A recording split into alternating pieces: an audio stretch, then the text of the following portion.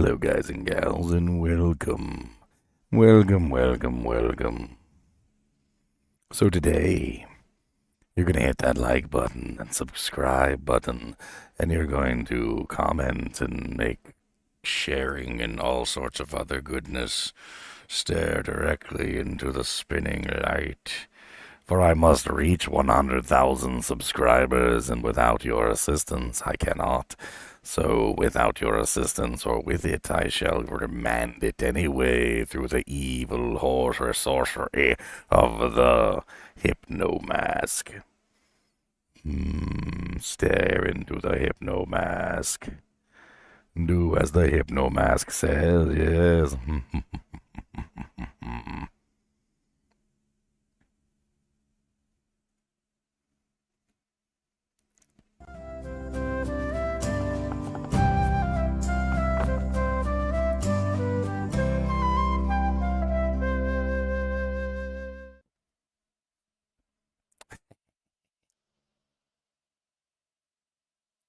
What's up, Leon? What's up? What's up, Mythic? I think he passed out at some point. What? Pat, Mythic died? He died? No, I had my headset off. Mythic's totally dead. That's okay. Bang. It's too late. We already buried you while you were asleep. No, I had my headset off. It's too late, though. We already buried you. Yeah. Well, I just checked on Tradery. They want too much for a freaking fire. They're out of their mind. Right. I mean, yeah, pretty much. For something that's only going to be useful for a day. I mean, Trying to get one of the new ones? I mean, I probably have an extra. No, I was trying to get one of the old ones, but mean, people right now for a Fire Sunder on non-lander, they want like 2 jaws. Because they're not dropping anymore, so they're like legacy items at this point. They're snapshot. Yep, items. legacy items, and they're actually valuable because they're legacy items. Well, people love to collect legacy items, and if they don't exist in the game anymore, they have now become a hot commodity. I wish I'd known that before I gave away some Sunders. But Fire Sunders is some one Sunder I never picked up. I know this because I went through every tune, and I could not find one. You fool.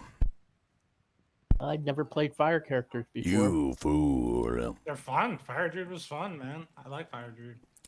He's over here like, I'm not the one who plays fire characters, and the other people do that. I play with cold and ice and the lightning, but I don't use no fire, my friend. But I seem to be doing fine even without the Sunder. I think it's because I have my demons, so... Demons steaming, demons burning, turning black like charcoal. That's right, you gotta turn them black like charcoal. That's how you do it. Gotta steam them. Got a Fire Sunder in your pants. I forgot to cast my Hexbane. So I'm assuming the Sunders now have something to do with the Heralds. Yeah. It seems like they only drop from the Heralds as far as we've been able to tell. Which makes finding the Heralds the most important thing, which has changed the meta a bit and how you deal with terror zones and whatnot. In general, it seems like being in terror zones for longer periods of time causes the Heralds to spawn more often. Although we can't really quantify exactly what's occurring, because like half the time the Herald will spawn just simply for like no reason whatsoever, and then other times it'll be because you've been in the terror zone for a long period of time. Although when we ran the entire game, we definitely got a large number of Heralds, so it seems like the more time you spend in the game in the terror zones, the better chance you have of getting a Herald. I don't know if people are starting to data mine stuff, but like I read a random YouTube comment the other day. On a video, and it was like, oh yeah, the Sunders can only drop from Heralds level 4 and above. They have a 2% chance to drop. The Heralds have a no drop, -7 means they're guaranteed to drop, this many items. He had like all this info, and I'm like, I don't know how accurate this is. This was a random YouTube comment. But well, it's in the stats file probably. There was a guy when the Sunder Charms first came out who was like really into the stats files, and he was capable of like pulling up that information. He was the one that actually brought the like the bug to us and like explained the bug in like detail.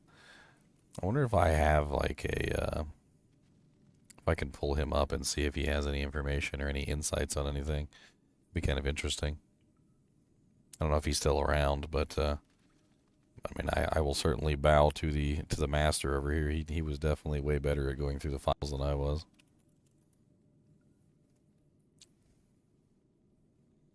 See if I can you search through your messages? I got so many messages on here. I don't even know if I can do that. Hello, hello. What's up? I'm good. You yourself? Dying. Dying. Mythic, if you want to make a game, I could drop off a Fire Sunder to you. Okay. I'm in my usual game. I don't know if you need me to make a normal game. You could type it in the non-ladder chat. I don't remember what your usual game is. I can't remember what his name.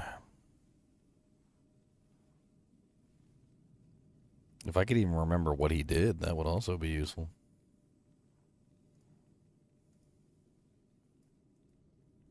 Oh, I think I found the video. I'm going to try to get this guy's comments and pretty look at Ginger and analyze and see if you think there's any truth to any of this stuff. I think it was on this video.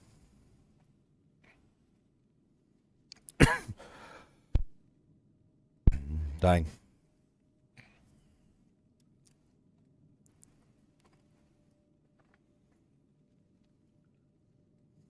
All right, I put it in non-ladder chat.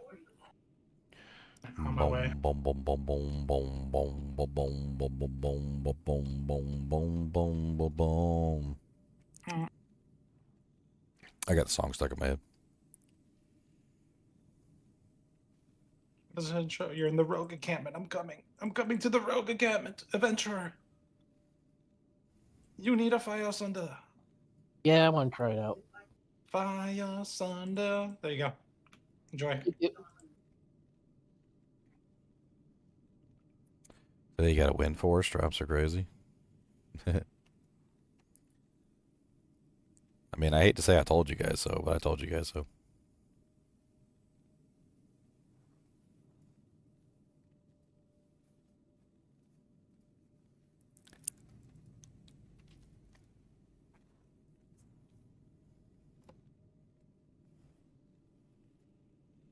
All right, yeah, I'm going to send you this comment.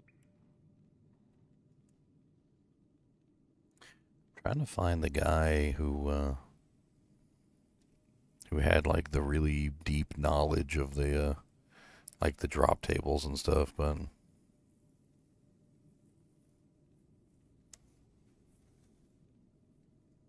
I can't find the deep knowledge man.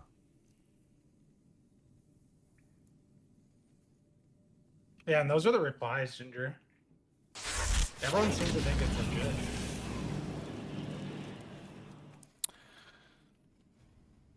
Tier 4? I mean, how do you get to tier 4? Like, Well, you have to kill the like 3 previous ones. I think they level up each time. I think it's as simple as that, but it might be a little more complicated. just check the treasure classes file. It is indeed for tier 4 and 5. Well, that sucks, but the chances to get heralds should be higher than it was said here. I get iron once or two per areas. I mean, how do they tier up though? Like, what's the tiering process? I mean, we did an entire game and we only got 1 Sunder Charm at the end of like an entire game, and I don't know how many heralds we killed, but it was a hell of a lot more than 4. Yeah, we killed a lot more than 4. But they also say like the first guy says like a 1% chance to drop or something, or 1 in 250.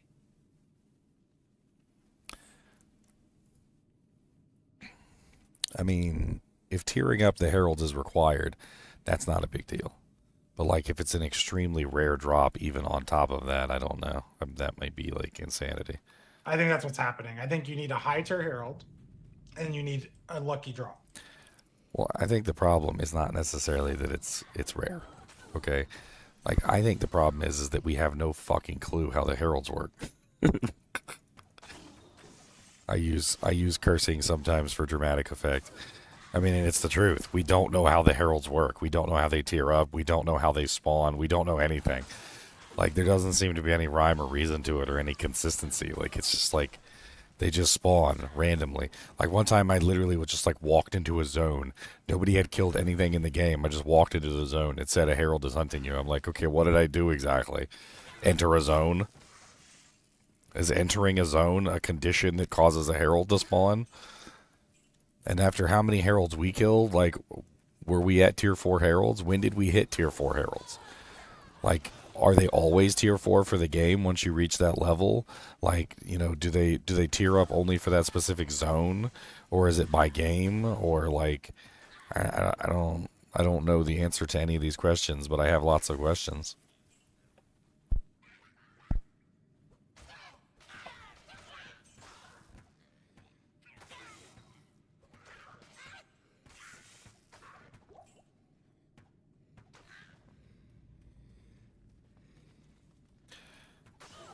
If they tier up each time you kill one, then in that run that we did where we cleared an entire game, that means we must have been at tier 785 because we killed about 785 heralds during that game, and we still only got one Sunder charm.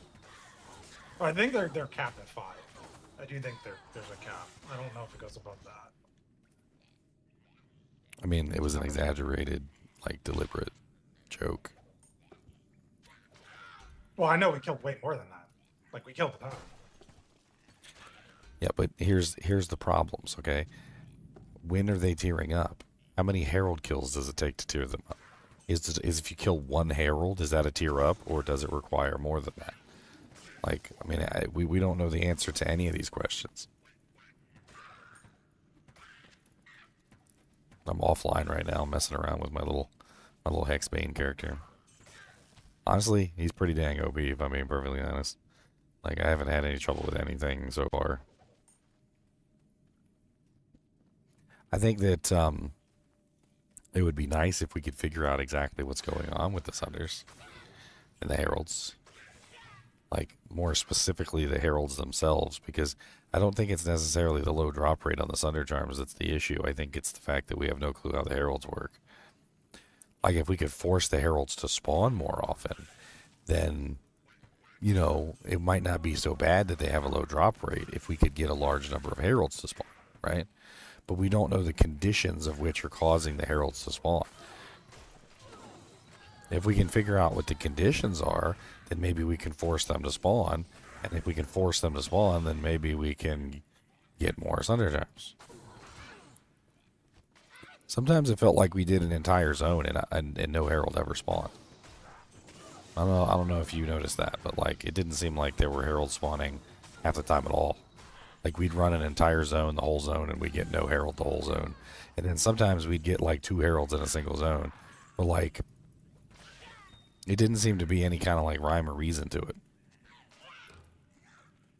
I mean, the numbers that guy throws out in that comment, it's like 2% IR, 1% chance to like take over a monster. Like, those are really low numbers. Take over a monster. Yeah, the first picture I sent you two. Like, there's one with the replies and there's the initial comment.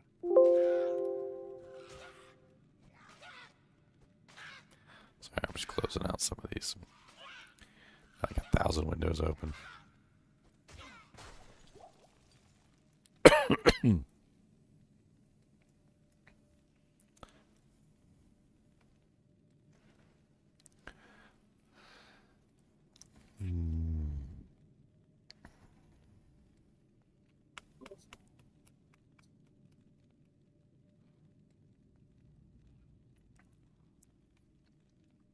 Yeah, if it's 1% drop, as Leonard tell, it's a 50% chance of dropping one after 69 Herald.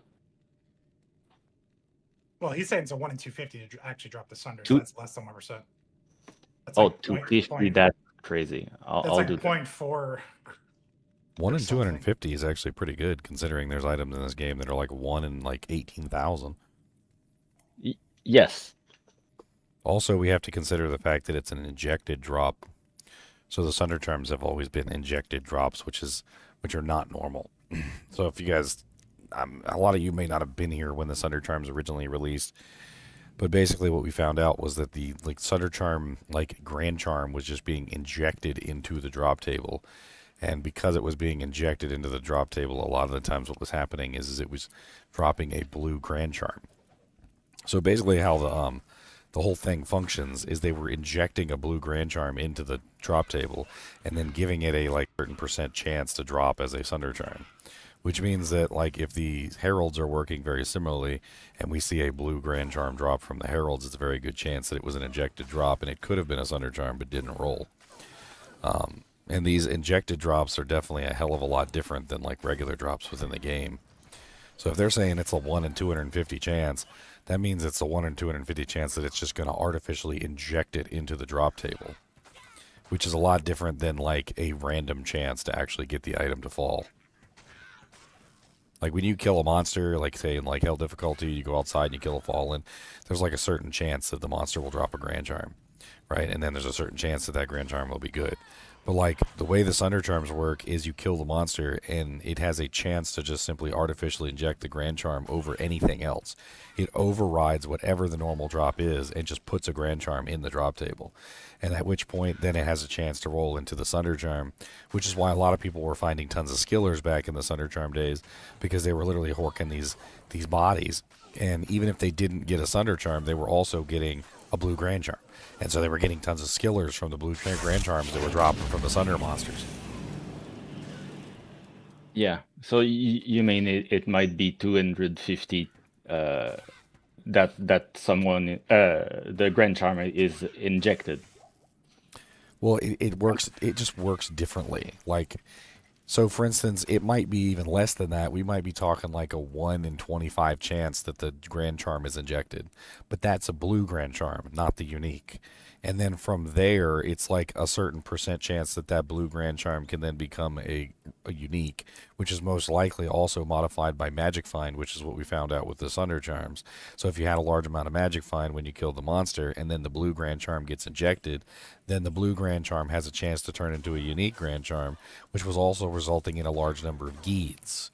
Because we, as soon as they did that, the whole thing with the Sunders, we were finding tons of Geeds from, freaking Sunder monsters, because it was one of the unique charms, right? So, there's a very good chance that these Heralds could also potentially drop as a Geeds. The guy who I originally talked to, I can't find his message, but he said that the way that they did it was very weird, and that it was artificially injecting the drop into the table, and that it basically the way that they had it programmed was that it basically forced the item to fall, regardless of anything else that rolled on the item. So the regular random number generator didn't even come into play, because the calculator was just simply forcing it to pop out, which was what the problem was with the Barbarian and the Horking, is that basically the Barbarian would go to Hork the item, and apparently the table was just okay, if you Hork an item, inject Grand Charm, and it would just inject the Grand Charm right into the Hork table. If the Grand Charm would pop out as a blue or unique almost immediately, and that's why the Barbarians were getting 10,000 freaking Sunder Charms. And come to think of it, the first latent charm that we found was a Hork. Yes. Can it be linked to the no drop chance? The injection process? I need to find that guy's message. I could probably pull up my if I pull up the Sunder Charm video from 2 years ago or something. I'm pretty sure I talked with him on live stream about it. Let me see if I can pull it up real quick. Do a little bit of investigative journalism.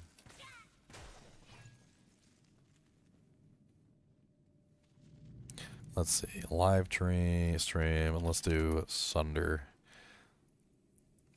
No, I don't remember what season it was. What season was it that we had the Sunder Charms? Season 2. Season 2? Season 2, I'm pretty sure, 95% sure.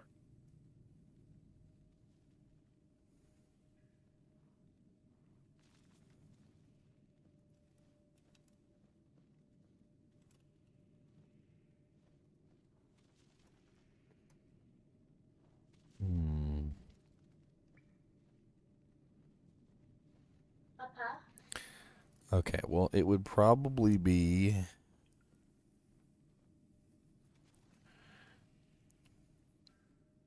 That's season 5. That's season 3.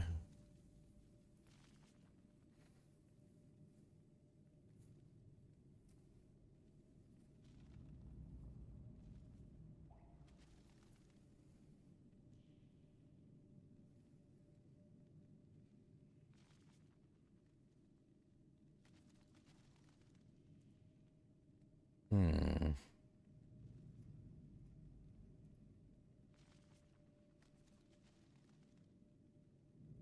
Apparently this was my video on the Sunder Charms. Big new feature, terrorized, patch 2.5. So apparently it was patch 2.5, and this was on August of 2022.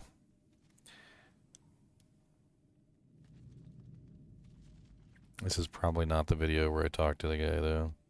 Let's try typing in 2.5. Maybe I labeled it 2.5. It was a big buzzword at that particular time period.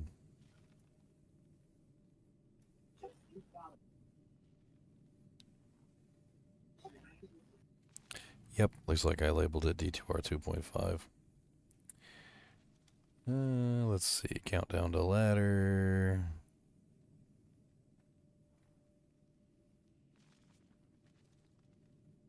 19-hour live stream? There's no way that's even... Does that even work? This live stream recording is not available. That's always beautiful. Or live stream.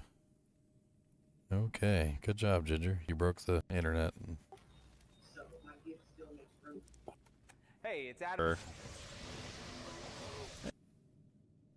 What's that? I think it was in Right the. now. I think it was in the first day. Like human level intelligence. Nauseous. Look at my weird looking face. I got a young looking face. Look at my evil young looking face.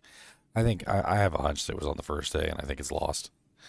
So unfortunately, I think that recording is just gone. It's so sad. The first ladder long day of season 2, just not even up there. Just gone like a freight train.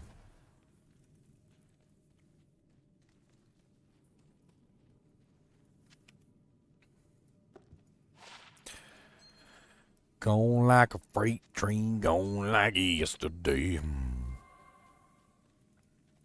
Do I think we're going to get complete patch notes? My assumption is like the day before. That's my assumption. I think we're going to get one the day before.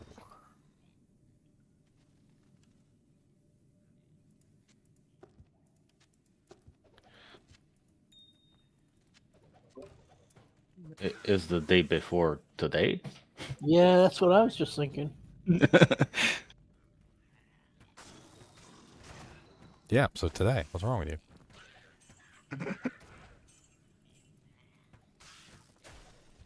Does it shotgun? It seems to. Definitely seems to.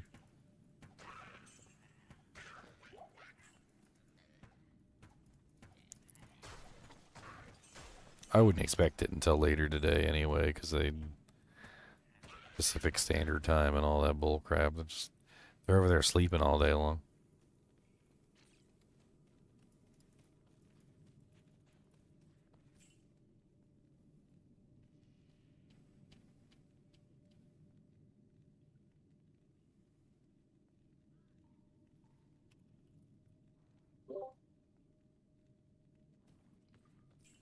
I need to go. See you.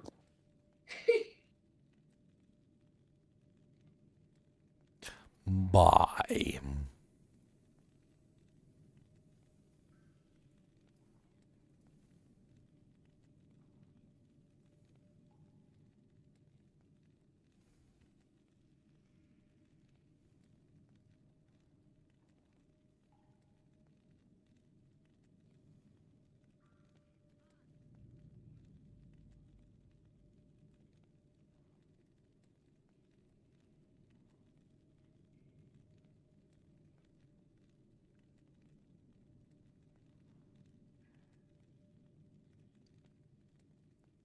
Bruzak doesn't know how to add people to the kinship.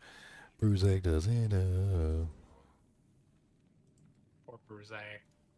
He's just a fellow. Yeah, walking down the street. Get out my face, little punks.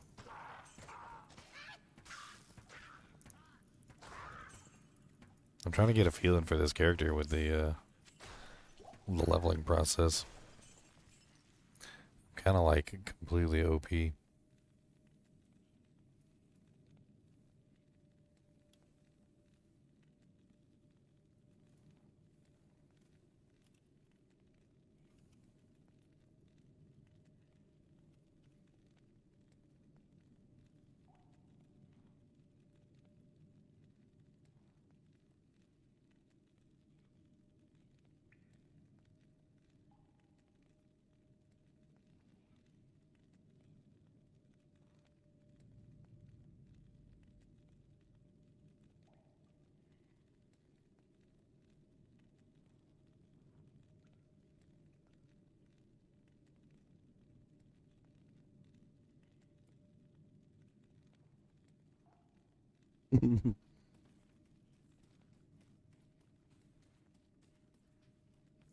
People are complaining about the update because they think it's like a paywall, a paywall quality of life features. Like, oh, you want the quality of life features? You need to pay money. Good, good, good. Make. I hope they make you pay lots of money. I'm gonna write Blizzard a strongly worded letter, and I'm gonna let them know that $25 is too cheap for this update, and they need to up it to like $40. You guys can complain all you want about like it being too expensive or them paywalling you out of features. I'm gonna be over there fighting for Blizzard to make more money off the update. I'm gonna tell them to charge you for every stash tab. I'm gonna get them to charge you for every single character slot. We're gonna nickel and dime you on everything.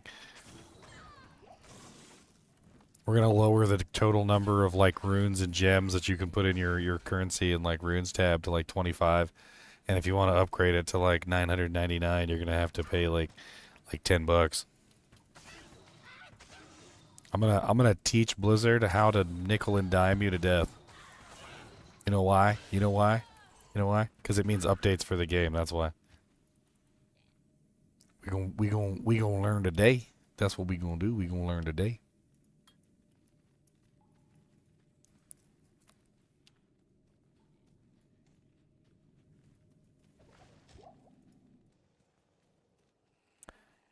If there's one thing that you need to learn as a gamer in life, right? As a gamer in life, a game that makes no money is a dead game. They will put no money into the game for development purposes. They will put nobody on the game to do updates or bug fixes. They will do nothing. They will do absolutely nothing. If the game doesn't make money, the game dies.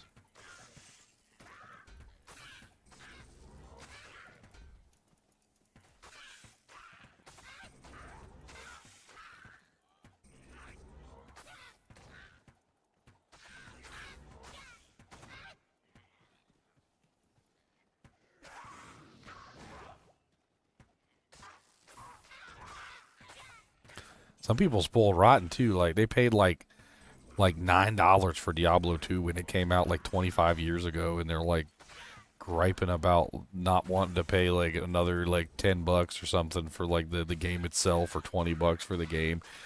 And I'm just over here like, buddy, you got 25 years of value out of the game. I think you can open up your wallet a little bit, my friend. Listen here.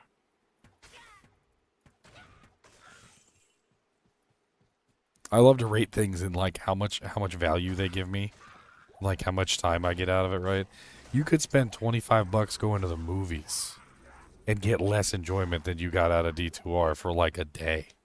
Like if you bought D2R and played it for one day, you'd get more enjoyment out of it than going to a movie.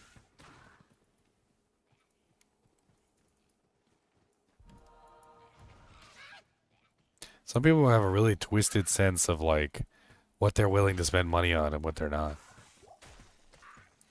Like I'll drop $25 and like $50 on popcorn and soda at the movie to go watch a movie that I end up hating. Like didn't even like, spent like 5 hours of my life driving there, like getting popcorn, arguing with the wife, making sure the kids got into the car, like on the way home, like kid like pukes in the back seat, popcorn and soda all over the place. And at the end of the day, I spent like $100 in like time and money, but won't drop like $25 on a game they love. It's embarrassing. It's absolutely embarrassing.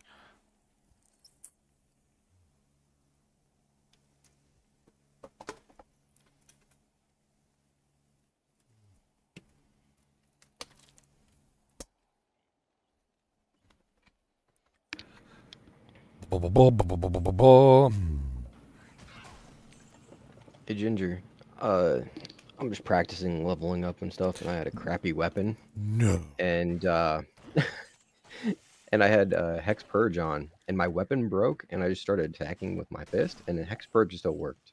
Yeah, because it's just just punch things. Yeah, so I was pretty much doing the same damage, just without a weapon. Yep. I just found it funny. That is how the hexes work. I mean, you could totally do like a punch fist character with like Hex Bane. You just imbue your fist and just punch everything with magic damage. Yeah, the amount of damage you get from that is crazy.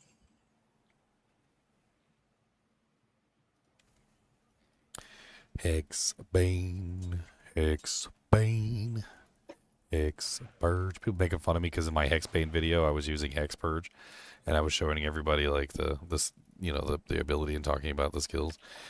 But I was talking about Hex Bane the entire time. I just used Hex Purge when I was killing monsters.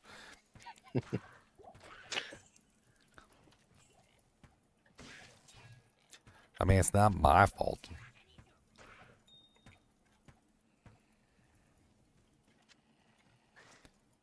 Yeah, I haven't played D2 in so long. I have to practice what to pick up. Well, it's good to see you over here. Hopefully Khan comes over too.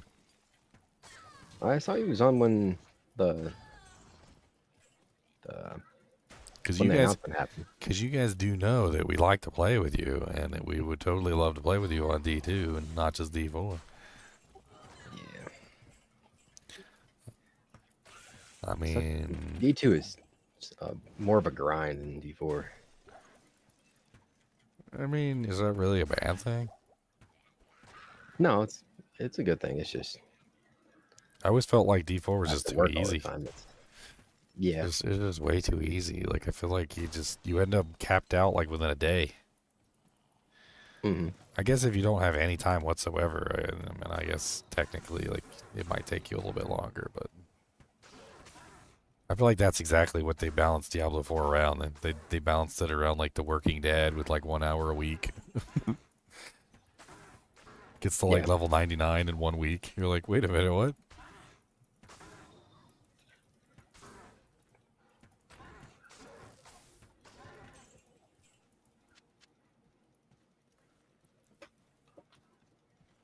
The Warlock class is pretty cool. I don't know what the Warlock class is going to be like in D4. I hate to say it, but I hope it's good. I hate to say it, but the D2's pretty much got my full attention at this point. Yeah.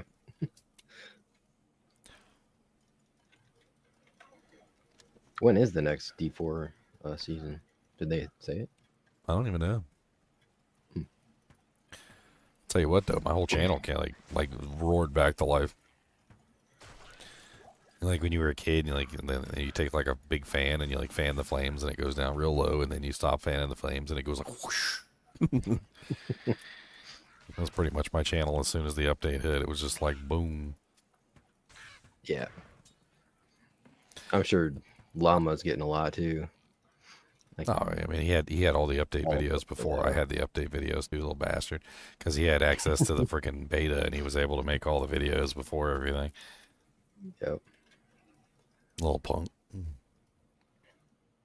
There's like I got like a screenshot of my like views and stuff, like as I as like the patch hit or whatever. Hold on. This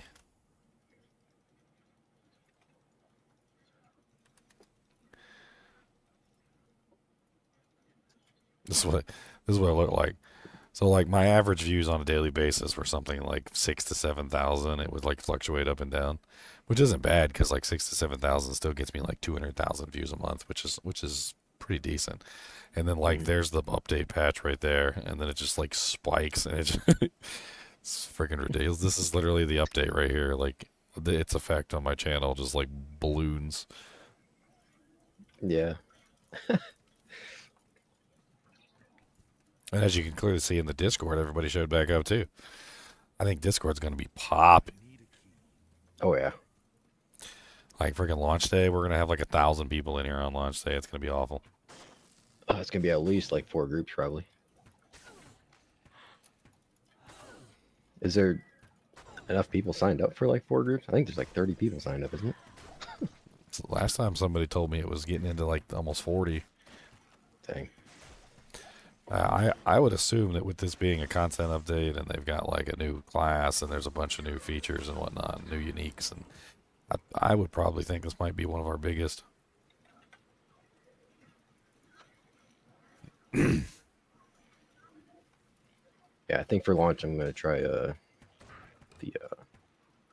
Mirror Strike Hex Purge, so I get the like good single target and a little bit of AoE. So me and Leon are thinking Bane. Yeah, it'll be more single target damage for sure. No, well, I mean, you can do AoE too, but like the reason why Bane is because of the synergies. The synergies just line up so beautifully. Mm-hmm. If you look at the synergies on Bane, you have Mirrored Blades is one of the main synergies. So you basically are going to stack Mirrored Blades no matter what. So you get free 20-point Mirror Blade. Then on top of that, you also get Consume, which is really good for like eating stuff and getting the like the bodies, the buffs. There's some really good buffs you can get, like negative res and like all sorts of other crazy things. And then a buff of ton of life and movement speed, which is always good. Yeah, it's like 40% life and like, was it like 40% movement speed or something? It's a crazy amount. And then the other thing is that with Mirrored Blades, and the reason why I think Mirrored Blades is just better than an Echoing Strike is because it's both a melee and a ranged ability at the same time. So basically, if you use it with a bow, it fires 5 arrows, whereas if you use it with a melee weapon, it attacks 5 times. So you can have like a melee weapon on one swap, and you can have like a bow on the other, and so you can be ranged and melee at the same time. And then on top of that, Hexbane has all sorts of really nice other bonuses, like it has the negative defense. The negative defense pretty much makes it so that you don't have to worry about attack rating pretty much at all. Hex Purge has attack speed, which is nice, but it doesn't have the like massive amount of negative defense that the Bane has. Yeah, because at first I was gonna go like cleave with one of the hexes, but so here's the added benefit of going with this particular setup. So if you get Hexbane, Hexbane makes you build Mirrored Blades. Mirrored Blades is the synergy for cleave. Hexbane also has Purge as one of its synergies, and Purge is also a synergy for cleave. So basically, they all work well together. So basically, if you build Hexbane, you get Mirrored Blades and Cleave essentially for free. You get Consume for free. Like it's essentially like everything that you want in a character, and the synergies of the ability are forcing you to build it, which is hilarious. Yeah, it's like the most adaptable character to any situation. And then and then you still have plenty of points left over to do what you want. Like you still have plenty of points to like if you want to build Cleave, you can build Cleave. If you want to go into like Lethargy Sigil, you can go into Lethargy Sigil, which is cool. If you want to go into like one of the Bind Demons or something, or have like a little army, you can do that. I was even playing around with the Defilers, which is really interesting. I'm not sure if you've dived into all the abilities yet, Night, but the Defilers have the ability to share damage between monsters. So what they do is they link monsters together, and then those monsters, when you strike them, one monster gets hit, and all the other monsters also get hit. And so it essentially turns a single target ability into an AoE ability. So, like, if you're That's running, pretty like, really high single-target mirrored blades, for instance, and you walk up and smack a monster, all the monsters that are linked get hit. And it's actually way bigger radius than Purge because it actually can link them, like, across packs. Wow. Yeah, the Defiler seems really interesting from like the linking and single target standpoint. Hmm. I'm Yeah, I was thinking about going buying Demon. Bind Just for the Demon is auras and stuff. a But 1-point wonder of the and a tank. gods, and you can do that too with this build. You got plenty of points. I've already played around with it. You got plenty of points, my friend. Plenty of time, my sweet. So I'm up to 56 to 94 regular attack damage on this character so far. And that's magic damage and like a little bit of cold from the chippy bow. And I think I have like a little fire gem in there. Nothing too fancy.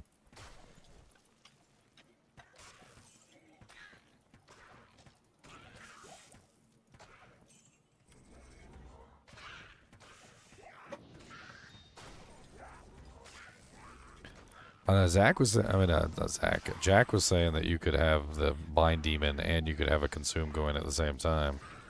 And when I tried it, sometimes the buff would disappear, but like it took a little bit of fiddling and it did seem to work. Oh, and for the Consume, like if you go out and find a really like elite or something, and you consume it, I'm guessing as soon as you leave the game, you just lose that Consume. And you have to go bind it again and consume it again. Yeah, but the easiest way to do that is just find the monster before you leave, bind it, join the next game, and then you just eat him in the next game. That's the easiest way to do it. So, like, if you, let's say you're doing, because Lister the Tormentor has a crazy buff. Like, he has an absolutely insane buff. It's, here, I'll do it now. I don't have it open anymore. I must have closed it. No, okay, there we go. He's got 325% enhanced damage, physical damage received reduction by 25%, and level 15 meditation aura. He's nutty, right? But he's Lister the Tormentor, right? So Lister the Tormentor is kind of hard to get to. But the easiest way to do it is you just simply bring a Lister the Tormentor with you to your first run of Bale, kill all the waves, bind Lister at the end of the last wave, and then kill Bale, leave the game, then consume Lister after you come into the new game, and then you just keep doing that on repeat over and over again. You just eat him at the beginning of your run, bind a new one at the end of your run, and so forth and so on, and you just keep that buff the entire time. Mm-hmm. I mean, I found that like with the Bind Demon, because you can take it with you between games, you can't take the regular monsters with you. Like, you have to resummon the regular monsters every time.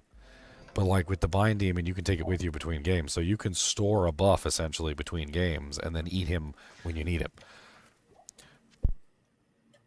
I also have a list of like all the monsters and all the buffs. And some of them are really easy to get to.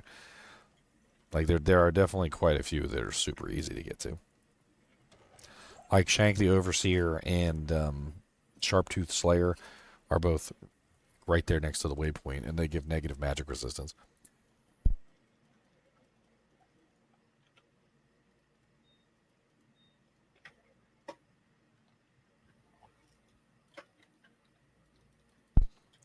Passion said PoE is free. Why would Blizzard charge more? You know what's funny about that? Path of Exile 2 is not free. And the number of people that complain that Path of Exile 2 is not free, and the number of people that tell me that they're not going to give it a try until it goes to free, like, it is embarrassing. People are not willing to spend $30 on Path of Exile 2, which is mind-blowing to me. Like, they want to play, they look at it, they see their friends playing. Like, we're all in here playing together, and they're like, man, I wish I could play with you guys, but I can't because the game's not free. And we're like, but it's $30, and they're like, yeah, well, I don't want to spend $30 on the game, so if it's not free, I'm not going to play it. Even free games aren't so free anymore. I mean, Path of Exile 2 is probably the best free game I've ever seen. I mean, other than the stash tabs, which you don't necessarily need at all. Like, I mean... okay, my nephew will say that Fortnite is free, right? And he's probably spent like $600 on skins for Fortnite. Yeah, a lot of the That's free not games free. cost more than not free games. Yeah, well, I mean, in the defense of Fortnite, you don't have to buy any of those skins to play the game. So, Mhm. and they definitely didn't up his kill death ratio. The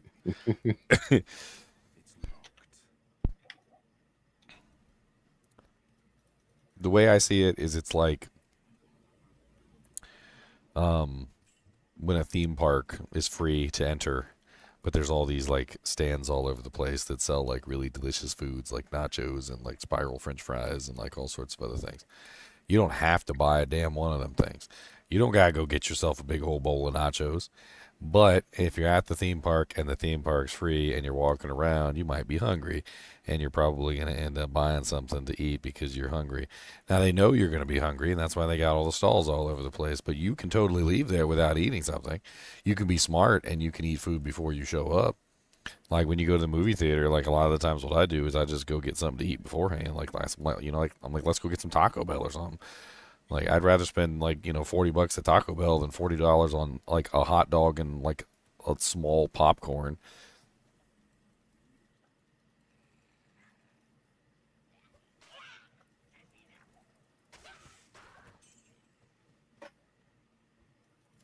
I used to bring my own candy into the movie theater just because they didn't sell my candy and I wanted it That's so it. bad. So Report him. Report him. Report him to the authorities. Report him. He's sneaking in. That's against the law, sir. look, if the concession stand That's against the sold bottled cap, law. I wouldn't have to sneak them in. That is against the law. They had a candy store right by my movie theater in my mall, and we would go to the candy store, buy all the candy, and then walk into the movie. My mom, when I was younger, when we were still babies, she had like the big diaper bag, and she would take the diaper bag after we grew up and we didn't really need it anymore.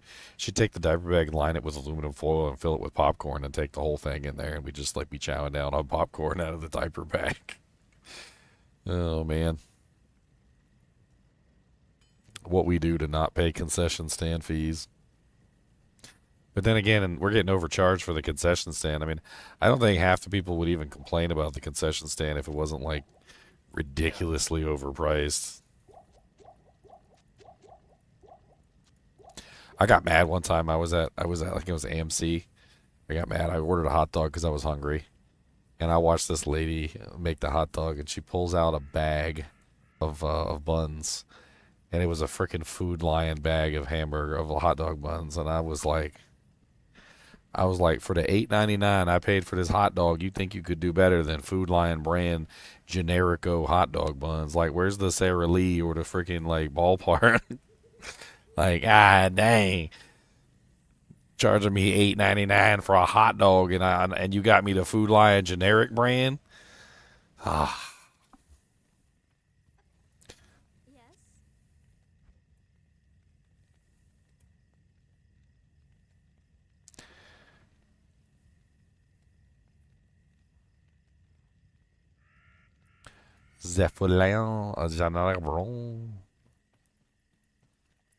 These are always nice to find early on, the 20 poison damage after 2 seconds jewels.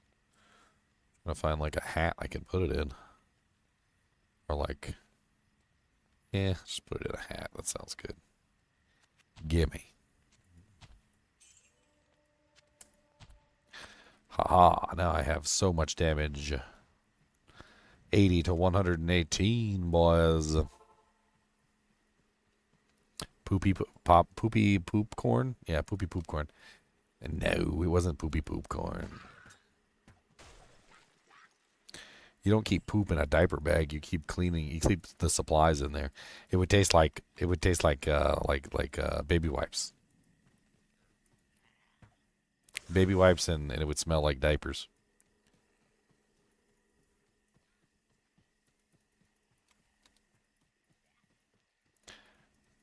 Where the hell is the frickin' entrance to this place? Not there. So it's got to be like, dang, way over there.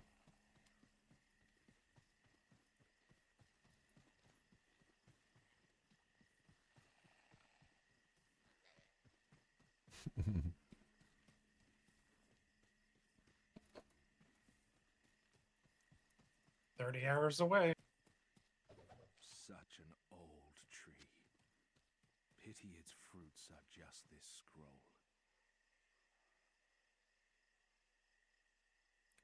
I'm the wind beneath his chicken wings. Oh, God. Not the chicken wings.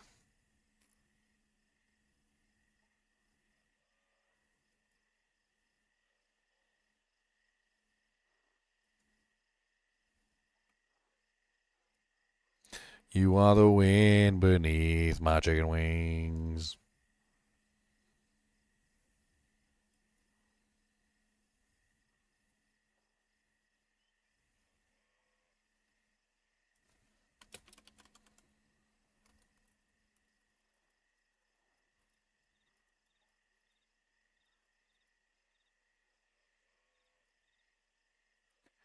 Bom bom bom bom bom bom bom bom.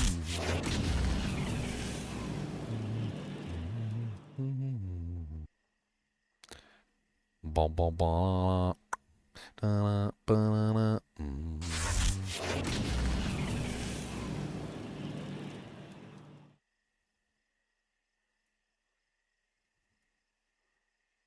Did you ever know that you're mine? Don't you know that you're my hero? My chicken wings. Don't you know that you have all my chicken wings? Chicken, chicken, chicken wings. Chicken, chicken wings. Chickadee, chickadee, chick, chick, chick.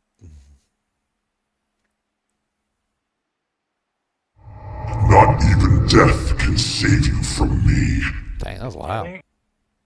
Getting this rare bow is OP. OP rare.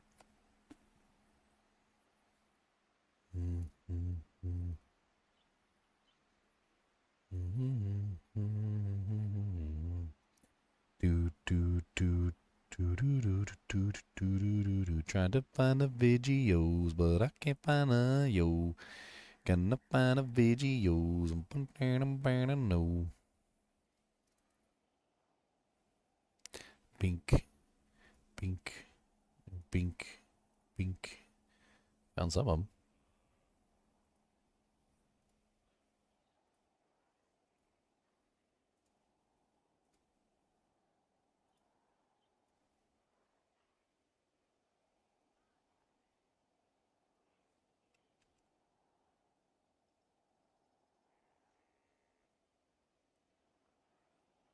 Ever see me? Okay. Did it work? That's the question. I went through all the trouble. Don't know whether it worked.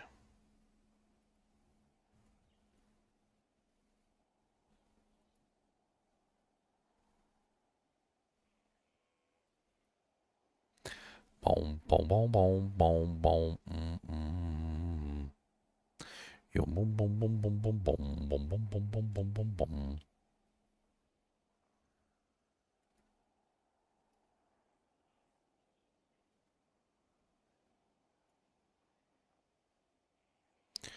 Why is it not working? Yeah, it's not working. That's annoying.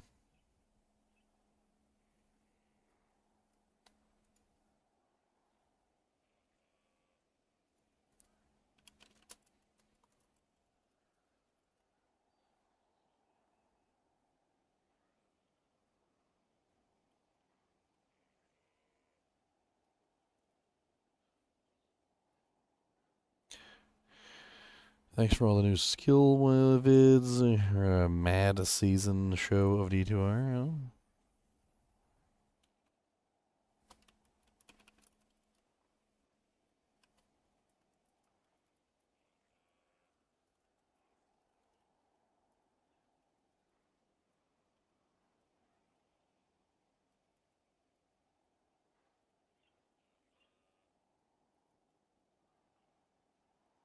Understand why my default behavior is to toggle show items off.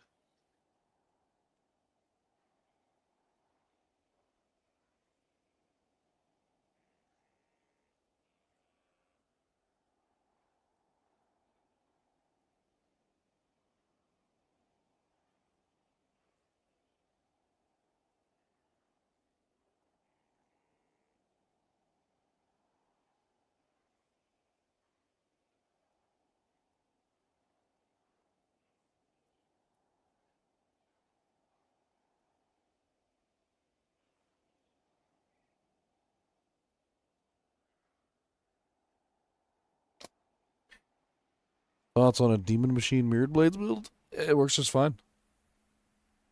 It works just fine. Tested it yesterday. It works fine.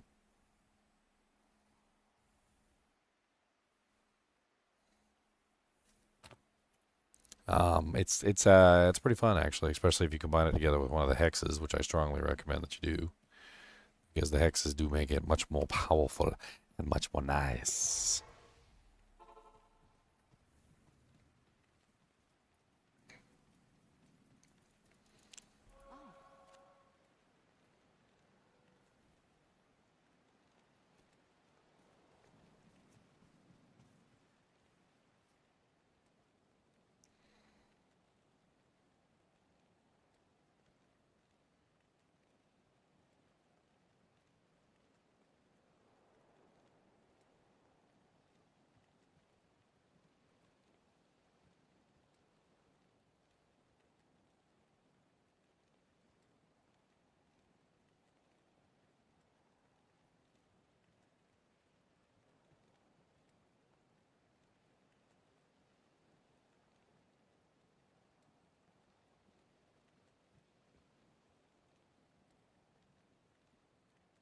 Bump.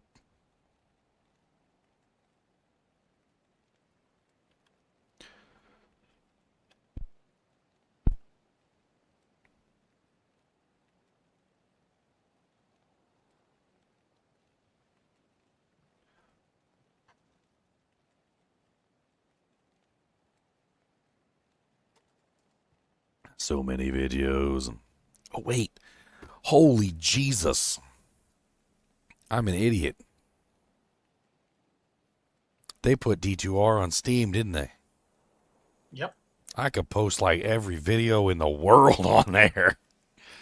Oh, my dear Lord Jesus. I'm about to flood that thing. That thing's getting flooded.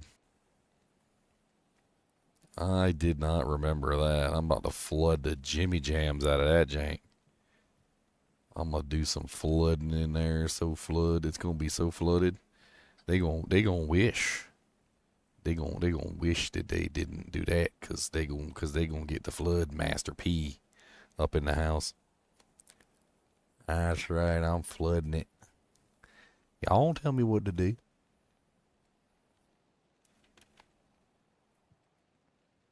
Y'all don't tell me what to do. I'm not gonna post that one. Where's the other one at? Do do do do do do do do do do do. Where the hell is that one video at? Like, why is it missing from my list?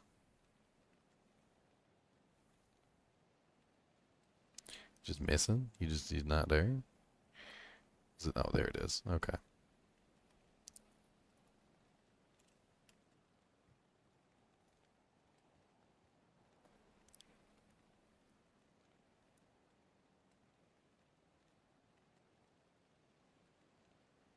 Note, in order to add videos from YouTube account, they must be set to public visibility.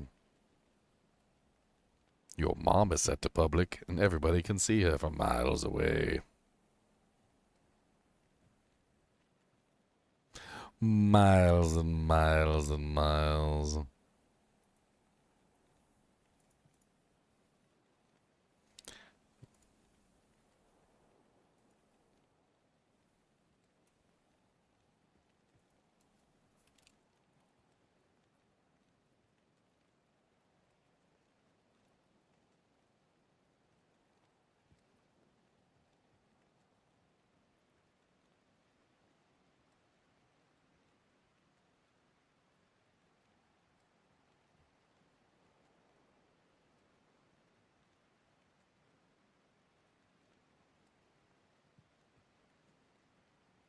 Alright. You know, this,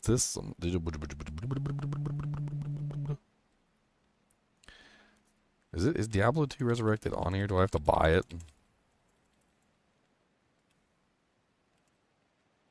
I might have to actually buy it to, like, have it on the list. No, I gotta actually buy it. I gotta buy the game on Steam just so I can flood Steam with the doojinks. This is terrible. Why do they make me do this?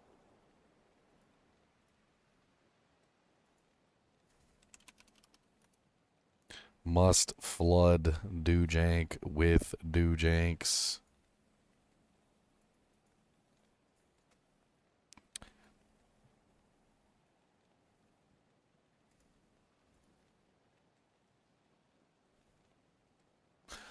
Boom, boom, boom. Okay. Reload. Does it work? Do we got it now? I literally just paid 40 bucks just so I could spam videos on YouTube, I mean, on Steam. Not even joking. Hey, look, there it is. Haha. Now we get to, like, literally checkbox, like, every single video that I've ever made, and I'm not even joking. We're just going to go ahead and checkbox everything and flood the ever-loving bejesus out of Steam. There will be 10 trillion videos on Steam today, all by Ginger Gaming Mentor.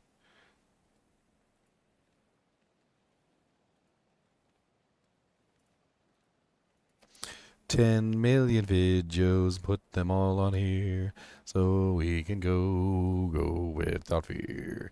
I don't care what you've ever got to say, 'cause I'll punch you right in your butthole. Right? I got the worst part is having to check all these boxes. That's the worst part. Where's the check all button? There should just be a check all button, honestly. Like, I'll do the Darkhaven one. Bink, bink. Bink, bink, bink. Bink. I should do like previous seasons too. Just like all of them. I wonder if there's a limit to how many videos I can upload at any given time.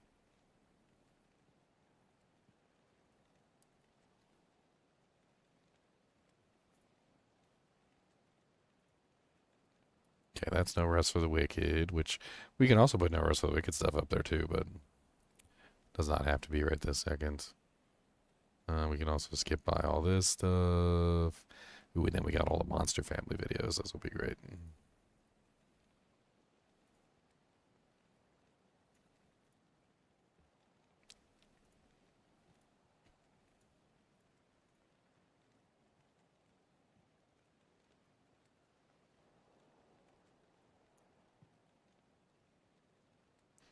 I've never been able to upload any of my videos to Steam because Diablo II Resurrected never existed on Steam.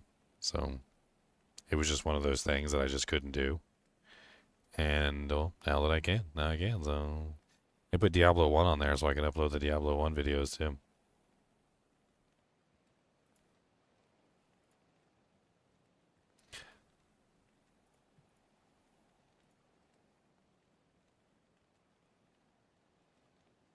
Tidings of comfort and joy. We got all the videos to upload. So many videos you see that I can upload. I have 1,000 videos, actually 2 or 3, and quite a few of those are Diablo 2, not 3, 'cause that game sucks, but Diablo 2. Bum bum bum bum bum bum dun dun dun dun. Dee dee dee dee dee dee dee dee dee dee dee dee dee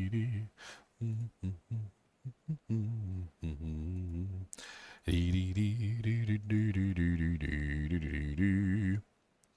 Clicking all the boxes, checking everything. Spamming all my stuff on Steam 'cause it's the way. And everybody will see my videos today. I don't care what you got to say, I'm going to post them all. And you're going to be like, please stop, it's terrible. 'Cause I'll blast all my videos in your face. I'm gonna be blasted. We're gonna be straight up blasted.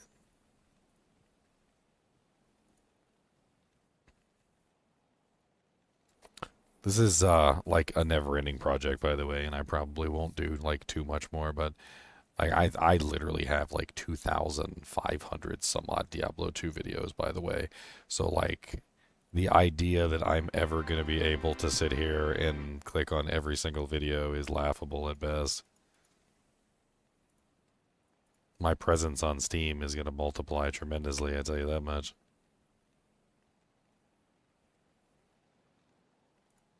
I'm just going to go ahead and slap a dap a ding dong them all up here, though. As many as it will let me, anyway.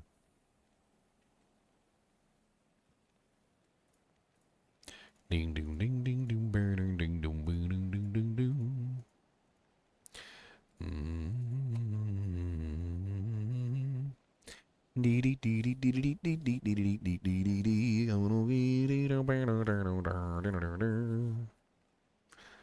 I'm excited. I've been spamming all my videos on Steam ever since, like, I found out that you could do this. So, like, I've been just sitting here, just, like, I'll go through the games that I play, and I'll just put all my videos up there. It probably doesn't do very much for my channel, but, you know, like, I don't really care. And then I would just sit there, and I was like, I've got so many videos, and of course I put, like, 1,000 freaking videos up. Monster Family videos, just, like, interwoven in between everything. Oh, there's the end of the, or the beginning of the challenges. There's another Monster Family video. There's another Monster Family video. There's another Monster. We need to get all the Monster Family videos at the very least, because those are going to be great for the demon, the bind demon skill. If you guys want to, like, look at any of those, I do have a playlist of just the demons. If you guys want to go through the process of, like, checking out the like the individual demon type monsters and figure out which ones are the best for your bind demon abilities. Would have been nice if I saved it though for like after the patch, because then I could have included the like individual consume details and the other various things.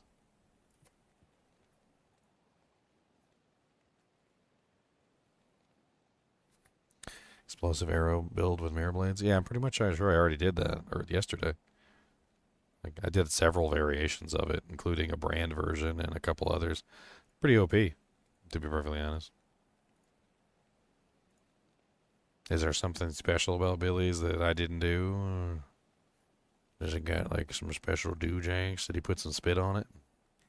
Did he put some spit on it? Gotta put some spit on it. If you don't put no spit on it, then I don't know what you're doing with your life.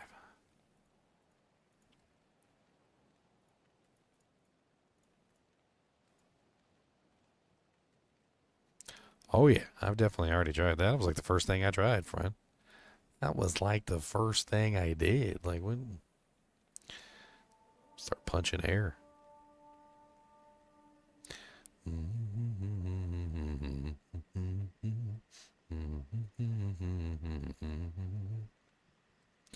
Spamming all my videos on the do-jank. Yes, I do, because I'm spamming all the videos for you. For you. And those are all Path of Exile 2 videos. And checking all my boxes, and I'm going to check them all.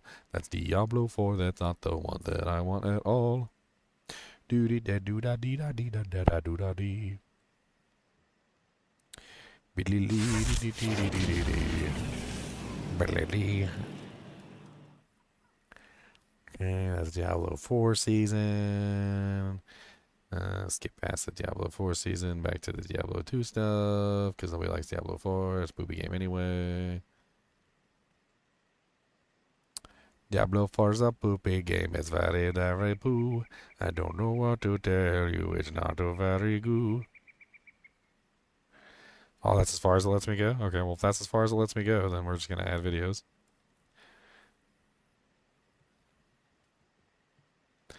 Ah, did it work? Or did it not work? Did it work? Did it work? Did it work? Did it work?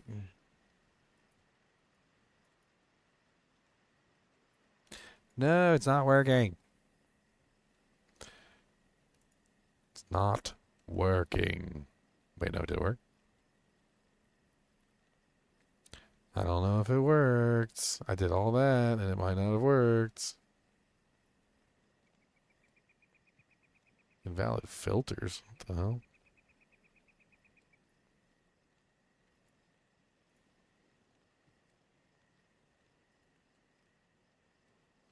No!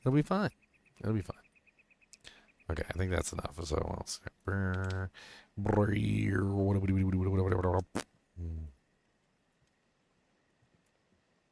yes, unlimited power.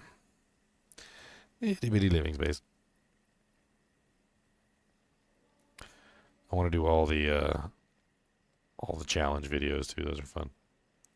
People will like the challenge videos. They'll be like, "Ooh, challenge videos with randomizers," and there's no Warlock though, and it's booby. How dare you not have a Warlock?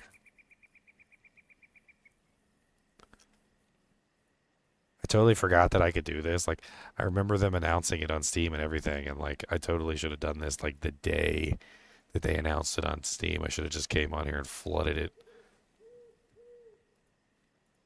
But no.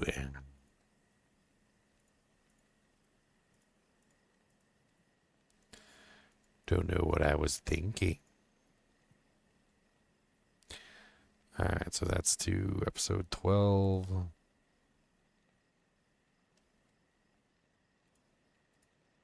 I gotta represent, okay? I gotta represent. This is important. If we don't represent, I mean, what are we doing with our lives if we don't do some represent?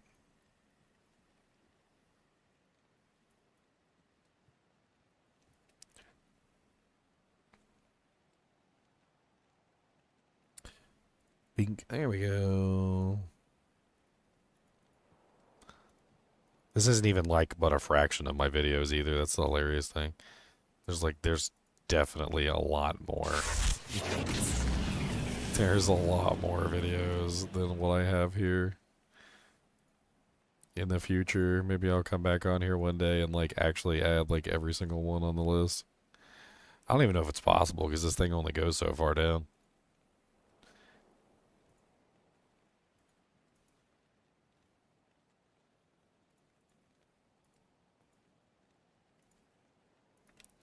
Alright, I think that's all I'm gonna do for right now. I'll come back later, another day, and I'll mess with it. They ran out of SOJs. I mean, I need SOJs to like really get like a full. There you go. So that's all my videos. I got like this, and that's only like one page, and then we go to like page 2, and then there's more videos, and then you got page 3. And, you know, there's a whole bunch of videos on here. All right, so we have successfully flooded the page. Let's see. Have we successfully flooded it? Let's look at it. Let's look at it. So yeah, it's flooded with the doojangs.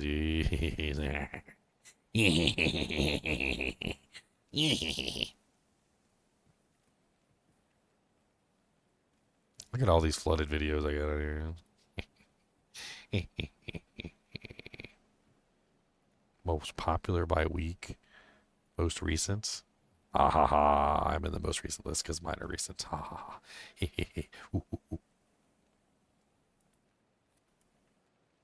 It's good enough for me.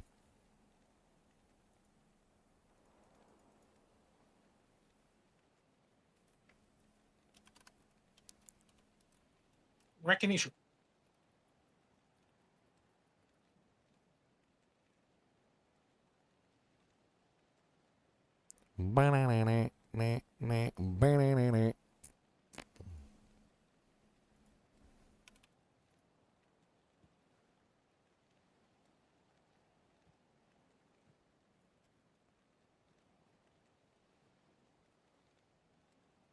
All right.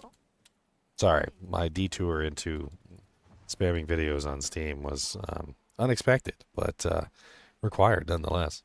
Actually, you know what? I'm not sorry at all.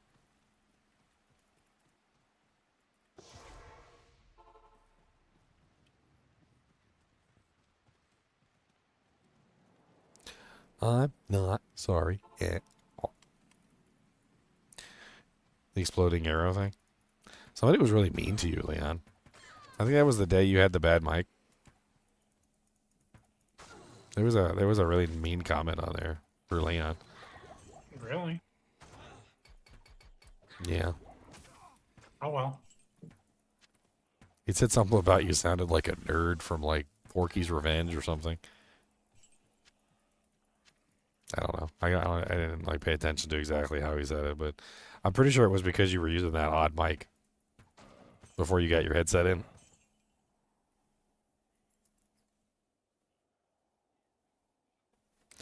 Your McDonald's drive-through headset.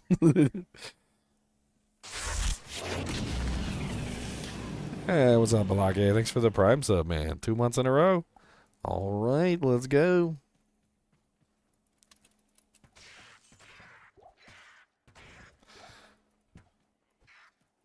Speaking of, and you know, like I hate to put in plugs for money because I'm not one of those YouTubers that likes to beg for money all the time. I saw some short about Asmongold making fun of that one guy, that game reviewer who like he literally begs for money like every 15 minutes or like 5 minutes on his stream. Like he's just always begging for money all day long. But it's not really about me begging for money. So like if you have Amazon Prime, and you pay for it, you also get a free Prime sub, which is what Balake just put in. And so you don't have to spend any money. It's a free Prime sub that you get to use on any Twitch streamer once a month, every single month, that you basically have to go manually use. So if you guys are interested in, you know, like taking that money that you've already paid for, the Prime sub, and then using that free Prime sub on me that you have to pay nothing for, like, you know, you can do that, or you can use it on somebody else. You don't have to use it on me specifically. But when you go to like a Twitch stream, and I'll see if I can show you what it looks like. I'll see if I can show you. Let me go to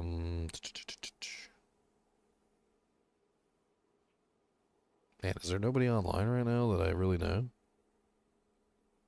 There's like nobody online right now.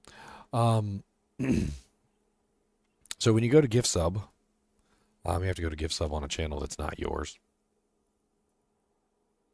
Down at the bottom, there'll be a button that says Prime sub right here. So mine is currently inactive because I spent it on somebody else. I can't spend it on myself. So you click on this button down here and you can basically just spend your Prime sub. Twitch owns, or Amazon owns Twitch, so it doesn't really matter. Like I think somebody said one time, I don't want to give Twitch my information for Amazon Prime. I'm like, buddy, they already got your information. Amazon Prime owns Twitch and they have all your information. Like, I don't know what to tell you. And so basically you can just take your Prime sub and you can give it to any streamer you want once a month, every single month, which is pretty cool. Like, it's basically just a way you can just give them free money. It's like $5.99 or something.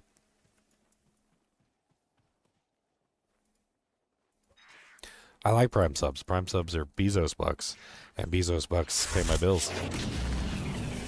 See, Fred the Rocks did it. He's got the Prime subs. Thank you, Fred. But even not just to me, like it's free money that just goes to waste.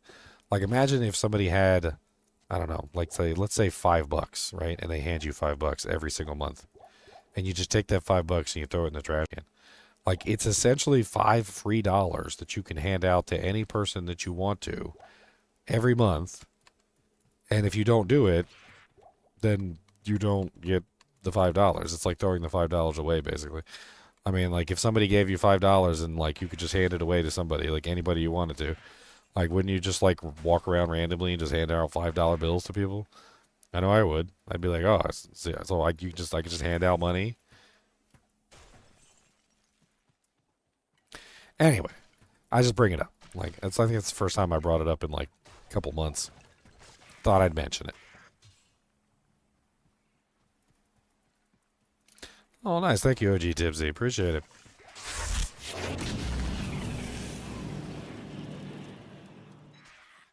You might even want to set a reminder, too. That also helps, like, because it's once every month, so you can just set, like, a reminder, like, once every 30 days to go sub to somebody. I usually give mine to, like, Cooley or Sweet Phil or something. Or I'll just throw it to somebody random. Like, it doesn't really matter. I can't give it to myself.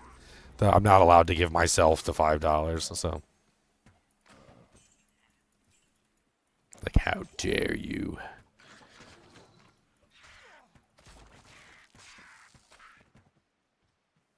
Pretty sure I gave mine to Cooley recently. No reason to let it go to waste, you know what I mean? Know what I mean?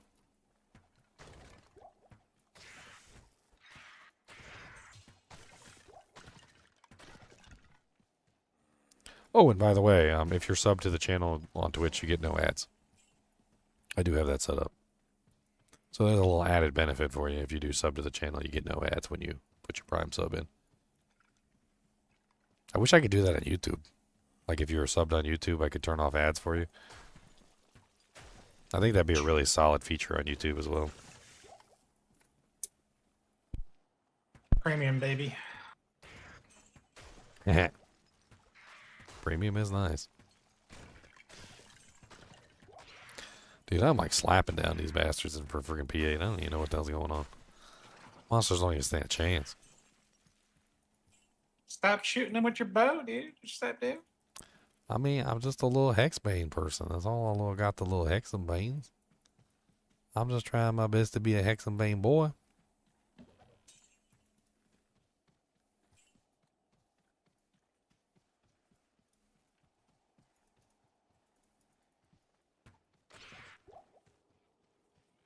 I was listening to some Godsmack Voodoo before I hopped on stream today. That's why the poll's like that. Because I'm sick, my voice is all deep. I was hitting the notes real good. It felt real good. Yeah, I'm not the one who's so far away when I feel a snake bite enter my veins. And I can't sing any more of this song because it's copyrighted and I'll get striked. Boom, da da dum, da da dum, da da dum dum dum.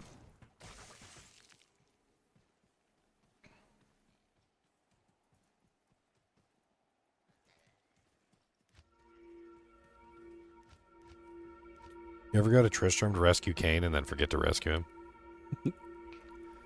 I do it all the time. What am I doing here? And just leave. Cain's like in the gibbet, like screaming. Dude, he ditches us. He just runs away. He doesn't even help.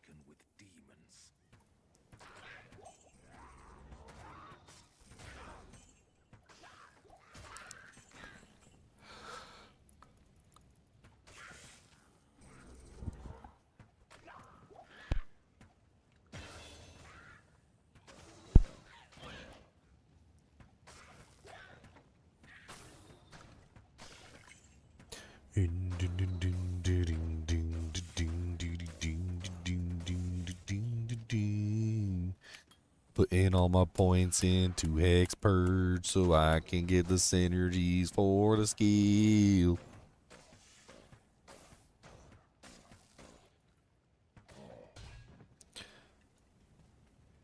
Not enough books are dropping. Need more books. Dude, give me the bookshelf route.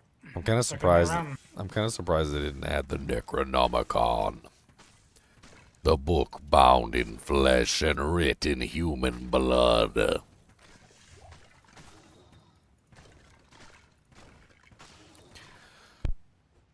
Here's a fun little factoid for you.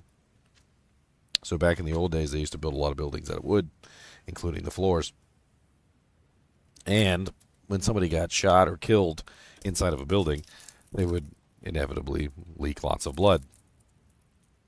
Well, blood is a stain. So if you guys know anything about wood stains, and you can have all sorts of different stains. There's tons of different stains you can use. Well, blood is a stain that you can use for wood. And it don't come out.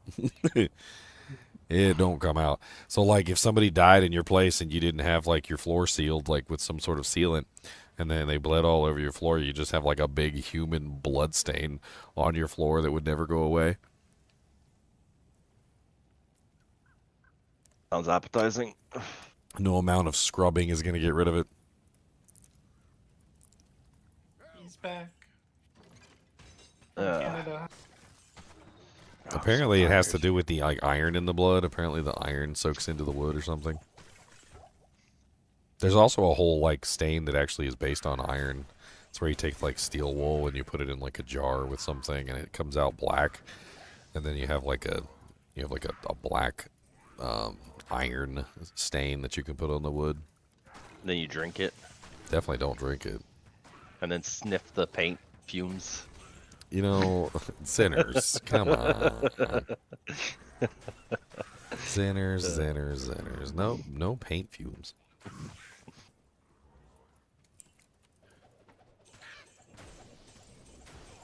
I found that chocolate milk helps my voice. I'm gonna sip my chalky milk so I can have the deep, beautiful chalky milk voice. Yes, this is what it's like when you have the chalky milk voice. I'm gonna run around with Wirt's leg and beat people to death with it.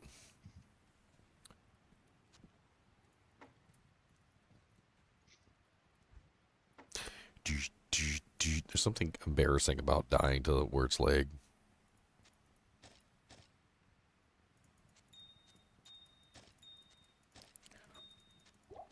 Do the demons even really die, like? Or do they just, like, go to hell and then come back? I was always kind of wondering about that. Okay, I did, in fact, rescue Kane. Good job. Good job, Ginger. I'm still testing out this, like, early Hexbane build, and it's... I'm not sad about this. This is actually really good. I like it.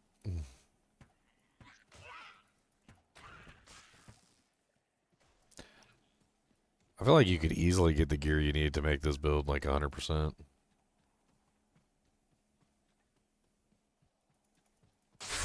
Well, 90%.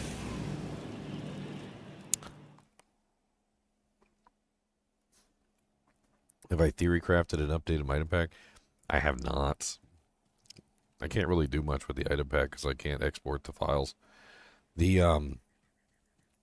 I talked to Proner the other day, though, the person who runs D2R, runewizard.com, the one that has the online hero editor. He said he was putting the finishing touches on, like, the stash tabs and stuff, but he's updating the online hero editor to work. So maybe when the online one functions, maybe we can do it then.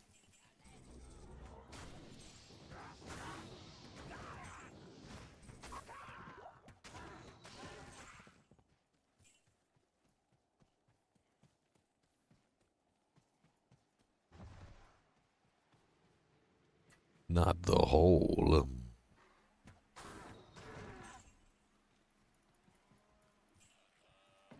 It'd be crazy if we just had, like, everybody did, like, goat summoner and we just... That'd be crazy looking, right? How Just many have- goats? Just have 8 times 3 goats. 24 goats just wailing on bosses. Run every sigil. It'd be the goat level. The secret goat level. Dude, 24 goats versus cows. That'd be a cool video. You just let the goats go slaughter all the cows. Moo. Goats versus cows. The hooved order. I got content makes in my head. Execute order number 66. Who watching the stream wants to see 24 goats versus cows? 24 goats. Come on down. We got some 24 goats living in town.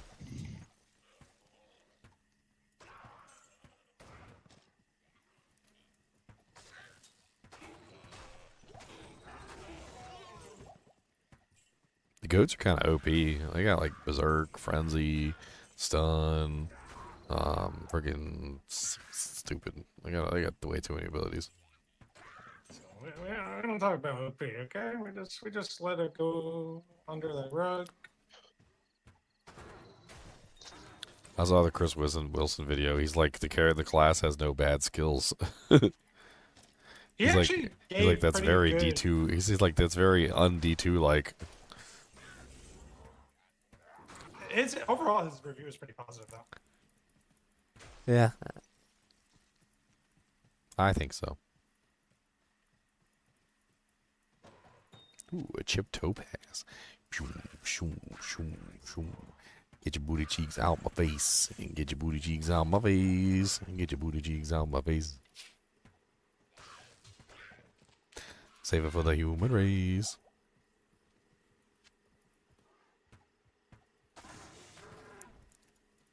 They haven't like stealth posted some patch notes, and I just didn't realize it yet, did they? I've been trying to keep an eye on the forums because I But the- love reading the forum posts. I'm addicted to reading forum posts. Dude. You're addicted? I get addicted sometimes to reading the forum posts too. I ain't gonna lie.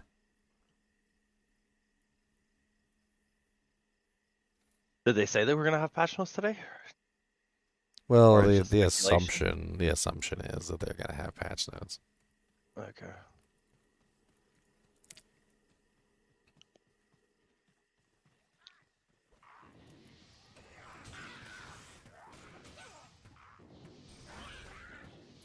I saw Cooley's Immortal video where he basically made the Warlock immortal by using the 99%. Yeah. 99% damage taken goes to minions. It's so stupid. Yeah, with the Venom Lord from Hoovers, just immune to everything. Just immune to everything. He used a couple other little tricks too, but yeah, that was the main source. But he had some other little tricks in there. It's like, how can you heal a minion? Well, if it takes no damage.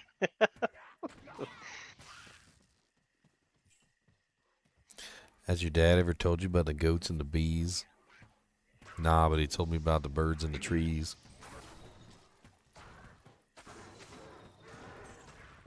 Really? I heard about the. I only learned about the fish and the worms.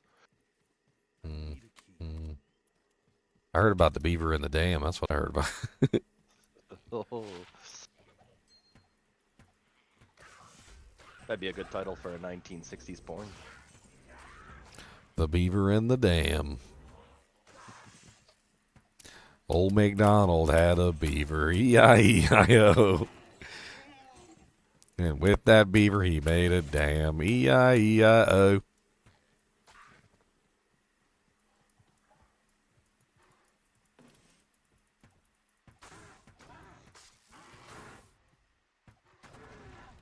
I don't know.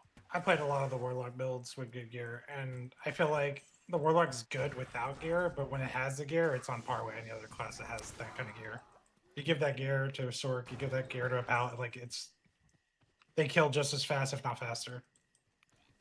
Well, Yeah, I think the advantage though is that like you need no gear to make it function. That's the thing. Yeah, like other yeah. classes, I can atone to that, but anyone saying that Warlock is like crazy or stronger than any other class, not in the end versions of the builds. It's hard to justify though, because if you're talking about end version, like we would need full GC and torch, right? Like I don't know, man. I put some mock full GC in there just to test it. Yeah, cause like I went with a summon finally. I got hit fast though. He's extra strong, curse and fanat. But yeah, and then my merc. So like I'm sitting at, what am I sitting at right now? I'm sitting at like 2500 HP, max block, 15k accurate attack rating, 72k damage, and I don't have any GCs yet, which is like insane. Yeah, the HP on this character is nuts. Like I honestly think there's room to like not put points into vitality. Well, see, that's how I got the max block. I have max block with spirit. I have 300 dexterity, and I still have 2500 HP. I'm like, yeah, okay. Well, I mean, he gets 3 HP per vitality point, which is already nuts. And then with the addition of Levitation Mastery, I mean, he has relatively low requirements. It doesn't really take a whole lot, like, to kind of like get those requirements down to the point where you're not even spending hardly any in strength. Once you have an Annie, a torch, and like it covers most of the strength and the dex that you need for equipment, it's like it's pretty much just spam all your points into vitality at that level. Yeah, well, that's basically what I did. The build I'm running right now, literally, I didn't have to put a single point into strength at all. It's all split between dexterity, vitality for the attack rating, max block, and then HP. Ginger taught me about the lady in the octopus yesterday. Yeah, the Hokusai painting. The Hokusai wood block print, sorry. I guess I'm going to have to take a day to farm up +1 skill GCs with 45 life. Probably do that in a day, right? Yeah, just, well, I mean 8 hours. Like, you could do it in 8. I think 8. Solid. 8 solid. You just go to tombs. All right, 6. Got it. You know, come to think of it, he did actually say 8 hours when I talked to him. Maybe he was making a joke about going to work. Like, yeah, I farmed him. I went and worked for 8 hours. That does line up. It's yeah, that lines up.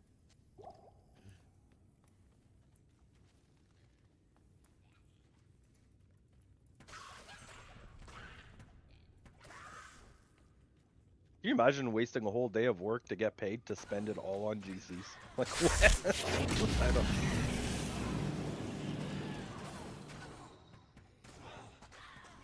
I don't know, like, is if he wants to do it, I don't really care if people want to RMT. It's not even against the rules in the kinship. What I care about is when you try and misrepresent the RMTing as, like, that you actually found the items. Because to me, the problem with that is that it misrepresents, like, the accurate level of play that it takes to obtain certain pieces of equipment.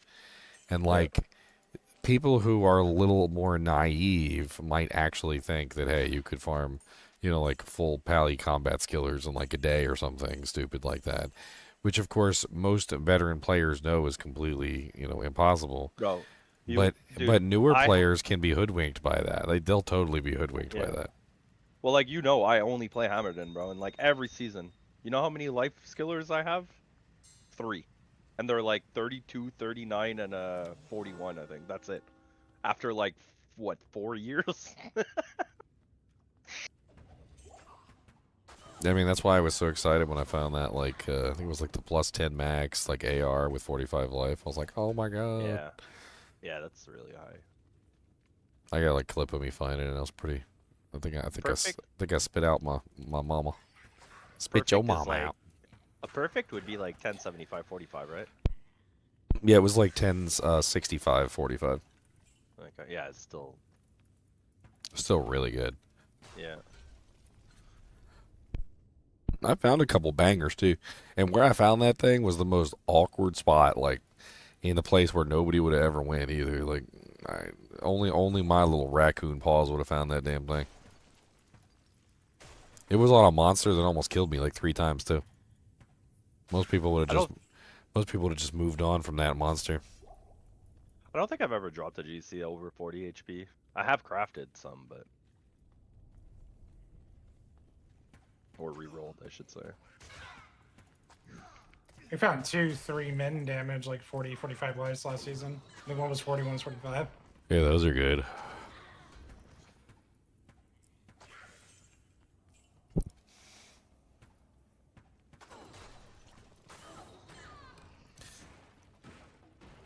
So, aside from the latent Sunder charms, and let's ignore the latent Sunder charms for the moment. Did anybody else like notice that the heralds are just dropping like absurdly good like drops?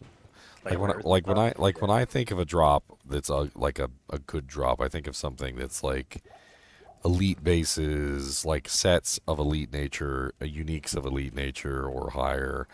Like, you know, like TC-87 stuff. Like of the heralds that we killed, I saw like crazy drops. Like one of them dropped like an IK helm and like another unique item, and like there was just, it seemed like the heralds were like almost programmed to drop specific pieces of equipment or something. I don't know if it seemed that way to anybody else. Like, I could go back and look at, like, some of the drops that we got, but, like, it seemed really obvious to me. Like, it wasn't just we were getting, like, one item. It was like every time you killed the Herald, like, it's like they were dropping 2 items of, like, significant value. Well, even the rares I noticed, there's a few rares I was picking up off of them. It's like 360 ED. There's, like, no other good stat, but it's like, you know, an elite base with 360 ED. You're like, huh. Like, you don't normally see those, but... Well, I mean, if these drops are injected just like the Sunder Charms are, from like what we were talking about earlier, then it could be that they're injecting specific bases and then hoping that those bases drop the specific items through the magic find and turning into uniques. So, like, for instance, they might be injecting ethereals, like a sacred armor, which could then potentially turn into ethereals. Yeah. +3 miasma ball. That'd be great for early miasma ball build. Speaking of Miasma Bolt, I think Miasma Bolt has got some crazy damage potential. I think it might actually be the highest. I was actually making a build around it. If you hit the 125 breakpoint before your first puddle like wears off, you can have 12 puddles on the ground and they all pulsate at the same time. Exactly. That's what I was thinking. And then you can use Abyss to pull them in. Yeah, exactly. And then you're doing 2,500 per Abyss Bolt, like the tick. And that was without GCs. So 2,500 times 12 is like 290k damage a second. I think for like a boss or something like that specifically, like if you can get the boss to sit still. Yeah, exactly. you just line them up, and then you throw Abyss on there too, like in between the casts. Well, so like for example, a boss that has to spawn, like let's say, or even that doesn't have to spawn, like let's say you do Uber Diablo and he's not moving. You can also, because like this, one of the synergies is chains, right? You can like toss the chains like on the other side of him, so that like while you're shooting the bolts and the Abyss, the chains are just ticking as well. Tyraels is still trash. I don't think Tyraels is trash. I like finding Tyraels. Yeah, I like Tyraels. Only a noob thinks Tyraels is trash. Us elite players, we use it to farm Neolithek. No, seriously, you put it on your Merc so you can have your Merc. So you can have your Merc with Neolithek. Like otherwise, you gotta kill your Merc. Yeah, I know. Gets rid of all the corpse explosions too. Yeah, I mean, if you don't have Tyraels with on the Merc, which is kind of like the only option unless you're running the Barb Merc, because then you can use, I think, what Lawbringer. Doesn't Lawbringer also have a Slain Monsters Rest in Peace on it? I think so. If not, you just make a Paladin, make a Hammerden. But if you're using Act 2 Merc, which is what most people use, you literally don't have a choice. Like it's like this is what you get. Tyraels is the only option that you can use basically for them. Nature's Peace does not apply to your mercenary. So if you're using Nature's Peace and you have a mercenary and your mercenary kills something, that corpse is then viable to be exploded, which means that you are basically setting yourself up for failure. So you're going to be in there fighting, you're going to kill something, and it'll make the sound effect and everything, and it won't explode. Then your merc will kill something, and then all of a sudden you'll be dead. So like if you want to use your mercenary while you're fighting Neolithek, you have to have Tyraels so that he is also applying Slain Monsters Rest in Peace. Because it doesn't work. Yeah, it doesn't apply to you and him at the same time. It only applies to you. It's whoever killed the monster that the slain monster. Interestingly enough, Sinners, did you know that like Holy Freeze, Holy Fire, Holy Shock don't actually count for Slain Monsters Rest in Peace? Wait, what? Repeat that. So if you kill, if you're standing out there with like Neolithek and you are using a Nature's Peace, and your Holy Shock or pulses and kills a monster, it does not count. It doesn't count, and they could still pop. So Holy Freeze, Holy Fire, and Holy Shock Paladins are like the worst paladins to go, or characters to go farm Neolithek on, because you just end up pulse killing stuff all the time, and then you get CE'd. I'll be right back. I'm going to take a quick restroom break.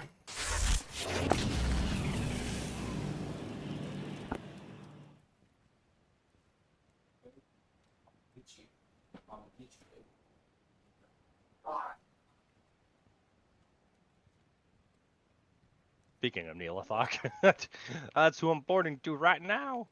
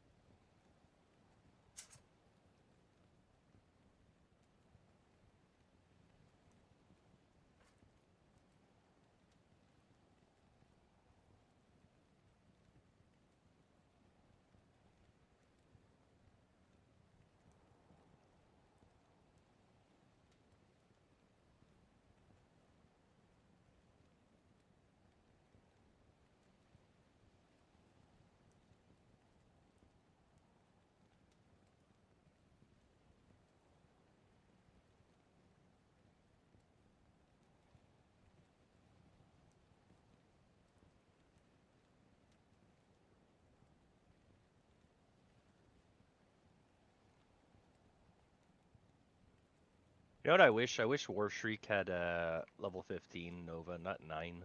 9 is such low damage.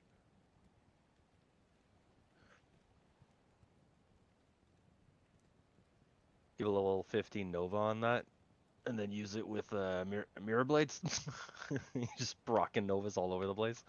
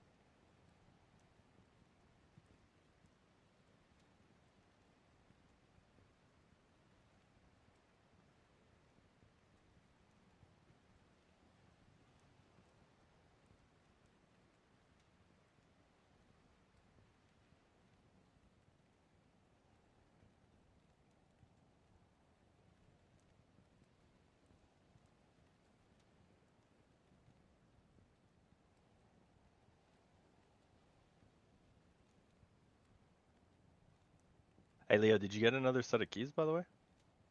No, I haven't been farming keys. You can go do that in a minute. Yeah, no, I was just wondering to see if we can like try the regular portals in P1. P1, yeah. Holy! Neolithog just dropped me a small charm. I honestly never seen damage this high for lightning. 1 to 67 with 1 to dexterity.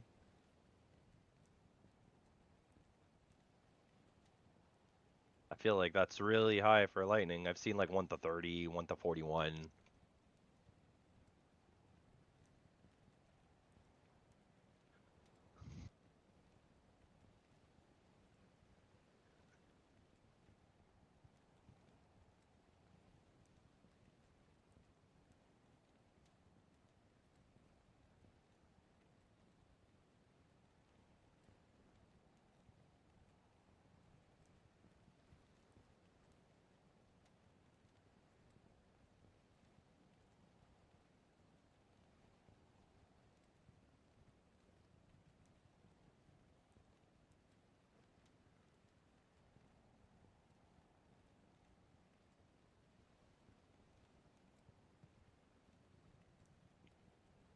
I also see why everyone's going crazy about these bind demons finally that I respect and got it. Or didn't respect, but I leveled. Strong. Dude, it's friggin' insane. Like Hephasto with like extra strong, the Fanat and the Amp. Like I did a Bale run just for fun, and I just let him and my Merc hit Bale. Like they weren't doing like crazy damage to him. Just till he procced the Amp, and I literally shot 2 blades into Bale and he died. I was like, what the? Who needs static? That's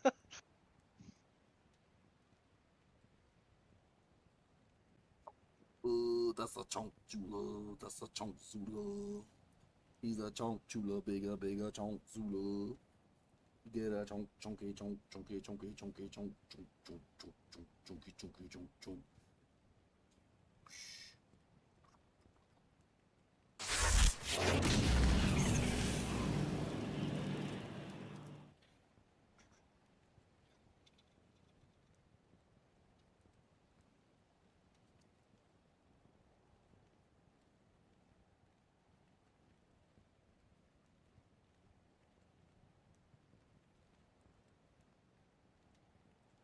Yeah, you said Nightmare Trap for that new helm, right? Somebody had said? Yeah, I mean, I didn't look it up personally. But that's what someone said when we were talking about it. Yeah, I'm gonna go do I'll probably do an hour of runs, just Trav. Just to like, test it out. Yeah, just to see what they Eh. shouldn't be long. Just pour it in, toss 1 blade, they're all dead. Like it's Nightmare.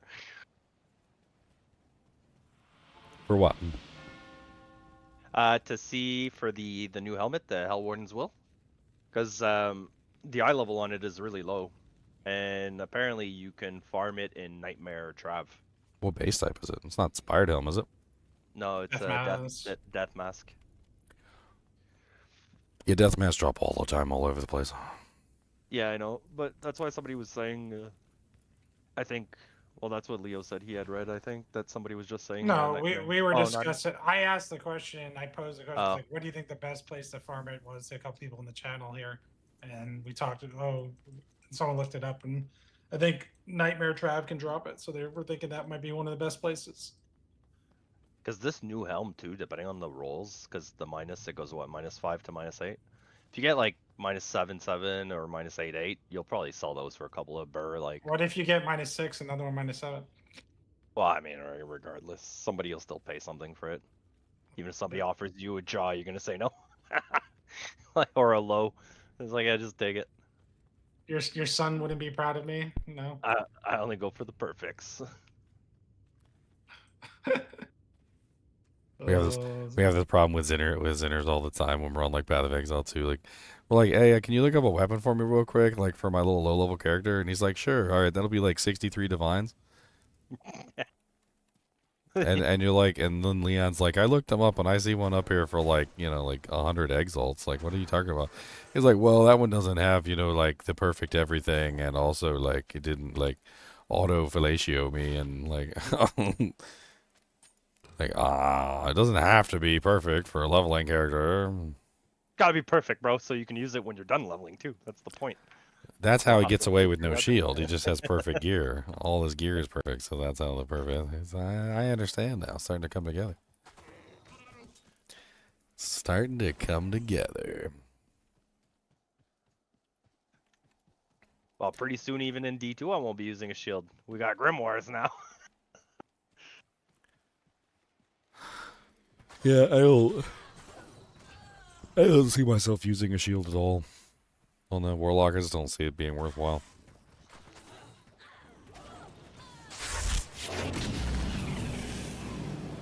I mean, let's say day 1, day 2, though. Like, it's worth it till you find something. Because I feel like the Grimoires are hard to find for sure. Yeah, the spirit's just more accessible, like day 1 and 2 kind of thing. I mean, you gotta get 156 strength, and it's like level 60 something. I think by then you're probably gonna find a book.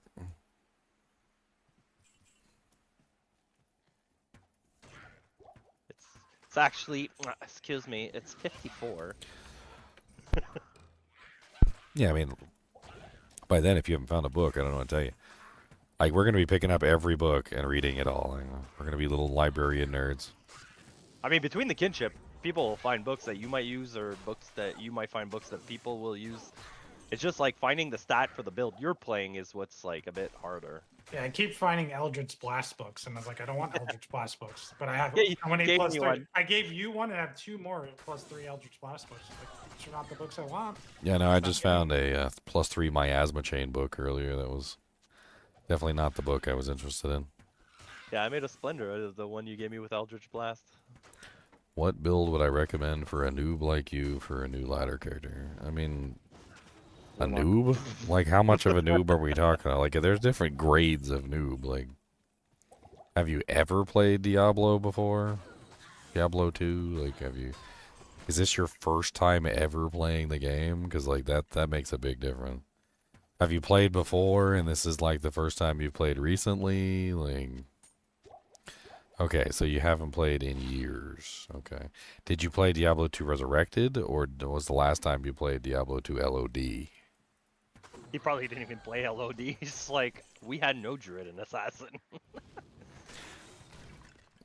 I mean, I was rather unique in that regard, because, like, when I stopped playing, I think I stopped playing, like, right after they added the LOD expansion, so I never saw, like, a lot of the stuff that they added into the game. I ended up going to a lot of single player. I played single player with my brother and single player with my nephew. Played single player by myself, but I kind of just, like, fell off of online almost completely. Resurrected when it first launched. Okay, well, you're better off than somebody who like, dropped out at, like, 1.10 or something. Or 1.08. Oh, with those Valks. I mean, as far as the Warlock goes, I mean, everybody's in the same footing with the Warlock. We're all still trying to learn the character and figure everything out. I wouldn't say the Warlock's a bad choice. Like, just play the new class. I mean, there's a lot of builds. You can just do like a summon build, and you probably won't be able to go. It won't go wrong with it. Just max out Demon Mastery, max out Blood Oath, and pick a demon. Maybe do Bond Demon, like, and the goats, and then, like, I don't really think you're going to have too much of an issue flying through the game on the regular summon build. Use Lethargy. That'd be fun. Or if you don't like summon builds, I mean, there's some other options. I'm already having to explain to people that, like, they're looking at build guides, they're like, oh, I need a Breath of the Dying. It's like, you don't need a Breath of the Dying. You can just use, like, a Spirit Sword to get started. Like, you can use anything. You don't need Breath of the Dying. Nah, you need the perfect gear, bro. Oh, man.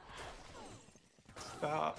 You need It's a like, no, level no, 4. I can't respect my character. I don't have the Breath of the Dying. I'm like, just stop. Yeah, like, like you gotta drop a level 20 Zod. Like, what?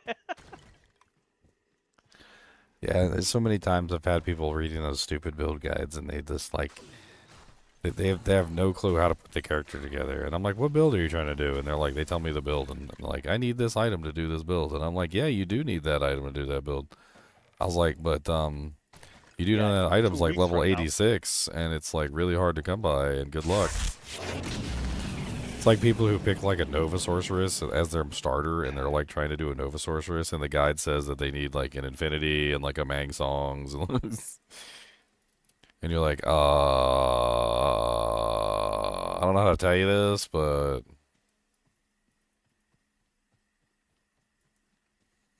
yeah, the poll is actually is my own Godsmack Voodoo song. I'm not the one who's so possessed. The demons have taken away my immortal soul to hell. And yeah, I gotta get the cadence right.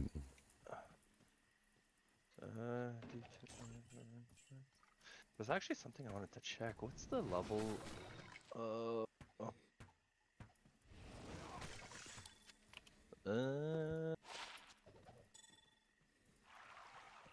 One struck, on striking. I want to kill at least like Andariel with this setup, just to see like how strong this build is. So,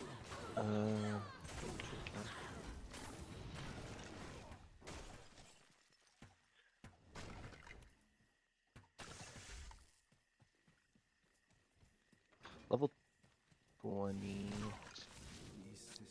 Holy, okay. A level 20 charged bolt unsynergized does like no damage. That's wild.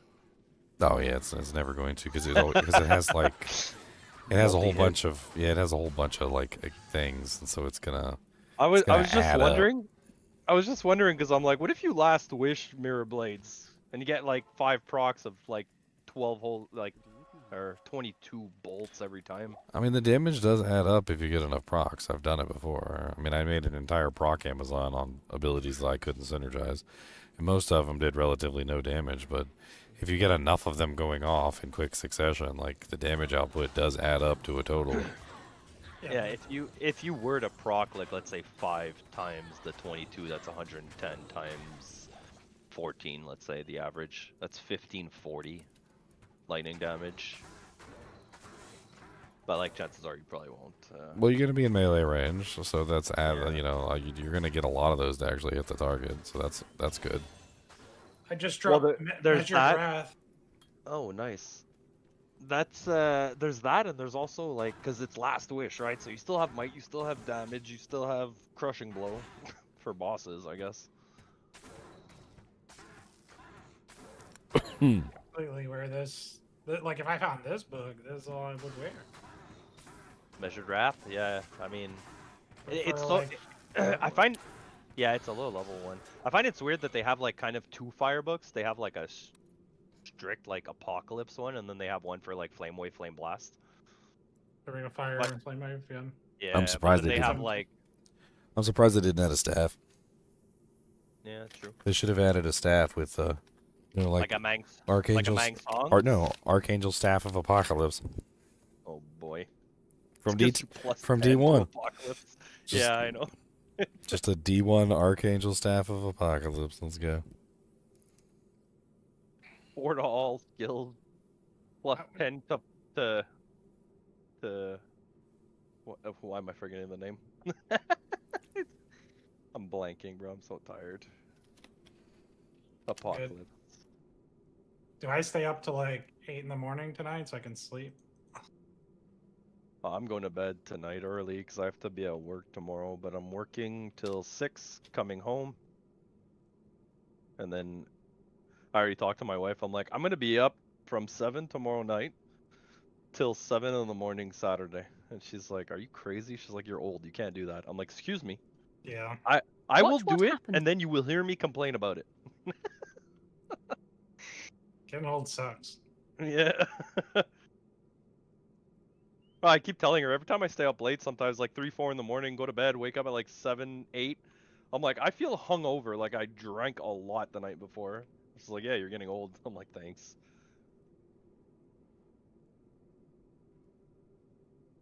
Gotta find a measured right tomorrow. Right? 7 p.m. Nightmare, meth. Just drop one.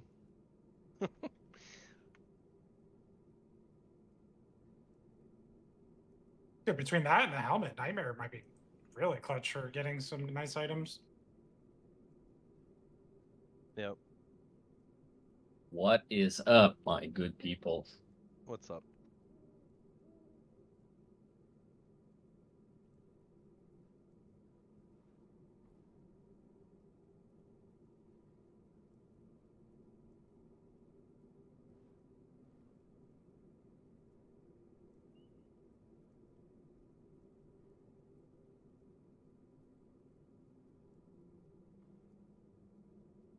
Hey, Ginger. You're running low on arrows. Yeah, I know. You didn't get the perfect ones?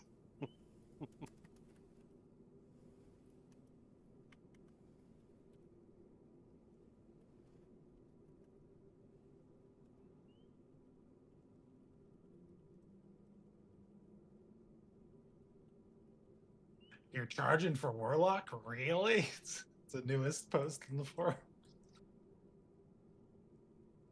Wait, what is it? You're charging for Warlock? Question mark. Really? Question.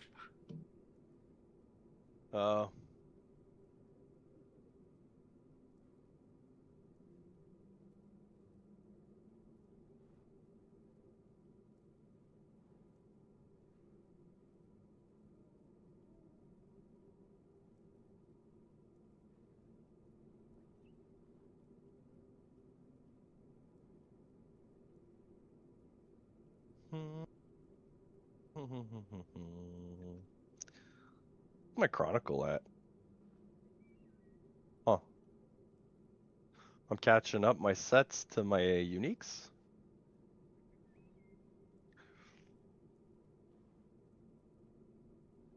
My favorite part about the Chronicles is it shows the ranges of the items. Yeah. Yeah, it's kind of cool. So when you do get it, you can go look and see what kind of crap you got. How bad is this one? Yeah, exactly. Well, actually, I'm curious. Chronicle, a unique armor.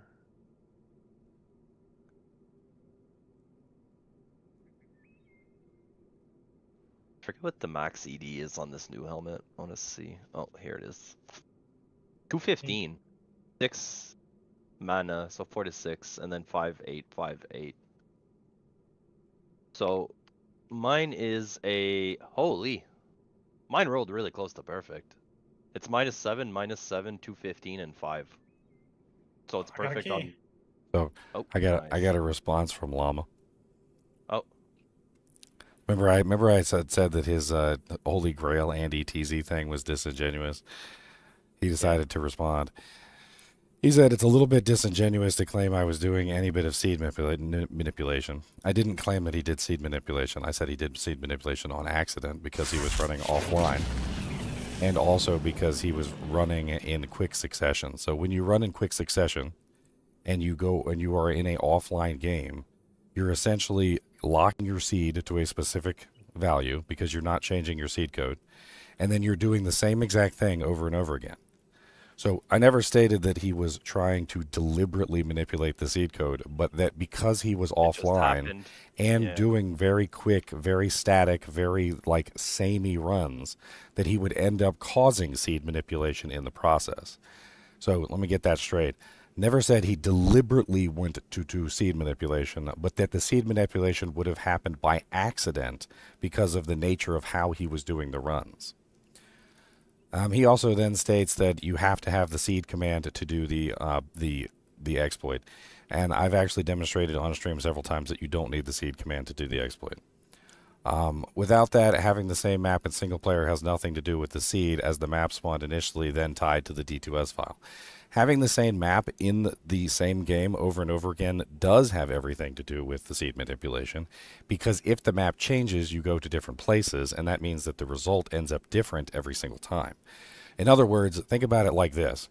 If you load into a game and you have to move to a specific location to get to, say, the waypoint, right? Just something as simple as moving to the waypoints, like where the waypoint spawns and then where the exit is, and that changing every single game changes where you click and where you go, and also potentially what monsters you spawn and potentially what monsters you kill, which essentially means that every single time the map changes, not even if the seed changes, if just the map changes, you're also changing the result that you will get every single time, because the seed is then essentially locked to that pattern, right? So if you have the same seed and the same map, you can do seed manipulation easier. But if you have the same seed and a different map, it's much harder to do seed manipulation because the map changes and the spots where you're clicking are changing, right? He then proceeds to say, nothing about my play had anything to do with manipulating seeds, which I strongly disagree. I genuinely found 2 Tyrael's mites within 10 minutes on TZ because she was just that busted. I have to comment on this part right here because, like, I feel like he really does feel like finding 2 Tyraels within 10 minutes of each other is somehow legitimate.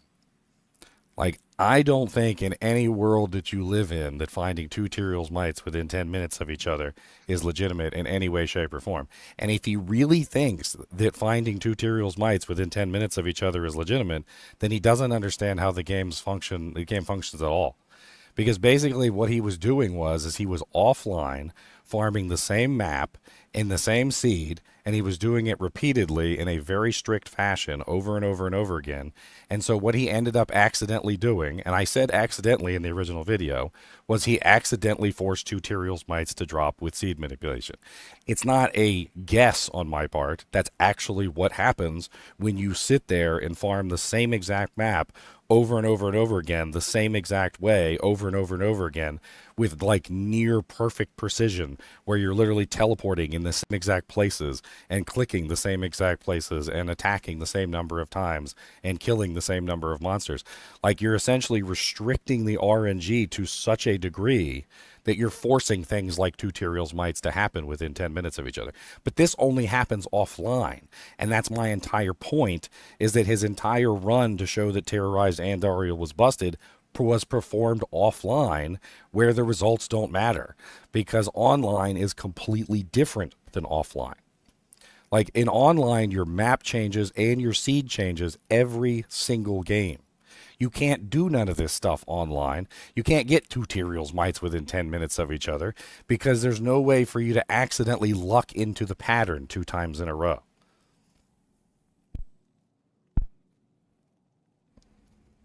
I mean, the suggestion that you could get 2 Tyrael's mite purely from the game mechanics with within no 10 kind minutes of of each exploit. Other. Yeah, within 10 minutes. It's just like he has no idea how busted the game would have to be for that to happen. Well, even then, the crazy thing is that, like, he's already admitting that he did several things to make this happen, right? So he admitted that he modded the game, and he said he made that very clear, that he modded the game so he could do Andariel all over and over again. So if we were to list the total number of things that you had to do to make this occur, the first one is that it has to take place offline, which is already a big problem, because taking place offline means that it's completely different than online, right? The second thing is he had to permanently permanently TZ Andariel, which is also something that doesn't happen, right? So you have to permanently TZ Andariel, which is the second thing that occurs, right? The third thing is that he has the same map every single game. And the fourth thing is that he has the same seed every single game. My point is that the results from his test don't really do anything. They don't really tell anything. He would have to do this online for it to be accurate. He would have to do it online in Terrorized Andariel for it to be an accurate test.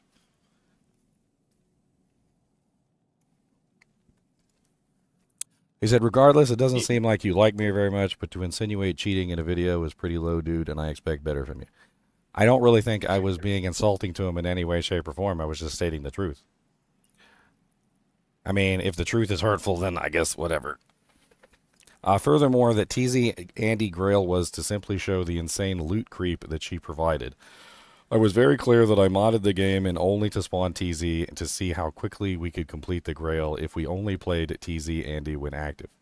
Which I think is also disingenuous because only TZ Andy is like 1 hour or maybe 2 hours out of a day.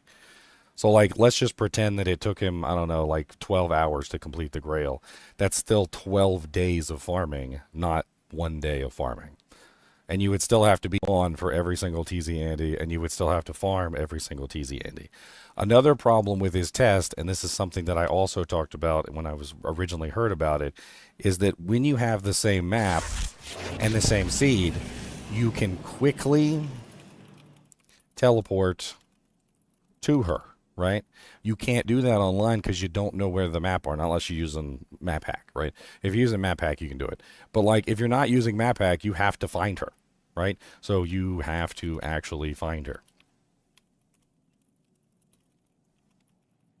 And the third level of the catacombs is not even readable, is it? I think it's completely random. Calling it cheating is ridiculous. I don't think calling cheating is ridiculous because you literally admit that you had to mod the game to make it happen in the first place.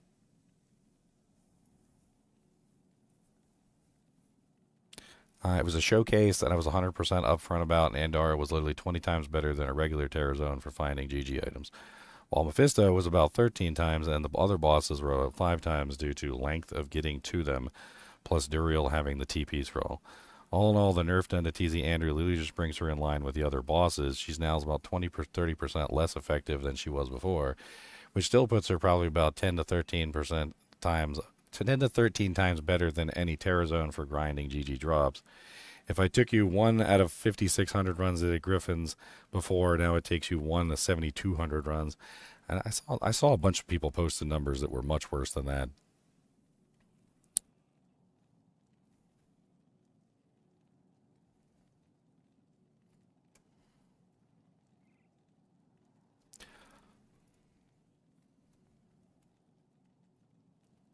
I mean, to be fair, it's quite impressive that he could do it as consistently as he did to get the drops that he did. But his reasoning behind the whole test is flawed. If he would only see your videos about investigating thieves and such, he would have known, wouldn't you?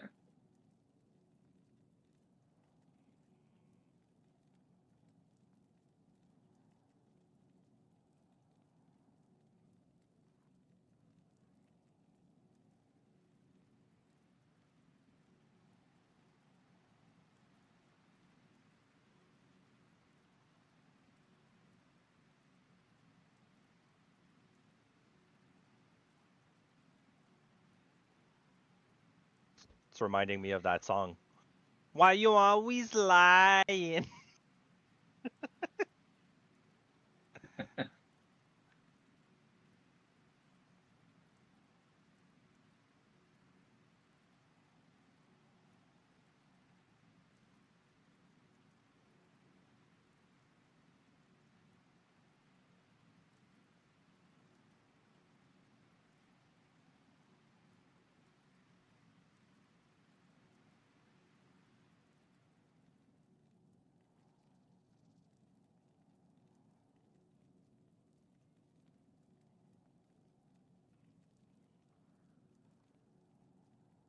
Picking up all the gems this season's gonna be so fun. Yeah, I was thinking about it today. I mean, gems and room economy is going to be really awkward because there are so many lower rooms that people are just gonna have. Like, there'll be no use for commerce or whatever.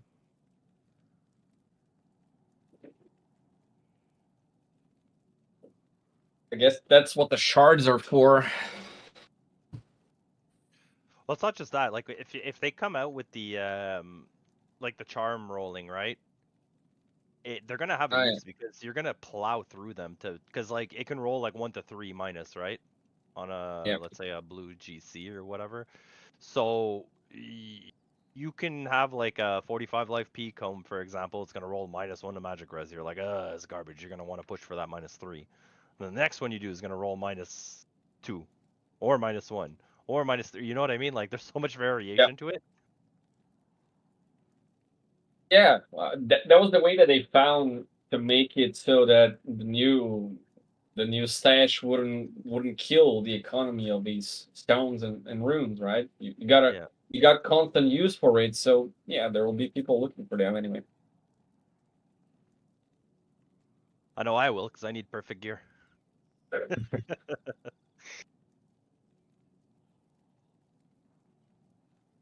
I'm very curious to see what the state of the Warlock will be. I mean, guessing that they don't nerf it to the ground, which I don't think they will, because they want people to feel powerful and play and play and play. I'm curious to see what will be the state of it in like 2 to 3 weeks when people got around finding like min-maxing stuff. Because I feel it's gonna be so busted. Yeah, I mean, listen, if the season starts and they don't do any changes, they're not going to do any changes for the season. They're not going to go midway season and just start nerfing stuff because they're just going to lose a whole bunch of people. It's either they do it before or they just wait it out this season. But to do it now, they risk to, I don't know, do it too much because people are still not like min-maxing stuff. So, how do you? I mean, they're not min-max, but the thing is, like, if you take most of the general player base, right? No torch, no GCs. So right away you're missing like plus, what, it'd be 3, let's just say plus 10 to skills. If you're already clearing the game with no charms, basically, like with 1 click, it's pretty broken. Like, it's...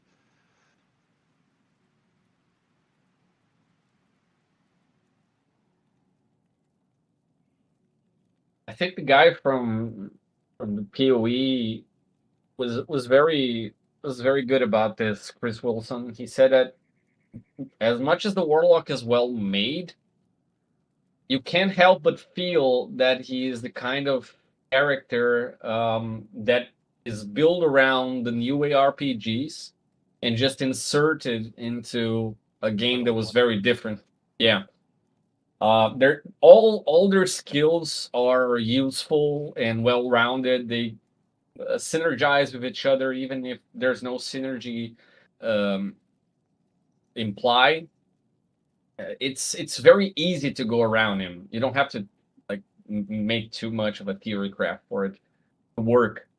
And the other characters are not so straightforward.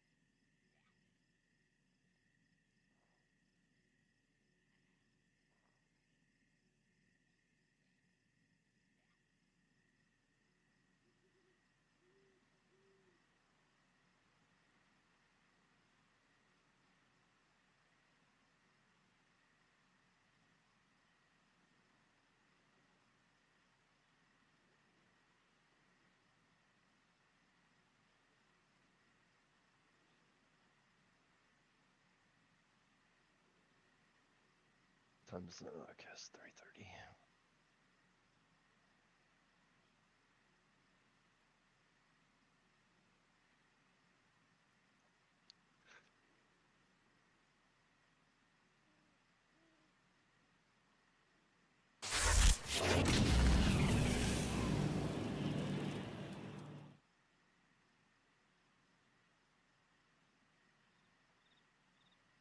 Now, that's a good question actually on chat. If you create a ladder character on the Resurrected ladder, can you upgrade him to the Warlock? What do you mean? If you can't make I don't think I'd have to check. I'm not gonna say anything before. I mean, I know that you can update a character to the Warlock. Yeah, but last time when I made my Warlock, it didn't give me the option to make it in anything but ROTW. No, yeah, I mean the other characters, like you can make them in Resurrected, for example, on Acro, and then you can upgrade them to ROTW. I wonder if you can do this only on non-ladder characters or also on ladder characters, because it would be awkward if you could upgrade on ladder. Why? No, I just feel like it changes the game so much, and then you just enter the ladder of a different system. Maybe not so much. It just feels weird.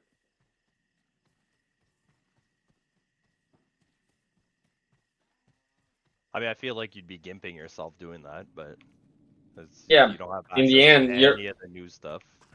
And then Yeah. some people might think you can get like, well, there hasn't been any word on it yet, but also people are complaining that they're not getting any. But Sunder Charms, apparently they're not dropping an expansion right now. Yeah, their drop rate is No. Well, super low. yeah. So in ROTW, it's really hard because you have to get it off a Herald. But I mean, the other ones where you used to just be able to kill stuff in TC and drop, the Yeah. OG ones, apparently you can't get those anymore. Yeah, They're they'll not probably dropping. take them out. Otherwise, you could just get some of those and then upgrade character and still have them. I think it would be hard to unbug that inside the game. So they probably just opted to remove them completely.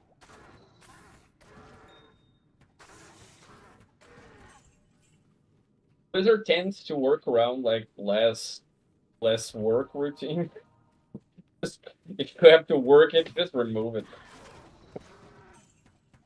Well, Zinners, I was bringing up earlier that I was reading some random YouTube comments where people were looking into the files or whatever, and they said it only could drop from Herald levels 4 and up. And it's like a 1 in 250. Oh, the Sunder Charm? That's rough. So it like actually makes you want to just terrorize the whole goddamn game. I mean, pretty much, because they got to be tier 4 or 5 or whatever. Yeah, exactly. But I feel like, what would be the go-to? Like, would you just do, like, before popping your stones, right? Would you just go to the terrorize zone, and if you get 2 heralds, then pop it, because you're already at 2? Yeah. Okay. That's before you have a steady flux of them. Like, hopefully after a day or two, we'll have a steady flux of them where we can just literally just all group up and have them. Because once you start popping them, you do maintain them. I think we actually came out with more than we popped. True. Yeah, as the season goes, you'll be pretty much just playing inside terror zones all the time.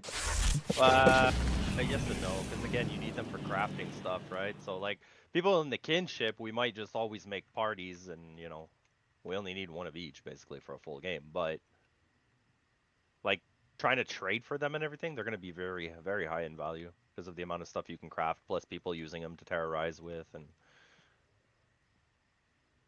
it's like Ginger said, it'll probably be one of the newer currencies over runes.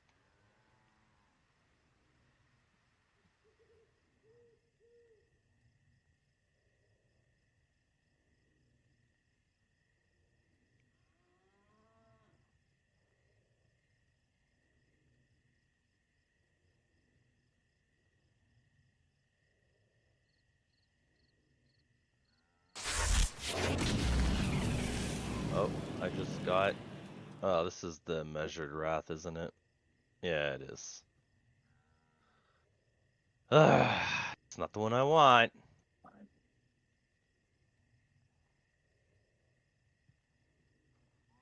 What did yours roll, Leo? Measured Wrath. I put a picture of it. Oh, did you?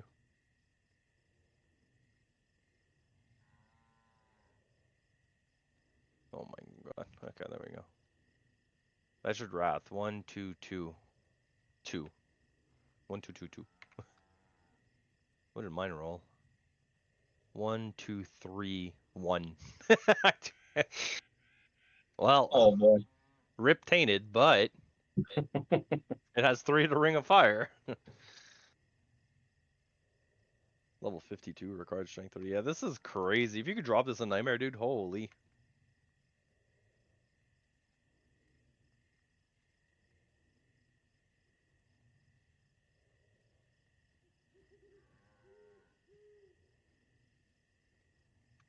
I see people keep commenting, like in Ginger's chat, about like downloading a patch right now.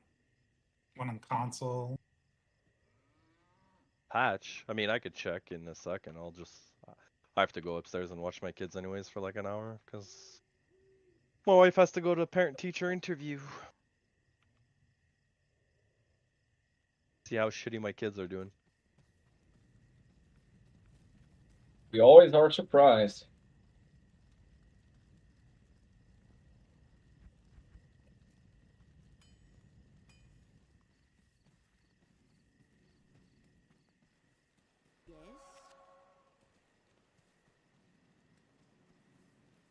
I mean, he should be more concerned about how long can he stay up late and play Diablo 2 with his father. What do you mean with his father? I'm gonna be sleeping while he farms for me. He's gonna be my little farmer bot. I mean, kids need to be useful somehow, right? Yeah, by the time he's like 12 or 13, I'm gonna tell him, if you can farm up 3 burrs every night, I'll give you $40. Yeah, he'll be Yep. That's how they learn.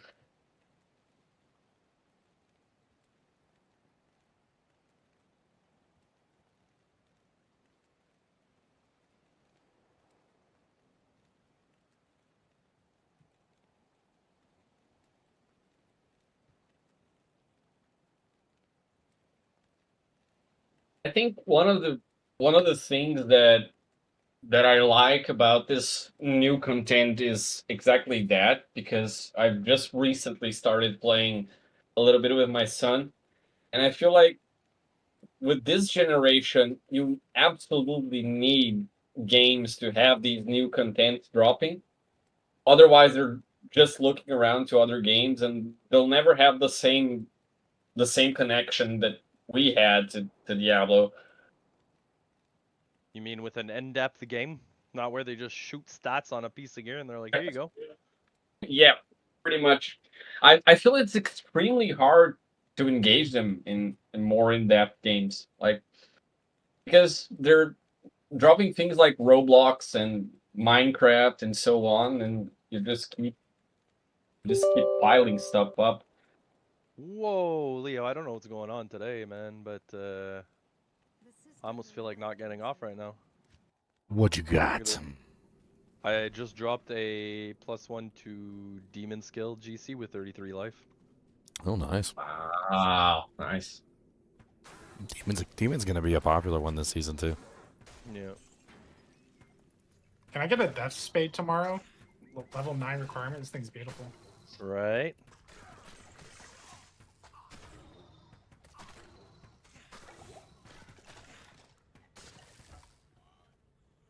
There was actually another sword I was looking at. There was the Crane Vermeer that Ginger was talking about. It's pretty good, but there's also another one that has dual leech. It's the and I think it has a bit more damage. It's the Soul Flail, Soul Flay or whatever. Soul Flay Claymore. That one's like really common, drops all the time. Yeah, I picked one up earlier. I'm like, oh. It's got like 10 res on it, I think, or like a dual leech. Yeah, something like that. It's dual leech. It's not 9 and 9. It's like, I think, well, I dropped a 6/8. But I mean, for low level, it's Dual leech is dual leech. It helps out a lot. I used Shadowfang for quite a while on the Echoing Blades. quite a Oh, while. that's what it was. Shadowfang, yeah. I don't know why I kept thinking Craint Vermeer or whatever the hell that weapon is.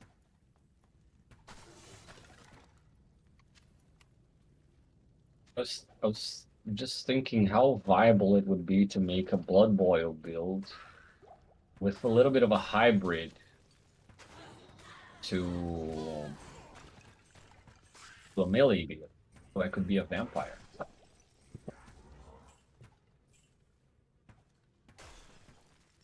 Blood boil and just wear the full set and turn into a vampire. Yep, that's pretty much because Blood Boil is just straight up taken from the Tremere clan from Vampire the Masquerade, right? You're just using the blood to explode your enemies. It's a skill from that setting. So I was thinking, well, is there any way that I could make it an even more vampire character?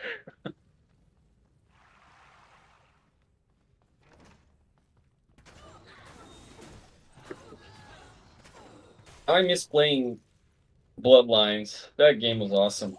Buggy as hell, but that game was awesome.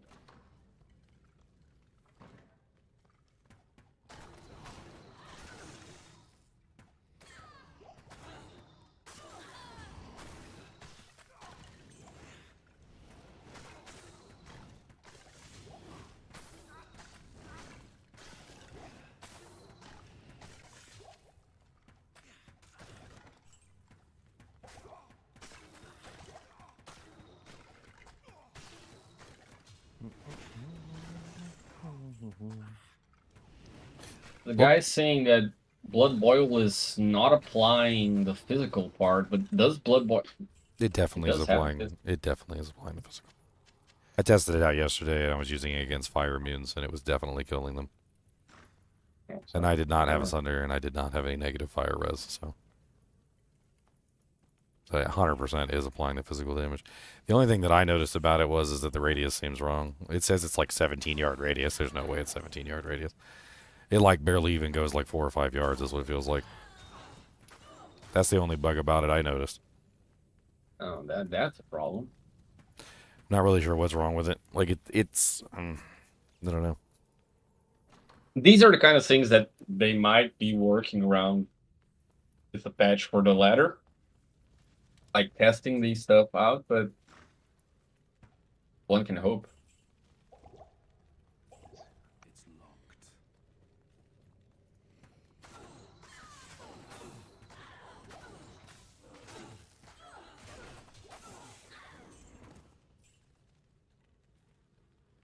I need a key. Oh, you weren't lying about these Eldritch Blast tomes, eh? I just dropped one, it was blue, I ID it, 2 sockets, I'm like, oh, plus 1 Eldritch Blast, I'm like, what the There's always that one skill that seems to roll more than all the others, and it's the one nobody wants. Yeah.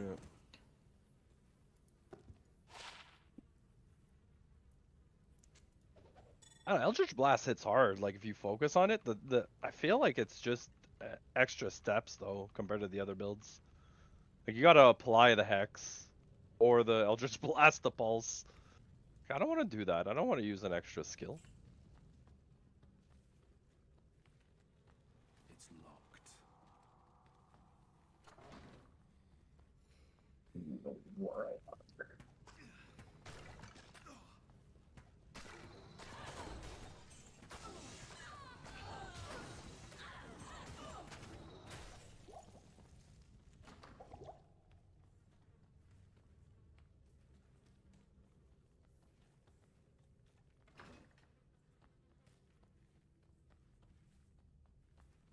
I mean, you could play Hex Siphon with a Blood Boil because of the Engorge bonus.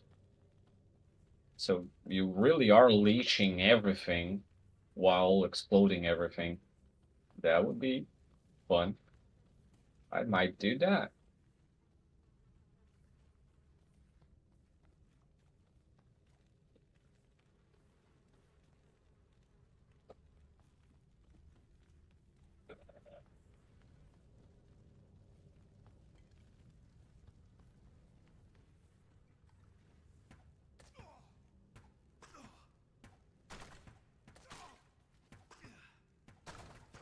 need for Blood Boil? I need Blood Boil and Gorge, one demon. This might take some calculation. Yeah, Leo, I think that's what I'm gonna do for tomorrow. I'm gonna level the Hammerden, but I'm gonna level. I'm gonna max out. I can just re-roll anyways at some point, but I'm gonna level up Holy Bolt. So like that, we don't need life tap. I could just be a pocket healer, and you can proc amp. Amp, yeah. Dang. That crazy little dagger. Too bad I found that right now and not at the, What is it? Miasma Bolt, Cleave, Levitation Mastery. That's nice. Yeah, like if I'd found that at like on the ladder start, that'd be crazy. Oh, It's a shame though. Like a dagger like that can only roll 1, 2, 1. I don't even know. Oh, you're missing. Why do you have 6? No, Dimazeed said he has the book. Let me read the book. Which book? One of the books I don't have the video Is for. it Ars Mephisto? Because I need it. I think it's the Diablos. Oh, okay, yeah. We need the Mephistos, okay? We need it. We need it, okay? We all need the Mephistos. We need Mephisto. Mephisto. You can keep your Diablos. I feel like, dude, I've seen so little of the Mephistos that it's probably like the rarer one that's just gonna sell for like buttload. Quite beautiful. They make it then only drop from Mephisto, so they can. Mephisto TZ'd only. Yeah. That would become popular. Mephisto all day getting ganked by 8 Warlocks non-stop. Give me the book. Carbot's definitely making a video about that.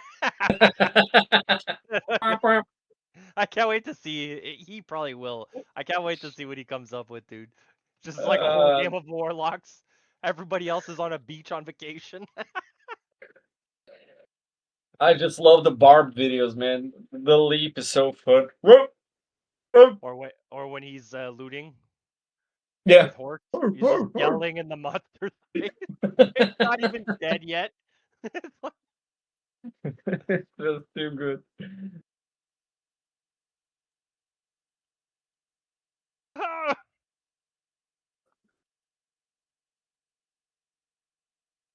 Oh, another GC? Is it gonna give me something? Come on, Zinners, help me find one key, dude. Just one. I'm doing them. I'm doing Countess and Diablo.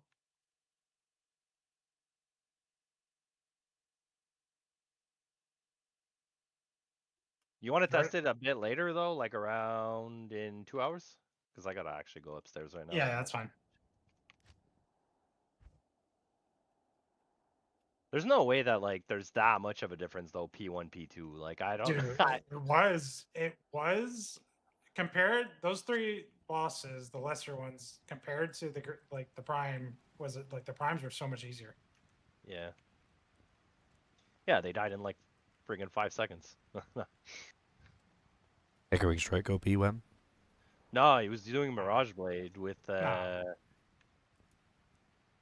I'm basically making an Uber killer. That's probably what I'm doing. Yeah, and I'm just gonna sit there and heal him.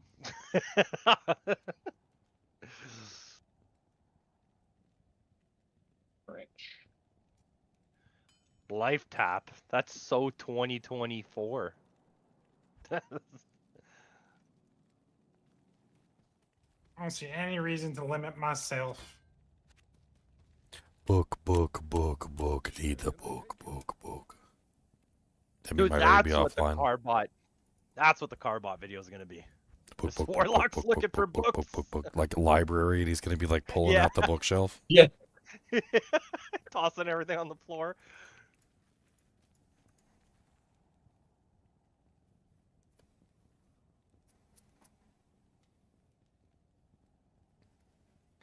People dumping bookshelves over Ontario, like, I don't give a shit about you, just give me the books.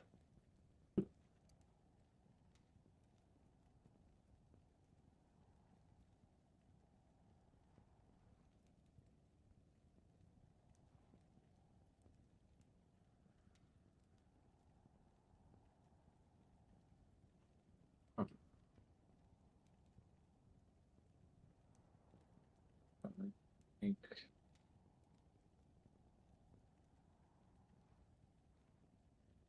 That mark or boil or I'll be back in a bit.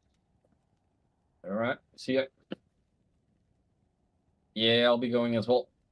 Be back later and more theory crafting for my premiere Warlock. All right. Have fun, guys.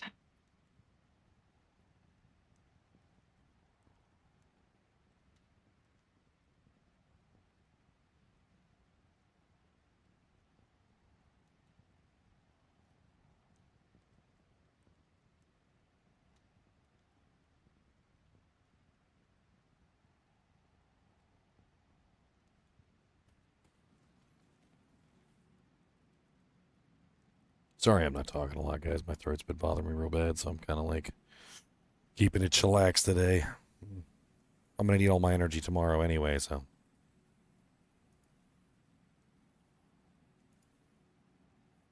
But the streamer wars have just begun.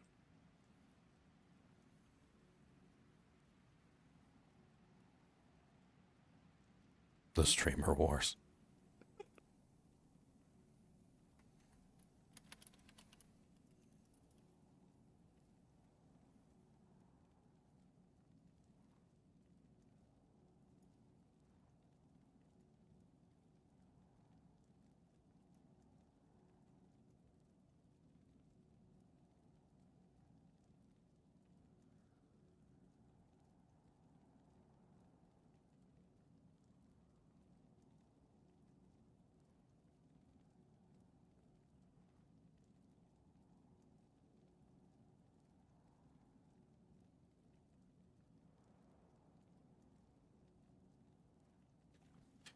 Boom, boom, boom, boom, boom. Demoseed, where is a Demoseed? I need a Demoseed for my book. Demoseed, do a Demoseed, do. Oh, he's in Aragoth? Chase him down.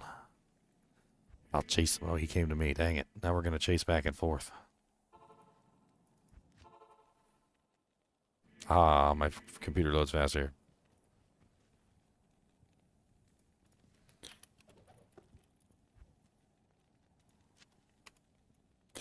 Ooh, it's all red and fancy looking.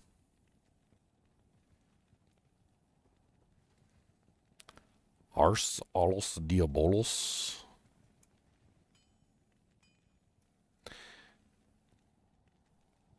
It's the blasphemous grimoire.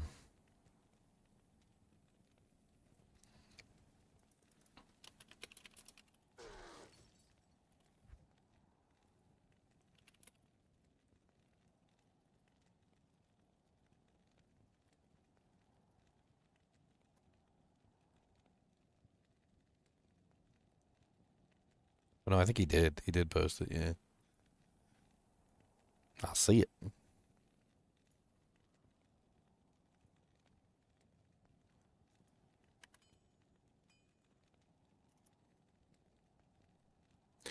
All right, let's make a video. So much for saving my voice.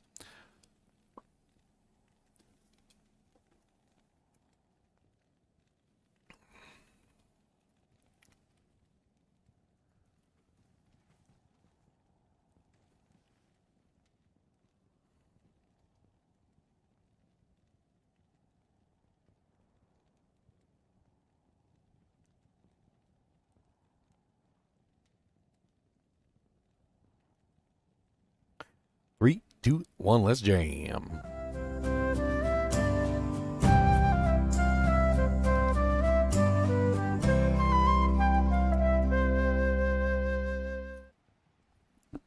Hello, guys and gals, and welcome to another episode of Unique Items. Today we're going to be going over the Ars al Diabolos Blasphemous Grimoire, which is one of the new unique books for the Warlock. This one is 106 strength requirements, and it has 37% chance to block. 80 level requirements, so it's very high. I wonder if this is like a TC87 item. It has 15% chance to cast level 1 Terror when struck, which I guess could be mildly useful to keep monsters away from you if you're not a melee character. If you are a melee character, well, you know, you probably would never want that in a million years. But thankfully, it doesn't seem like this book is designed around melee characters. It looks like it's designed around casters. So we should be fine. Looking at the panel here, we've got like the full like rolls on the item. So it does have the 15% chance against level 1 Terror when struck, which of course is going to make the monsters run away from you. +2 Chaos Kills is static, and the +25% faster cast is static. It does have a roll between 15 to 25% fire skill damage, of course, because this seems to be an Apocalypse book, which rolls between 3 to 5 on Apocalypse specifically. So technically, if you were to find a perfect one of these books, you would have +5, 6, 7 to Apocalypse with 25% fire skill damage, which is kind of nutty. It also has 170 to 200% enhanced defense, and the defense is actually kind of high, 402 to 447. That's kind of nuts. Seems like it might actually be halfway decent as a defense book. It has fire resistance 20 to 30, no all res, but it does have some fire res, which could help counter your Sunder Charm. And then we also have 5 to 10 mana after each kill, which is amazing for casters, and 5 to 10 light radius. The rolls on it aren't like that crazy, but the thing is that if you did end up with a really low Apocalypse, it tends to be not like the most valuable book. I'm assuming that the +5 on the Apocalypse is going to be the main determining factor of this book's value for the most part, because if you have a low Apocalypse, even if it's just 4 out of 5 instead of 5, it's not going to be, you know, like a +5, 6, 7 book. It's only going to be like a +6 book or something. I imagine the lower that Apocalypse skill gets, the less valuable this book becomes, and eventually it just becomes trash that you drop on the ground if it rolls really, really low. The fire skill damage, not as super important as the actual plus skill for the skill, but obviously if you had a 25% fire skill damage with 5 Apocalypse, that would be the real money maker right there. The mana after each kill is nice, but it's not something that's like super important to the book, so I don't really necessarily see it as being like a huge detraction if you rolled particularly low on this book. The graphic is kind of neat. It's got like a red burning. I mean, it kind of looks like, well, you know, like Diablo, I guess. It seems to be like each one of these books is named after one of the prime evils. Some of the other books that I had access to, like one of them was the Balos book, and then there was another one. This is the Diabolos book. And then I think there's a Mepholos book as well, if I remember correctly. So there's like one for each prime evil, I guess. And then there's the measured text, which is kind of like a lower level book. It's interesting too, because if you look at measured text, the measured text is also fire skills. And it has +1 Warlock, +3 Flame Wave. It seems to be more generally designed around just like generic fire skills, as opposed to the Diabolos, which seems to be very specifically Apocalypse. In fact, I don't really think it's going to be very useful outside of Apocalypse either, because it's only +2. Doesn't have any other skills on it. The fire skill damage is the only other thing that's really useful outside of that. So if you're not doing an Apocalypse build, I don't really know how useful Diabolos is going to be. It's definitely one of those niche items that's for a specific build on a specific character. So it's no other characters in the game except for the Warlock are going to be interested in it. No other builds other than the Apocalypse build are going to be interested in it. So you literally have to be a Warlock and you have to be an Apocalypse build, and then this book starts to become interesting to you. I don't even really see using it on any other build, to be honest. The fire skill damage is nice, but it's not like that amazing. I mean, maybe if you wanted, like if you just had it laying around and you just socket it with a facet or something, like a crappy 3/3 facet, I mean, you could get some negative res and a decent amount of fire skill damage, which could be useful for a little while. It does have 25% faster cast, so it kind of competes with a spirit, and it does have lower strength requirement. So, like, Apocalypse aside, it might be okay for some of the other abilities, but it really is designed around the Apocalypse skill itself. I think that's pretty much it for this book. Yeah. Short video. As always, I do appreciate you guys and gals watching. Be sure to hit that like button and subscribe button if you are enjoying the content. As we go into the, what is it, the 13th season of Diablo, I think? Or is it the 12th? I can't remember. I think it's 13. And as always, keep watching. Not even death can save you from me.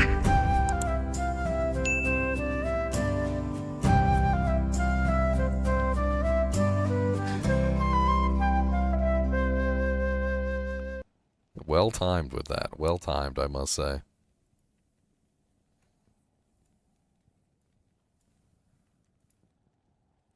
Well timed indeed. I'm back from outer space.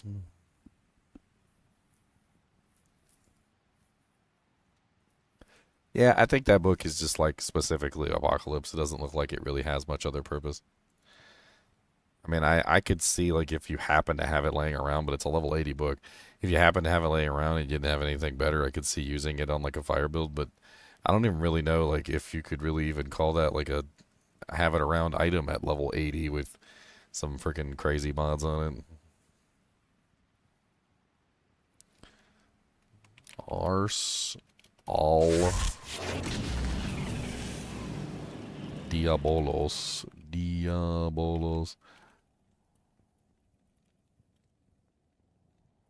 Turns out it's like just a picture of like Diablo. You open up the book and it's like nude pictures of Diablo in there. He's posing. You like go to him and talk to him about it, and he's like, look, there was a phase in college, okay? I had a phase. It was a phase. It was just a phase.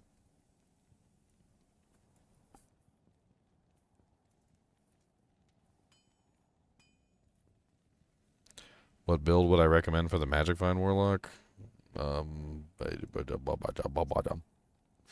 Magic Find Warlock. I don't know. Like any of the builds. A lot of the builds are very little. They don't have as much like gear requirement. Honestly, like a lot of the builds are very like loose with the gear. They're loosey goosey with the gear. You could potentially do just about any build.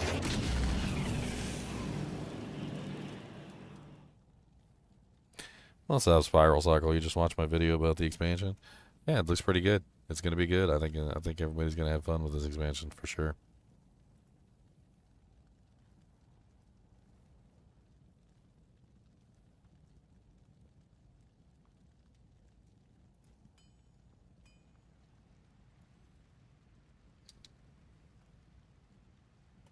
Wob, wob, wob, wob, wob.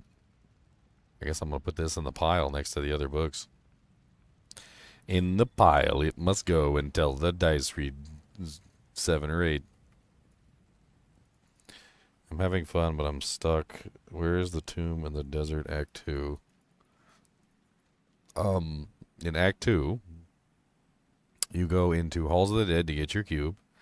You go into the Maggot Lair, which is in Far Oasis, to get your staff. You go into Lost City, and you find the Claw Viper Temple to get the amulet. You use the cube to combine the amulet and the staff together, and that gets you the Herodric Staff, which you're then going to take over to Drognan. Drognan's going to let you know about the Palace Cellar Level 1, and he's going to tell you that there's some horrible things going on down there.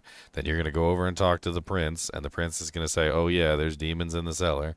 And then you're going to go down into the cellar, and the cellar is going to take you to Arcane Sanctuary. Then the Arcane Sanctuary is going to take you to the summoner, who is going to take you to a portal, which will take you to Canyon of the Magi. Once you're in Canyon of the Magi, you're going to have a symbol to go to, like in the quest log. So you go look at your quest log, find the symbol, like the sun or the triangle or whatever, and then you're going to go straight to the tomb that you're interested in. And that's literally exactly the way to get to the tombs. I'm going too fast? What do you mean I'm going too fast? I gotta go pee, I know that much.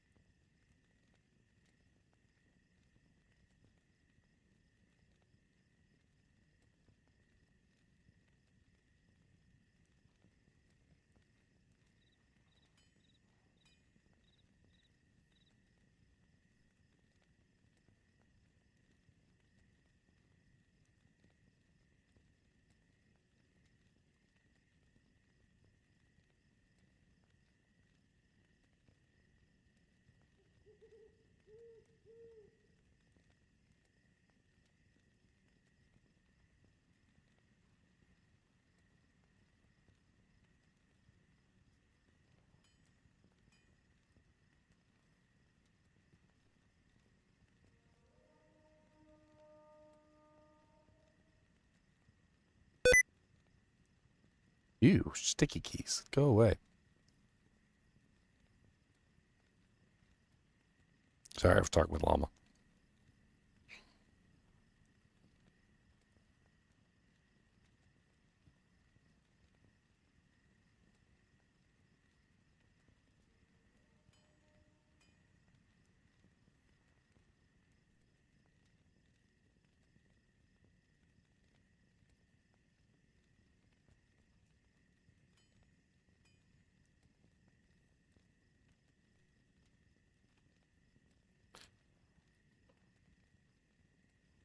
Womp, womp, womp, womp, womp.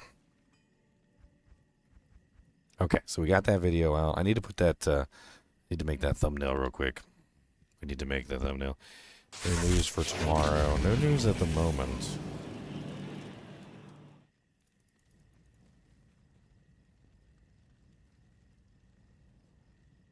You ignorantly ruined my outro? No, it was the Diabolos book, and you played the Diablo sound. Like that was perfect. I couldn't have done it better myself. Please help. Why do I have 5.4 gigabyte update on PS5? You guys are saying there's an update. I need to check.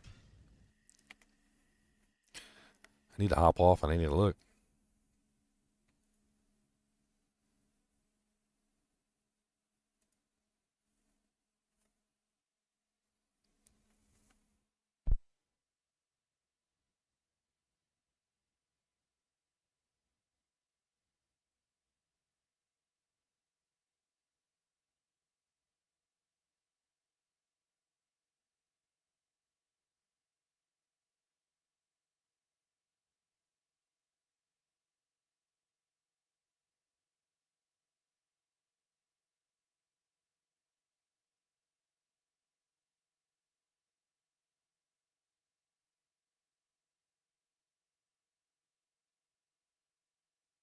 Trying to balance everything. My girlfriend called. I gotta do like the check for the update. I'm trying to talk to Llama.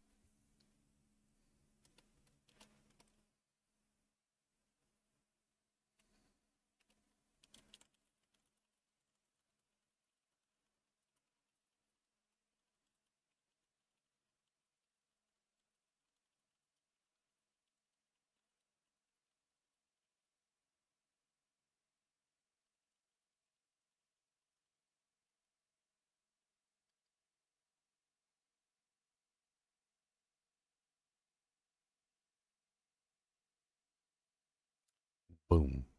The stuff about the Herald drop rate is interesting. I wonder if they're going to change it or update it at all. We'll have to see. Close you. I'm trying to get all this crap off my screen. I got too many windows open. So people are reporting an update for the D2R.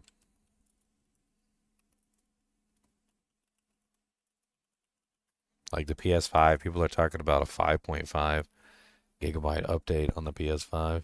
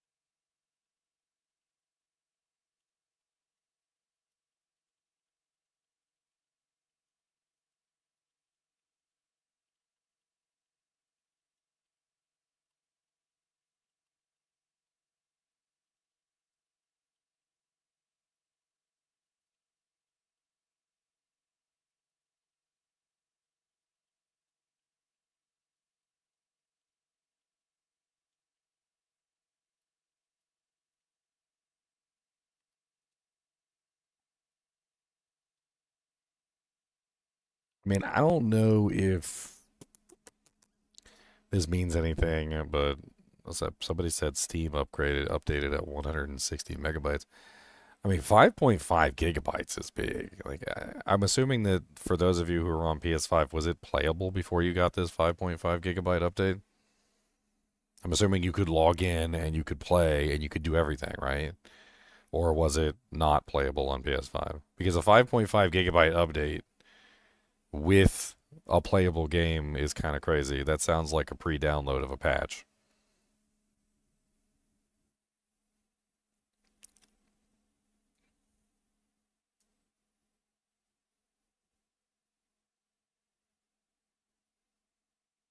Everyone at least starting as Warlock. I think some people are going to start as other characters, but most people are going to be Warlocks, yeah. Most people.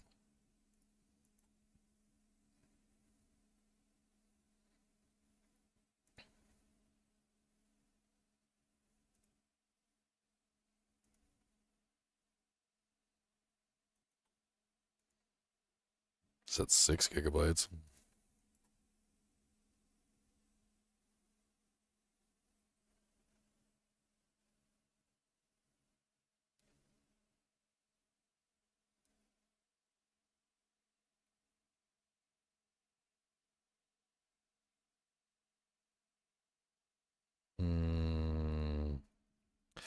I did watch that Chris Wilson video, though, and he is totally right about the, like, old school sprites and whatnot.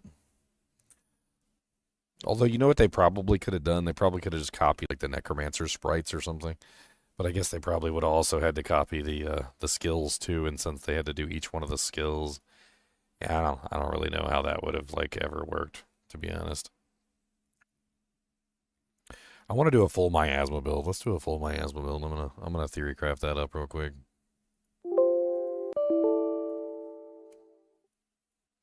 Not really sure if I want to do it as Abyss or if I want to do it as just like pure miasma.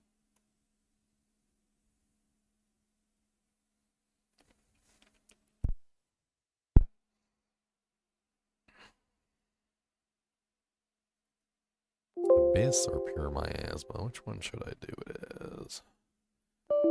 The hell has this character got so much crap on him?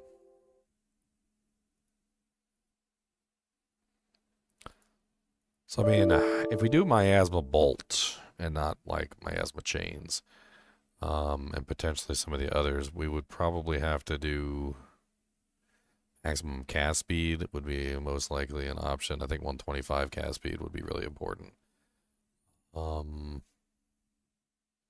Plus the skills obviously really important as well. I mean, Mang Songs is like a crazy choice, but it doesn't have any magic, negative magic res, so it's not actually like the best choice. I'm not exactly sure what would be the best choice. Maybe Ondals instead. Doesn't not Ondals, Obsession. Doesn't Obsession have like a really decent amount of faster cast speed on it? And plus the skills.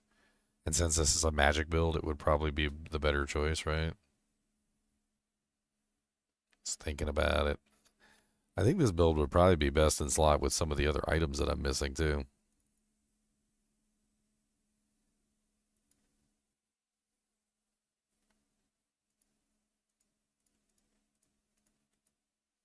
Doesn't really matter which one I choose. Whatever. Done. Boom. There's not really... Is there a miasma book? I can't remember if there's a miasma book or not. Let me look at the uniques real quick.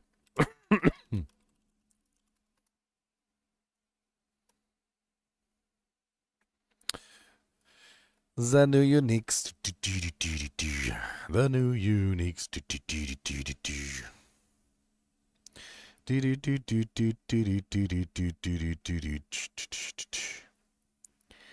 Let's go for item type books.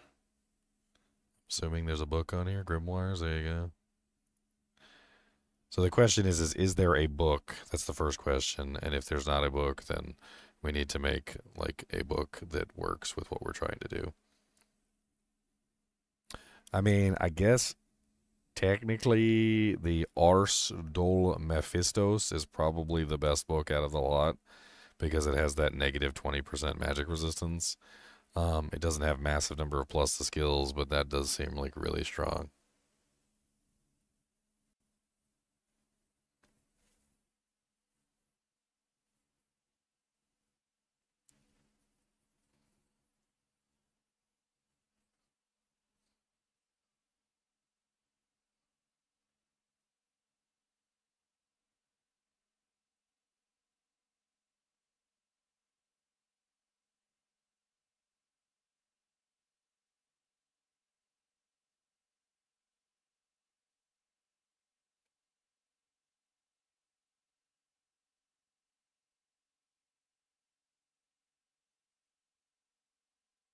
I guess we could simulate the Ars Dulce Mephistos. I can try to simulate it anyway.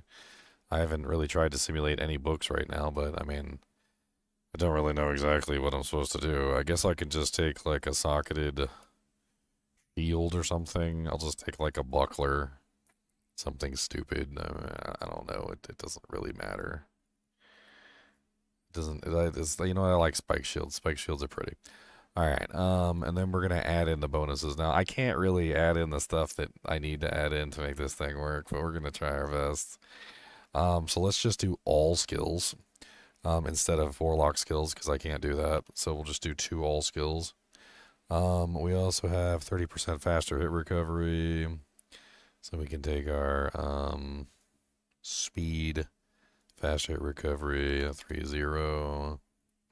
I'm just like recreating the book in Hero Editor, basically. Enhanced damage. This thing has enhanced damage on it. Enhanced damage percentage, 170%. And then we've also got the next stat, which is bonus attack rate. None of this stuff matters for the build that I'm doing. Like, I'm not going to bother adding stuff that has absolutely no effect on the build that I'm running. Resistances. We need the reduce. No, not reduce. Pierce. And we can't do pierce negative. I don't really know exactly how to do this then. There is no negative magic resistance in Diablo 2 or Diablo 2 LOD or Diablo 2 Resurrected. Negative magic resistance does not work. So I don't know exactly how you can even do negative magic resistance in like D2 LOD. Like, it's not even a stat. It doesn't exist. We're just gonna have to do this as basic as possible. Like, I don't know exactly how else I could potentially do this, because I don't think plus magic skill damage exists either in D2 LOD. So both of these things are poopy. I suppose I could try and see if the online hero editor has this stuff. I mean, it's worth a check. Magic Sunders, it's not really negative magic resistance, and that doesn't exist in the original game either. I mean, as it is right now, it's not even like an amazing piece of equipment without those other bonuses on there. It does have 30% faster cast rate, though, so I guess I could just add faster cast in there. I don't think it's that big of a deal. In fact, I think what we can probably do is... Actually, you know what? I don't know what we can probably do. Because adding more plus to skills, adding more damage doesn't fix the issue. It needs more than just damage to have that fixed. Let's move on from this. So we're probably going to end up using arachnids. There's no reason to dwell on that. We can't fix that right this second. So let's grab an arachnids. Arachnids mesh, I think, is like best in slot for this build because you want plus the skills and you want faster cast. Can't really get plus the skills on gloves, so we're probably looking at mage fists, either mage fists or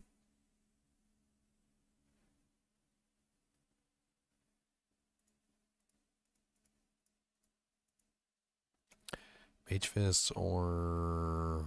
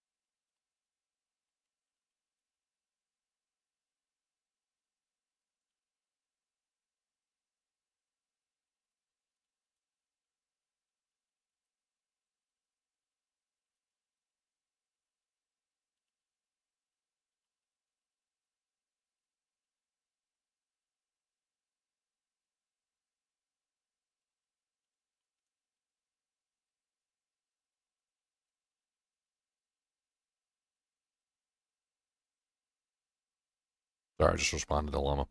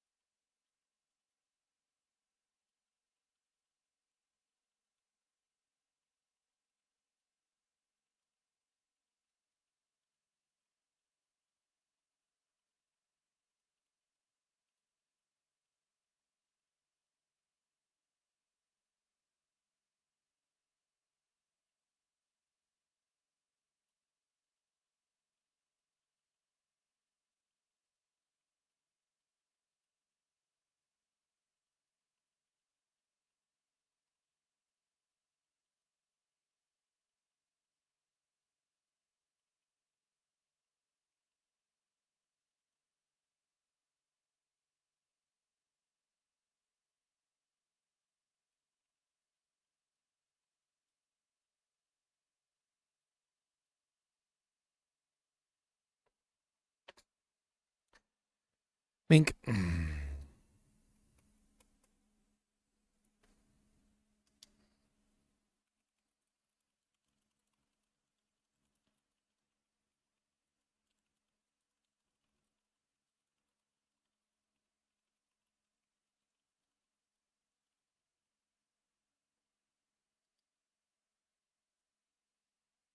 Just ordered the Skin of the Viper Magi shirt and the Secret Caliber shirts. I think you're going to like them. Thank you, Bear. I really appreciate it. I have to get the Coopers the Monster Dog hoodie in the future. The hoodies are really nice. They're I believe they're Hanes or Gildan, one or the other. They seem to be pretty good quality. I've got a few of them. Okay, normal Mage Fists. We're just going to use Mage Fists. We're just going to be generic. And then we also want... We need 125 faster cast. I can't remember how much is on Obsession. Obsession, D2R.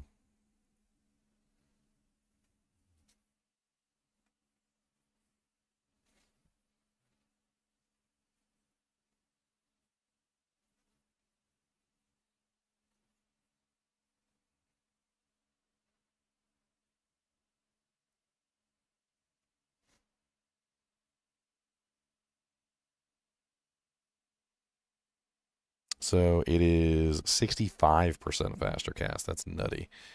So let's run some numbers real quick. We need at least 125% faster cast for this build. So if we use Obsession with 60% or 65%, then we have 20% coming from Arachnids, and then we have 20% coming from Mage Fists. And then we're also getting the, what is it, the 30% coming from that book. That's fine. Like, so we're done. We don't need any more faster cast.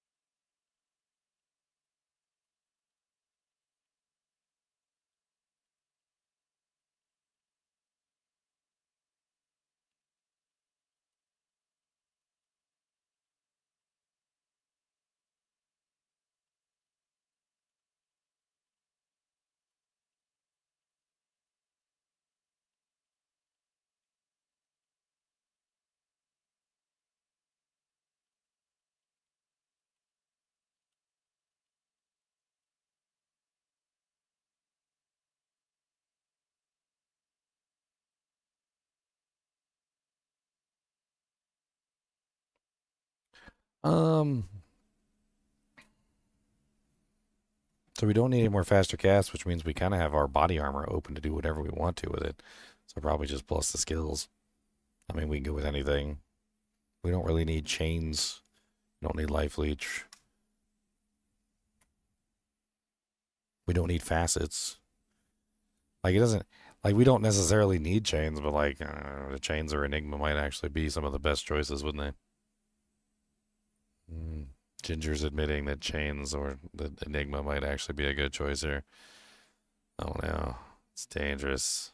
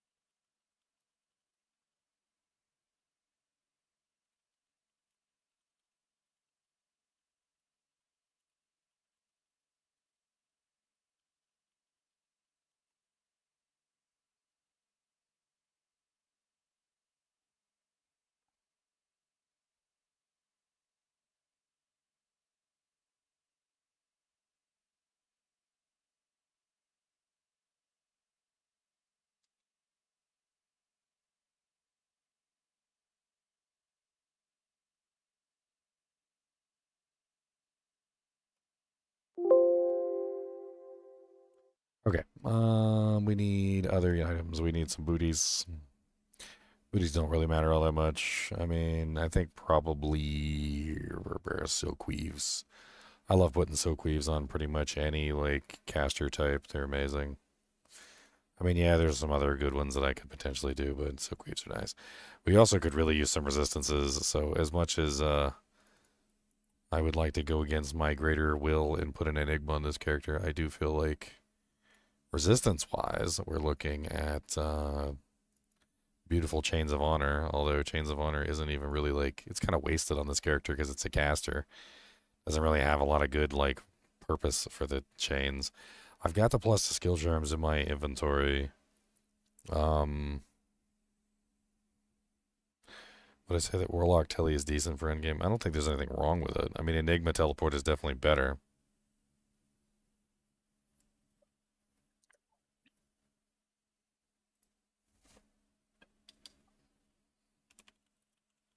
Hey guys.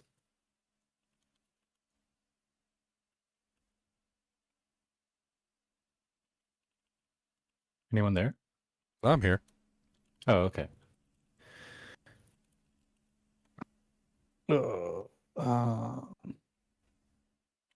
Anyone got a Warlock torch yet?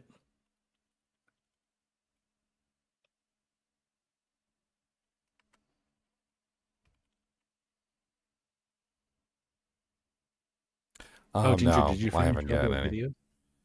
I have not finished all my videos. I got a couple more left to do. Still need a opal vein. I still need a sling ring. I still need a one other book. I think it's the Mephistopheles book.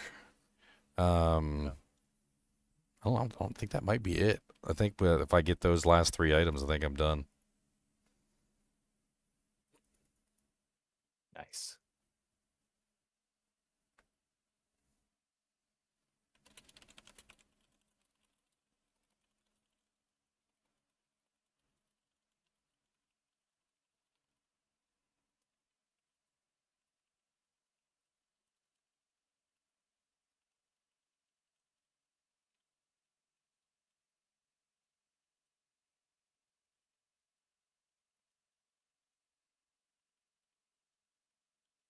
Finally dropped an item which will make me respec into mirrored blades, the Dread Fang. Dreadfang is interesting for the amplified damage. Yeah. And that does proc with mirrored blades, right? Is that why that skill's on there? Yeah, I mean it doesn't proc with Echoing Strike, but yeah, you can use mirrored blades or you can use cleave. Okay. Oh yeah, cleave. Cleave looks interesting. I'm hesitant to say good because I haven't watched your video on that one yet, but I watched most of them so far. I think.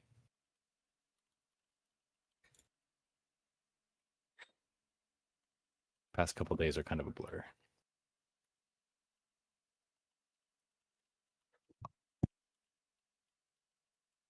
Sorry, I'm just typing the llama real quick. That's why I'm preoccupied.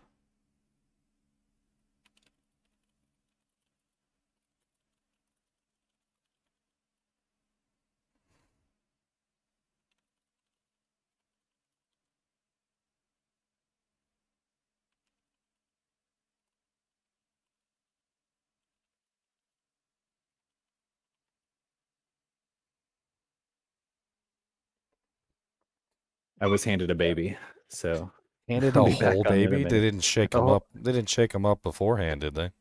No, I was Supermaning him, and he just drooled on my face though, so it's roughly equivalent, I suppose. Nobody. We're not playing the game right now. There was a comedian a long time ago. He was like, yeah, if you don't like somebody and you got a baby, he's like, you just shake the baby up and hand it to him, and then they go bleh all over their chest. Not too hard though. Oh, of course not. You know, don't want shaken baby syndrome or anything. Yeah. That explains what happened to me.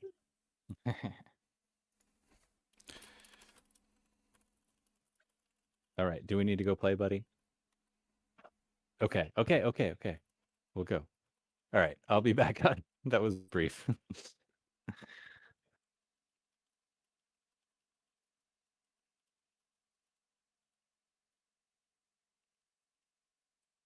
Leon, were you able to do your Uber testing? Yeah. How'd it go? Pretty good. We spawned it on players too for the first, the lesser evils, like Lilith and them. Yeah. And it was quite challenging. But then we spawned the actual attrition event on players 1, and it was just cakewalk. Gotcha. I almost have another set.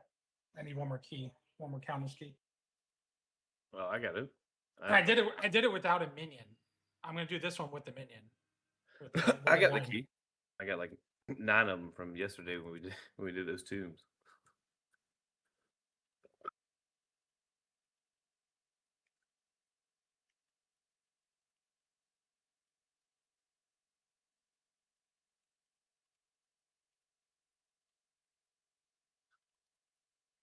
Did you get an Andariel statue from the TZ earlier? No, I didn't even do it. Apparently there was an Andy TZ. It's like the only statue I'm missing.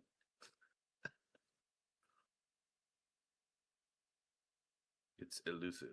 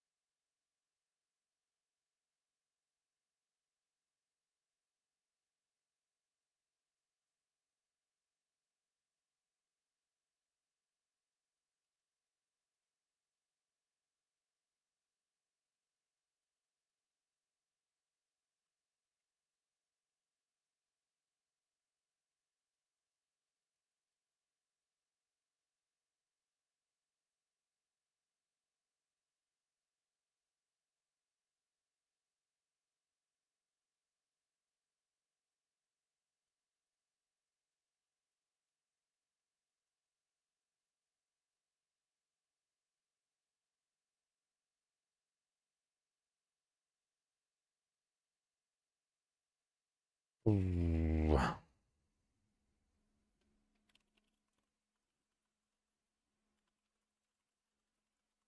We could do one together, King, if you want to bring a bard with like day 1, day 2 BO, like not a ton plus of skills, if any. It's a big game. The body scanner reveals the brutal truth about your body that your regular.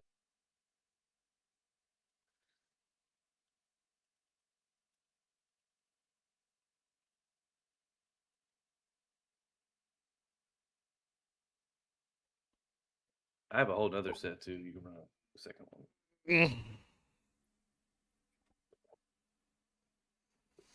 Try to get a Warlock torch for somebody. We got a bard torch, 1018. Ugh. Naturally. I almost left it on the floor, but then I picked it up, just couldn't let it go. I mean, any torch is better than no torch, at the very least. Yeah. But my testing, I'm not going to wear it. I'm literally trying to test as weak as possible.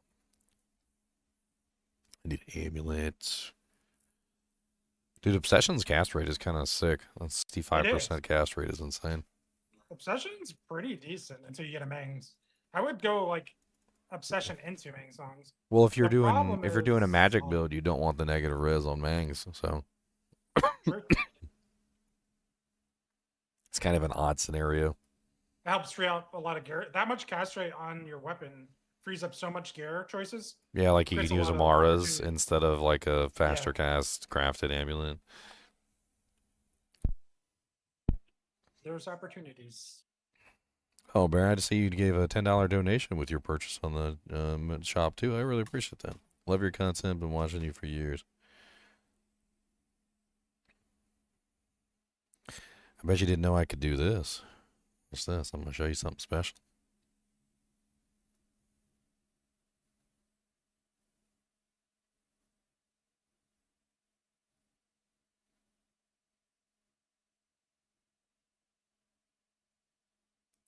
What's up, Bear? I see you got a Skin of the Viper Magi t-shirt and a secret cow level portal. Sounds like you're going cow farming. I really appreciate the $10 donation. And also, here's Kubus the Monster Dog. Cody, come say hello to the bear, big giant bear monster. This is Kubus the Monster Dog. He's got big fangums. See, there's a big fangums there. And yeah, and he's going to get you with his big snoot. He's going to snoot you like that.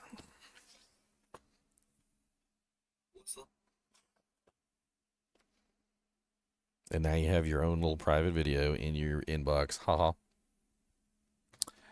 Alright, what else do we want? I guess we can use Sojas now since we don't need... I mean, yeah, like we already have the faster cast we need, so I don't even need the Sojas or the fast FCR ring, so we can just do 2 Sojas. Okay, that's good. So let's copy him over.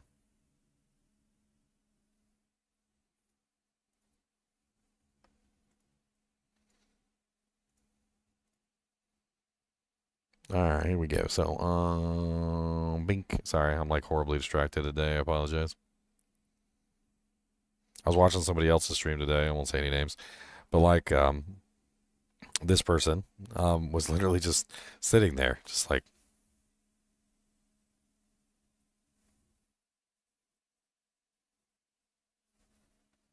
And I was like, man, talk or something. Like, make a noise. Are you alive? No, it wasn't Llama. No, it wasn't Llama. Oh, no, yeah, it was Leon. No, I'm just kidding. It's just, I was just watching, because I was at work and I kind of wanted to watch some Diablo 2 stuff, and I just pulled up a random person's stream and they were just like, they're just sitting there. And I'm like, you gotta, like, you can't just sit there. You gotta do something. Like juggle or something. Some juggling going on. Let's go.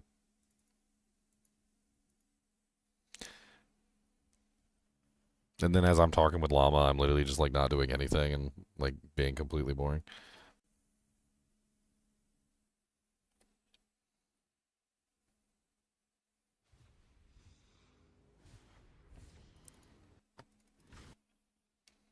Scholastic Book Fair. That would be a great thumbnail. Just do like a Scholastic Book Fair thumbnail. Good day.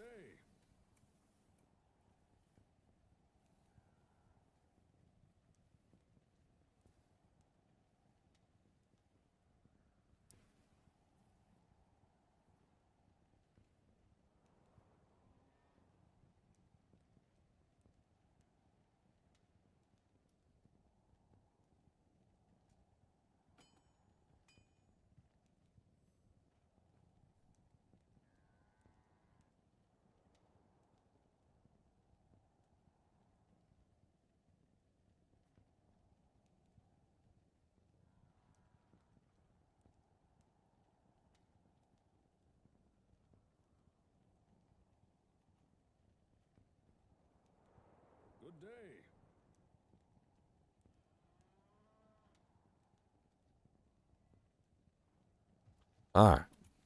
Try not to be distracted for 5 seconds. Bing, bing, bing, bing, bing, bing, bing, bing, bing, bing, bing, bing, bing, bing. Oh yeah, I have to actually convert this character, my bad.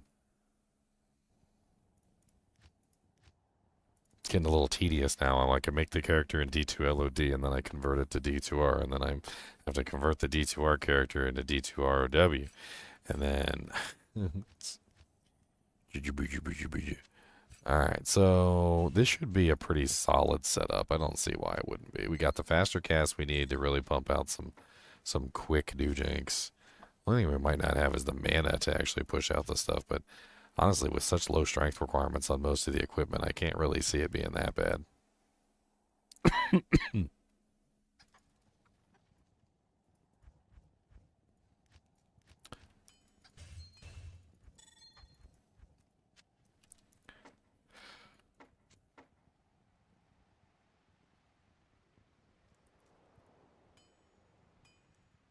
And I'm running from the Countess. I can't use this yet.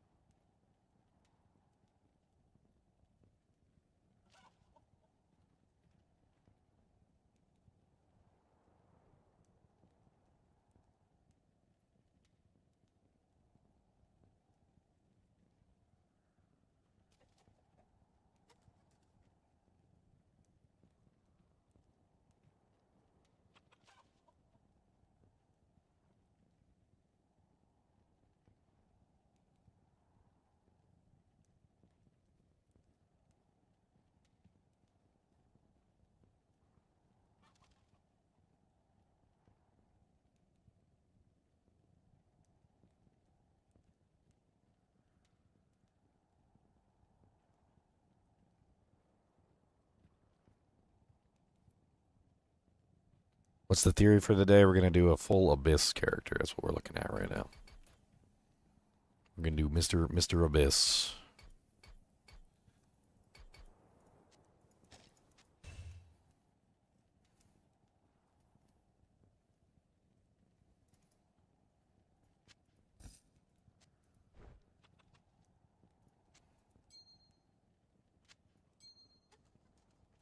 He wants to suck. He's gonna call him the vacuum. The vacuum. Well, I want to see. I think it's potentially the highest damage in the game. That's what I think. I think it's potentially the highest.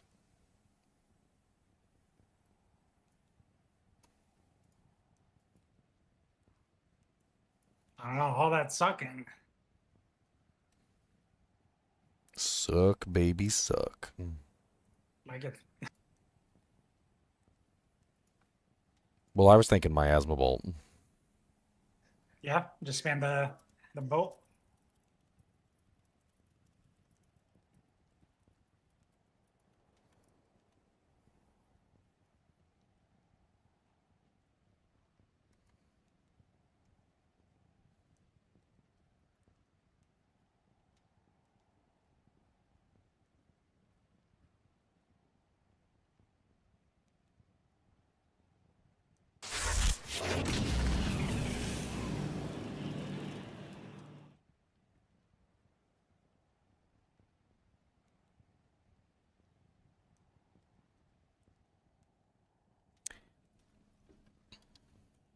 We're talking about all the RNG stuff now.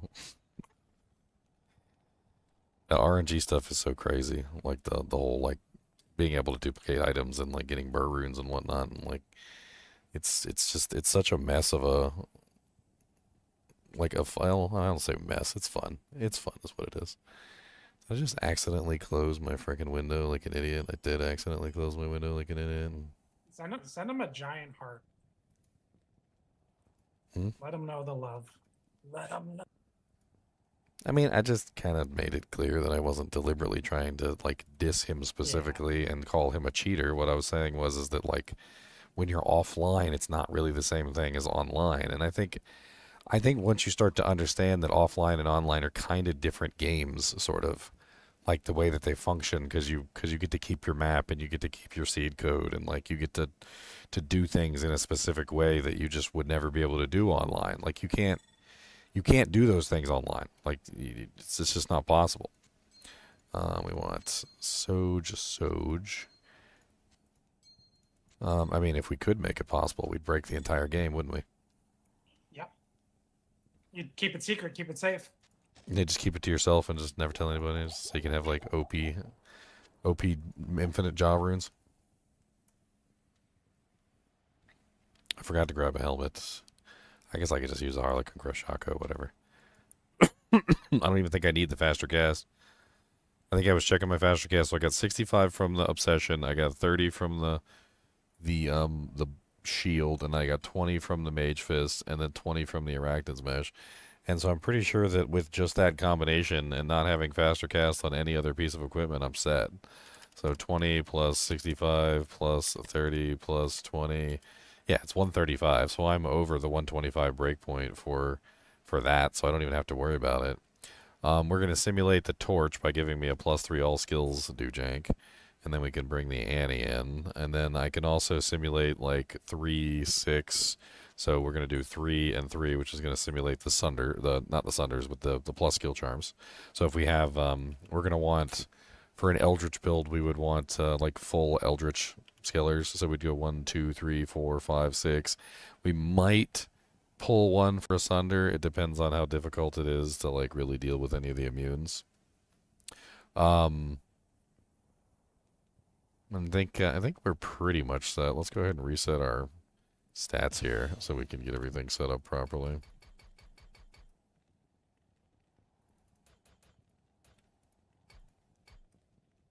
Okay, and then we probably need mana. I'm not exactly sure how much, but 564 is probably not going to be enough for these skills. Let me see how much the skills actually cost before we decide. So let's just 20 point all these. 24, 26, and Abyss is 67. Let's just go outside real quick and see how fast I drain my mana off of my Asthma Bolt.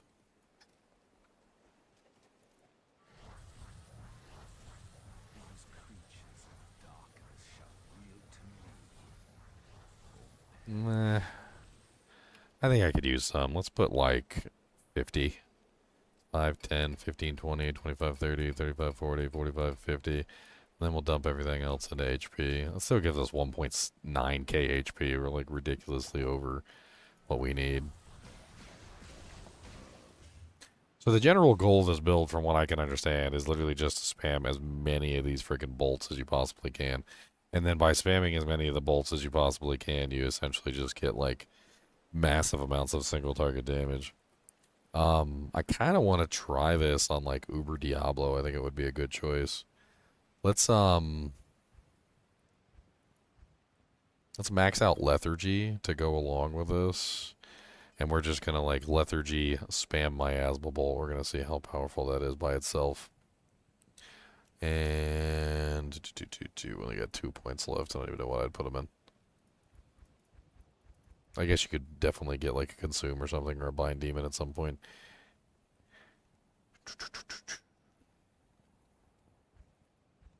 Does Sigil Death work on bosses? It does work on Uber Diablo, and very effectively, mind you. I was actually really impressed at how well it worked on Uber Diablo. So could you like 1.1 wonder that and just use it as like a call? Like a calling strike?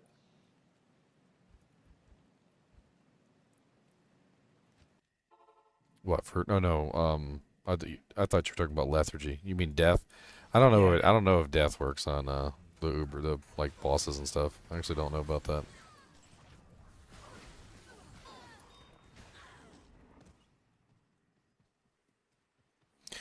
Feels like I'm the only one playing Abyss. I mean, I think Abyss is going to be really strong. I think the main thing about Abyss is the amount of miasma, like puddles you can stack.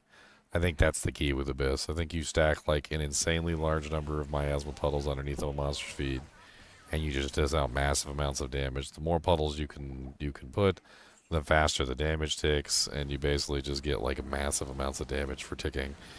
Like, holding the monster still is going to be ideal. Obviously, Diablo has, like, massive magic resistance, so... And I believe we're currently on players 8. So, taking this into account as we watch his damage, the damage go. But honestly, that doesn't look like the most pathetic thing I've ever seen. Looks like the miasma puddles are actually dishing out decent damage to him for the fact that he has massive amounts of magic resistance. And he's on players 8 right now.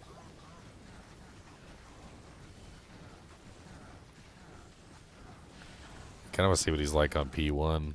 I mean, that's a kill. Like, I could totally kill him there. It's going to take a little while. Wouldn't be the fastest kill in the world, but that was definitely a kill. Let me see what it's like on P1 just for, like, comparison.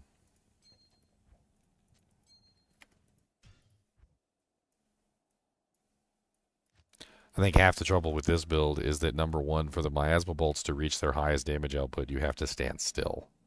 So you need to be standing still, and the boss needs to be standing still. Like, you can't be moving around and wiggling like a little child. Because obviously you want to stack all of the clouds in the same exact place to get maximum amount of damage. And if you don't have like all the clouds stacked in the same place, well then you're just spreading your damage out too thin, and it's not going to work. And of course you get access to the other skills too, but I want to test like this specifically.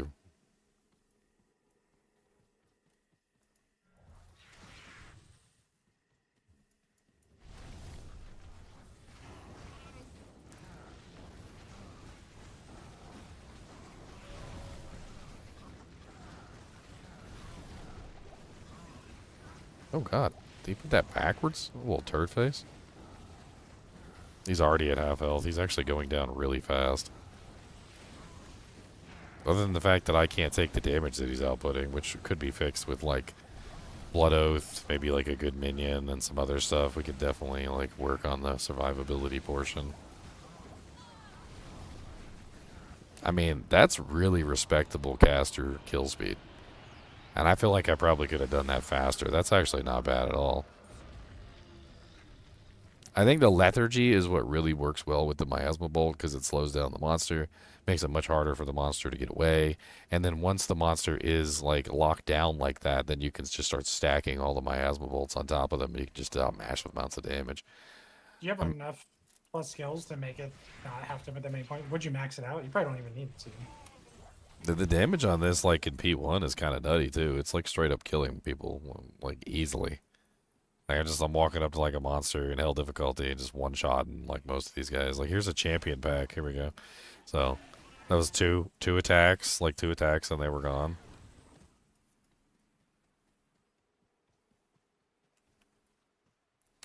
I mean, it's 2,457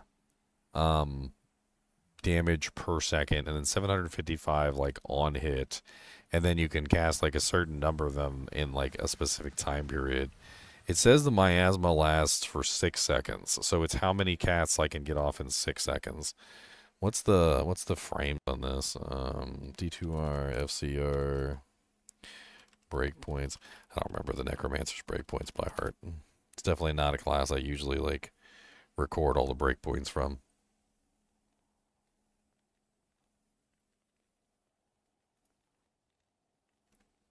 Dun, dun, dun, dun, dun. Necromancer, faster cast.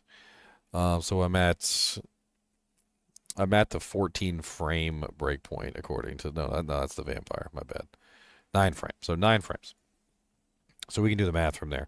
So we have 6 seconds times 25, so that brings us our frames, divided by 9 frames is a 16.66. So we're essentially getting roughly 16 and a half casts, which means that we technically have 16.666 miasmas on the ground, which of course you can't have 16.6, so it's just 16. And that's times the damage of the miasma, which is currently 2,457. So you're looking at like 39,312 damage per second from the miasma puddles underneath of the monster's feet. And Uber Diablo, by the way, had like 50% physical resistance, or magic resistance, so we were only doing like 19,656 to him. Which I do think that this build would definitely benefit from negative magic resistance equipment, especially versus the Ubers and whatnot. Go sacrifice Shank and kill him again. -4. I mean, it would probably be twice as fast. I mean, it only took me like a couple seconds to kill him. I kind of want to check out Abyss next. Like, let's play with Abyss and see how Abyss does versus him. Abyss is a little different. You can't actually stack it on top of each other, and it doesn't have like the same sort of mechanics. So it's a little weird, but I mean, hey. We got infinite Zojas.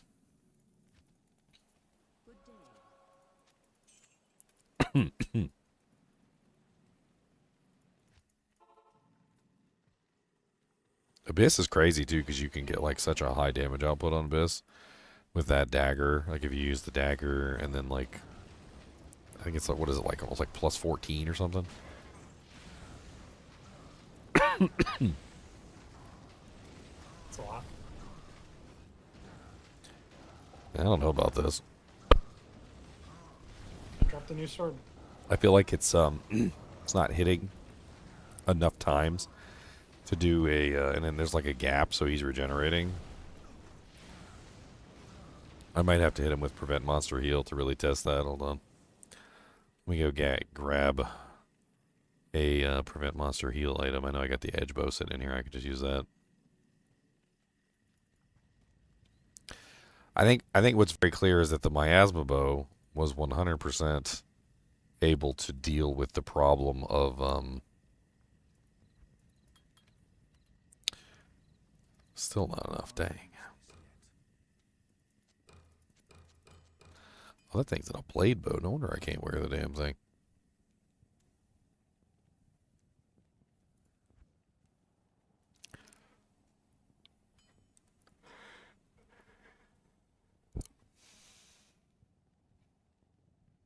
Can't remember if I put prevent monster heal on here.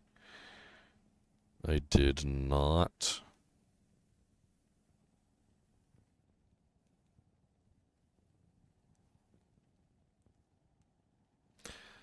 They're gonna make me respect dirty hillbillies.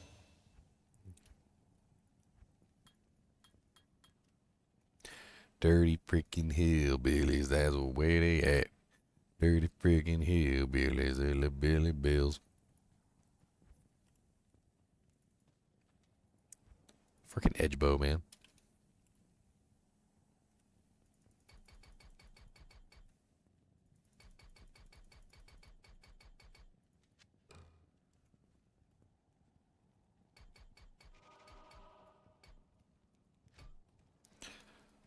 Alright.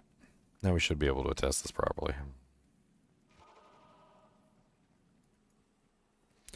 Is a fist warlock possible? Yeah, you could definitely do a fist warlock.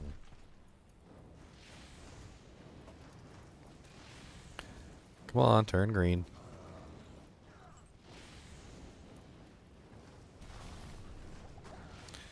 There we go.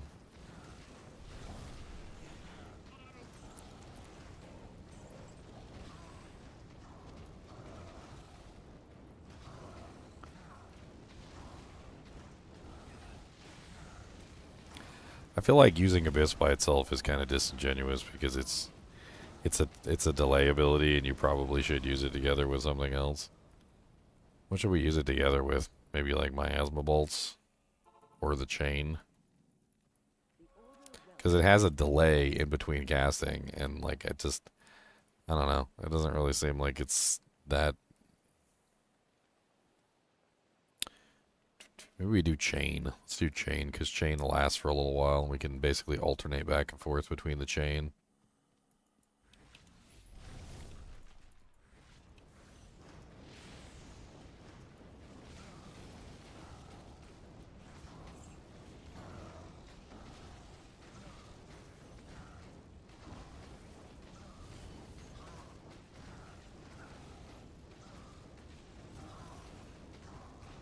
It's definitely not as smooth as the miasma bolts, that's for sure. I feel like the miasma bolts are just better.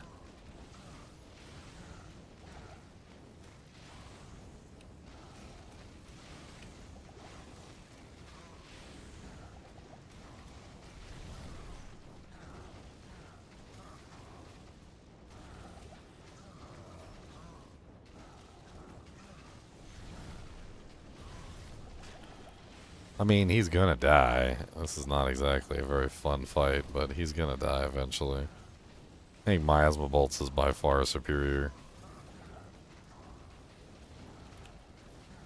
One of the problems with the chain is you have to, like, go around him and, like, cast the chain on the other side. And then you have to, like, walk back over so that it hits him. Otherwise, it hits him directly. I don't know.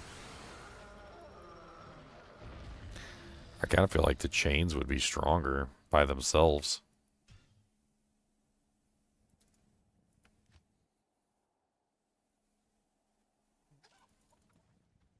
I mean, the chain could work, I think, for the boss. I think we have to take Abyss out of the equation, though. And I think what we do is we just Abyss and Lethargy.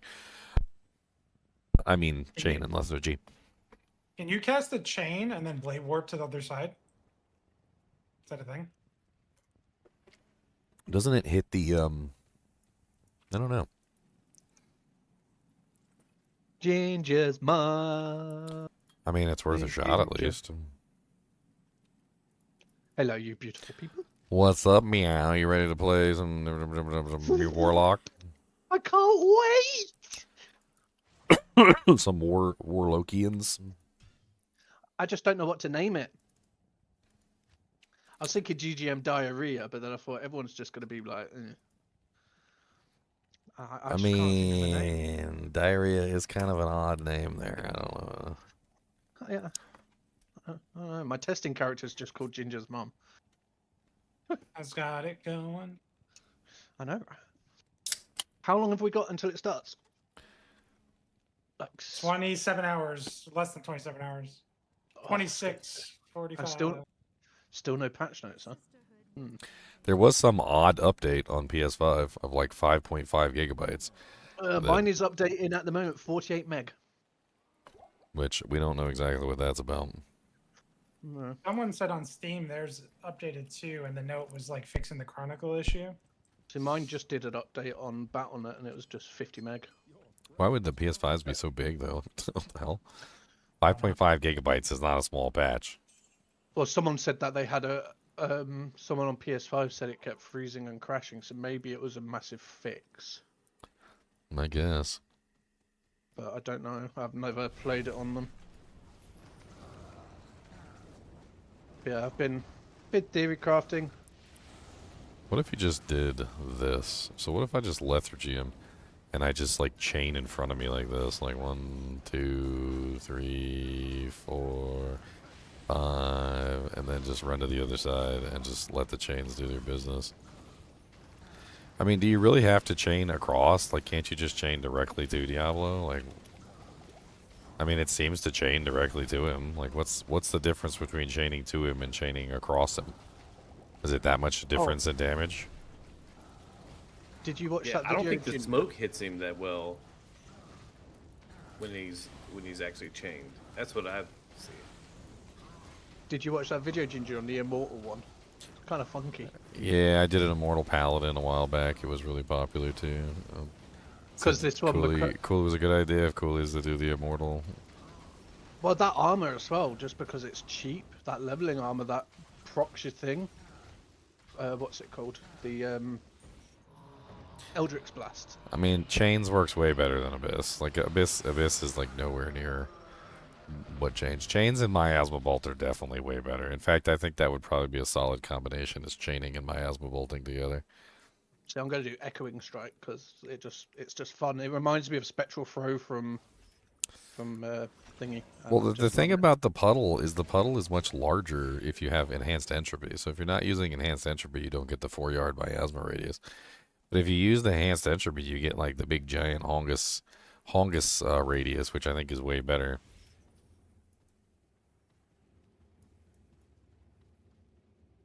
It looks like the miasma stays on the ground for a little while also after application. So, I mean...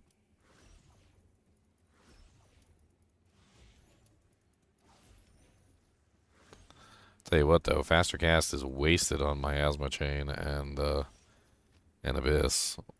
Like Yeah, you I'll be might needing get faster off a cast. couple extra, but like Because Echoing Strike is faster cast. I mean he definitely died pretty fast, Baronism, so I think you probably hit him.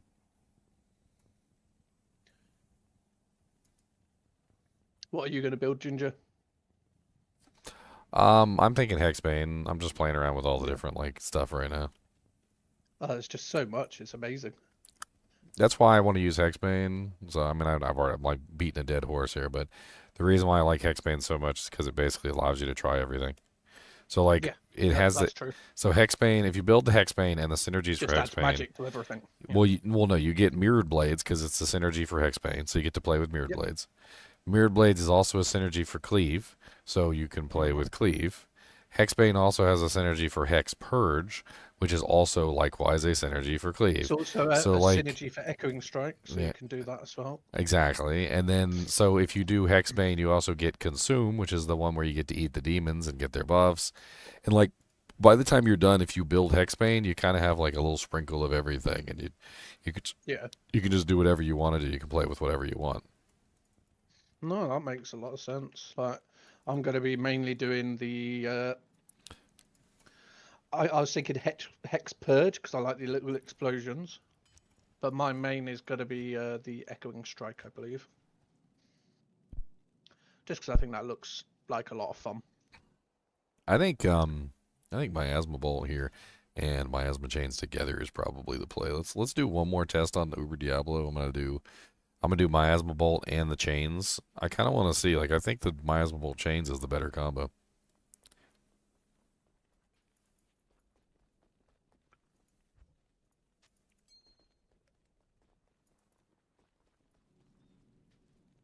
I definitely think this is going to be a fun season.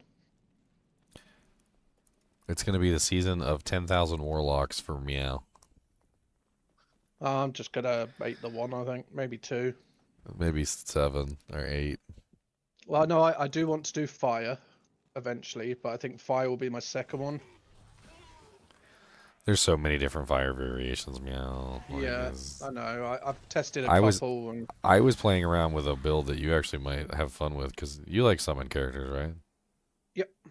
So I did a triple tainted, which is they shoot fireballs, and then you use the death mark, and you basically teleport them around. And so you basically kind of have like these like teleporting hydras. And you can build into them really significantly, and then once you have the tainted maxed out, you have like these 3 like mecha cannons. Yeah. You can use one blind demon to get like a conviction aura, and you can get like something else that does fire. But like, I was having so much fun just like teleporting the demons around like little turrets. They were like my little turrets. Also, this is a good note for you, Ginger. One that you will like, and we should probably share with the kinship. I watched a thing, and the best place to spawn our Bind Demon is where you do your mini Ubers to get the eye, the brain, and that, because they're immune to everything. Like, they're immune to magic, they're immune to that. So then you can push a bit more. Not sure if that's going to stay, but yeah, I heard a bunch of people were using. That was what Cooley did to get then the. You can push a bit more in your Blood Oath and take a bit less damage, which is gonna. I think Blood Oath is going to be a big one for us at the start, just because our gear is going to be rubbish. We're gonna, struggle. That was an absolutely solid kill between Miasma Bolt and Miasma Chain. I think Miasma Bolt, Miasma Chain is the play. I think your Miasma Bolt is your high single target, and I think your Miasma Chain is your AoE, and you just drag that over the monsters and kill them. Like, but if you're trying to do single target damage, I think Miasma Bolt is by far the best single target damage. It's crazy just how good it is, and also like how it's in the kind of an AoE attack also at the same time. What I want to do is I want to go into the cows real quick. Oh, you know, I can't go into the cows. That's right. Dang it, stupid poopy cows. Stupid poopy cows. Small update. It's like 40 meg. Do I think Hexbane would be better than that's what Hex mine Purge was. for Mirrored Blades? So Hex Purge is basically like Freezing Arrow. If you've ever done a Freezing Arrow or an Exploding Arrow build, or like a Enchantress Bow Sork. The problem with it is it's just AoE damage that's going to multiply when you hit large numbers of targets, but it's not going to do significantly high damage versus a single target. Whereas Mirrored Blades with Hexbane is very high single target damage, and technically when you get 5 shots, you're doing really nice AoE too, because you get that applied to all 5 of your hits. I do think that Hex Purge will probably excel specifically in killing like large packs. Cows and stuff. Like cows. But if you're using a bow that has 100% pierce, you're not really going to notice much of a difference, I don't think. Like, But they do synergize each other, so you can always swap between them at will. You can say this is an AoE yes. situation. So that's another thing, is that Hexbane does have Hex Purge as a synergy, and Hex Purge has unfortunately Hex Purge doesn't have a lot of the same synergies as Hexbane, but it does have Hexbane, so you get at least one synergy on it. You do kind of have Hex Purge as a Hexbane character. Sigil Death is better for AoE than Hex Purge. I don't know. I've had trouble getting Sigil of Death to actually work unless you're doing low DPS. The problem with that is that the monster has to have 13% or lower HP, and if you one-shot the monster or you dish out massive amounts of damage, most of the time the monster's just never going to hit 13% HP is what I noticed. Now, if you're using Miasma Bolts, like, then yes, I could totally see using Sigil Death for the explosions. But at the same time, Lethargy is just really strong with Miasma Bolt because you really need the monsters to sit still. But I mean, let's just for fun, let's put Sigil of Death on Miasma Bolt. The reason why it works so well on Miasma Bolt is because it's a damage over time, and the monsters will almost always invariably die to it, like hitting 13% and then exploding and then killing all the other monsters nearby.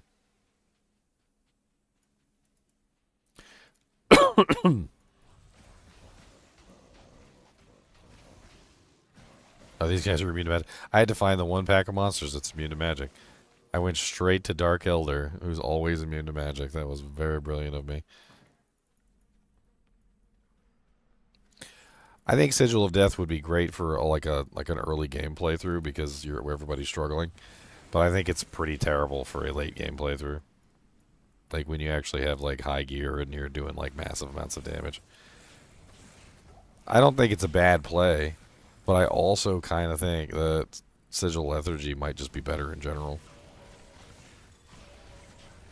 Although this is working pretty good with the Miasma, because the Miasma never one-shots. Like, the Miasma has this, damage over time effect, so the monsters are sitting in the Sigil, and they're taking the Miasma damage, and then they're going low enough on health, and then they're exploding. So, like, with the Miasma specifically, it does seem to work surprisingly well.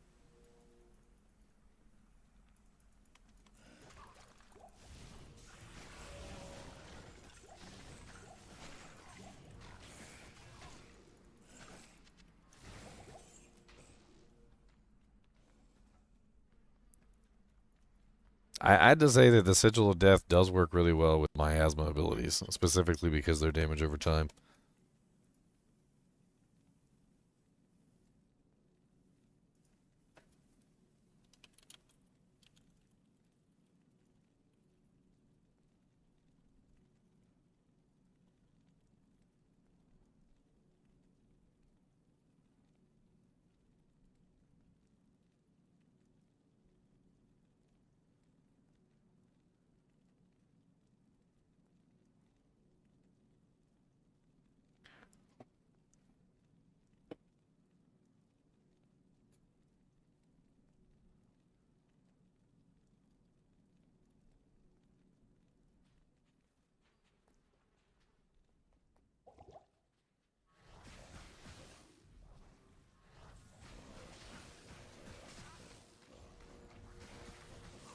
Yeah, these guys are just like completely unkillable for me. They're like the few monsters in the game that actually have magic immunity. I mean, it's not really that big of a deal, but you are going to run into a couple monsters in the game that are immune to magic, and you're basically going to be like piss poor against them unless you have some sort of way of breaking it or reducing the resistance.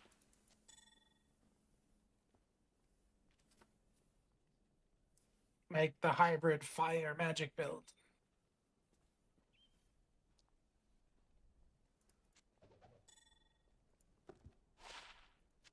God, man, I gotta pee like a racehorse all day long today. I think it's because I've been drinking so much because my throat's always hurting, and then like I'm constantly chugging stuff because I'm freaking trying to like keep my throat from dying, and then as a result, I gotta go pee every 5 minutes.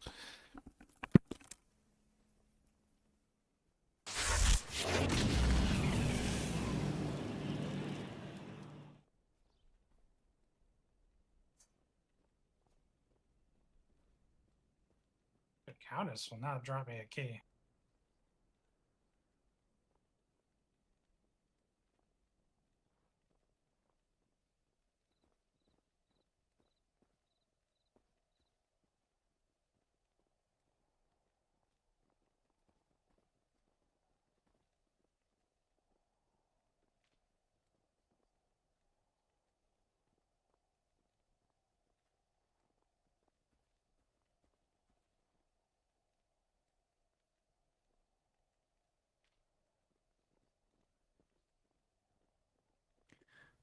I've got a bunch of extra T keys if you want some.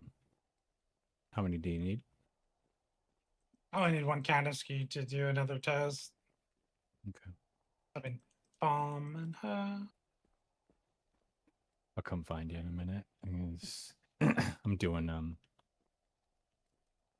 key runs myself.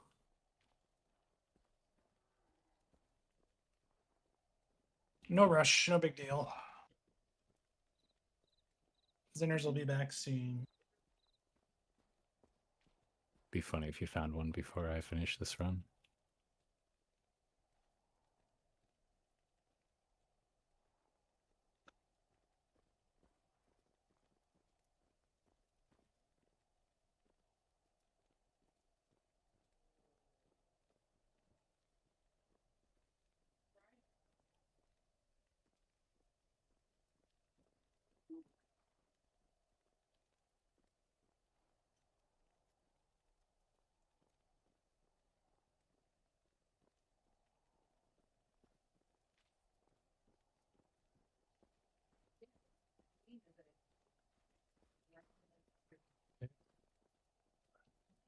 The Neil effect.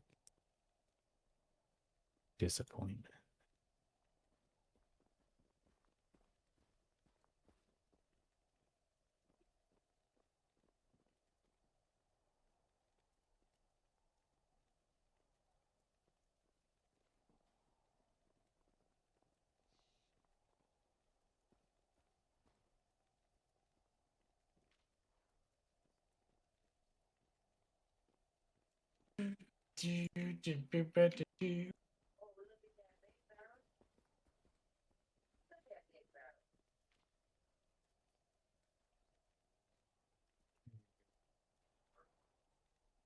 No D key.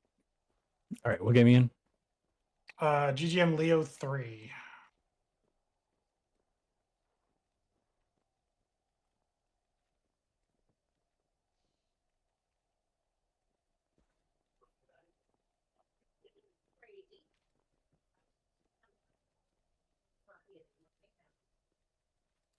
Womp womp What act are you womp. in? 1. So my considered opinion is Abyss is kind of OP. To be perfectly honest. Thank you. I think Miasma Bolt is OP. I think Miasma Chain's OP, and I think Abyss, although it's not really the highest damage of the lot, I think it's really strong for what it is, which is a pull-in that does damage. I think it's kind of weird that it's a pull-in that does damage, though, because it does so much damage a lot of the times when you're fighting like lesser monsters that the freaking Abyss just like outright kills most monsters. It's like let me pull this. Oh, he's dead. Let me pull these guys. Oh wait, no, they're dead. Never mind. Yeah, it was a lot of fun, but the like boss kill times with it were kind of slow, so I relied pretty heavily on the miasma bolt. Oh, this is a great choice here. Fire tower. Okay.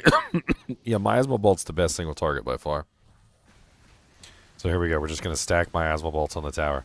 Look at that tower kill speed.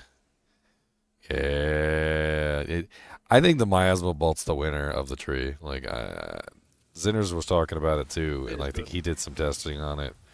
And I think it's just because it does so much damage, like, because you're basically getting, like, multiple stacks of miasmas on top of each other. It's the only skill that just stacks a massive number of miasma puddles. The other skills don't do that. Like, chain, as good as it is... You get to 125, right? I mean, yeah, or you could do 180 even. I think I could hit 180 easy.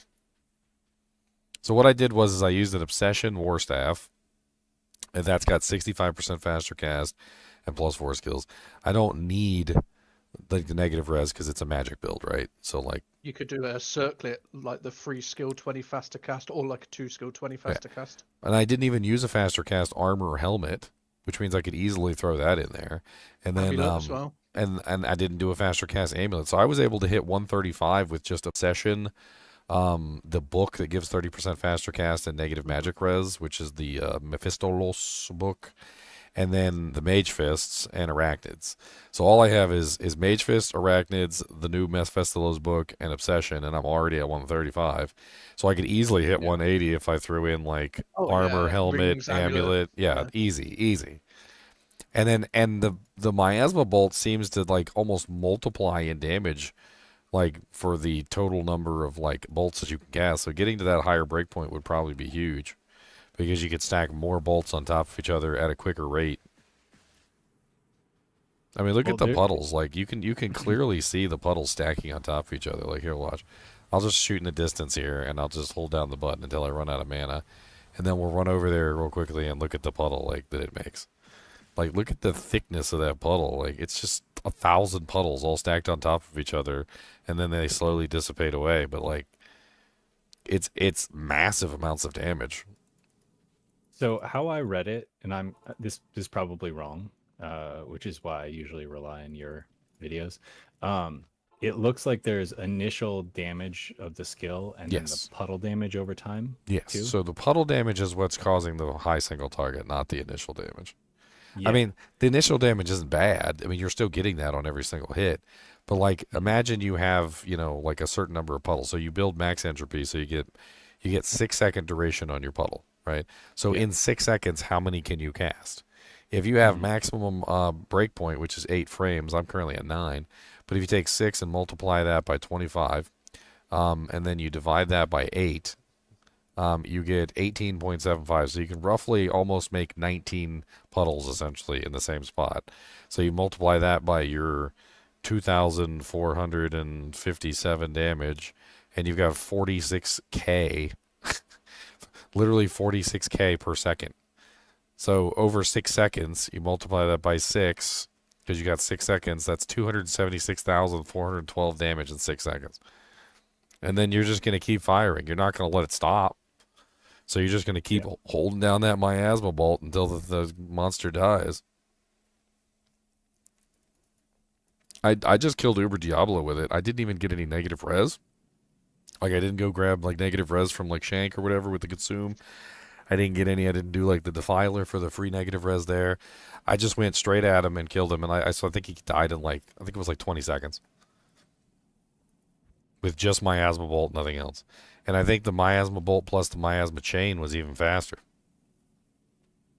It's definitely going to be interesting to see. Oh, one other question. So it looked like you were doing damage to the monster with the chains cast on them. I didn't realize that was a... It seemed like you were, but I'm not really sure. I think it's just because it's making a puddle under his feet. Oh, okay.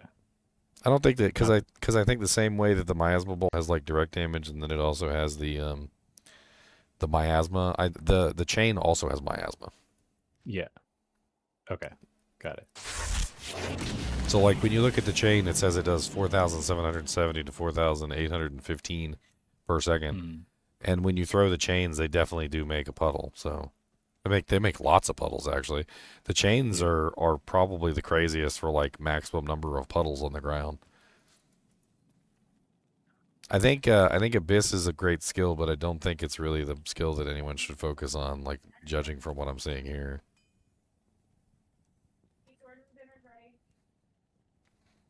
Dinner's ready. Yeah. I want dinner. You want coffee? I wouldn't mind actually. Yeah. So theoretically, it would do more damage if you just cast it right behind them and they walked straight towards you. But that's very unlikely because they're probably going to intentionally move out of the way of the attack. I mean, I was almost thinking that you'd be better off like casting it at your feet and then blade warping over. Oh, that doesn't cancel out the chain? I don't know, does it? Let's try. So 1, 2, 3, 4, blade warp. Oh, it does cancel out the chain, you're right. Okay, so that doesn't work. That was just a guess. I wasn't even like a... That doesn't work. It doesn't work. It doesn't work. It doesn't work. Okay, fine. Jeez. Disappointing. Sorry. That would be cool, though. Only Enigma works with the chains. That's an unfortunate oversight on their part. Like, they need to fix that, I think. That Enigma does work, or that Blade Warp doesn't? The Blade Warp doesn't.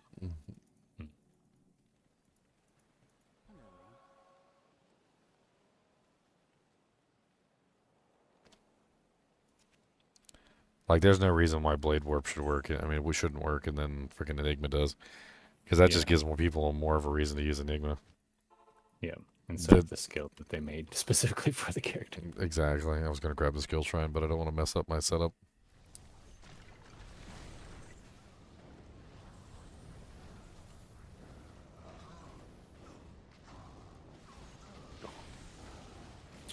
I mean, one thing I noticed with the miasma chain bolt is you can't stay still forever. So, like, lethargy tends to work really well with this character, like, in general, because once you get your lethargy up, it's not lethargy, there you go, lethargy, slows down Diablo tremendously, which basically locks him down and allows you to just, like, spam attacks on him. It's extremely useful for getting the miasma, like, puddles to all line up in the same place, essentially. But yeah, that makes sense. I think if you're doing a miasma bolt setup, I think you without a doubt probably do lethargy, maybe even cap it, because like it has such a profound effect on getting the monsters to sit still in the puddles and behave like good little boys, so that they all die as quickly as you want them to. Yeah. I mean, most things just die in one hit once you get the skills right. I mean, did you see that kill? Yeah. That's impressive considering he has 50% magic resistance. I'm fairly certain. Oh, yeah, I'm fairly certain Uber Diablo is 50%. All right, let me pull it up real quick. Uber Diablo. And that was without any of the gear, right? I mean, I have some gear. I've theory crafted the character, but it's not like I don't have I don't have any like the Sunder charm, and I don't have any of like the new negative resistance magic gear or anything. Yeah, that's so like I'm missing that stuff. Yeah, he has 50% physical magic resistance by default. So all my damage was being cut in half, and I still killed him very quickly. Yeah. And that's on P1. I'm pretty sure I was gonna do it. Like it was a little rough, but I was gonna do it on P8. The only problem with this build is, in my opinion, is you really need something that stops the monsters from moving. Cody's borking. Oh, I'll be right back. Somebody's at the door. Yeah, you can use that curse to slow him down.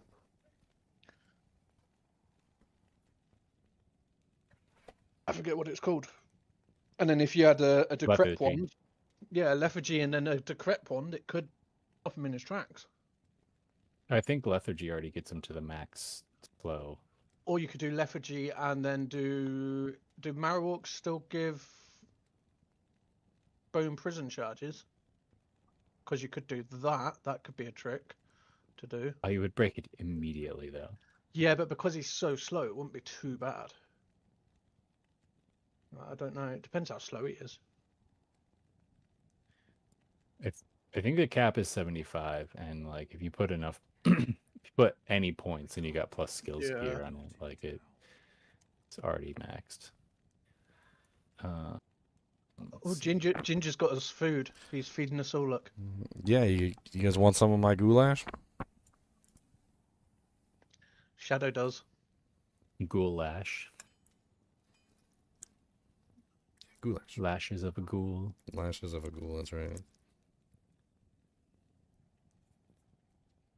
Food.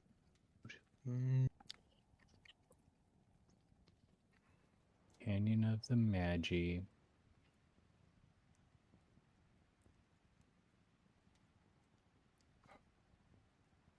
Oh, I should be doing Duriel now, shouldn't I?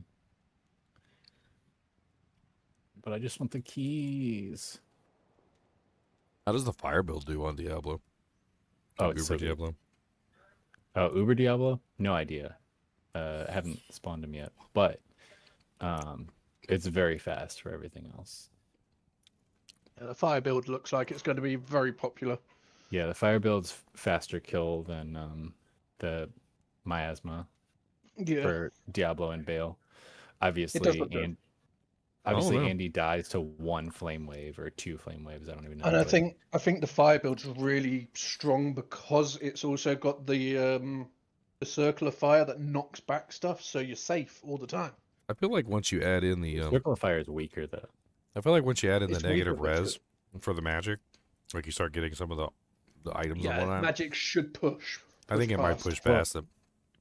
Apocalypse has that. I have level 37, and it natively the skill has minus 41 fire res on it. Oh, yeah. I know. So like it's gonna be hard to beat that. They're definitely going to be nerfing that eventually. Yeah, probably. I don't think Apocalypse is the real single target damage skill on that character, though, is it? I thought it was Flame no, Wave. It's just AoE. Flame Wave is the single target for sure, but like you just like every time you're walking towards a new screen, you just cast it ahead of yourself, and everything's dead before you get there. I mean, did you ever play Diablo 1? That's Apocalypse. Yeah. And then the distance on Flame Wave is good enough, but it's a really I don't have cast speed on this character. You know, these so are I'm just mostly using Apocalypse. You know, these are all Diablo 1 abilities, every single one of them. That's hilarious. I didn't even think about that. So Ring of Fire is in Diablo 1 it's called Immolation. And Flame Wave is literally called Flame Wave. And Apocalypse is literally called Apocalypse. They're literally all D1 skills. That's funny. So they just ported the character basically. Well, I guess they decided they wanted to bring the skills over. I remember Flame Wave being kind of buggy in Diablo 1. And I remember Immolation being okay, but it wasn't like the most amazing thing. And then Apocalypse, of course, everybody knows Apocalypse. It's like one of the most broken skills in freaking Diablo 1. I'm kind of surprised they didn't add, I was talking about it earlier, like an Archangel staff of Apocalypse. Might happen. You never know.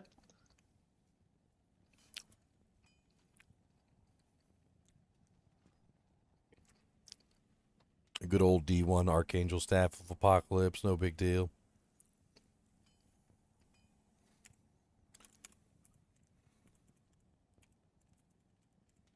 Once you found the staff of Apocalypse, it was like over.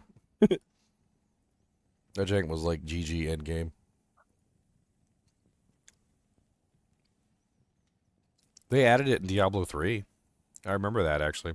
I just saw the image on here, and then I remembered.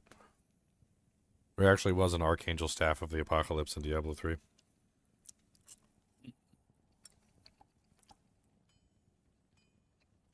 be really funny if the people who made Diablo 3 didn't know that, and they just accidentally did it. Well, it's a blue item in Diablo 3, so they must have known. They didn't even make it a rare or a set or anything.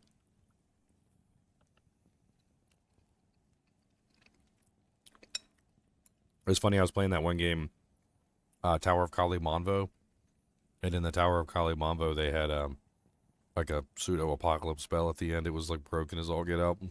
It was like when you got to the last level, they were like, "Here, have this." And you're like, "What's this?" And you cast it, and it's totally apocalypse. Let's see how many. Okay, so it's either 2 flame waves or 2 apocalypses to kill Duriel.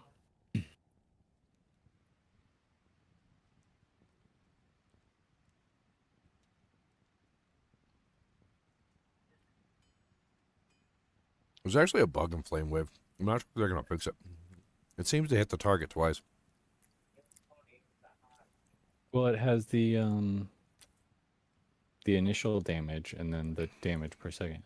Well, past that, like if you watch the initial blast before the fire hits the ground, like hit a monster and just really pay attention. Like, you know, open your eyes up and like stare and don't blink, and then use your Flame Wave. If you watch, you'll see them react twice from the initial hit, where they go instead of just going they go in quick succession. Like they get hit 2 times really fast. It's like a wave crashing down. Like picture a wave in the ocean. Like it hits you once up and then it crashes on you. It definitely seems to be hitting twice. And then the fire goes on their feet, and then that does damage too. A couple other people have noticed it too. Leon noticed it. There was a couple people in the on the video that also said the same thing, that they noticed it seemed like it was hitting twice. I'll be back in a bit. It made me out hungry. Yeah, I mean, I put one of the first builds I did was the fire build, and everyone, like, I noticed everyone's like skirting around that. Like, everyone's talking about Echo and Strike. I'm like, have you tried the fire build? Well, like for the fire build, Ring of Fire is basically like Nova, right?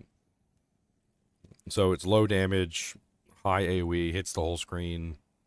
It kind of seems silly to add Ring of Fire and Apocalypse at the same time, though, because isn't Apocalypse pretty much the same thing as Ring of Fire, except better? Ring of Fire doesn't go that far. It seems like it should go further, but I don't.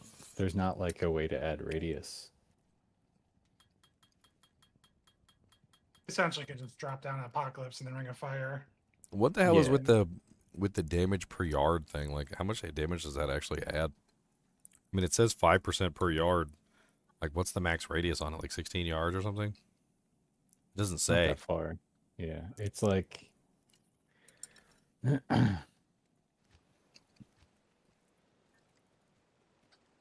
like maybe a fourth of the screen once you max it out, but it's like it'd be nice if it was more, but for once, Bear, I'm just gonna bow to the superior authority of Cooley. Cooley already did the immortal Warlock. I'm not gonna steal his thunder. You should go check out Cooley's video. He did a pretty good one on it. Maybe I could try and do a different immortal Warlock. I don't want to just copy his notes.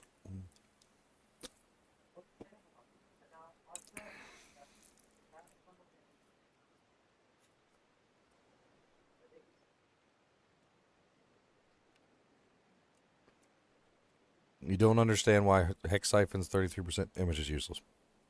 Didn't I explain it in the video?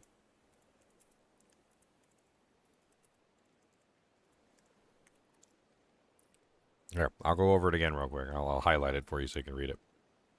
Alright, so this is Weaken. This is the only other ability that has negative 33% damage. Alright? It's the same exact effect. It's the same exact effect that exists on Decrepify. It's the same exact effect that exists on a lot of different skills. Patch notes are up. Nice. Sounds like we're going to be reading some patch notes. That's what we've been waiting for. I'm excited. I just got back and I heard you. I guess we're reading patch notes. I'm like, yeah. Oh man, are they on the D2R news page?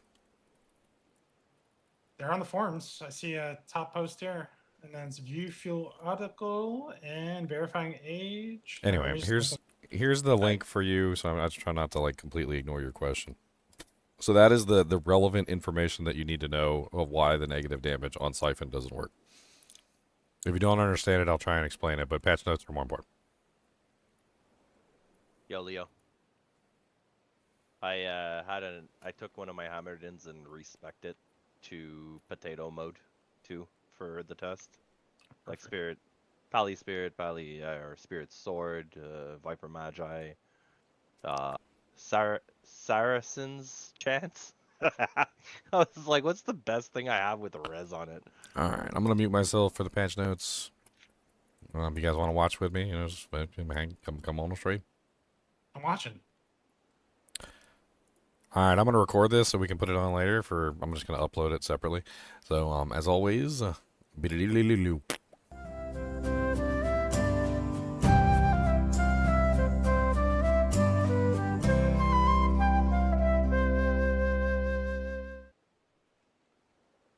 Hello, guys and gals, and welcome. So we finally got the real patch notes. I know I posted the unofficial patch notes the other day, and everybody was excited, but like now we have the real patch notes. So double hoodwink, get more views out of you, and like buttons, subscribes. Yes, exactly. Without further ado, let's dive right in because I'm kind of excited to see what they have coming. Pause your tome of demon summoning adventurer. These are the patch notes for 3.1.1. Client patch for the Reign of Warlock. Our known issues can be found here. Bug fixes. Fixed an issue with VFX distortion and Chronicles backlight when applied on the Amazon. Fixed the game client freezing. Fixed a crash when interacting with the available game list with a mouse and keyboard. Fixed not being able to craft Mosaic Runeword online non-ladder. Fixed Diablo's lightning breath to hit characters at point-blank range. Note this was fixed earlier in patch 3.1. UI, fixed Mania Runeword improperly appearing in the Chronicle as Hustle. Fixed tooltip for Apocalypse ability. I guess there's something wrong in the tooltip. Fixed the title screen error from appearing. Fixed an issue where the Chronicle text appears eligible for items that have already been discovered. Console, fixed an issue where you would get locked on the ladder UI board after docking or undocking Nintendo Switch. Fixed a crash when searching the Chronicle on the Nintendo Switch. Fixed a crash from docking or undocking while the options brightness or screen space when playing on the Nintendo Switch. Fixed a crash when connecting the Switch to the dock. And the loot filter edit rule tab is open. I already read these, didn't I? Fixed an overlap issue on the UI handheld. This seems like old stuff. That's it? That's it? What did I do to deserve these poopy patch notes? What did I do? I mean, yeah, there's like nothing here. Yeah, okay. I mean, there's like nothing important here that we didn't already know. Like, we already knew about the Diablo lightning thing, and like, I guess there's a couple bug fixes here. Nothing too amazing. I guess we got hyped up for like some crazy patch notes for no reason. I mean, it does say that there's another patch that apparently there was patch 3.1 where a bunch of this stuff was already fixed. And in patch 3.1, we never got notes for patch 3.1 either. Like, where's the patch 3.1 notes? Like, what if I just type in, like, what if I just delete the thing and put, like, a 0 there? Is there a 3.110 do, Jake? Like, can I see the not? What does this mean? I don't know. I guess there's no big patch coming for before the ladder. I guess what we get is what we get. Well, that was disappointing. Back to the game. Are the patch notes really that small? Like, holy crap. You just see the replies in the forums. Dude, they're like baby notes. What are those? Apparently, thing that bugs me is apparently there's a patch 3.1 and we don't have the notes for patch 3.1. In the patch for 3.11, it says they fixed Diablo's lightning thing, but it says that was in patch 3.1. Where's our patch 3.1 notes?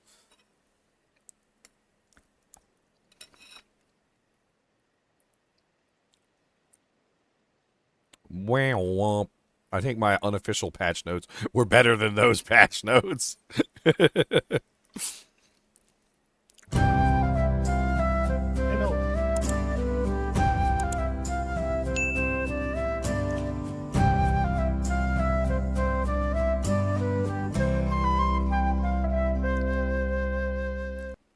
There. Done. 4-minute patch notes. Let's go.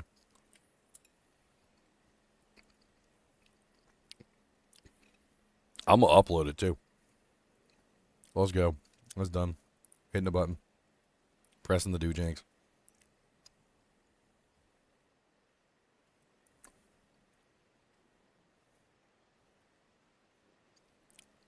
when the streamer makes a better unofficial patch notes than the actual company that makes patch notes.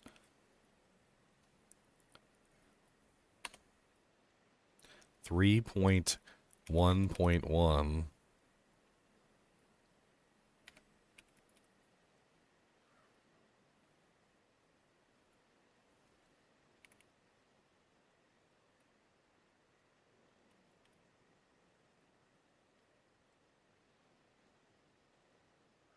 I'm just gonna put LOL in this. I'm just gonna put NOLOL there. Done.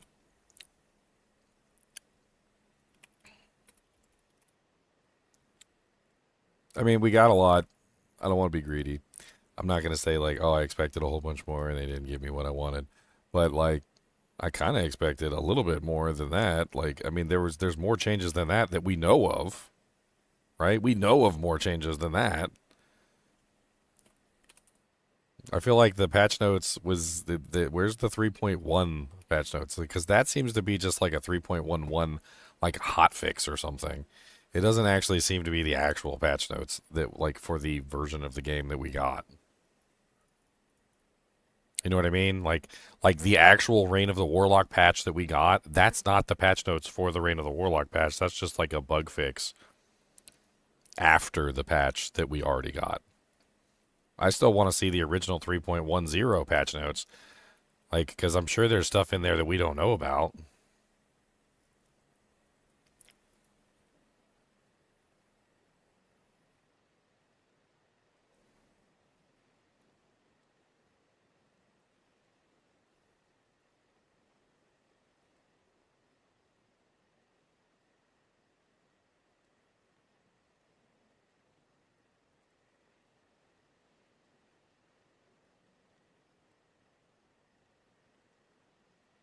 So everyone's waiting for the official patch notes, and instead we get whatever this is.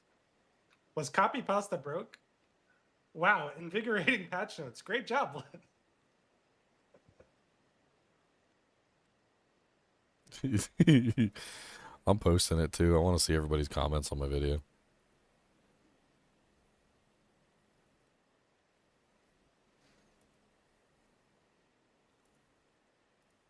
There you go, and it's public. Boom.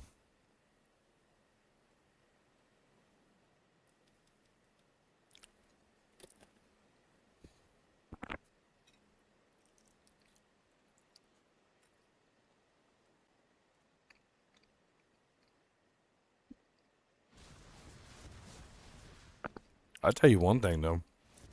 Ring of Fire got some crazy cast speed if you bring it up. It burns some mana too.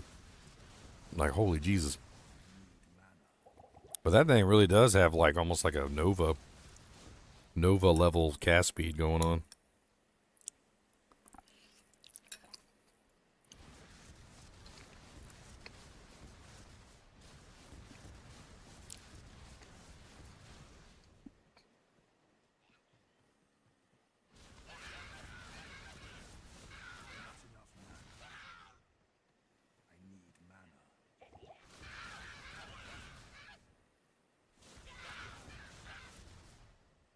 It's crazy how it knocks the monsters back too. Like they can't even touch. I mean, it's legit like a giant ring of fireballs. I mean, do you think it's just graphics, a bunch of fireballs, or do you think it actually is a bunch of fireballs like shooting out in a circle? I think the monsters can get hit by more than one fireball. It might just be the Novas, but different animation. I mean, that's the question, right? Is it exactly a Nova with just a different animation, or is it 30 fireballs or whatever that is? I think it's just a Nova. I mean, if you look at like when he casts it, so like if you get the monsters and you wait for them and they come inside your radius and you cast it, you see the actual fireballs like hit them and cause like a little fire explosion on each monster. So it seems to be applying a fire damage effect to that monster as it passes over them. That's true. Is the Necker's Poison Nova look exactly the same? So Poison Nova is completely different. Poison Nova is like a whole bunch of missiles and it lags up the screen like crazy. Like each individual like little point is actually a different missile, but because it's poison, it doesn't do anything because like you can't stack multiple poisons. So even if you hit the same target with like 5 missiles, it doesn't like do anything.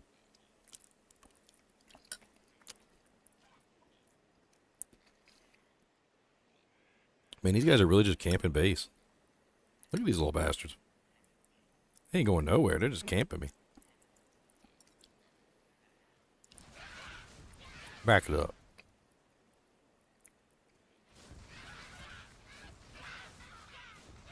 I tell you one thing for sure, you can definitely bully with this ability.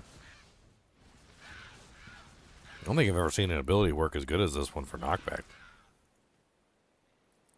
I mean, it's just not just knockback. It's AoE knockback, and it works really well. They must got the knockback on this skill like cranked up to 11.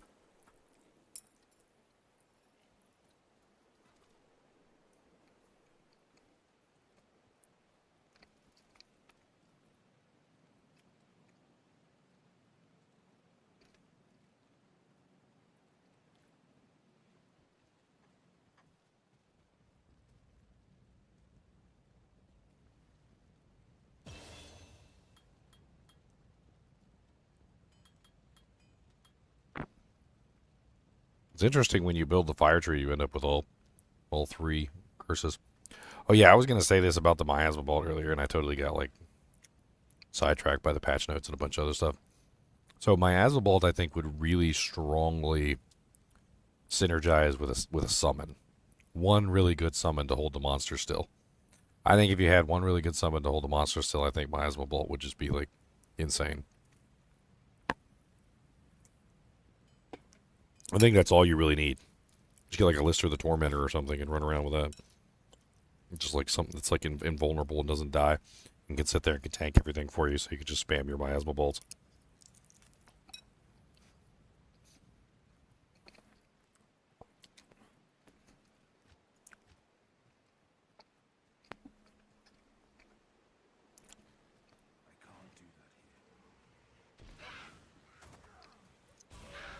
Yeah, Abyss does pull them in. But honestly, you're better off, like, going in a different direction.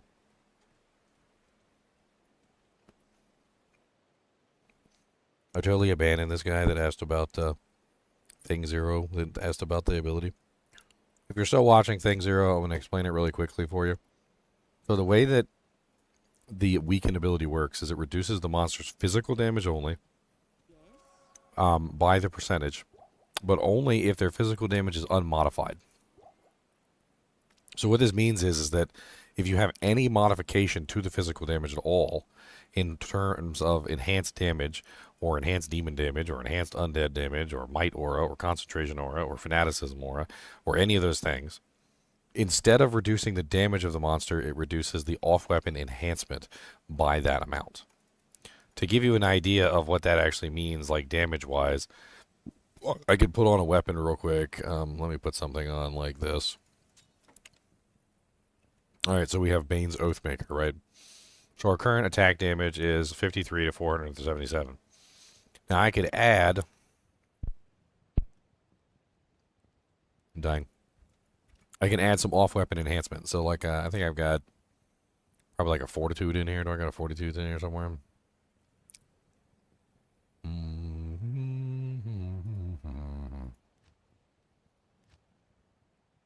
I need 40. Okay, here you go. So this is a good option. So here we have a helmet that gives 40% off-weapon enhancement. So there's the 40% off-weapon enhancement right there. You can see it, right?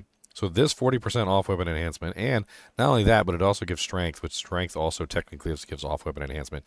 So we've got 40, 50, 60, 70. So we've got 70% off-weapon enhancement on this helmet, okay? I'm going to go ahead and put on a bigger piece of equipment. So let's put on a better weapon. I got like a death in here or something. Where's my F death? Where's I hiding at? There it is. Okay, so here's an F death. We're gonna put on an F death. This is a good weapon, has nice damage, so we can give you like a good idea of how this functions. All right, let's go ahead and max out levitation mastery, and let's get the strength points we need and the dex points we need. Okay, so base damage 4,773. Let's take off the Shaco because we need to remove that.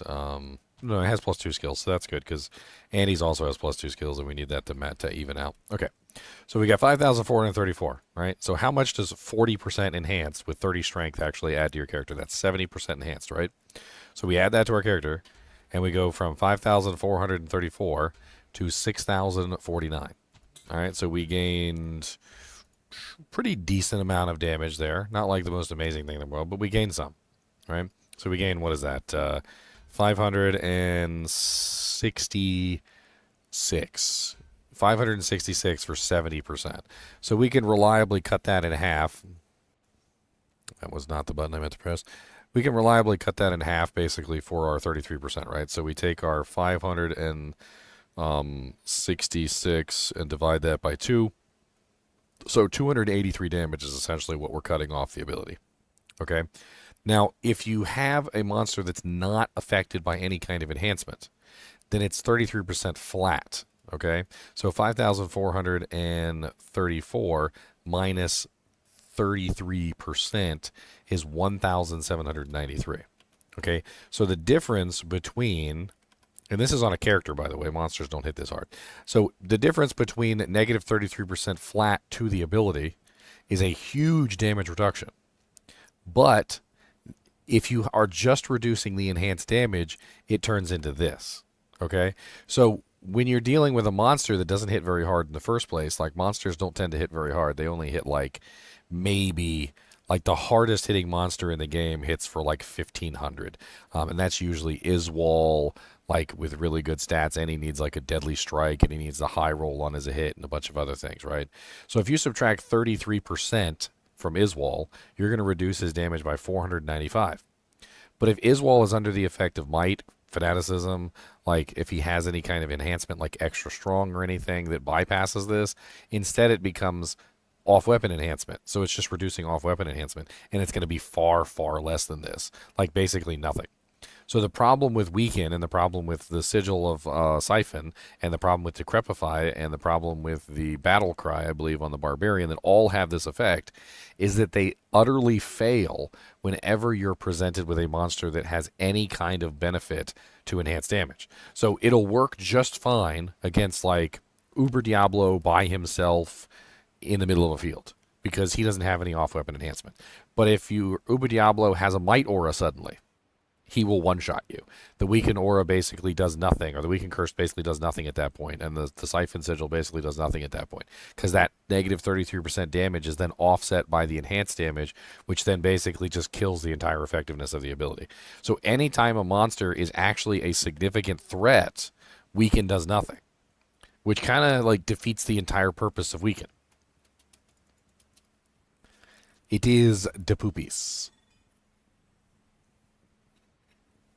De poops. De poops. Oh yeah, let's go bully things with Flame Wave. If Flame Wave is hitting twice for that initial like 6,000 damage, it's no wonder it does so much freaking damage.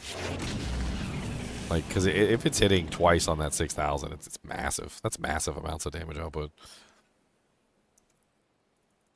You're talking about like 12k per hit, and then you're talking about like another, what, 2,750 like for the burn.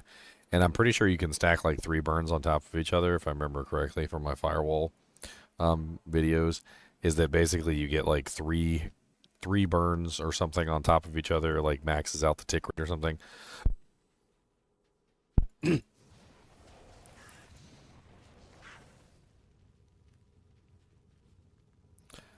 I liking the Warlock? Yes, I am, Cranes. It's fun. I mean, it's kind of overpowered, but it seems like new classes are always overpowered these days. It seems to be the shtick.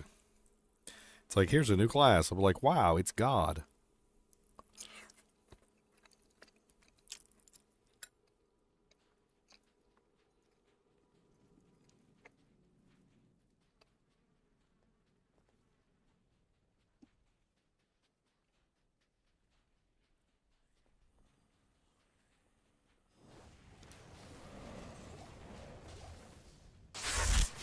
Wow.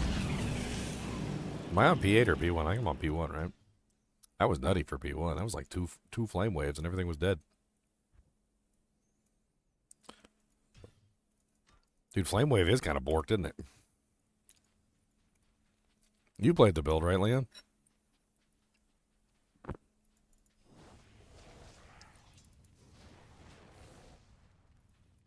He's not here. He gone. He gone to the Badlands.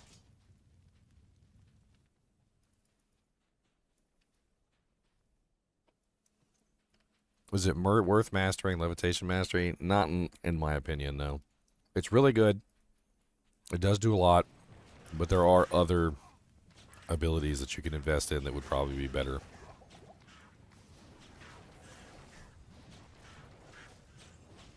So, does Apocalypse break immunities? This is something I've actually been interested in.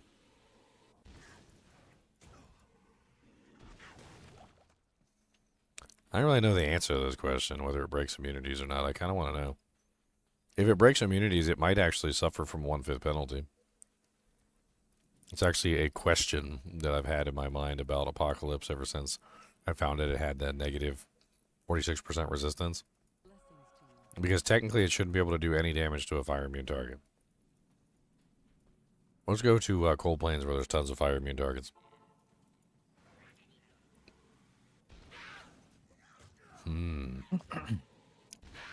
So it is breaking immunities. Now that's interesting. That means that Apocalypse might very well be 1/5 penalty. Did you see the video I sent you?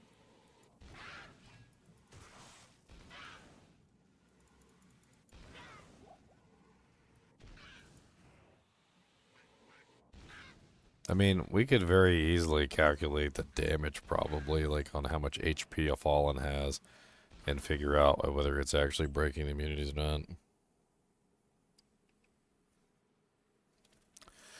Well, I mean, if it's suffering from 1/5 penalty, then that means it's not doing hardly anything versus immunes. That means it's doing like, what is that, like 46?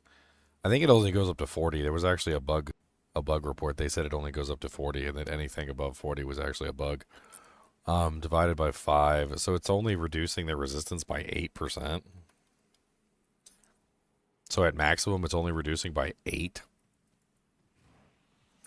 I mean, I guess technically for a monster that's immune to fire, bringing them down 8 still brings them into the killable range, which explains why it's taking me so long to kill like one shaman. But it's capable of breaking immunities, though. Which means that if you stacked it together with other fire negative res, I'm assuming at that point it actually does, like, do significant amounts of damage. So not particularly very effective versus immunes, but still breaks the immunity, which allows you to do something. I have a question then. If I already have a Sunder on, and the Sunder is broken the immunity, it's still 1/5 penalty. Still 1/5 penalty, yeah.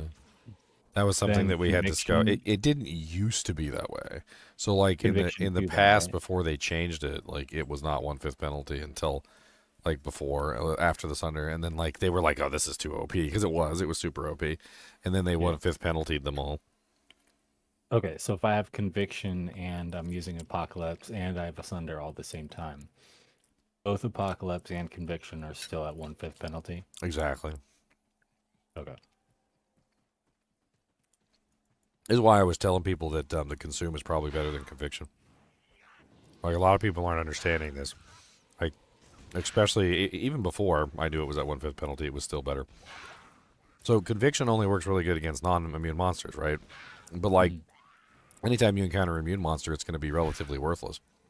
Whereas, if you utilize the negative res from one of the little consumes, like, you can get the negative 50% fire res. Like, that doesn't get 1/5 penalty, so you can get, like, a massive increase in your damage to fire immunes. The only thing you lose out on is your kill speed on non-fire immunes. Which I don't even think matters.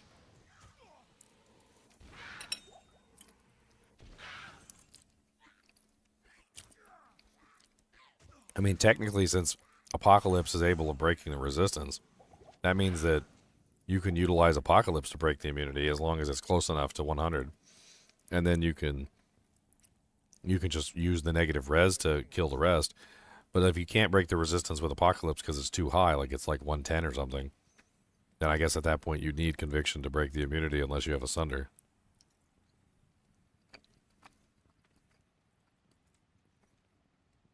All Warlock skills seem to get bonus synergies based on plus skills, not just hard points.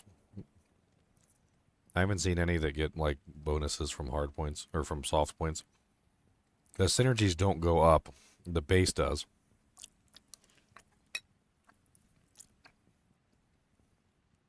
So when you add a point, you're increasing the base. If the percentage is already high, then the percentage increase is going to go up with it. So for instance, if you have a skill that does 100 damage and you're adding 1000% to that skill, then that's going to be 1100. If you increase the base to 110 and you add 1000% damage without changing that, now it's 1210. The base going up always increases the damage because the synergies stay the same. So like for instance, if you have Hexbane, which has 335% synergies, you go 35 times 60, which is 2,100% total, and then you take the base amount and you multiply it, right? So the base amount is currently 4 to 8. So we go 8 plus 2,100%, and that gives you 176. But as you increase the level of the Hexbane with plus the skills and whatnot, you increase the overall effectiveness of the ability, and then the overall effectiveness of the synergies also go up.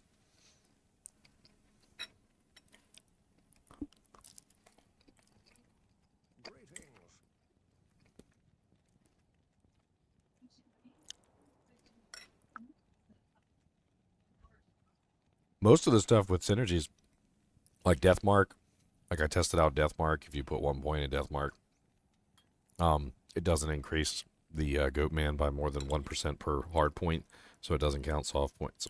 I noticed also things like Bind Demon.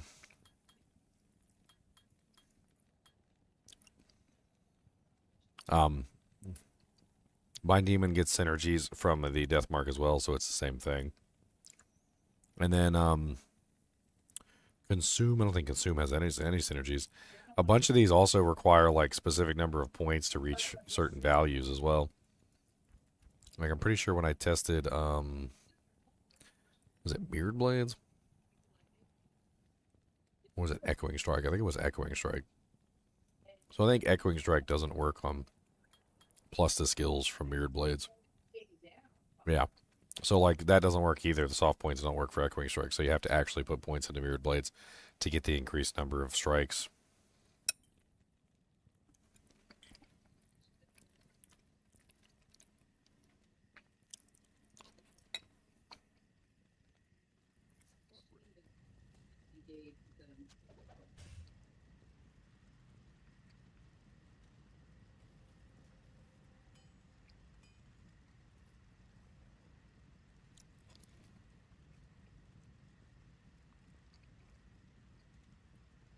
Cody, this goulash is delicious.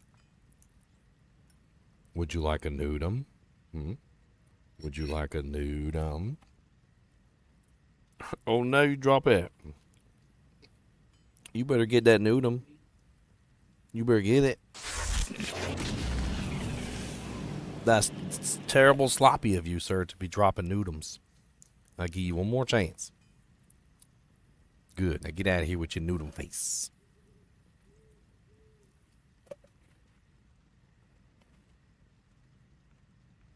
You need to break the fire immunity before the negative to enemy fire resist from a consuming tainted would apply. Yes, negative enemy fire resistance, as far as I'm aware, of the flat variety always requires the monster to be broken before it works. We could, of course, test that real quick just to be 100% sure. I guess the easiest way to test that would be to grab a tainted. Cody, stop you dripping on me. Back it up. Back it up. Back up. Thank you. That's gross, okay?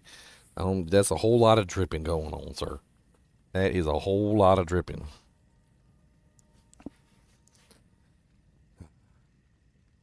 My girlfriend's daughter, she don't want to have nothing to do with Cody because Cody just slobbers all over her every single time he gets in range. He's like Slimer from Ghostbusters. All right, so somebody asked a really good question. So let's test it. Let's figure out whether that negative res that comes from the tainted can break resistances. And let's also figure out whether it suffers 1/5 penalty. So easiest way to do that would be to just max out our fire skills real quick.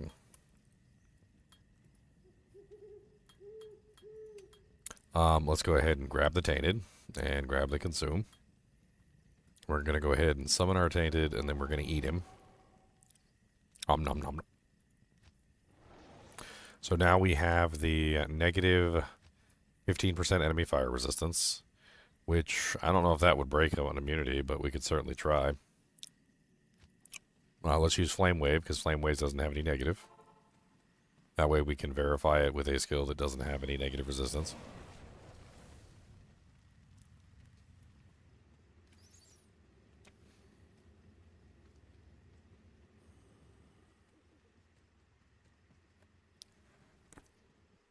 Do I know anybody that can transfer PC to PlayStation or Xbox to PlayStation? There was a guy who sent me a message a while back. Said he had found a way of doing that. He had some sort of like complex procedure using like memory sticks and a bunch of other things, and like I can't remember the exact specifics of it, but yeah. I can't tell if I'm doing any damage or not. I need to not die for this test. Hold on, let me go get my not die armor. I have an armor that I hero edited in. It has no other purpose other than just let me not die. Here it is right here. Breathe it in. Feels good, right? Okay, putting it on. There you go, not die armor equipped.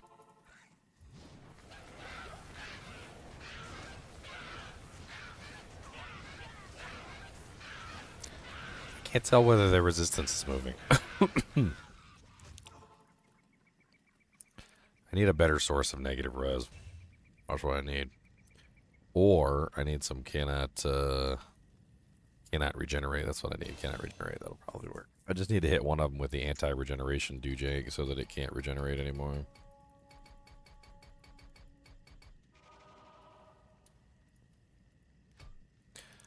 Thorns Aura, poopy.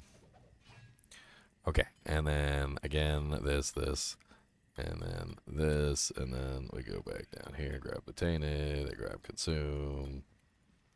Let's go ahead and max out consume too, because it does apply a little bit better buff, although mainly only on bind demons. Okay, so trying again. Let's go out here real quick to the cold plains. We just need to hit like one or two of them.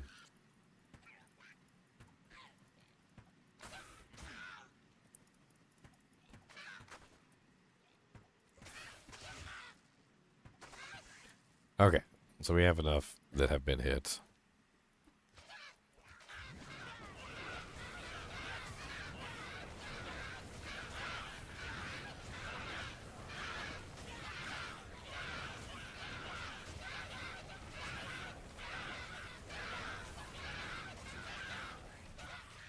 I want to say yes. Man, is all of it 1/5 penaltied? I think all of it might be 1/5 penaltied, guys.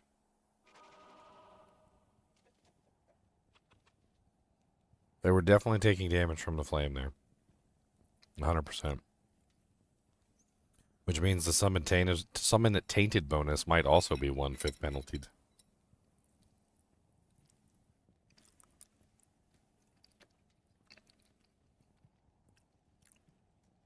Huh. Is Apocalypse 1/5 penalty? Yes.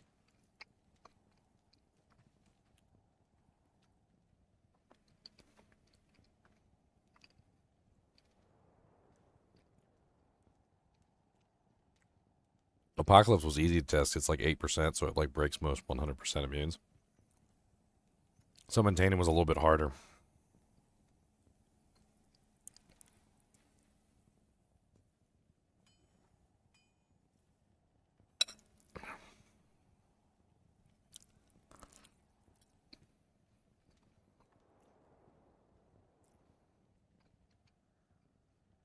I mean, it kind of changes things.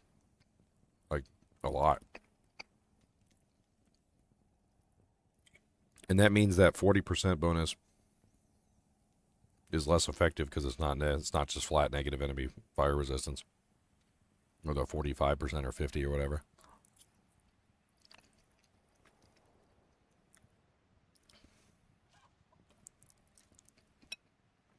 That also means that the magic damage one is probably not. I mean, it's not as big of a deal though, because like we don't have a lot of magic immunes in the first place. But that magic resist one is not like fully functional against the magic immunes. Seems like it would be better to just build the physical damage instead.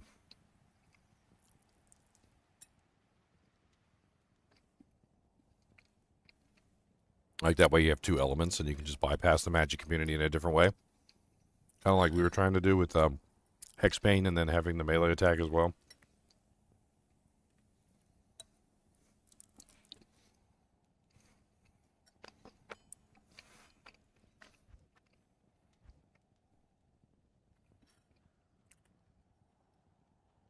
All the consume buffs, yes. And also Apocalypse negative res seem to be 1/5. Which means that gear-based negative resistances are still going to be superior in like just about every way.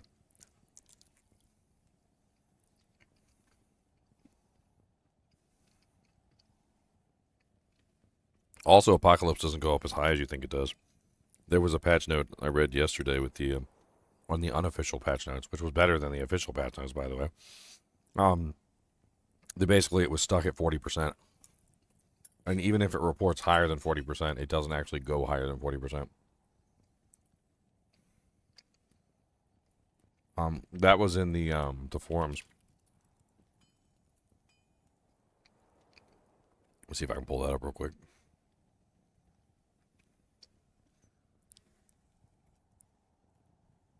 It was in the known issues right here. Right there. Apocalypse is displaying negative res above the 40% cap. That's a bug.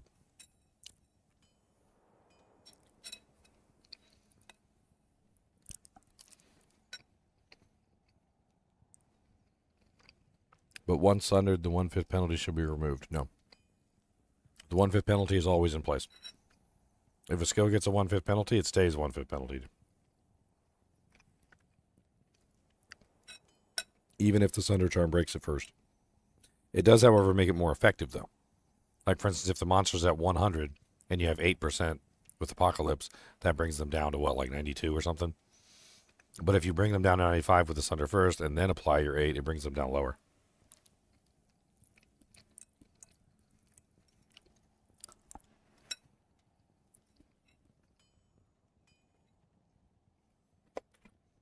And that food's delicious. Gave me new life. Isn't that different behavior than Conviction? Because Conviction only suffered 1/5 with the Sunders, right? It never suffered 1/5 without the Sunder. Oh, it always suffered 1/5 without the Sunder. In fact, it had to break the immunity on its own. So that was the part that made Conviction really bad. And Infinity really, and lower resistance really bad, was that it had to actually apply its full resistance negative to the higher number. So if a monster was 120% and you had max condition at 30% 1/5, that would reduce it by 30%, which would only bring them down to 90 because they were 20% above 100%. So the Sunder was like amazing because the Sunder would make the Conviction aura work better. So instead of applying the 30% to the 120, it would apply the 30% to the 95. I always thought Conviction was 150, but if you equipped a Sunder, it was 30 at max level. No, it's 150 versus any monster that's not immune. 30 versus any monster that is immune, with or without the Sunder.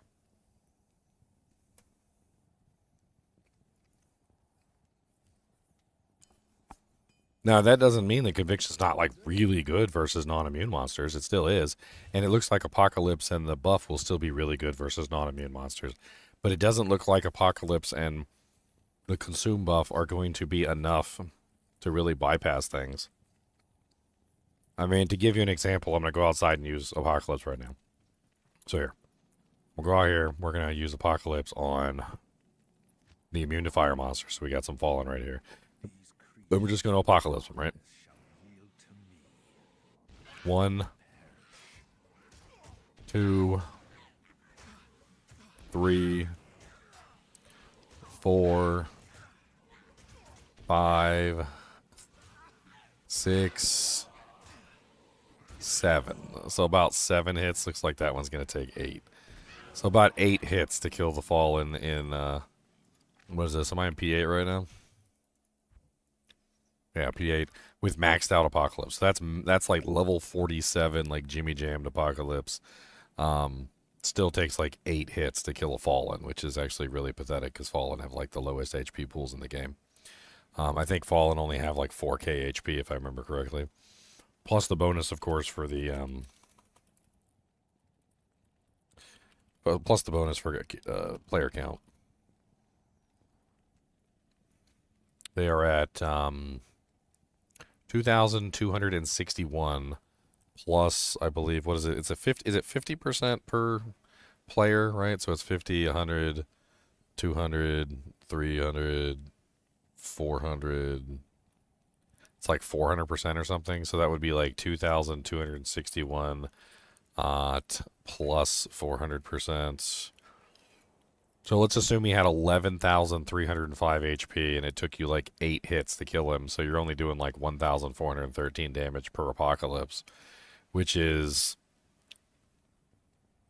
really low. I mean, that's like roughly, man, I don't even know. It's almost like 20k on the top end there. I mean, I would say you're doing, like, what is that? 19,800 or 400, 19,400, and then let's assume you're at, because it's 8%, and if they're at 100%, and you're breaking them down, so it's 92, so it would be negative 92%. Yep, that seems to line up almost precisely. Yeah, that's about it. 1,552, and I'm at 1,413 is what I estimated. So that is 100% like just being penalized. It's definitely being penalized.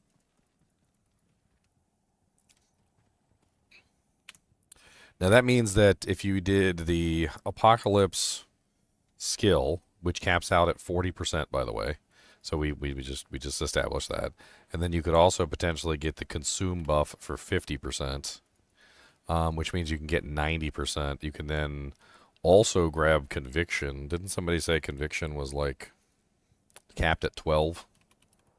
I don't know. I've heard different things now. Heard different things here and there. Well, we'll cap it at 12, and we'll get like a number. So level 12 is 85%. Okay, so let's add 85% to this, and then we're going to divide that by 5, which means that your total negative resistance for Apocalypse, the consume buff, and conviction is going to be negative 35%. Which negative 35% is just within the range of acceptable damage output for like an ability. Just barely. At that point, you're definitely going to need negative res. You could, of course, augment that with Flickering Flame. That's negative 15, so that brings you up to, what is that, 40, so 50, negative 50, and then you could throw in a Fire Facet in something, so that's 55, and then you get, like, Mang Songs, that's another 15, so that's another, what, 65, 70, so you can get, like, negative 70 easy. I think you can get negative 70 easy with a setup. If you got Mang Songs, you run the consume buff, and you use Apocalypse, you're easily hitting negative 70. And if you got a conviction monster. And of course, you could also potentially throw in a lower res merc or something for even more. I think it's like 12%.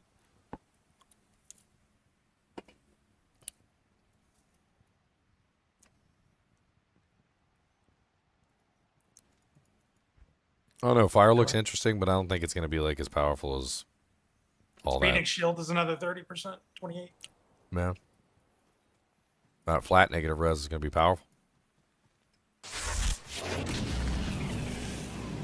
I mean, granted, like once you stack all that on your character, right?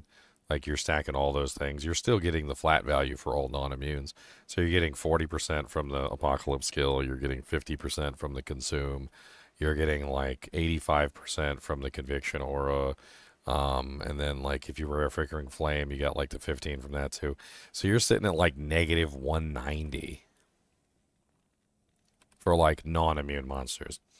So at the very least, even though you might not necessarily be able to deal with immunes that fast, you're going to absolutely blow away non-immunes. They're just going to get deleted from the face of the planet.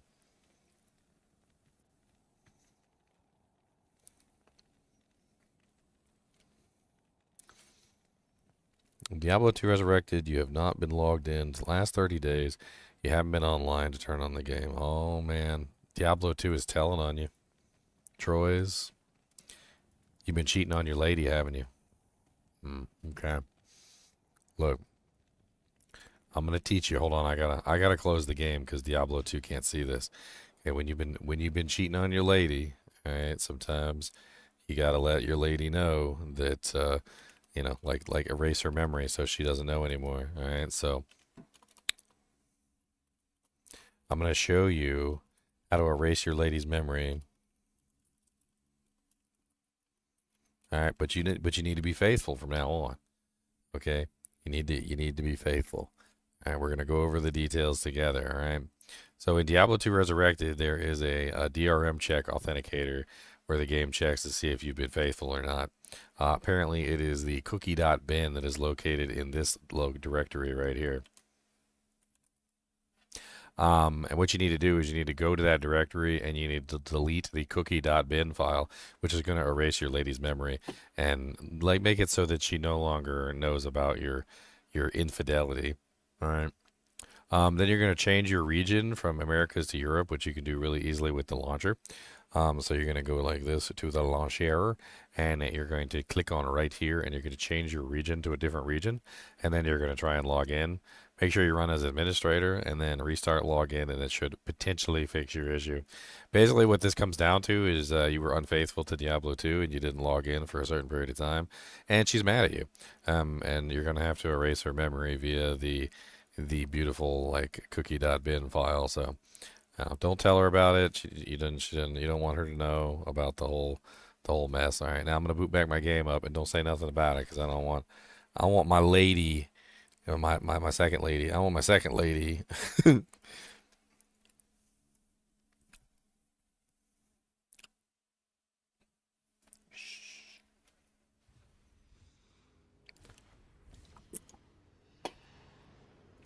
I love you, W. I love you, Diablo. You're my only one. Nobody else before you. Diablo 4, no, that was just a fling, babe. You know, we broke it off. Like, she didn't mean nothing to me. Diablo 4 didn't mean nothing to me, babe.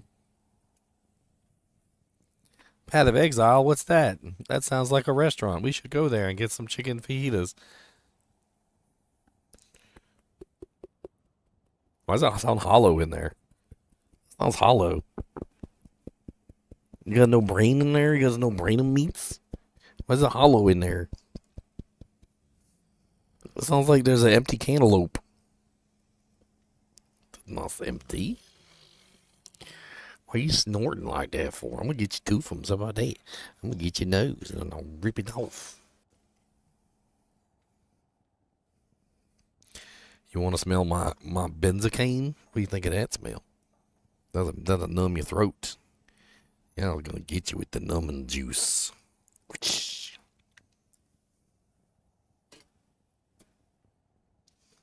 Yep. What's up, Zeners? Oh, not much. Just had something to eat really quick. Got the kids in bed. We're ready for bed. Oh man, I went over the patch notes. They were so long. I saw the beginning of the video. I was like, what the? Those can't be the actual patch notes. But... My unofficial patch notes were better. Okay, they were better. I feel like we're only gonna get them tomorrow, probably a couple hours before. We got 22 comments on this video. Are they gonna do a big juicy patch tomorrow before ladder? What time tomorrow does the ladder start? Is it safe to say they're not nerfing Echoing Strike? Whoa, you can use the mouse and keyboard on console now? I don't think echoing strike's a problem. Lord I think it's more Ginger so that you Sensei? can use like any F that's not gonna break. I mean, they could turn off the F function, but I don't know. It's Yeah. kind of fun to play with it. They should just honestly, they should just reduce the like base damage of the ability. Like it's kind of crazy. Yeah, it's the base damage. Like the raw damage on the skill is really high. That's because it's half a spell. It's half a spell Yeah. and half an attack. It's like a hybrid skill, and Yeah. it also has downsides. It's like a spell with attack rating. And then you also it's an attack that can't do crushing blow, can't do like half the thing, can't proc. I mean, does it matter that you can't do crushing blow if you're doing 100k damage with 100% deadly I strike? just Like, I don't don't. think that sheet's right. That Yeah, no, I don't think so either.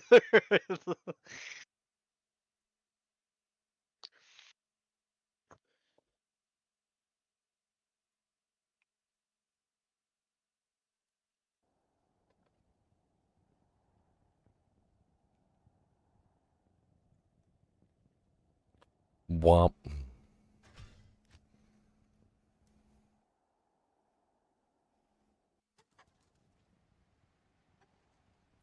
I mean, the entire character is based around that being able to wield two-handers as one-handers thing. I mean, it's cool and it's new and it's shiny and everybody loves it. It's cool and it's new and it's shiny. It's fine. Still playing Hammerden. So does Blade Warp actually even like work as an actual ability? Like if I just like build full synergies into it? Yeah, it doesn't do damage though. It says it does damage. Yeah, no, I know it says there's a damage thing on it, but what I mean is like, hold on, because I have it fully synergized and maxed out. It says does 3.2k is what it says. Yeah, that's about it. Is But it like when you compare it to every other skill, it's kind of not really the amazing? It's not, well, you can't spam it, that's for sure. it's nice if you but I combine it with Eldritch Blast because then Yeah. you can activate the hexes with that, and Eldritch Blast will do like explosion damage. yeah, So like it- you'll just blade warp. So into a teleport pack and they'll all around, teleport into a pack with Eldritch Blast on to Yeah. blow things up, Yeah. basically. get- Exactly. But I mean, the what skill if, itself, what if yeah, you just it's not use it really- like within close range? Like, You can. dude, it's kind of You like don't wanna crazy AOE. Like I'm playing with it right now, and it's just like it actually that damage is doing. It doesn't say it, but it's definitely AOE. It is. You mean blade warp? Blade warp. Yeah, is, Blade Warp is like yeah. I don't know how big the cone is or the size is, but it seems to be doing something. I think it's Put your like hex on. Put your hex on. I don't think Yeah. Oh, I'm just testing the Yeah. ability itself. Like I just want to I play think it's with like it. I think it's a radius of 4-ish. You can see with the hex ginger if it marks everything, which I think it does. Oh, I see what you're saying. So just throw the hex on to see how many targets are hit by it when you land, Yeah. essentially. Yeah. So I'll put on like Hex Siphon then, since it does like no damage. Cows might be good to. You can't do cows, can you? Moo.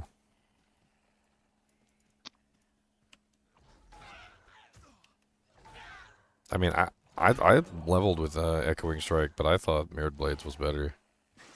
Yeah, I like Mirror Blades and Cleave. I mean, Echo and Strike is good too. It's just everyone seems to like disagree on it. I mean, Echoing yeah, Strike is just- it's an AoE and it seems to be small. It seems to be like a 4-yard radius. Because like if I let them all like stack around me and then I use it, like they pretty much all get hexed. It's definitely a small little radius, but it's there.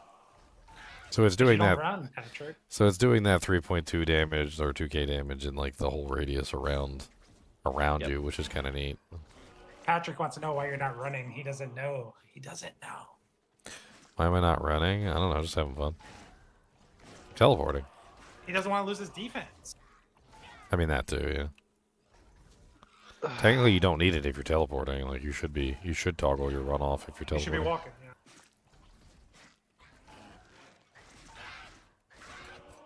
just in case. I remember back in the day, there were so many times I died because like I ran away. Like, a lot of people don't realize just how deadly it is to run. Like, a lot of the times you'll be in an encounter with a monster and you're just barely surviving, and it's because you got your block chance and your defense and your lifesteal and all that. And then you turn to run away, and, like, as soon as your character runs, block chance gone, defense gone, like, it's, like lifesteal gone, and your character just melts. Dude, thank God they made this game back when they did, because in today's like version of this game, if they were to make it, you'd have like back hits and back crits. Try running away, no armor, just get one shot. Dude, there was one game, I can't remember what it was, and you just reminded me of it, like, everybody was back crit, man, like, oh my god.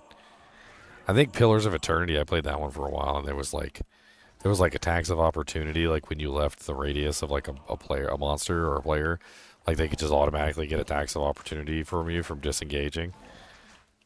It was like nasty. It was so nasty. Yeah, I mean, as a damage ability, it doesn't seem particularly very powerful, but I mean, the fact that it can hit like an AoE like that, yeah, it does kind of seem like it would work really good for the Eldritch Blast. It does seem like it would work really well, just adding that in and having the ability to have your Eldritch Blast like go off in quick succession. I don't like the duration of Eldritch Blast though. I think it sucks. You feel it should be longer? Oh yeah, I definitely feel it should be longer, baby. I mean, yeah, I could see it's like 42 seconds, isn't it? Or 46, something like that. Well, yeah, if you don't put this energy in, it's 42 seconds. It's rough. They should at least make it like a base 120, like at least. Even with this energy, it's 80. Yeah. Like, it's not even 120 with this energy.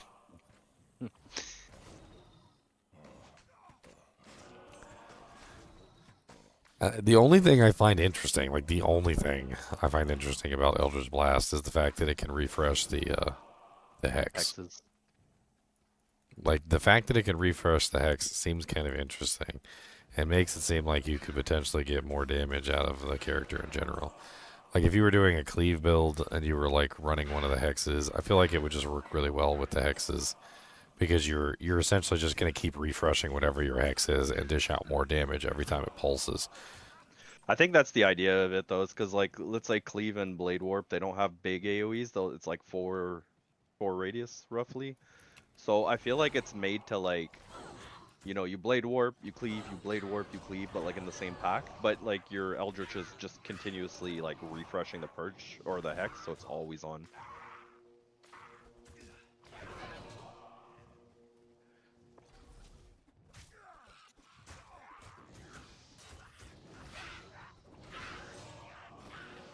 I got Eisenhart's chest. It's starting.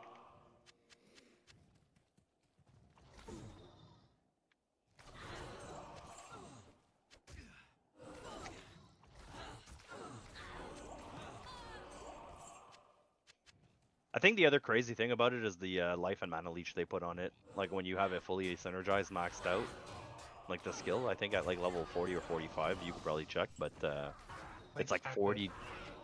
They cap. Yeah, it's like 4. It's like 40 per. Oh, really? I saw it above that. Yeah, well, there's a lot of things like Ginger whenever Apocalypse goes over 40, but it's capped at 40. Yeah, that was in the patch. That was in my unofficial patch notes. The better patch notes. Oh, okay.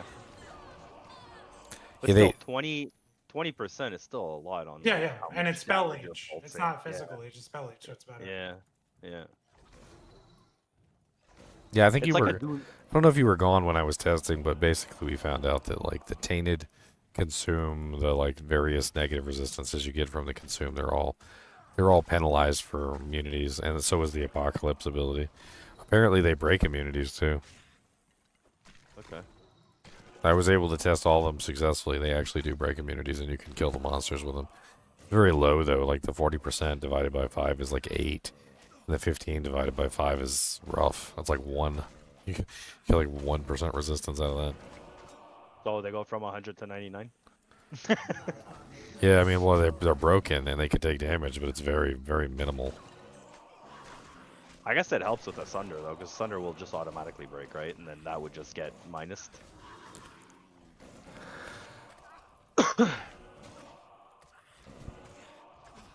I'm not gonna lie, like, I don't particularly like Eldritch Blast, and I've made it very clear, but using it with this, like, just spamming Blade Warp and just moving into the group and having everything get tagged with the Hexbane over and over again is really quite interesting. Yeah. Well, like, I was thinking more like cows, you know, when you get packs at 10, 15, you just hop around from pack to pack to pack to pack, and it's always refreshing, pulsing, and healing you. So you're not really doing anything at a certain extent. Like, to a certain extent, you're just, like, blade warping between packs.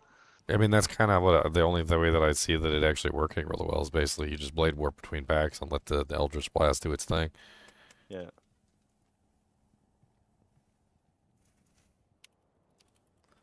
I sent Llama a message and said, "Ooh, the patch notes are up." And he said, "Ooh, anything good?" And I said, "No." LOL.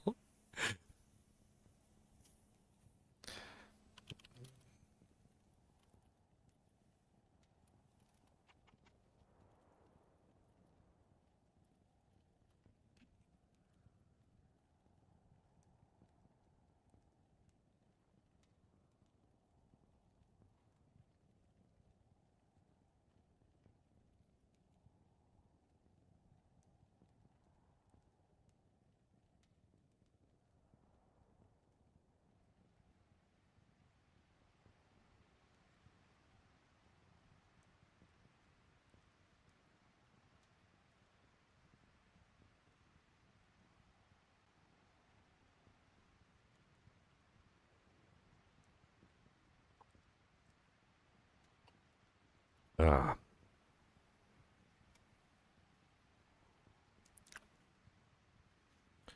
I think Llama's not streaming because he's well, I mean, I don't want to share anything. I think he's away. Getting ready? I think he's away from his computer at this particular moment. Let's just say that. Unfortunately, we can't always be at our computer all day long. You better be ready to do that tomorrow. Oh, I am. I'm gonna get a bucket. You don't have a gamer chair? Ready to go. They come with built-in buckets that you can just remove and toss in the toilet when you're done. Have you ever seen Idiocracy? Yeah. Did you remember the freaking like lazy boy recliner toilet? Yeah. Yeah. Yeah, we need one of those. That's what we need. We need a lazy boy recliner toilet. That way you can just go right there while you're watching TV. You know. All right, let me pull out some of my tools then. You know. Courtesy flush. I have a lazy boy recliner. I just need to bring it in here. Get my saw, my jigsaw. Do you remember that episode of not Family Guy, not why am I forgetting the name? Married with Children, where he literally installed a toilet in the family room just so he could flush the toilet because he wanted to hear the flush. In which show? It was Married with Children with Al Bundy. Like no, I didn't see that. He loved the toilet so much he installed a toilet like in the family room next to the couch, and he just started flushing it like whenever he felt like it, because he was like, "Listen to that flush." Well, you just reminded me. I had like, okay, I don't know if I could say the whole thing because you're streaming, so I'll try and be careful. But like, I had a dude. He was not heterosexual. He had a glass toilet bowl because he liked looking at himself poop. It's not. Yeah. Yeah.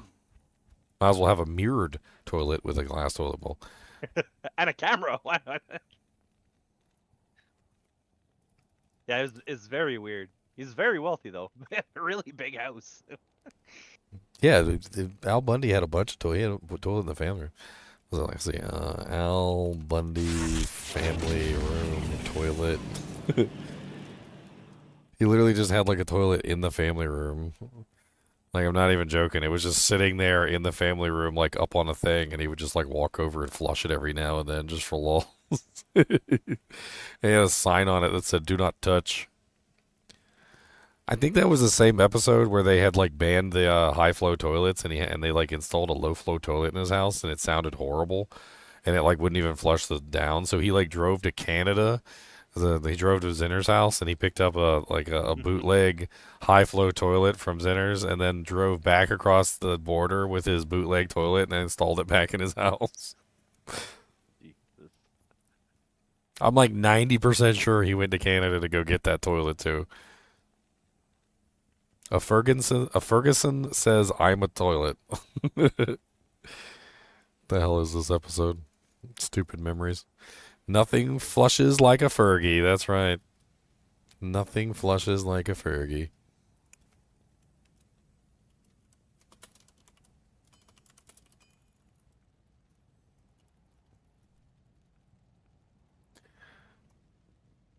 Season 3, episode 5. A dump of my own.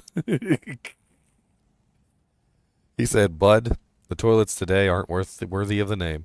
When you flush them, they make this weak, almost apologetic sound. Nothing like the Ferguson. It only comes in white, and when you flush it, a bawoosh.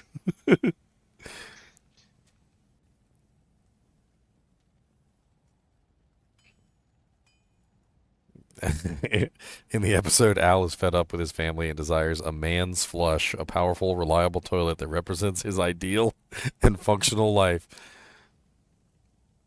It's so silly. The Fergie. That was a great show. I freaking love that show. A lot of it went over my head, though, I'm going to be perfectly honest, because I was pretty young when I was watching it. And there was a lot of jokes in there that I just didn't get. But later on, you know, like when I watched it later, I picked them up. I picked up the jokes eventually.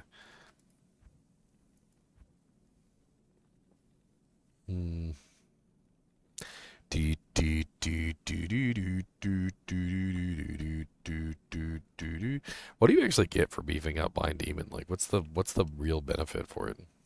Isn't that damage? Do you get anything special besides that 20-point investment? So you get the auras, right? So I Damage percent and flat damage? So you get flat damage and you get percent damage. Yeah. That's kind of crazy. And then you get those 4 things you're seeing above it. Like they get the aura at level 20, level 15 spectral hit, I think. Level 10 is extra fast, level 5 is extra strong. So I think you get those guaranteed modifiers and you get the damage and percentage. Dude, how much What if damage? you already have? How much damage is that? What if you already have an extra strong? Does it get extra strong? No. Oh, okay. So you're like the quote unquote end goal is to get a demon that doesn't have any of those 4 things, and you just add on those 4 things, so you have the max number of modifiers or whatever. So, if I'm reading this correctly, it gets 300% enhanced damage, and it also gets 1,312 flat damage, right? So that means that you can take that 1,312 flat damage and add the 300% to it, which means that he's getting like 5,248 damage base before any other considerations. That seems kind of a borkadididid. Yeah, why don't you build a minion character? I've already done some minion characters. I did a tried tainted, which was really fun. Then I did the defiler is actually really neat too. I actually think that one's cool. Is double tainted defiler better than try just because you get AoE? Sort of, yeah. Hydra with AoE. Sort of, yeah. I mean, it seems like adding a defiler into the group doesn't really hurt anything. Like, it just gives you a free spread of your damage. The only issue with the bound demon is it hits only one thing at a time. I mean, not if you get the Vile Mother, because then you can get 6 little minions, 6 little zerglings in a tree, 6 little zerglings just for me. No, that's right. Yeah, the defiler ain't dying. I wonder if multi-shot elite would be something to try. Yeah, I was thinking about that too, like a range setup. Just go like full range, get yourself like a multi-shot cold crow or something. Those bow girls do a lot of damage. I don't know if they do a lot of damage to the enemy, but they certainly do a lot of damage to me. Go get one. I'm gonna go get one. I'm gonna see if I can find a multi-shot one.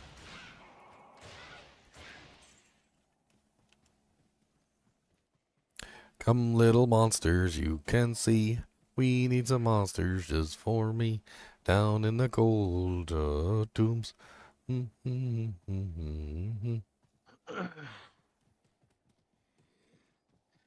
Yeah, Leo, I'm not sure about Trap Nightmare, man. I've been doing that since we talked about it, and I've seen a single white death mask. Like, Trap is never good. I'm not much of a trap guy. They always drop Yeah. me like blue items, no matter how much magic fun I have. Well, it's like blue. it's not really the color. Like, I don't mind not getting the unique. It's just like I would expect to see at least more death masks. You know what I mean? You do an hour and a half and you see one white death mask drop, you're like, Well, somebody pointed out to me that there are no like white items to drop from Drav, and I never really noticed that, but I think they are correct. There's no white items to drop from Drav. Well, it was white with a socket. Anyway, if it has a socket, I just call it white there. But yeah. Yeah, Trav only drops magic in above thing. You can't get any bases. No bases. Yeah. I mean, from like the mobs around the council. There's lots of mobs though. If that's sometimes fun in the room with them or just right outside. But either way, regardless, like the zone itself, like people were saying you could probably farm the new helm there. Again. Yeah, I thought that might be good, but if you're not seeing death mass drop from the council regularly, like not even blue, yeah, just one white, probably off a regular mob. Maybe chaos. You know, the next. Yeah, I could try that. More density, higher level. If you find a way to drop the helm a lot, you're gonna be rich. The helm's gonna go for a while. I know. It's gonna trade for high value for a long time. Okay, well, I mean, Yo, not Maggot, exactly the best multi-shot little character, but I got a multi-shot character. No, Maggot, I almost got a perfect one too. Like the Hell Wardens. It rolled Really? -7, -7, perfect ED 215, and almost perfect mana. It's 5 instead of 6. So it's like -1% from perfect with 1 to mana after each kill. She got another perfect team job, bro. Yeah, probably. I haven't listed it. I did get today though. I got a Warlock circlet, faster cast rate, mana after each kill, and AR. Somebody already offered 3 draw for it, and I got a demon GC with 33 life.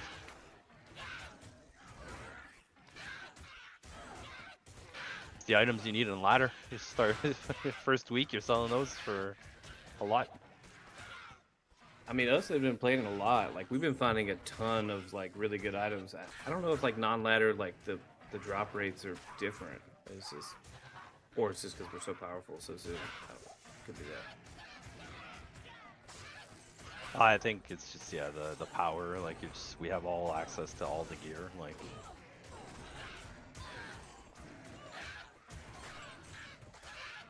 I mean, as she is right now, not really too impressed. She's not really doing the most amazing damage. I can maybe try and like support her with a little bit of lethargy. Well, yeah, I mean she's using Holy Fire Aura right now. I mean her damage isn't terrible. Like don't get me wrong, and she also has multi-shots, so she's hitting multiple targets at the same time. And I would probably need to buy, like support her with some physical damage, like amplify damage and whatnot. Equip the new sword and hit things for her.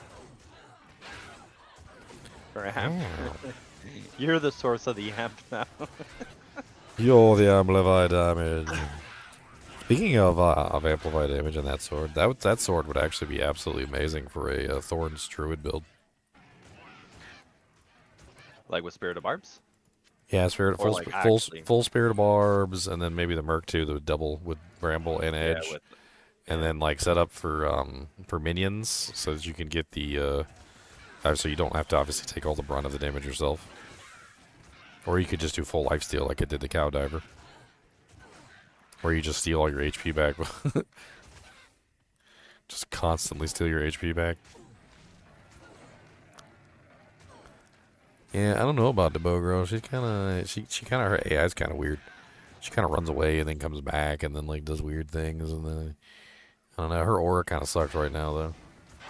She could definitely have a better aura than Holy Fire. I think if she's running Fanaticism, she'd be a hell of a lot stronger. But look at her right now. She was like stuck in a loop there for a second, just like running back and forth. She's doing it again. Like, why are you running around? Why is she doing that? The Act 1 Merc does that too. She'll pace back and forth. I was thinking the same thing. She's got that Act 1 Merc AI. It's like you'll port in front of mobs and she'll like backtrack because like apparently she's not far enough. She's got to back up some more.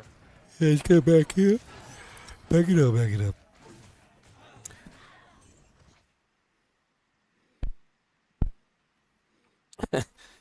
It's when you say when you do the consume, it always says the name of the monster, even though the name of the monster is like, it's like instead of just saying, you know, like demon lancer or something, it says stone thirst the cold.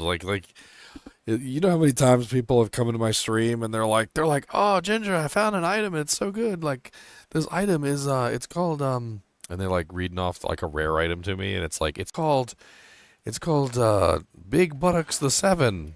Like, is that any good? A Big Buttocks the 7? And I'm like, what is that? And they show it to me, and I'm like, oh, that's a rare. Yeah. I'm like, what are the stats on it? They're like, well, it's called a Big Buttocks the 7. I was like, but that doesn't tell me what the stats are.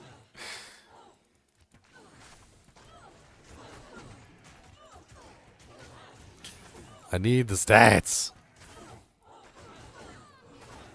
I like Big Buttocks the 7. I cannot lie. I like 7 buttocks. I like them odd. I don't want even ones that's weird. Gotta have 7. That's the right number, 'cause it's magical in the blunder. I like big 7s, 'cause I like them odd. Want to have as many as I can. Never even, though always odd. Certainty of death, small chance of success. Plus a skill in a book, or is it? Aren't something? What are we waiting for? Do we get what? Sorry, they were playing the Gimli sound effect. On like a white book, can you get any skill of the Warlock, or some not possible to roll on there? I have no idea. I'm assuming any. My assumption would be any. That'd be my assumption. Have we seen levitation mastery on it? Yeah, that'd be nice. I mean, are there any skills that you can't get on like a regular like sorcerer's wand or anything like that? The only item I know that has restrictions is Ormus. Isn't Ormus like the only one with restrictions? And technically Holy Shield, even though Holy Shield technically can like exist, but like is very extremely rare. Holy shield. Oh, you mean on like a scepter? like Yeah, the it's good like old super CTA. duper rare. Yeah. The good old CTA Holy Shield scepters. Holy. I think adding a rune word into the game that gives Holy Shield would be hilarious. They could even put it on it. They could even put it on a shield, so it could be like an O skill shield, and you have to put that shield on to get the Holy Shield, and it'd be like level 1 or something, so it'd be like really bad duration. I think But people it's would a- eat it up though. It's a buff though, because like your Holy Shield, like if I were to Holy Shield and then switch shields, it still stays. So like if it like the shield, I don't know. If it was on a shield, they could just either like. Okay, body armor then. It. Yeah. So you got to take off your Enigma. I actually, that's not a bad trade-off though to get max block easily. The Goatmen are just like OP as crap. They really are. Kinda cool. I'm like totally like sucking down some like milk right now. I found out the milk tends to help my my voice. He said that sounds better whenever I drink the milk. Bro, give me a weapon with hammer as an O skill. Ginger, can you cast the sigil on her, the rancor on her, and just buff her out in range?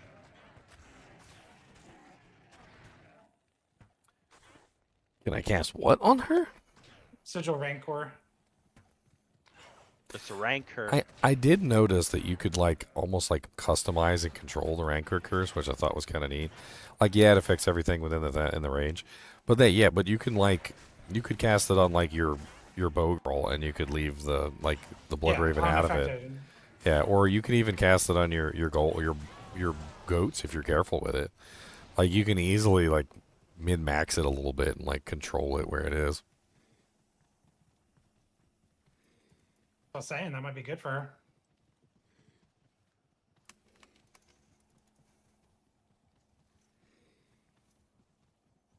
Enrage. I mean, other than the Warlock itself, which I think we've like really dove into extremely nice. I want to get into actually playing it and experiencing some of the builds and leveling up with them and stuff, I'll probably end up making a bunch of new characters this season. But like for non-Warlock builds, I mean, a couple of the new items have really enabled some interesting stuff. I'm kind of interested to see like how Bone Spirit Necromancer fares with all the negative magic resistance that he could get and the magic That skill plus Void? damage. And then yeah, adding Void into the mix, that could be interesting. Also, I think the Druid got a lot of buffs this season too, because like that helmet with the lethargy on it is really nice. The Amp Sword is really nice.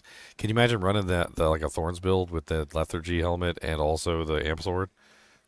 And you just have like two sources of lower physical resistance. That seems really powerful. Nuts. Then you can also of course make the Covet in a Druid helmet, right? Yeah. So I mean,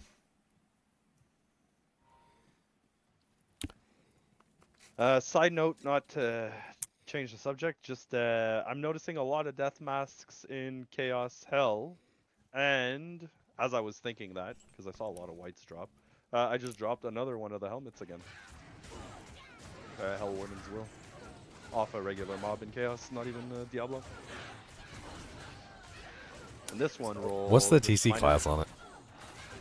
I think it's like 57. Let me check.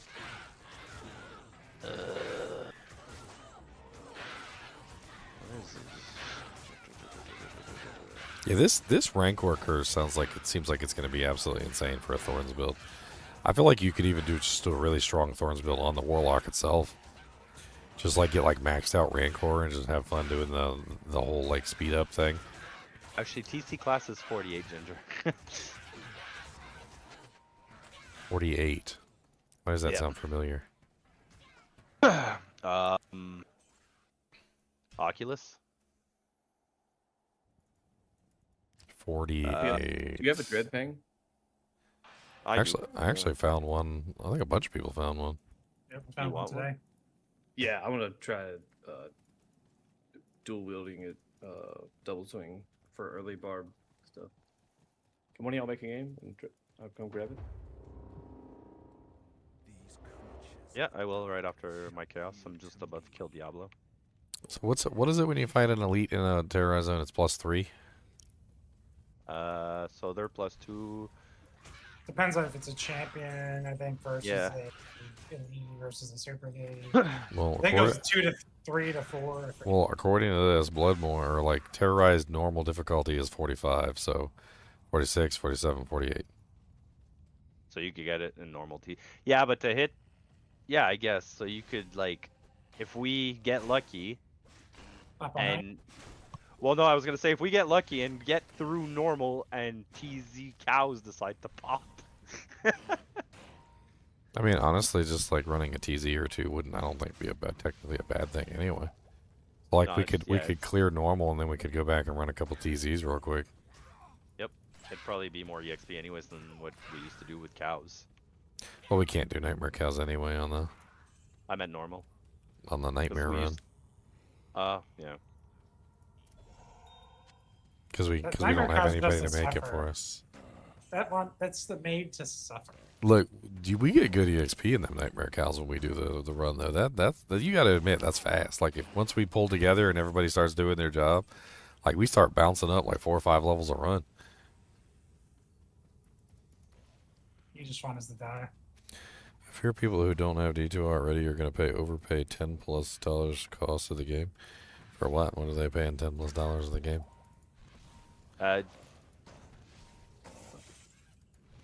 GGMs in one regular password.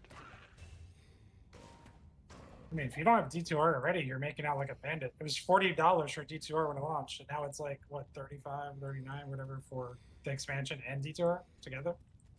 Whatever it is. Hey, you want this? Who don't have $25? You know, You when want I this thing too? when I was a kid, man, like you would always look for games that were free because you were broke and you were poor and you had no money. Yeah, it's pretty high ED though, like Oh, for yeah. the level. 380? You kidding me? Yeah. Oh, what is the level? Well, the thing is, it's a level. It's a it's a lower level than that. It's because I put an Ohm rune in it. I wasn't thinking. But yeah, without the Ohm rune, it's 330 and it's I think 44 or 45 to use.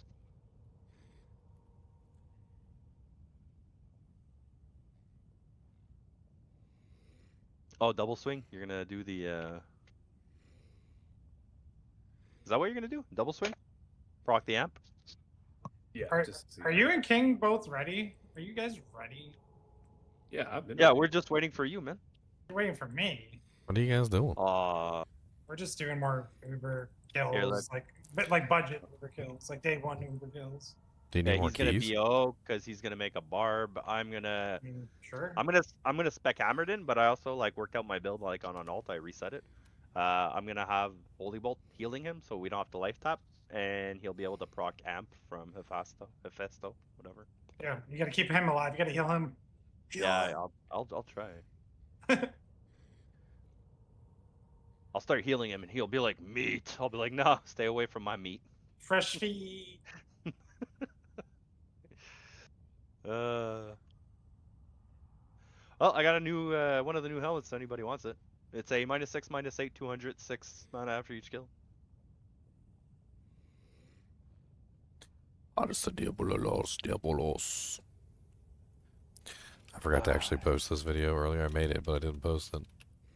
But yeah, Leo, do you want to make a game? Pop the portals, and then Yeah, I'll pop the portal. join? I think I just have to zone in. I don't think I have to actually find the bosses, but I don't know for sure. I think I just zone in and that's it. I think so.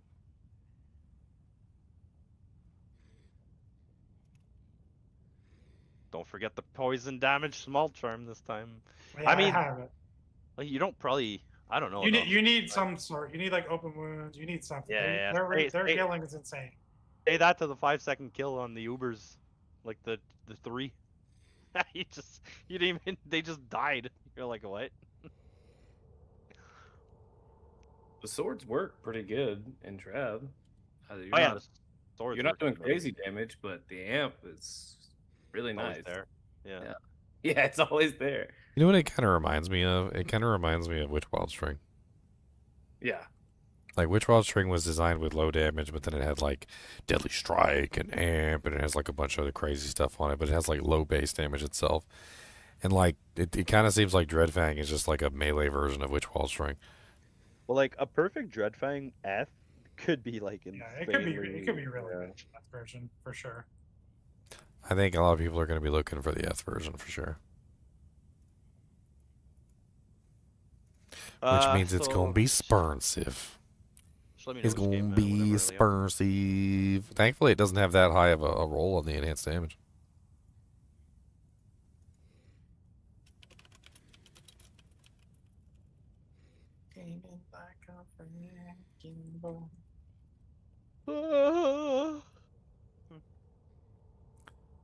Bro, I feel like I'm gonna die with this potato gear, though. Good. Potato. I've like no way of sustaining, no leech, no nothing. Just running around with max block, max res, and trying to spam holy bolts. Holy Bolt's pretty strong early on, though. I did a North Star Smiter, and that's how I leveled up. Was I capped out Holy Bolt first, and then moved into it. Yeah, well, the damage synergy is really strong too. Like FOH, it's like 50%. But like I only maxed out prayer for the healing. It's just to see if I can sustain him so he doesn't need life tap. Because I was doing it yesterday on my actual Hammerden, but like it's a 1-point wonder, right? On this setup, I put all gear that I technically would have by the end, like by hell.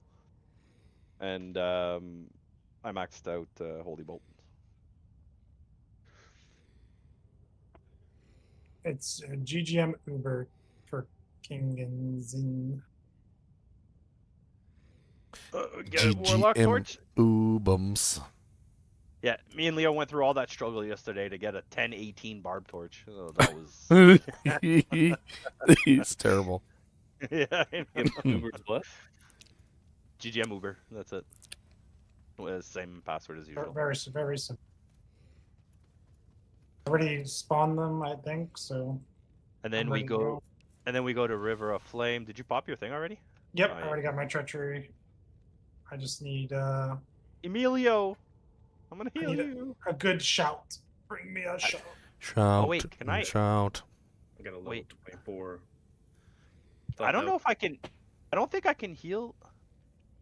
But don't go in there, Zanwolf. This is for testing. Get out of here. Oh, Lose we need a party, that's 5% fine. positive reviews for patch notes on Steam. Okay, I can heal your minion. Okay. I was like, I can't target him. What's going on? I can't believe D2R is even on Steam. Like, I feel like Blizzard has made a habit of like not putting any of their games on Steam, and it took forever for them to just put D4 on there. What's next? We're gonna see D1 on Steam?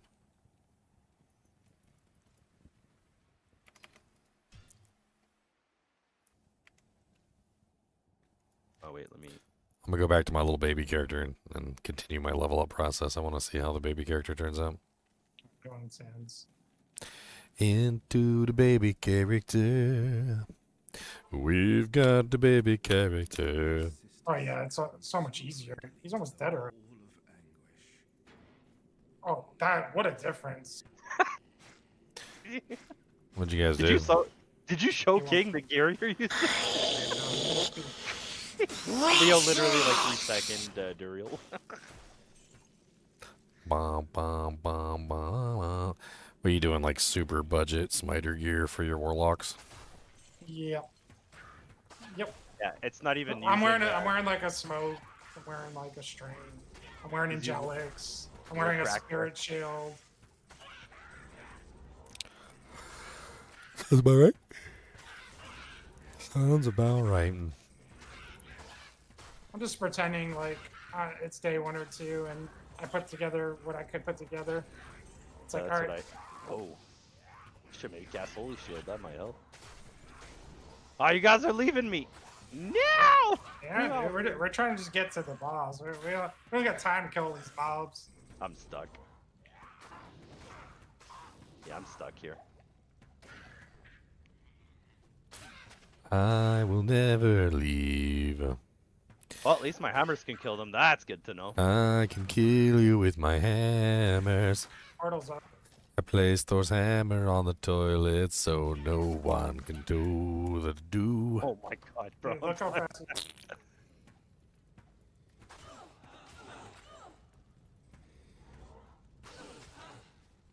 Okay, so King's Leap is the worst thing to try and heal. Bro, What do you mean? Bro, all my bolts are going next to you because you're leaping like out of them. Oh, you're trying to kill me. Okay. Well, yeah. Well, I saw missing health. I'm like, I'll try. Nope, that's not helping. Oh no, there's another door. Oh, this is the test. She's right here. She's right here. Oh, is she? Should I get? Well, okay, all Yeah. this stuff is there. Room is super congested though. Beware. Like the highways on rush hour. So I'm trying to simulate day 1. My barb does 0 DPS, so.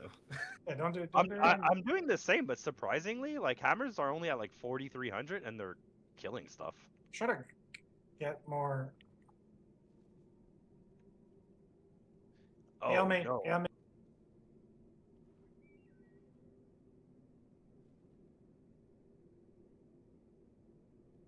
You guys are in the room? No, okay. You're there. I see. Yeah, she's dead. Alright. Now you guys leave.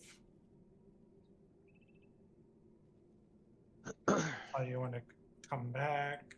Bom, bom, bom, bom, bom. He's got the opal vein. Walking dude has the opal vein.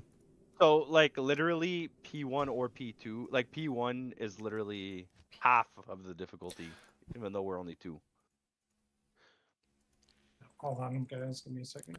I mean, people complained about that run we did with the Colossal Ancients, and they were like, you guys 8 on 3'd them or whatever, you know, you guys are unfair. And I'm like, dude, it's players 8. That's the hardest difficulty. I'm like, what did you want us to do it on P1? That's the easiest difficulty. Alright, you guys can rejoin. I guess reproc my treachery. River of Flame. I noticed that we're not on 3.11 when I looked at the patch notes, or the patch down at the bottom right hand corner. It said 3.09. Is the heal? Oh no, I'm not even. There you go. Ah, King, this is the tech when you're trying to proc treachery. Just have a. Yeah, I've never seen anybody do this. That's actually dope. The fire can't kill him. He doesn't waste juves or pots. Just keep healing him. I love the Chronicle, by the way. It's so much easier to get like the stats on stuff now. Did it proc? No, didn't proc. Okay. I also love the kind of like instant gratification of being able to see whether or not you how good you rolled.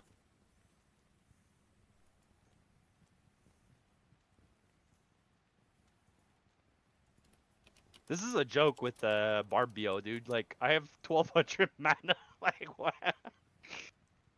Yeah, Barbio is always so dirty. Like, that's why I never use CTA, because there's usually always a barb around to throw like a shout out. Like, we usually always have some barbarian for shouts, and it's like way better than CTA anyway. Lasts longer too, and doesn't run out like in the middle of the fight.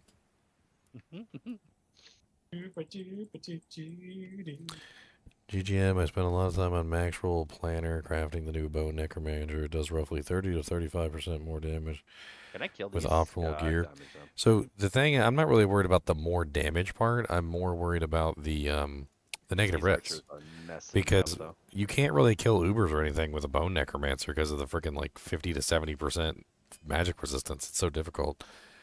No. I would assume that Oh, he was almost dead too, eh?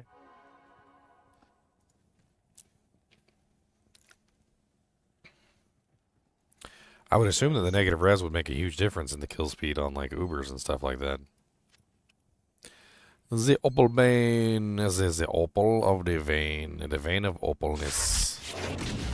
I haven't had a chance to test out this flame wave on attack thing. I kind of want to go do that real quick before we even like do this. And I'm gonna take it over to my Procazon, and I'm gonna see how it works on the Procazon real quick.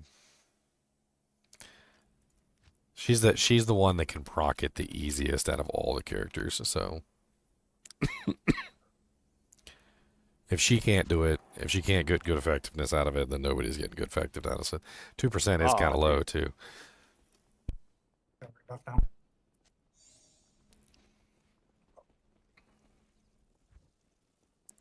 What the? Boom, boom, boom. All right, here we go. Opal vein, guys. Let's see how it works.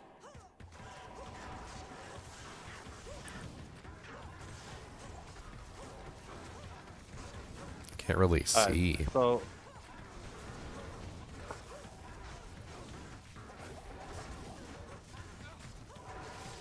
I don't think I've seen a single one yet, but I also got the Hellfire Torch interfering.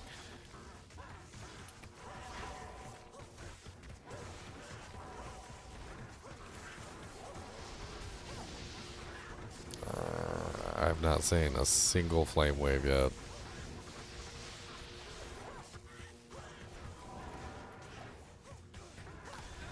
Yeah, it looks like 2% just might be a little bit too low for brocking. I don't even know if that's ever gonna proc. Like, what the hell? Oh, wait a minute. It's on attack, isn't it? It's not on striking. Yeah, on attack doesn't work with strafe. It doesn't work with strafe at all. Well, dang. Okay, well, it doesn't work on Procazon at all because on attack doesn't work on strafe. Odd.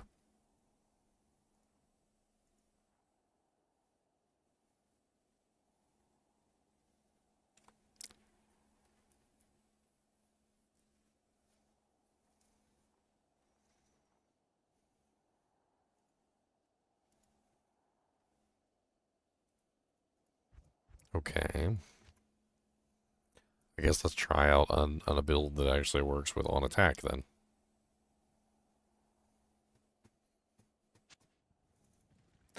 Boom, boom, boom, dee dee dee, boo, boo dee doo dee doo doo do ugly butts and ugly bugly bugly bugly bugly butts.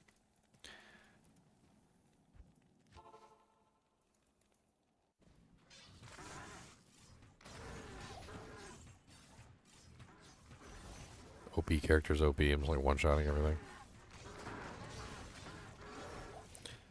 Doesn't seem to work with the bow either, so I guess we're going to have to switch to the weapon. There we go. We got a Brock.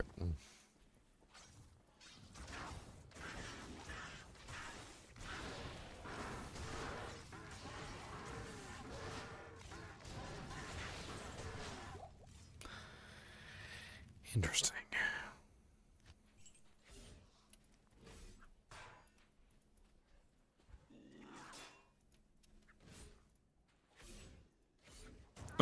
Not really set up for proccing on this character.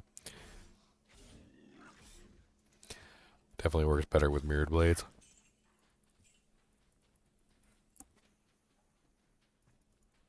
Can Warlock sigils go past 10 yards? I mean, they do go pretty high. I thought it was like 12. I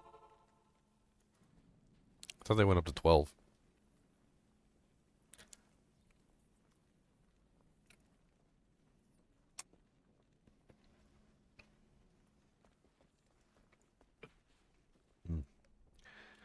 Bom bom bom bom bom bom bom beam beam beam beam beam beam beam. Okay, here we go. Alright, 3, 2, 1, let's jam.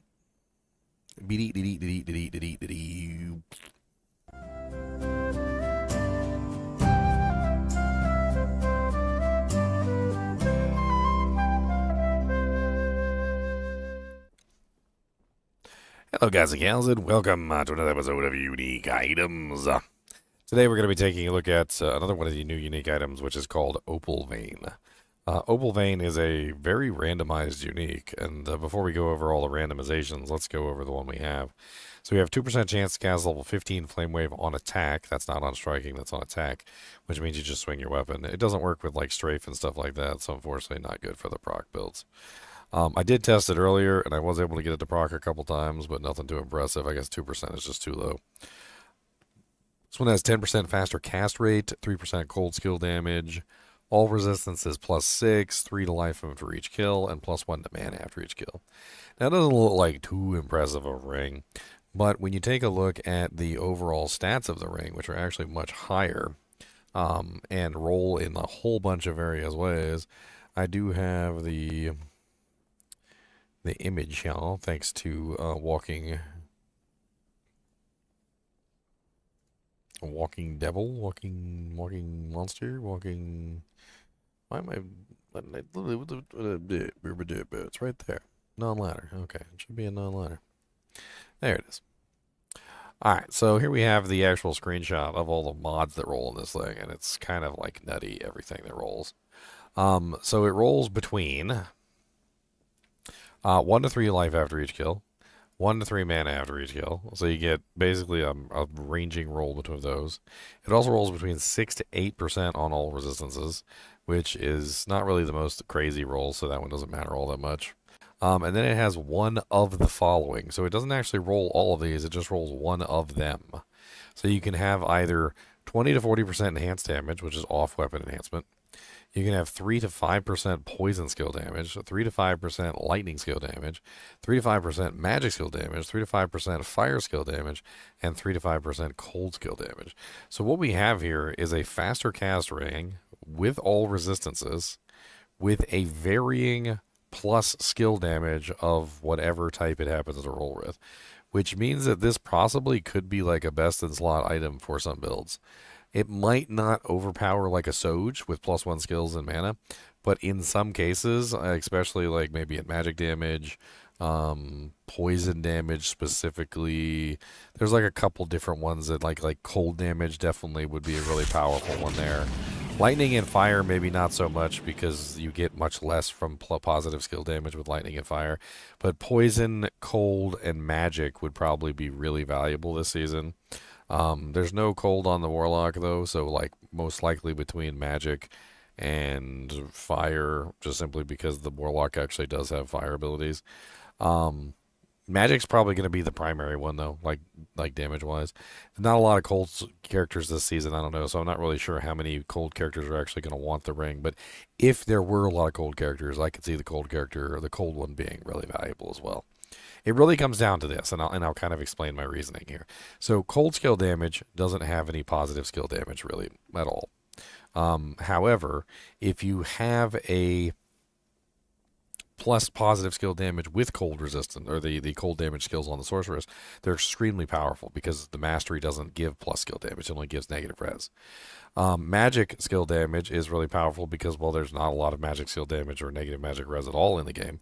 And so it's, even if it's a small amount, like 5%, it's going to be pretty massive for magic damage characters, like a Bone Necromancer or a Hammered In or various other classes, usually casting classes. And it also has faster cast, which lines up with the casting abilities. Poison, specifically because there's not a lot of plus poison skill damage and there's no poison skill mastery, so it does actually line up nicely. But the problem with that is that, like, there's not really a lot of good poison builds, so I don't really rank that one highly, even though it's a good option. The problem with lightning and fire is that on the sorceress, at the very least, the lightning and fire doesn't really do very much because the mastery kind of like overshadows it. It basically counts as 5% mastery, if that makes any sense. The lightning is not going to be very useful for the new Warlock, obviously, so it might fall to the wayside there unless we get a lot of Nova Sorceresses. And then the fire skill damage, again, has the same problem with the Sorceress, but on the Warlock it could be relatively useful. So specifically on the Warlock, that fire skill damage could be neat. I mean, the 40% enhanced physical damage, I don't really see that as like a even remotely useful. I don't really know what to think about that one at all. Seems kind of poopy. 40% is not a lot of enhancement, and 40% is literally forgettable. Like, you could put that on, take it off, and like not even notice the damage increase, like, at all. It's a level 50 ring.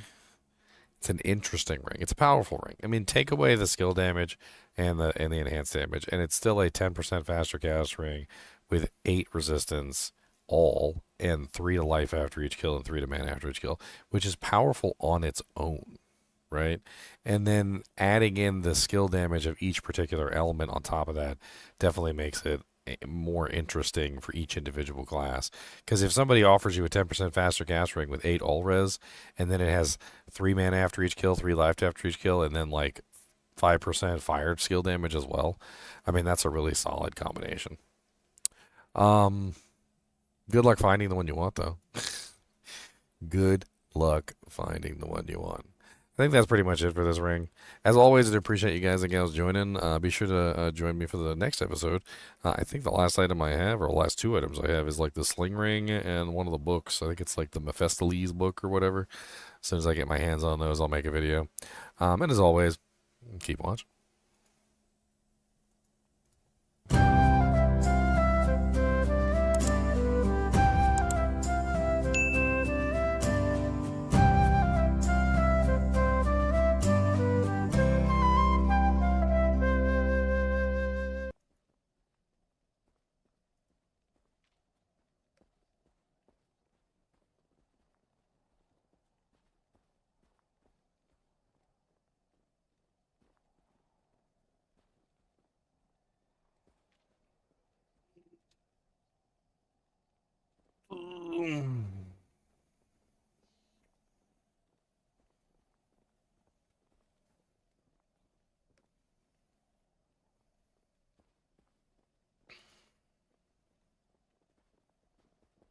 Man, do I stay up late tonight and really get like a good, like, you know, rigmarole in, or do I just go to bed and just wake up early in the morning?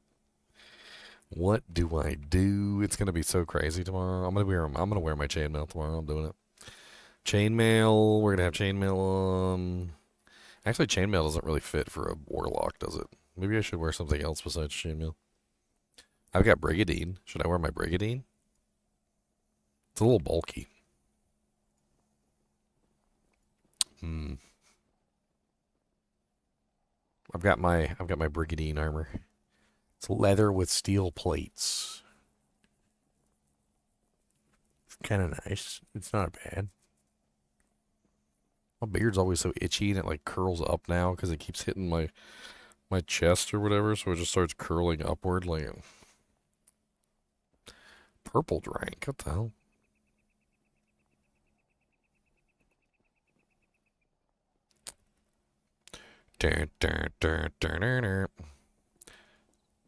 Uh-oh, Cody's having a night of mares.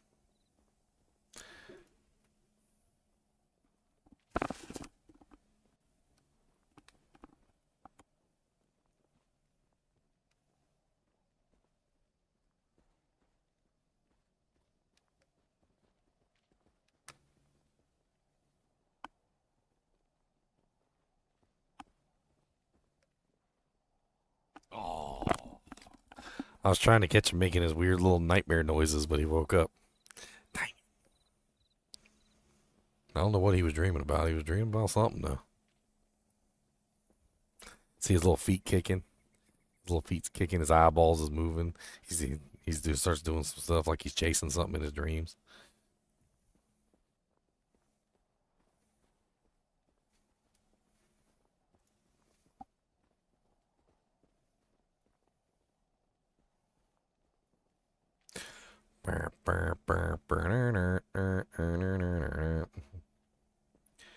Alright, so this is opal vein. And it is a ring. Ring. Ring-a-ding ding dang dong. Ring-a-ding ding dang ding. I'm so glad I'm getting all these videos done before the ladder launches. I don't want to have to do these videos when the ladder's on. The only one that I don't have right now is the sling ring, so if anybody out there has a sling ring, I'd like to make a video on it. You can have it back after I'm done. I need to have it in my hands. I need to play with it. I need to touch it. I need to molest the sling ring. And then Doctor Strange comes and takes it from me, but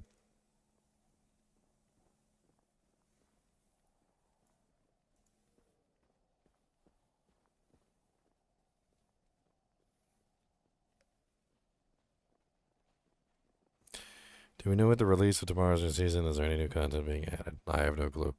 What is the purpose to playing ladder besides the actual economic reset? To have fun and play with everybody else. In general, the ladder is like a group play kind of a situation where everybody plays together and trades together and like in general just like exists within the same world. If you play on non-ladder, you don't exist in the same world as everybody else. That's really the moral of the story. And if you don't exist in the same world as everybody else, well then you're kind of just like on your own doing your own little thing. I mean, I don't know what to tell you at that point.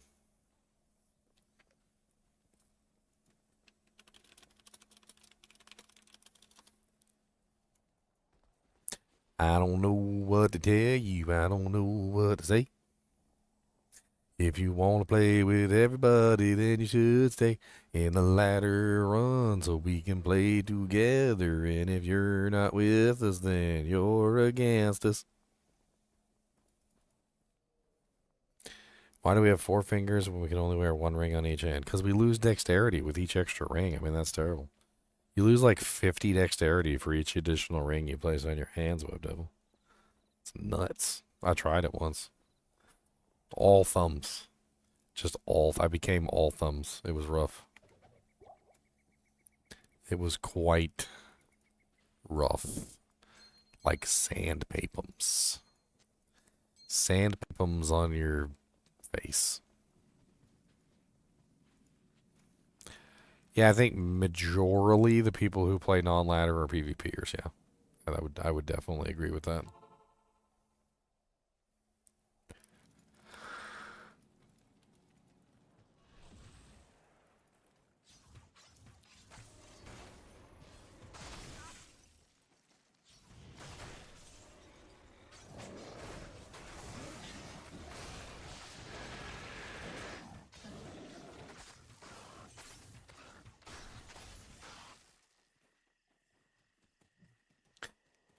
Inspiration. Oh, that's the game. Inspiration. They say it's lame. But one day you're just sitting there and you think in the air, a little idea pops into your hair. Then you get a comb and brush it out, 'cause that's really gross, no doubt. And then you try to make it on your way.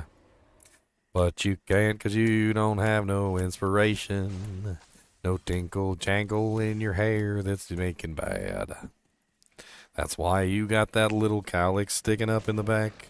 'Cause they did something nasty and it's actually kind of whack. Don't worry about it. You didn't see it. So it's fine. It's totally fine.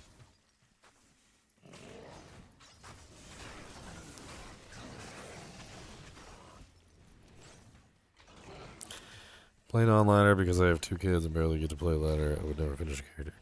I mean, in that case, just play non-ladder. I mean, not non-ladder, just play offline. Offline probably be better anyway.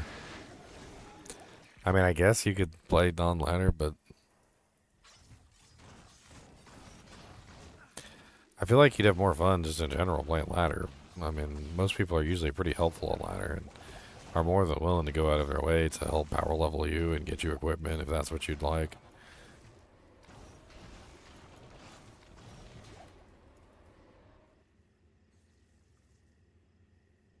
Dang, Marvin, you're just rooting for the bad guy. That is not polite. Rooting for the bad guy, that's not very nice. Rooting for the bad guy, I don't like it. Rooting for the bad guy, that's so mean.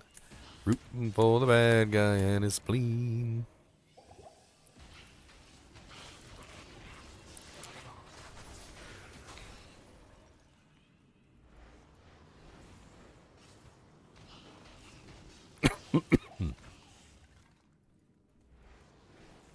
You want to see consternation? What's consternation?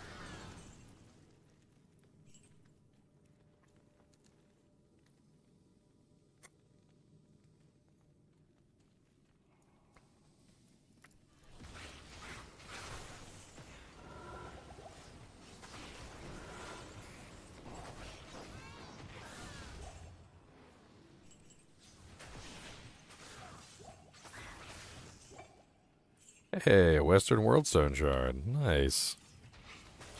One little Western Worldstone Shard. One little Western for me. One little Western Worldstone Shard. Come on down, you'll see. One little Western Worldstone Shard. Punch 'em in their wee. Oh yeah, I was on my low-level character before I was derailed by Opal Vein. Derailed by the opal vein, it was so shiny. Had a light that brought into my soul. Into my soul. How is the physical damage on the build? I mean, you basically get like a bunch of damage from various sources. It's kind of nice. I mean, I was using physical damage from the Breeza, cold damage. I also had like some magic damage coming from, of course, the procking miasma chains. And overall, it was kind of a really fun little build. That was what I was just playing right there was my proc miasma chain build. Oh, thanks. What can I do for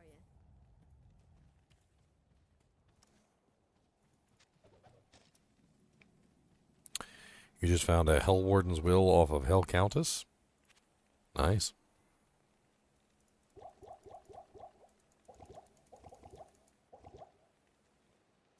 It's a nice little early starter. +2 cleave, +2 miasma wall, +2 levitation mastery. It's kind of nice, but I don't need it. It's not what I want. It's kind of nice, but I don't need it. It's not what I want. It's kind of nice, but I don't need it. It's not what I want. It's kind of nice, but I don't need it. It's not what I want. I don't know what to tell you, it didn't fit the bill. I don't know what to tell you, I cannot hit the sill. I'm not going after anything you chase, so you better get your butt out of my face.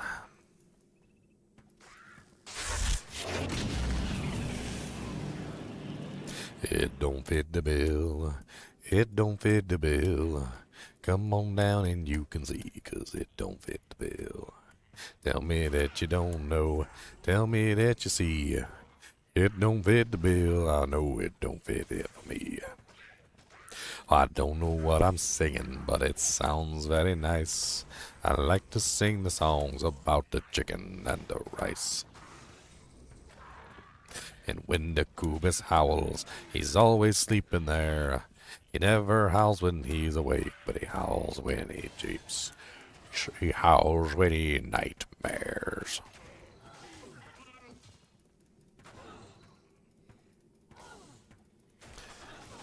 Ow. It's so easy to one-shot these guys, but they can definitely billow up on you and get you. Let's do the blade warp again.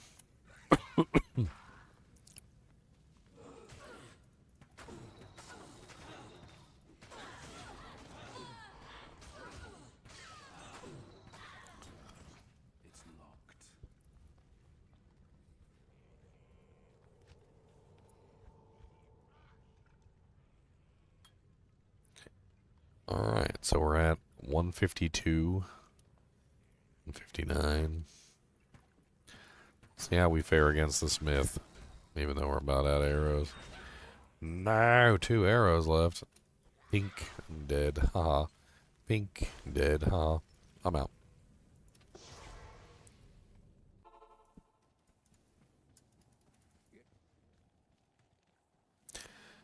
I think the Wraith Set boots are kind of meh. I don't really know. Like, they have skills on them, sure, but, like, other than the fact that they got a tab skill on them, like, I don't know. Strength requirements are really high.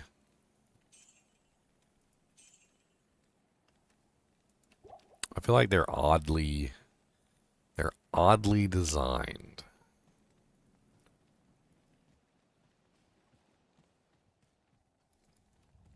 Good to see you.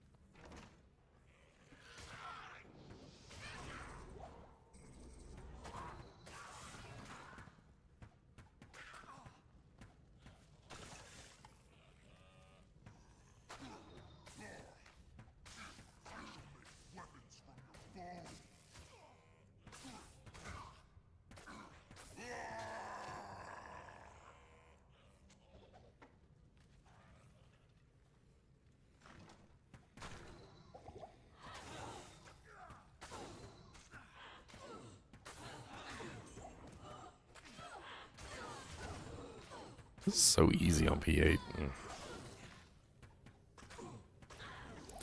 That negative 25% attack rating on Hexbane is just kind of ridiculous.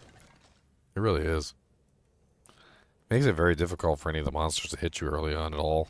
Like, even though you have relatively no defense, like, they still can't hit you because they have no attack rating.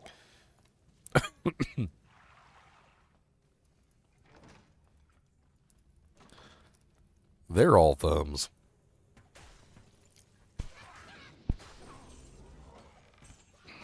And I still think about that stupid movie, man. Every single time. That stupid movie, they come again or something like that. One where the guy has to like sacrifice one of his fingers to summon a demon, and he chooses his thumb.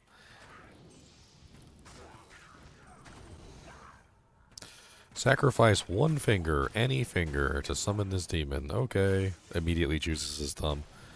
Like, the demon looks at him like he's an absolutely idiot. It's like, why would you choose your thumb?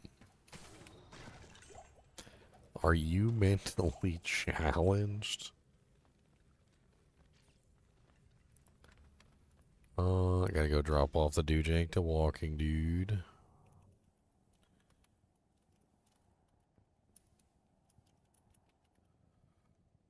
Gotta go drop off the Dujank. Yet again.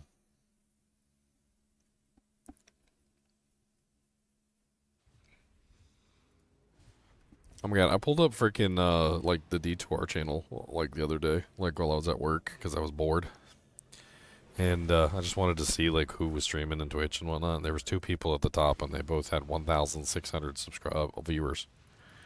And I was like, holy Jesus, 1,600 viewers. That's nutty. I was like, their chat's got to be popping. Like, their chat's got to be, like, literally blowing up. Nope. Crickets. Like, I joined the first chat and, like, just crickets. Nothing. And then I joined the second chat. Crickets. I was like, what is going on here? It's like just absolutely dead chat, like dead to the point where there, like nobody was talking, or it was just like one person talking. And I'm like, this ain't 1,600 viewer chat window. Like, this not even close. Like, I got a faster chat right now, and my chat is like freaking what, maybe 150.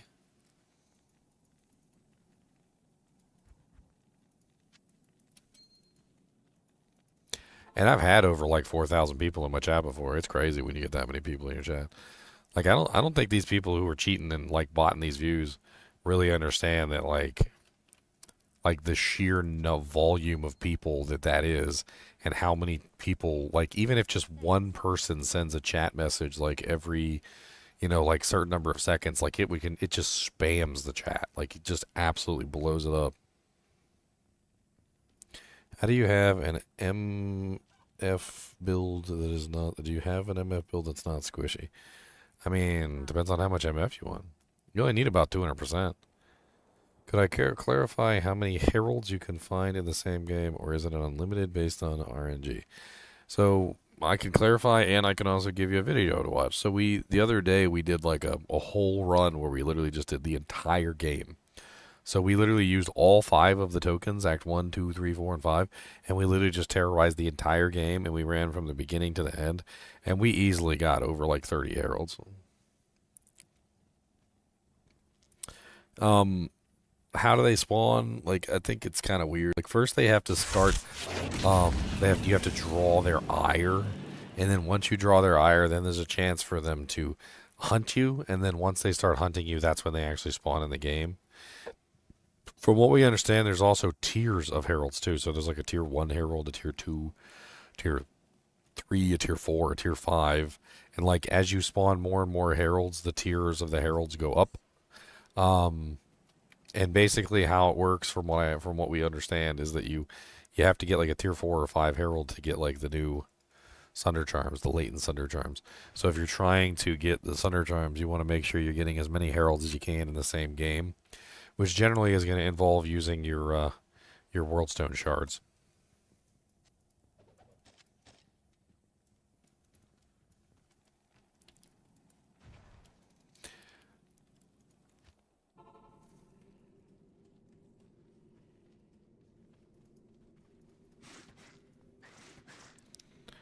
I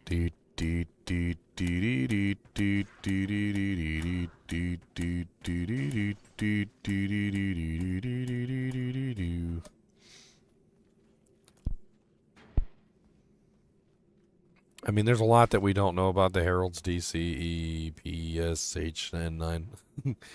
There's a lot we don't know about the heralds, but like, we've been testing and we've been trying to figure things out. It's better to stay in the game for a longer period of time. Yes, I have not. I don't think there's any specific order that you're required to do, no. But like, the longer that you're in the game, the more heralds you spawn, and the higher tier those heralds become. And according to what we've been able to find out, if it's true, they have to be high-level heralds to be able to drop the latent Sunder charms, which means that if you want to farm latent Sunder charms, you have to basically like be in the game farming heralds for a long period of time to get a certain number of heralds to spawn, at which point then you have a chance to get the Sunders. So the longer you're in the game, the more likely it is you're going to have a higher level herald, and the more likely it is you're going to see a Sunder charm. We don't know exactly what the spawn conditions are for the heralds. Like, they're kind of weird.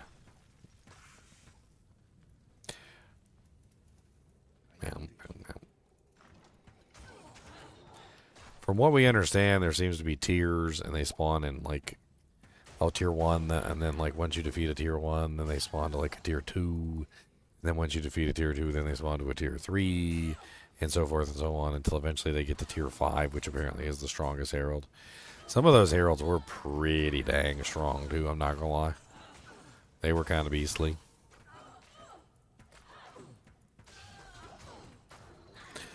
Does the Herald say it's tier? Not as far as we're aware. Although he will punch you in the throat. Quite violently. Do old Sunder Charms still exist? Yes, if you had them. As far as I'm aware, they're no longer dropping, or at least that's what I've been told. So, I don't know. Like, even if you're in D2R, apparently they're not dropping anymore.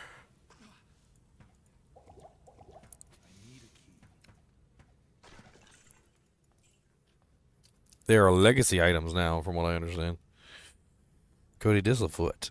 I want this foot, and I was going to take it. And it's going to be my foot. I was going to take this foot, too, and we're going to put them together. We're going to make a foot them. We're going to make a foot. Give me them feet. I'm going to put them together like this, and we're going to make a yankum pole. Look, see, now I can pull you around by your feet. Yeah, that's bull crap.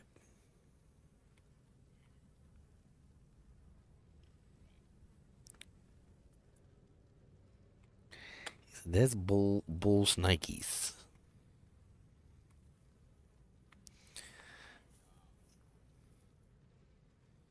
Give me this leg. I'm gonna get it. And I'm gonna beat it up.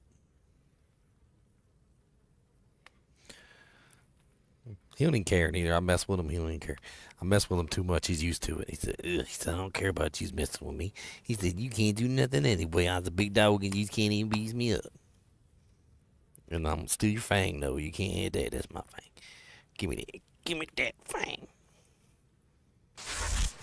Give me that big old tummy. That's the big old tummy. That's a monster dog. That's the big old tummy. That's the monster dog. I got the big old tummy. That's the monster dog. You're so lazy. I'm beating you up and you don't even care. I'm beating you up and you don't even care. I'm gonna flip you over. How about that? I'm gonna flip you. I'm gonna do a flip 'ems. Oh no, flip 'em time.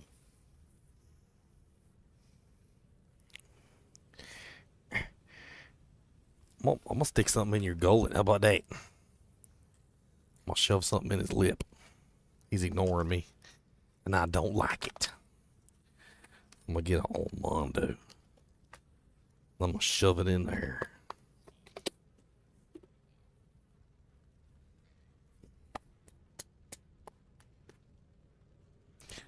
I'm gonna put one right up in there.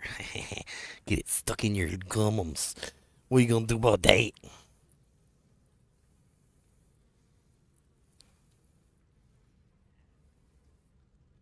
He said delicious. That's what he said. He said delicious. We're officially under 24 hours? All right.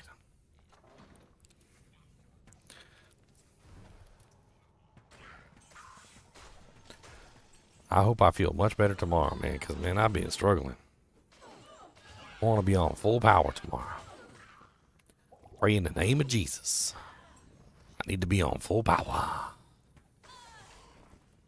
I can just see him, like, rolling his eyes in heaven. He's like, dude, did you just pray for full power for that or launch day? It's like people dying in, like, Africa and stuff. Like,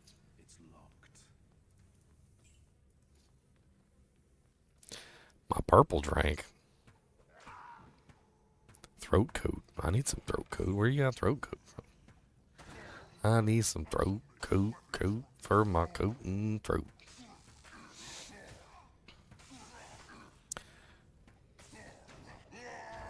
Dude, that's kind of OP. I ain't gonna lie. Like, I just took that Smith down like he was nothing. That was a P8 Smith. And I'm just a little baby level 18 Warlock with a bow with some chippies in it.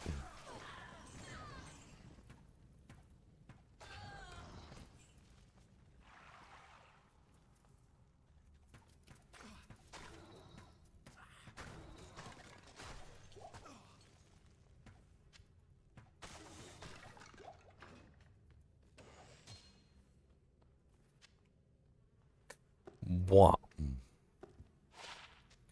40 attack rating and +1 to life. Boys. +1 to life. How can you turn that down?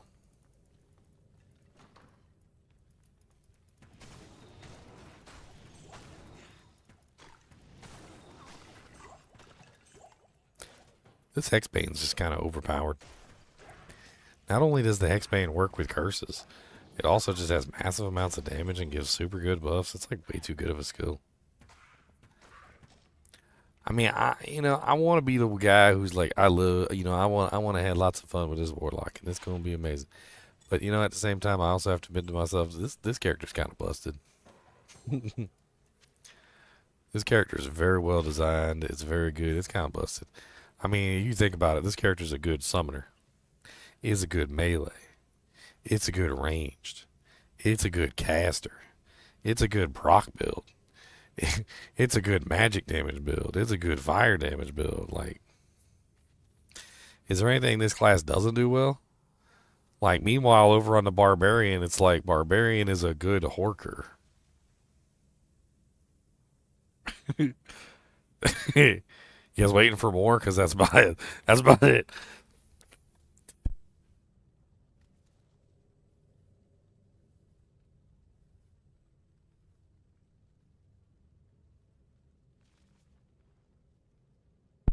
Barbarian has battle orders. I'm pretty sure that was in the Horker when I said the Horker bit. Barbarian has Hork. That's what Barbarian has.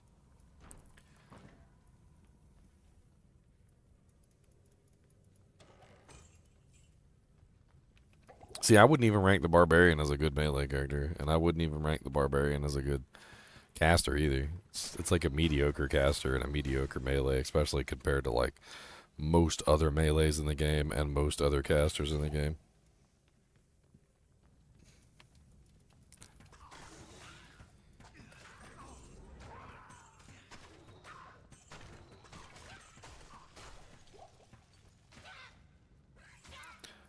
My assumption is that when you kill a Herald, it causes the next Herald to be higher level. That's my assumption.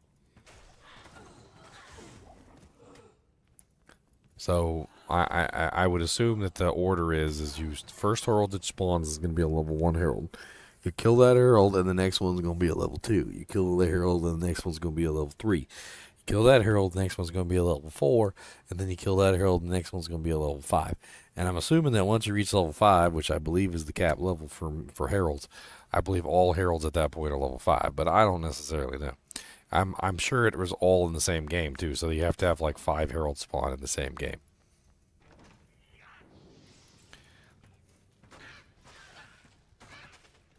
Is it possible to spawn another level 3? I don't think so, but I don't know. I don't know the answer to that question.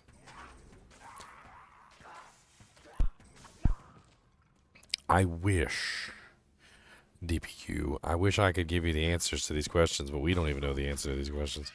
All we know is what we've tested so far and what we're hearing through the grapevine on the Dujank land.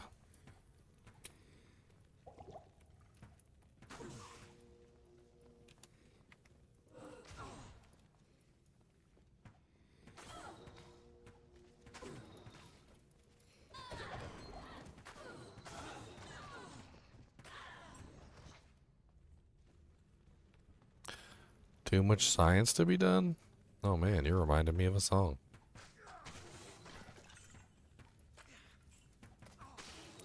D2 Resurrected. We do what we must because we can. We theorycraft the builds and they are one of us. D2 Resurrected. We're going to make ourselves a build. We'll find ourselves the best gear for us. Hero editor. We will use it to craft our gear and give ourselves the skill points that we need. D2 Resurrected. Oh, we will test and kill the man. The Uber Diablo, he is the one. D2 Resurrected. fighting and making the demons die. Don't tell me what to do, because I am not one of you.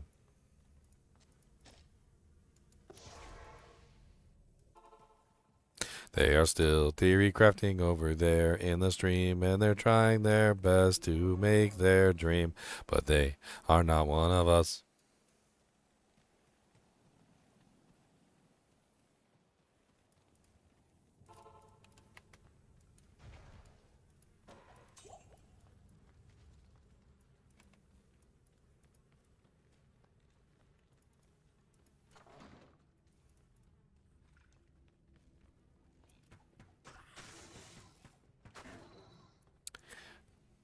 Because when there's theory crafting to do and we have to go, then we really need one of us. We do what we must because we can. Crafting enigmas and then destroying them on live stream. Because we don't like them. And it makes the kids, they cry. I can't believe you destroyed my enigma. Oh, lick my balls. Ligma Nigma. Hey, did you hear about the new Nigma? Yeah. I hear they're renaming it to Ligma. Ligma balls.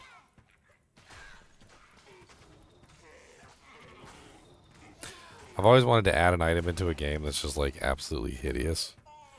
Like has like the best stats ever, but it just looks absolutely hideous on your character. Like you put it on and it's like you got like a My Little Pony set on or something, and like a big dildo on your forehead or something, and like there's like a, and like it's like vomit green color. Just give it like the best stats in the game. People are running around with like this horrible armor on, and you can't put cosmetics over it.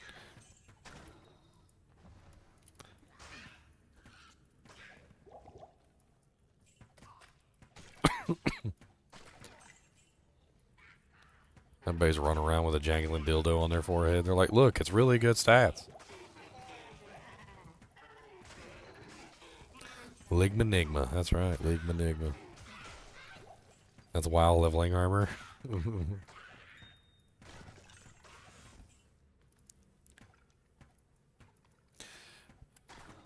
This armor looks so bad, I don't know what to say.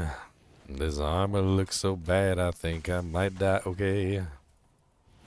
I'm pretty sure there's a dead possum strapped to my butt cheek. And I'm not gonna last another week. This armor's whack. Quick question, is Mosaic now banned? As far as I know, it will no longer be able to be crafted in ladder, but whatever that means.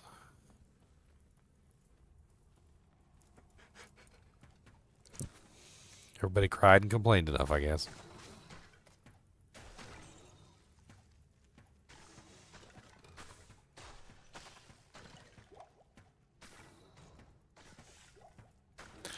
Vile grin the shop.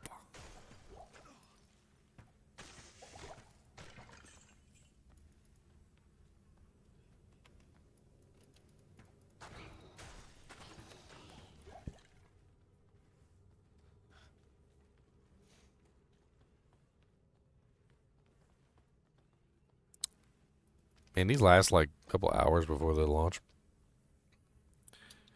I find stuff to do. We need to theory craft everything. Actually, I want to check and see how many people are signed up on the sheet for this ladder season. Let's see.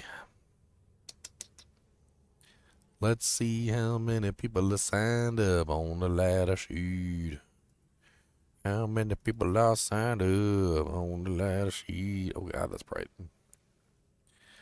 Okay, so we currently have 49 people. Holy Jesus. Now, 3 of those are hardcore, so that's 46. So we got 46 people. Hey, Ginger, where's that sheet at? It's pinned in the D2R ladder chat. Pinned. Do you know what the pin? It is a pin. There's a bunch of people in here right now. Anonymous Dolphin, Anonymous Wolverine, Anonymous Narwhal, Anonymous Lemur. What the hell? The hell is an anonymous cormorant? The hell is an anonymous cormorant?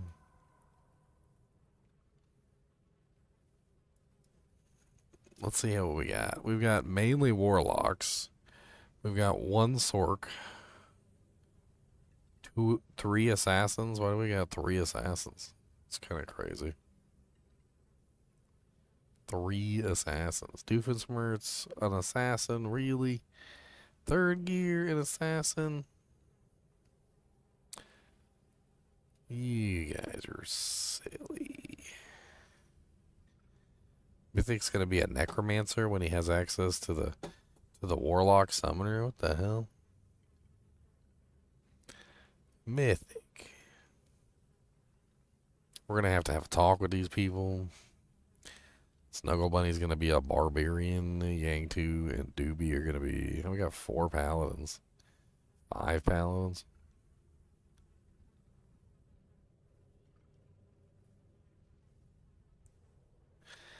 I mean, 46 people. I don't know how many are actually going to be here on launch, but 46 people kind of crazy. 47 maybe with acid shrink. What is that group-wise? So if we have 47 people divided by 8, 5.8 groups. So we've got roughly about 6 groups with some overlap, or 7 groups. Probably missing like 1 person each.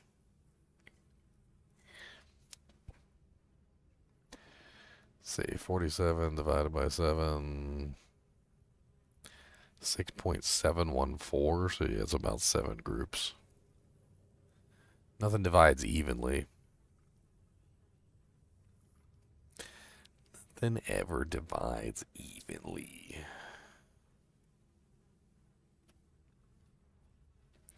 It's a WoW full raid group. Nice.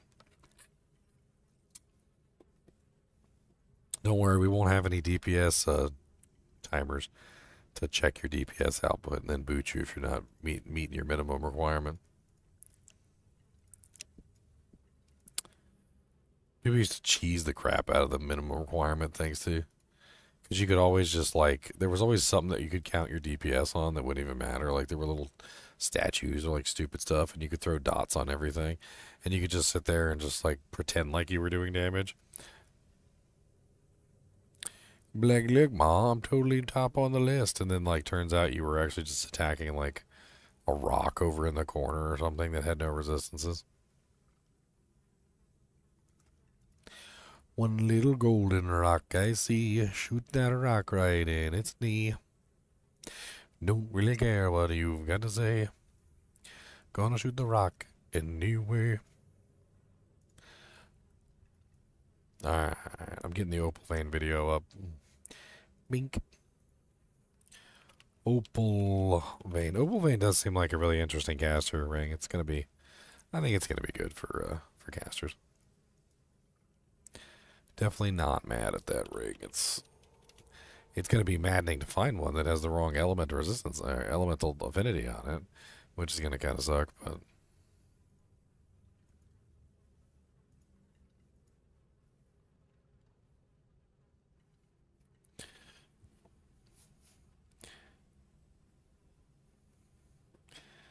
100% magic hero plus deadly strike and amnef and socket ain't bad either. What are you doing? My magic arrow build? Okay, Opal Vein is up, posting. If I could just get Sling Ring in that last book, I'd be done. Sling Ring, ding ding ding ding ding ding ding ding dong. Join me as I go over the D2R Reign of the Warlock. Unique ring. Opal Vein.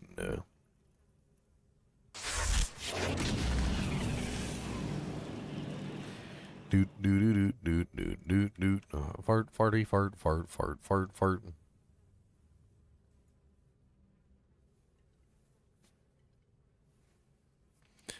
Yeah, look at the Viren from the Dragon Prince Netflix show.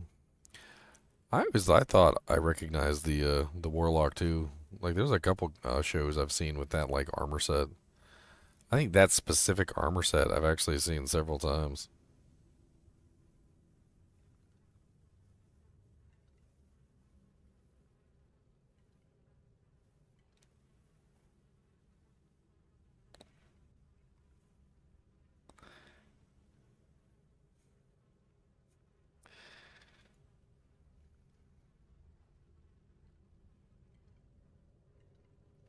Boom, boom, boom, boom, boom, boom. All right, Opal Veins posted all the channels and all the videos and all the dujinks and all the world.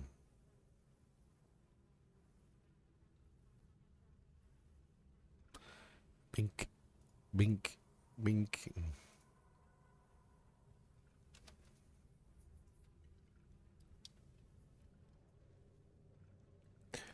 I have the same beard. Who's got the same beard as me? You got a beard? You jealous of my red beard? It's got some gray growing in it now. I'm getting old. I got a little gray in my beard, okay? I'm getting kind of old and I know it, yeah. I got a little gray in my beard today. A little bit of gray, alright. A little bit of gray and nice.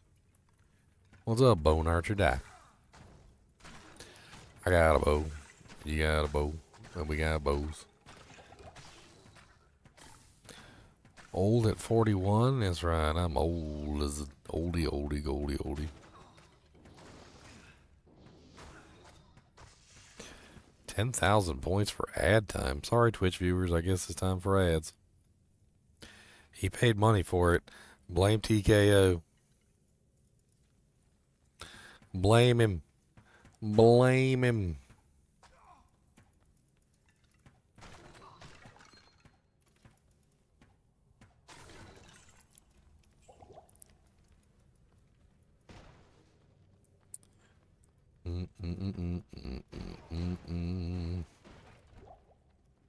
Dee dee dee doo doo don't be. It's not a ring. Give me that ring. 46 AR. Big money AR. I like big attack rating, and I cannot lie. I like big attack rating that makes me hit the monster and not miss. I like that attack rating. I do. Give it to me. I need to, yeah. Wouldn't I put that arrow in their poo? Actually, skeletons don't have a poo. I missed. I missed again. I thought of doing an elemental zealer would be neat with the potential for the new jewel and hopefully world crafts. Elemental zealer.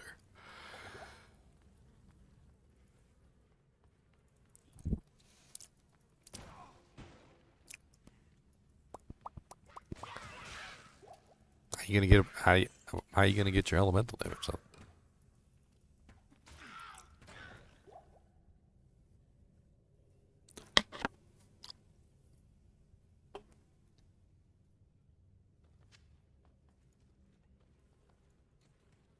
Whoa. Who redeemed timeout somebody else? What the hell? Jesvin redeemed timeout somebody else. Okay. Who are we timing out? Who are we timing out? Who are we timing out? Let's time out the guy who did the ad time. How about that? Time out. Time out. Time out. Boom, boom, boom, boom. There you go. He paid 30,000 turds.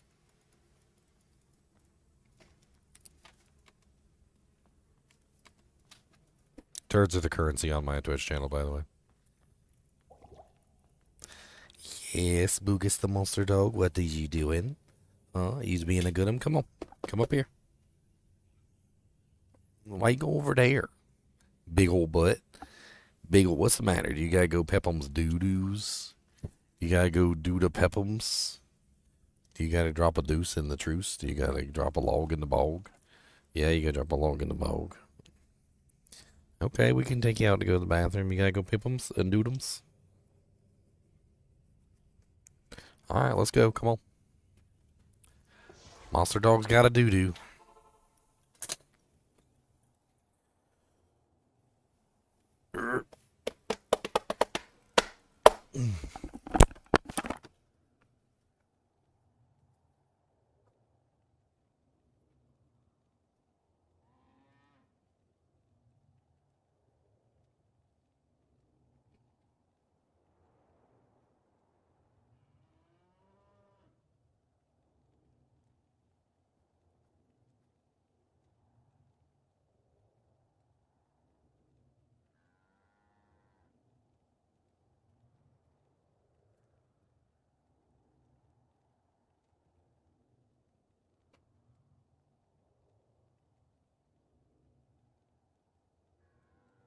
And his name is John C.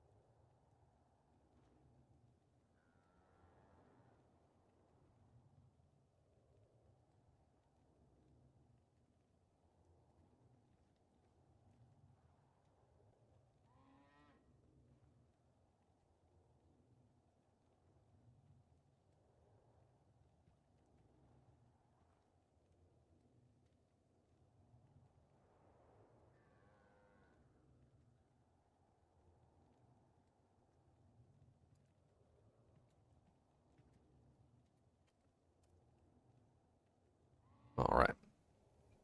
Cody has gone peepum-doos. I heard John Cena while I was getting ready to go outside to take him to. I heard that. Don't think I ain't heard that. I heard that.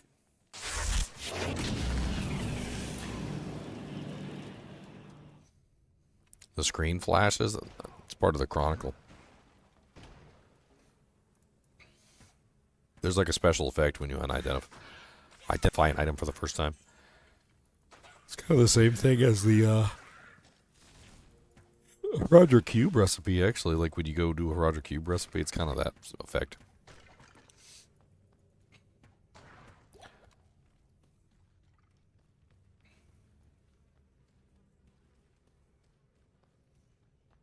I wonder what would happen if you could switch to legacy graphics. I think the game would just like lock up and crash.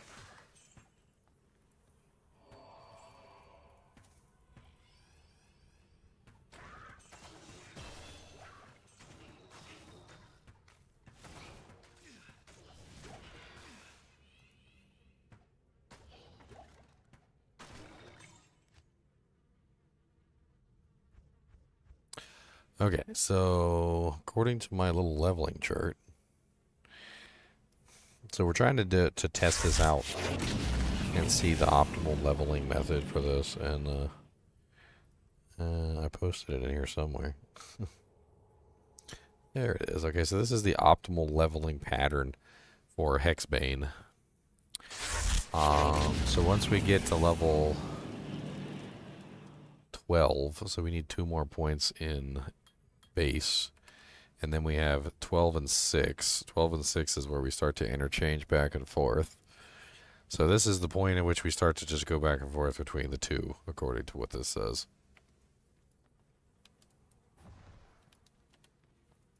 At 204? Yeah, 204 is pretty good. It's not bad at all.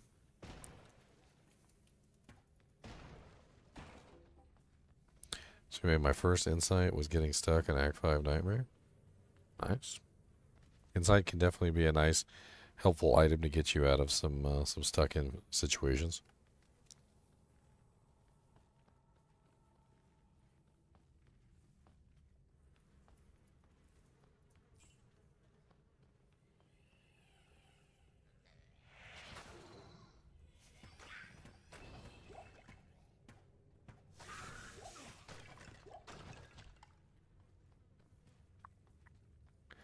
I always thought throwing items were a good middle because you can melee attack as an option and it gives more variety for skills.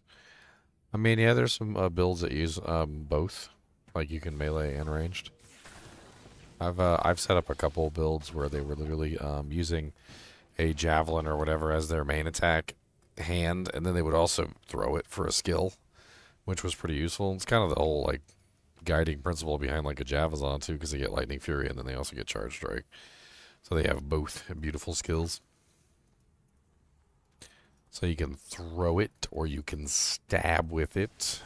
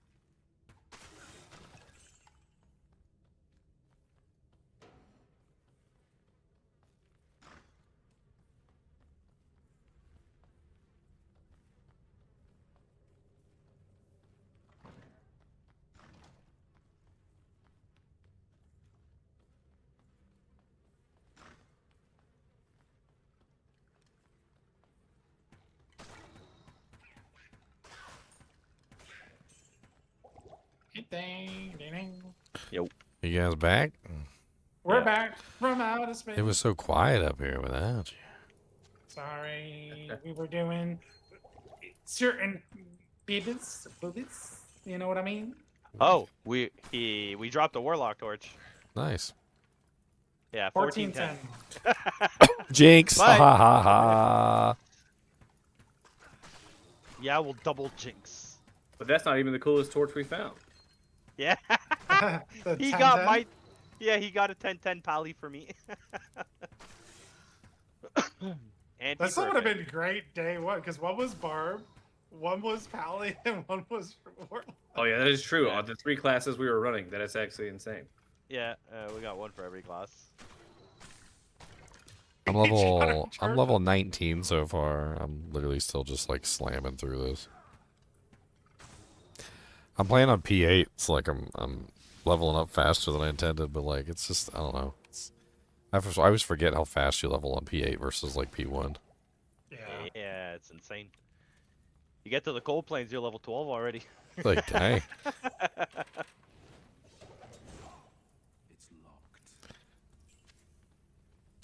It's not a bad thing. Yeah. I mean, Should we make a so new game? far using my optimal strategy of like leveling Hexbane, I'm at 138 to 204. Yeah, apparently it's something called the greedy algorithm or something. I actually want to look that up. That's got to be like a real thing. It sounds cool. Tell us about your greedy algorithm play. What is the greedy algorithm? The greedy algorithm is a problem-solving heuristic that makes the locally optimal choice at each stage with the hope of finding a globally optimal solution. In essence, it focuses on the best immediate option available without considering the long-term consequences of that decision. Interesting. I basically used a greedy algorithm on the Hexbane to try and figure out what the optimal like leveling path was. Essentially, you want to level it from level 1 to level 12, and then once you get to level 12, you want to drop 6 points into Hex Purge, and then you want to start interchanging back and forth between Hex Purge and Hexbane, and you basically just keep doing that until you reach level 30, and you get access to Mirrored Blades. And that gets you the optimal damage out of Hexbane, so you're not like suffering on the damage output. We're in a new game, sir. 5 or 5. It says failed to enter. The character is already in a game. Thank you. That's been happening a lot on their server. I think their servers are just overloaded. That's Dude, I hope they're ready for this freaking this ladder launch, because Oh, it's gonna blow up, bro. We're gonna have queues of like 2,000 people watch. I mean, they already told us, they already let the dog slip that there's millions of people playing this game still. Well, I don't know if it's still. I think what they said is like with the expansion, like there's like there was an influx in players. Well, I definitely read somewhere that there was 1 million sales on Steam alone, but I couldn't verify it. I would like to get verification, because that's crazy. Because the majority of players have the game on Battle.net, not Steam. Steam was a new thing. I just went ahead and bought it on Steam so I could post my videos earlier. Yeah. Because you can link your videos to any game that you own, so I basically linked my YouTube account, and then I basically just like linked all my videos to the page, so now the page is like spammed with my videos.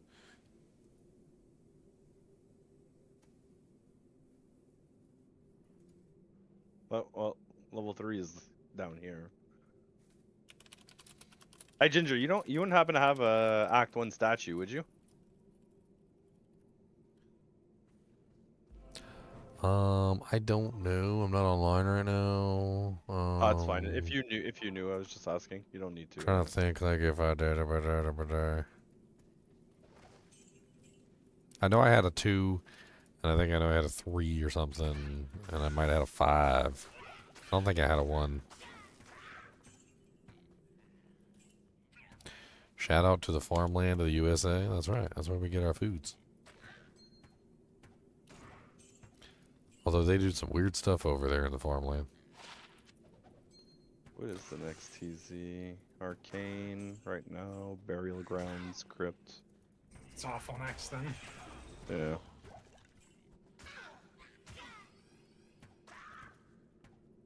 Wouldn't be terrible. Hey, a World Stone Shard. Act 4. For somebody to jump over to Arcane and run it to pop a Herald, possibly. True. I'll go over there. Herald. Don't you be resin that dude I just killed? Yeah. So we got our party for Uber Killers day 1. We're gonna be feeding people torches. We got the healer. We just need keys. You just need keys. You just gotta find Warlock torches. Yeah, that's the. I feel like it's gonna be I like. was saying, like, the first Warlock chart, like, if you drop a Warlock torch day 1 or 2, I think it's probably selling for like 10 key sets. It's like 1 to 10 or something. Yeah, I so don't you think just anybody's turn it gonna on. have the stuff to actually pay for it day 1. Yeah. Well, if you're doing keys, people could probably figure it out. Like they probably have like friends that'll farm with them to get Like entire clan trade you their key sets. Yeah. Like another kinship's like, all right, we'll give you 10 key sets for that tour.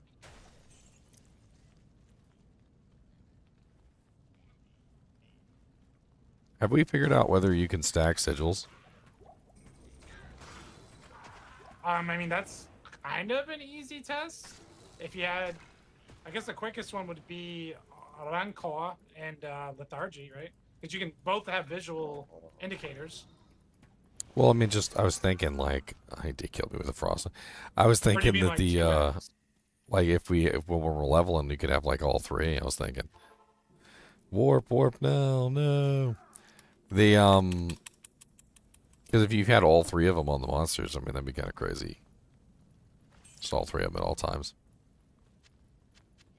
Because technically Lethargy would kind of cancel out Rancor on the monsters, which would be helpful for the Rancor, and then the minions and the mercenaries would get the damage bonus as well. So, What's up, y'all? what's up, Demazy? Not much. Is there a chance I could steal my book back from you, Ginger? Yeah, I will come bring it to you. What's your? I'm literally just getting on now. Well, fine. I'm just coughing and dying. I am right there with you. Less coughing, more dying. Guys better eat some raw ginger. That would be cannibalism, sir.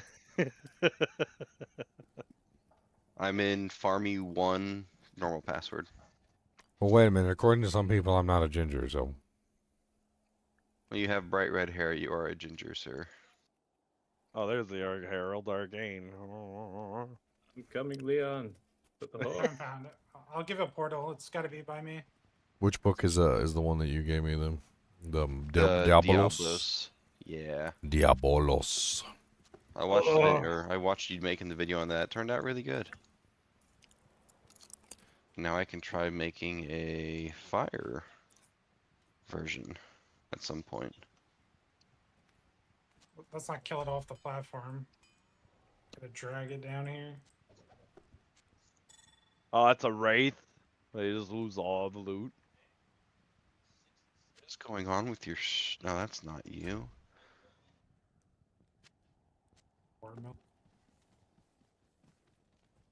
Here's your stream. It seemed to stack when you used it together.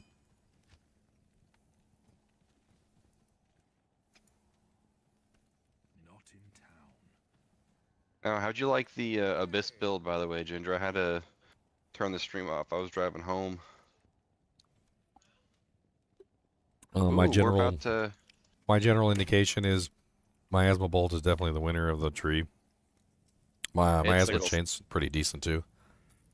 It's definitely the boss killer of the 3. There's a declone in this game, guys. Remember where you are right now. Den of Yep. Evil, Inner Cloister.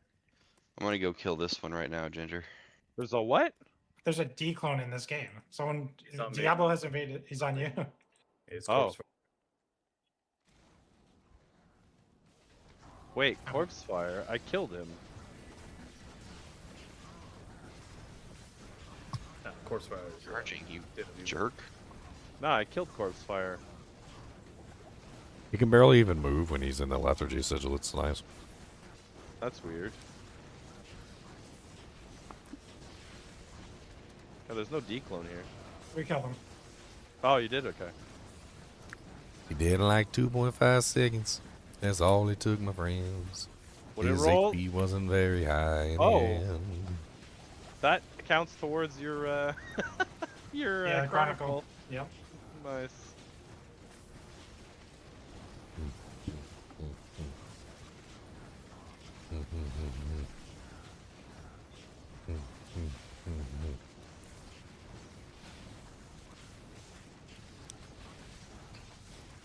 Yeah, with an optimal setup with the miasma bolt, I was able to kill Diablo in like 10 seconds. Yeah, I'm not optimal. Mine's doing 400 to 550 on impact and 1,000 to 1,300. Oh yeah, you can double over that for time. the on the bolt. It goes up to like 2,500. So 12, 18, 6. Yeah. What Guess was you could- the one I was using? A 15, 18, 8. Mine is better. You want a helmet?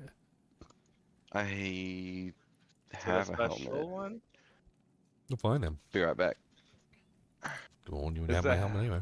Possess Compodium. Oh. Plugs it. You don't get my helmet anyway. Cody, where you at so I can mess with you? I got some beef jerkums. I like messing with you. You're fun to mess with. I got some pepper beef jerkums. It was on sale, $1.47. It had the markdown logo on it. You want to smell this? You want to take a whiff? Come over here and take a whiff. I'm opening it up. Oh. Think you gonna miss the whiff? The first whiff? Okay, I'm coming. Come on. You know you want to smell it. You know you just want to smell it.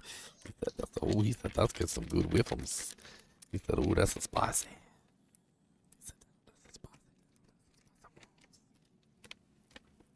What's in there? They got some good beef. Look at that. Ooh, that's a big one. That's a big one piece. What do you think of that? That's good, right? Yeah. You want to taste that? So give me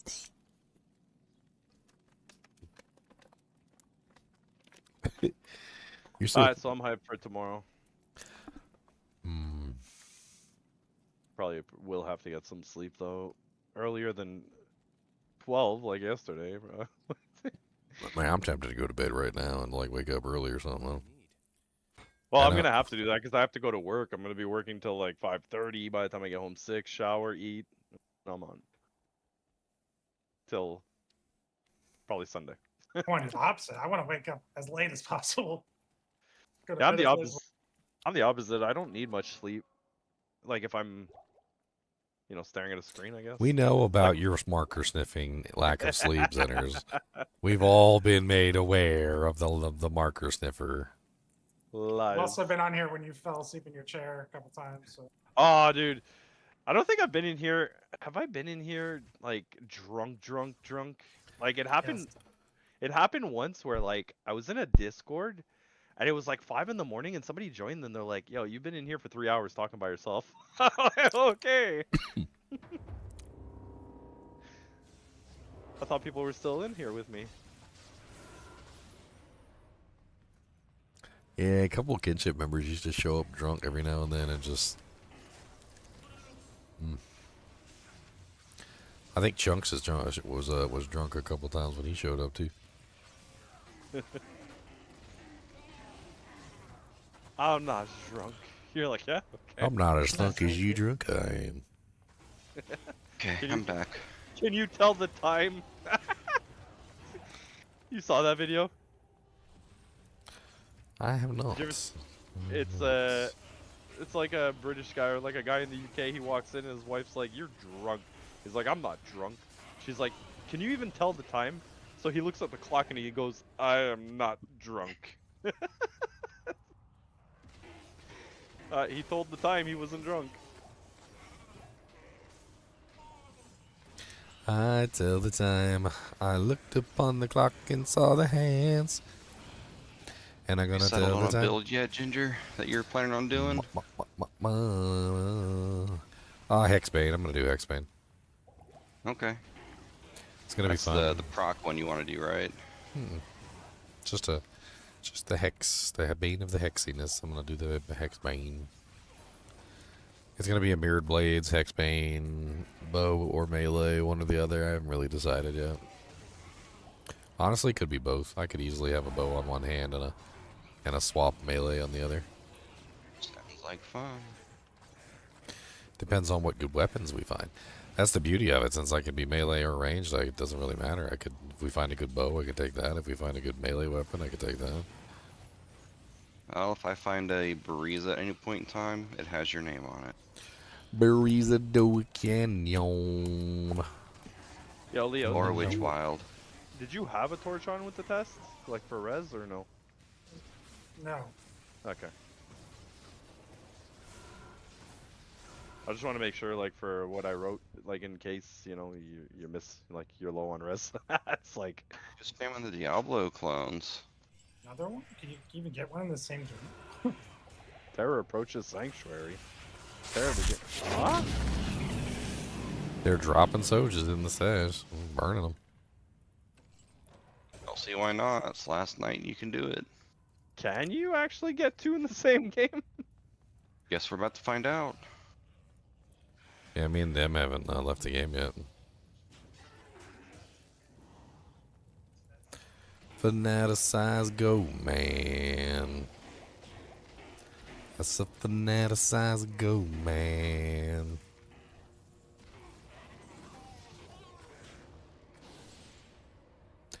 It'd be really interesting to do like a lethargy build though with like Holy Freeze.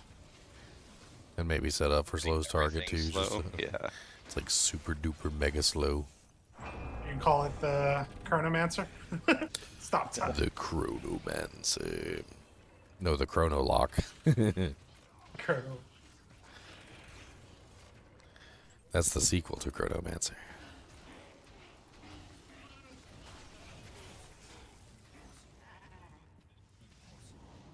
You have the Herald on your end, Ginger? I don't know. It said it was hunting me here. I haven't seen him yet, but that don't mean much. That don't mean much. Don't, Anna. I think she's got that ugly touch, 'cause when she looked at me, everything went wrong. I'm pretty sure now I'm singing this song 'cause I don't like her much. I think I do have him over here because I see a Thorn's Aura. Thorn's Aura usually indicates a Herald. I think it comes on in the game. Yeah, how many Heralds have we got in our game? Just one? One. That's wild. Herald of Fright. Undead, Aura Enchanted, Cold Enchanted, Spectral Hit. Come up, smack me in the face. Stop picking on Herald, dude. He's a good guy. I wonder if split farming has an effect, like, you know. Player I mean, we're area. gonna figure it out. My guess is it's every champion and elite pack you kill probably has some sort of effect on it. That's my guess. And then apparently also entering the zone for some reason has like a advancement on the calculator also, which is weird. I've also gotten it just off of random mob kills too. It's way less common, but it has happened. Wait, got what? The Herald to spawn, or at least draw the ire. Oh.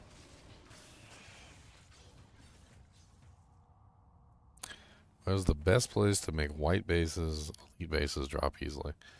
That would be Hell Cows. Go on down to Hell Cows and get yourself some beef. And if you don't, you gonna lose your teeth. 'Cause they got lots of items, see, and all the others too. And the Cow King's coming for you with his big old milky shoes. Sounds so gross. But that ain't milk. He's not a cow. He's a bull, and if you don't know, that's not a sow. You never had bull's milk? It's actually pretty good. You would have some bull's milk. Someone likes their salty drinks. Somebody actually said one time, they were like, how do you know that the cow is a female? Wait, what? It's like, because all cows are female. Like, no, they're not. They have to breed. Yeah, with Those bulls. are bulls. Yeah, with the bulls. Is it dub bears or doubles? I flipped the cow over and I checked underneath. All right. What kind of tool bag is he having? The one that tries to turn you into a pancake is definitely not a cow. Moo.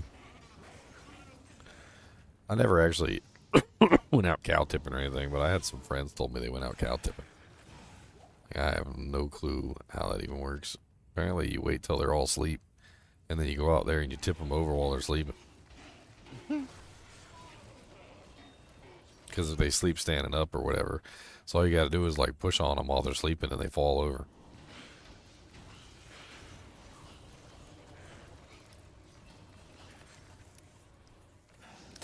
I gotta say, for the range build with the arrows, the freaking Abyss is like absolutely beautiful.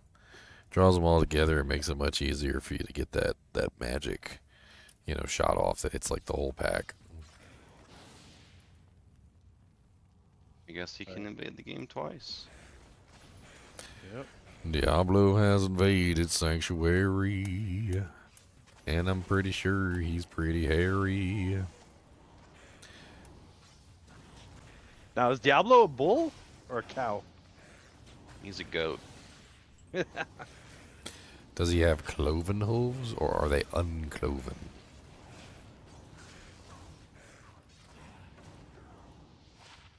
Yeah. Are they cloven, or are they uncloven?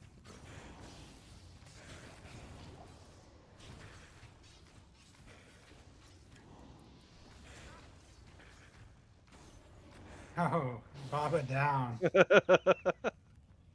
Where were you? He broke your bones, bro. Don't go through the portal back to the palace. That scary pack is right on top of it. I had to panic leave.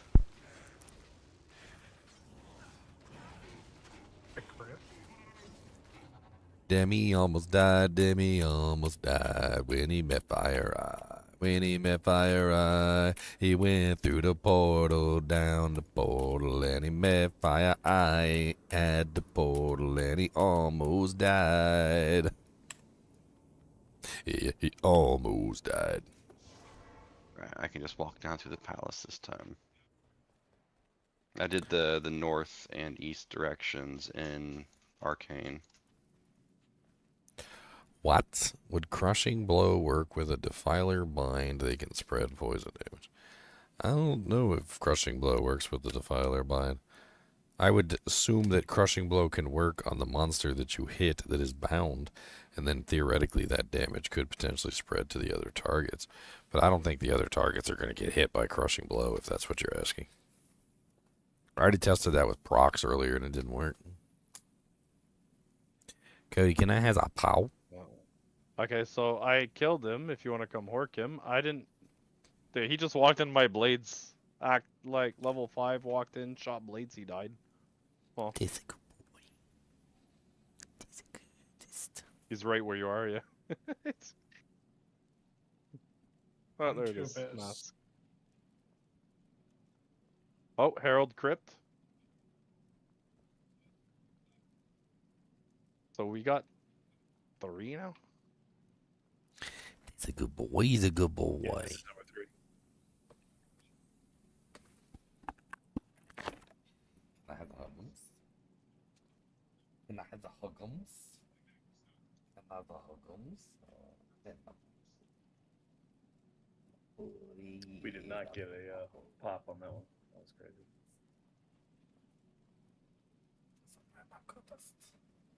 That's a bad luck with this boy. Monster. Big old monster.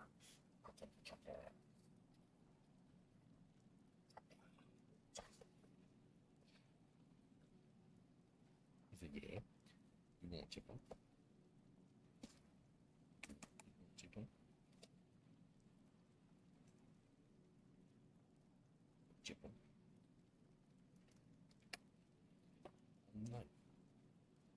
fall down. What do we have left? CP and Den? We can do the hole. Oh, I didn't do it. Do the hole. You want me to do your hole? Okay. What? You're not doing your hole? The cave. We still You always got to do the hole. We're doing each other's holes. Yeah. Oh, well, yeah. I mean, that's first. That's the first step. That's step number 1.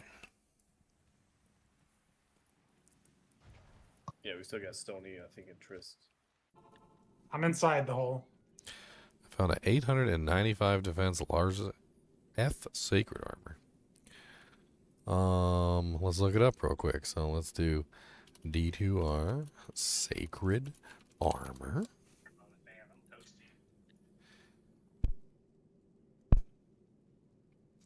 So it rolls between 47 and 600.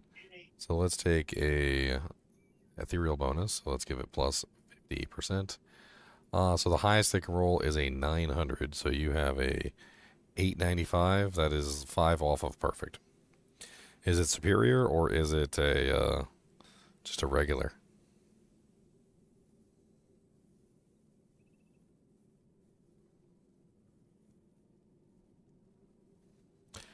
Okay, so you have the opportunity there to try and cube it for 3 sockets, or what I would do is I'd probably Larzik it for 4, because that's a god tier bowl fortitude.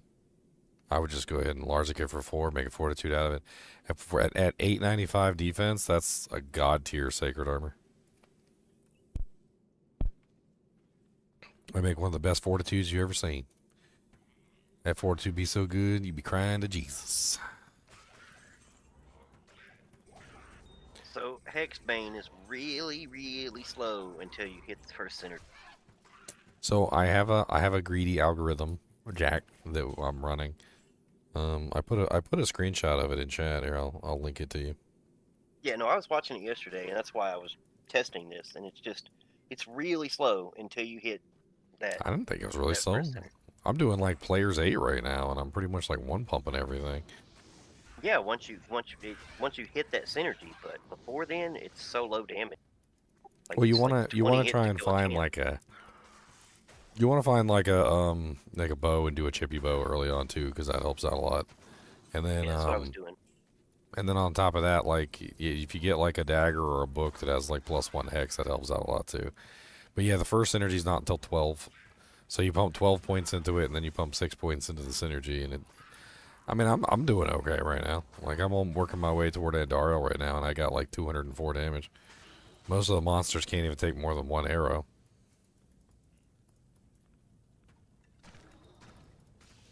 In P8, like, it's only like mildly difficult sometimes when I encounter a big pack.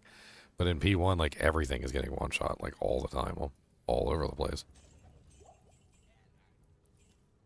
I think once the synergy kicks in, though, I think that's where things get really beautiful. Yeah, it's definitely once you hit that synergy, it's really nice. Like that's what I'm doing right now. I'm in jail, and I finally got the synergy, and now I'm actually able to clear champ packs in P8 at a decent proc. But before I got here, it was like, oh my god, this is 10 minutes on a champ pack. It wasn't having that long, but I mean, it might take me like 4 or 5 shots on like one champ. I had a little bit of trouble with some of the ranged ones though. No, in the Tomo Highlands, I counted. It was like 20 hits per mob on a set of champion, the ladies, weird. whatever they're called. It's not the experience I was having. I don't know. Champion the ladies. I mean, I don't really have that good gear. You doing Playing it testing? I'm playing it as though we're running it in ladder, right? Where I'm not farming Countess. I'm not going back. I haven't done I'm any of not that. farming daggers. No. I'm level 19 so far, like working my way toward Andariel.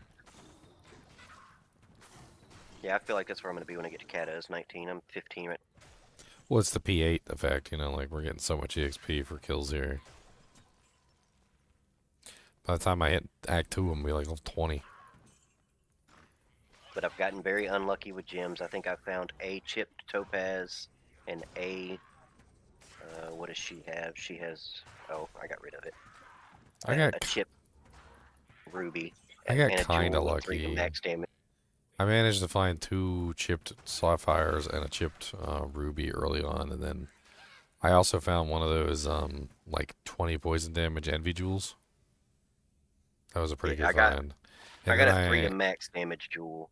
And then I found like a 5 poison like grand, and like a 1 to 6 lightning small, and then like a 1 to 4 lightning large, and a 1 to 2 fire. Like I found a bunch of little tiny little damage charms, which are like helping bump up the damage a little bit. Not much, but My first gem was a damn flawed amethyst. one of the most worthless ones early on.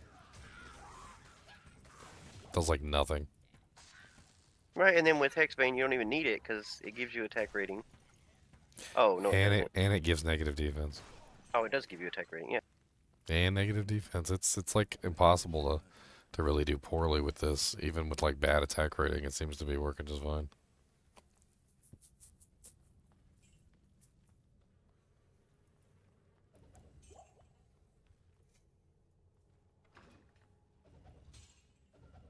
I mean, the build doesn't really come along online until level 30, because that's when your like mirrored blade synergy comes in.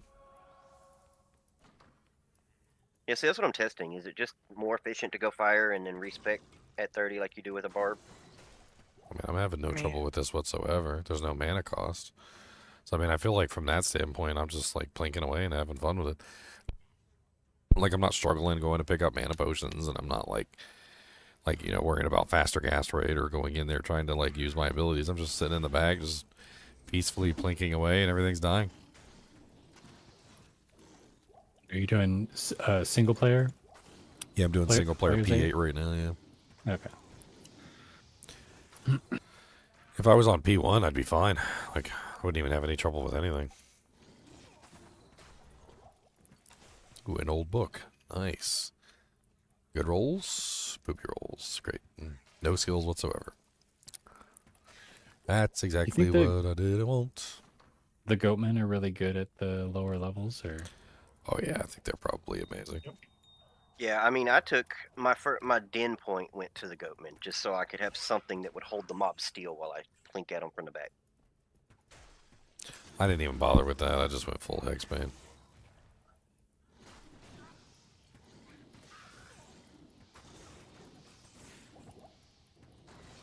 So I watched your video on the patch notes. I take it we're just not going to get anything interesting. I don't know. That's patch 3.11. Where's patch 3.0? Where's patch 3.10? Like, we're missing 2 patch versions. Right. They just like didn't give us any notes for like 2 of the patch versions. So, do you think those recipes are going live when ladder launches, or? I don't know at this point. Like, I think they would have put it in the patch notes if it was. The patch notes we didn't get. Yeah, we didn't get those today, did we? I mean, I was pretty sure we were getting them today. I said so. I haven't seen them yet. Yeah, I already did a video on them and everything. Go check it out. Did you? Yeah, go check it out. Yeah, he did. It's. Don't tell him. Don't tell him about the patch notes. Okay. Yeah, I'll don't go tell look him. at them. Yeah, don't tell him. Gotta get those don't views, spoil man. it. He's spoiling stuff. You see him spoiling stuff over here? That's rude. I hear the spoilage. Spoiling the spoiler. I know the last time I was able to check was before I left work, right before 4 o'clock. Nothing was up yet. No, we're not talking about rune words. We're talking about crafting recipes. There's a big old difference between a crafting recipe and a recipe that you make a rune word with, my friend. They're not the same. They're not the one. It's not what you get. It's not the same thing. No, it's not. Those crafting recipes, if they're not launched with ladder, when they are released, are going to be insane on the economy.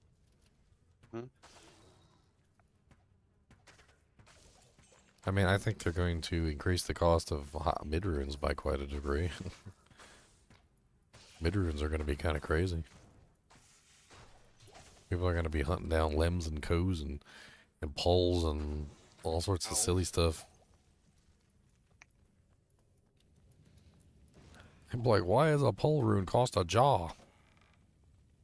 Well, that's going to be the interesting thing. Now 10 pull runes is a jaw.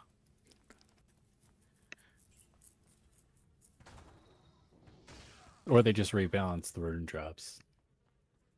Now that would be crazy. Make Dole useful. Dole is not a mid rune, sir. You take that back. You I take brought that 3 back. characters up, and I've only found 1 bookcase. You take that back, you dirty whore.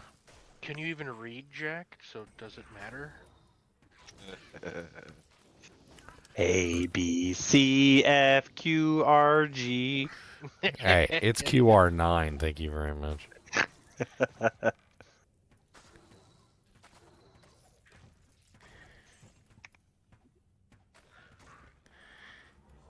We need to have like an Idiocracy Diablo 2 episode one day. I want to make a sorceress. Oh, that thing, you should make a sorceress. Yeah, make a fireball sorceress and put a grief on it, because then you'll have lots of damage. Alright, I put a grief on it. What else should I put on my fireball sorceress? Well, you definitely need a fortitude to get all that extra damage on there, you know. Because you can fortitude and grief on your fireball sorceress. That's how it works. You know what? If only Fortitude worked on everything. What do you mean? It does work Doesn't on fireball. Fortitude work on What do you mean? Like mirror blades? It works on fireball. It works solely on physical damage. Don't Oh, say so, that. See, you're stupid. That's what I got to say about that. You're dumb. Not mirror blades. He's not What's the smart. other He one? doesn't know what he's talking about. Fortitude So works on Fortitude fireball. will beef up my molten boulder. No. Oh yeah, definitely Molten Boulder, 100%. What's don't think so. the second skill down? Thinking echoing strikes. Echoing strike, yeah. Oh no, it don't work on on that, echoing yes. strikes. Yeah, It echoing don't strike. work on that. That's too echoey. That don't got So no. double That don't got fortitude no would be pretty good, substance. right? Substance. That's on. Them echoes don't got substance. Yeah. Double Fortitude's pretty good, yeah. Really good. Leon or Zinner, take the portal. Double fortitude. You need a double shotgun. Which, Double shotgun is where it's at. You need the +6 to skills. Now you need quadruple fortitude. You need to get fortitude on your merc too.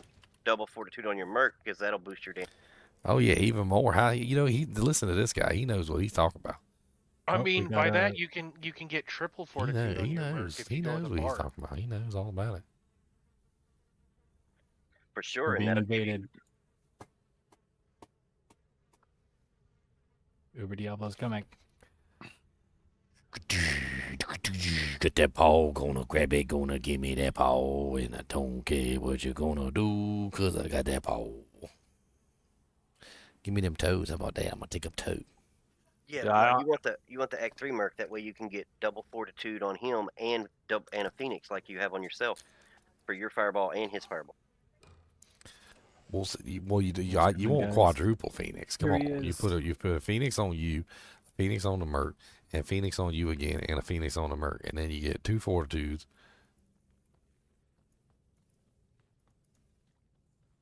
We call it Fortitenix. That's what we call it. Fortitenix. Fortitenix. That's what that is. Fortitenix. Sounds like a bad stripper movie. That is a good stripper movie. What are you talking about?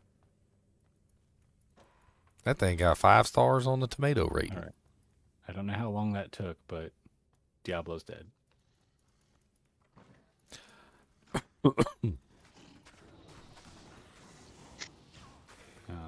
That was just with Flame Wave too.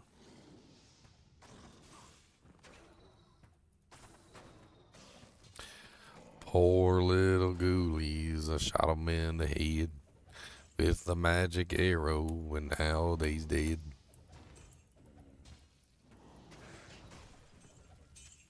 Anybody want help with their Uber Diablo? I think most of us are just ignoring it at this point. Well, yeah, it's all but flies. we're all trying out new builds, so we can't burn our luck. You go get an Anya, it's a 2020. 20-20-10. Let's go, baby. It was a 17-18. It's not bad. I'll keep it, but just barely.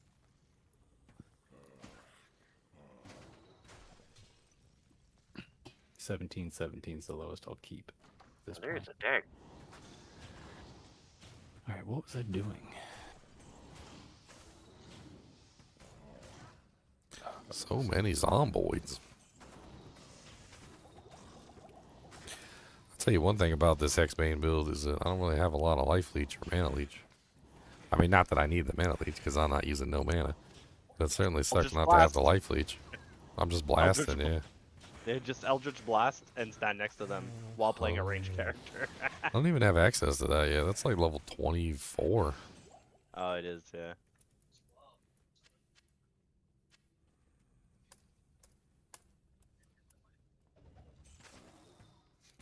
Somebody's gonna watch my stream and hear me talking about Fortitude beefing a fireball, and they're actually gonna go do it. Ginger said. I'll be like, look here. Someone needs to make shorts out of all of your out of context. Probably what happened to Macro. No. The least credible man in Diablo. Am I missing something, or is it just those 3 things that they're doing? What the heck? Yeah. Oh, you read it. What'd you do? He's talking about the patch notes. Oh, you checked out the video? Yeah. Where's the rest of it, Ginger? Tell me. The unofficial patch notes has the rest of it. I saw that. And I want the official stuff. Well, yeah, well, my unofficial patch notes were better than the official patch notes. Oh, yeah. Yeah. Because my unofficial patch notes. They're just trolling us at this point. I mean, who knows? Maybe it's like day 1 shadow drop. They're like, oh, look at all these new crafting recipes and rune words. Ha ha ha. Yeah, just like they did with the launch of the game. Boom, boom,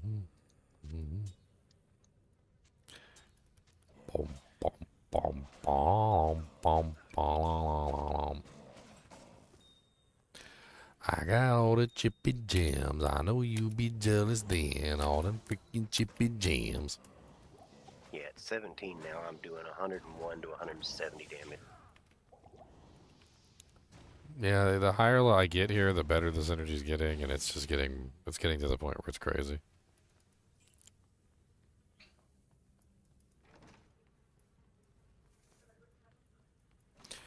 I think what I noticed about this ability is that the synergies are massive. And when you add up all the synergies, it's like some 2,100% damage. And the base damage of the ability is so low.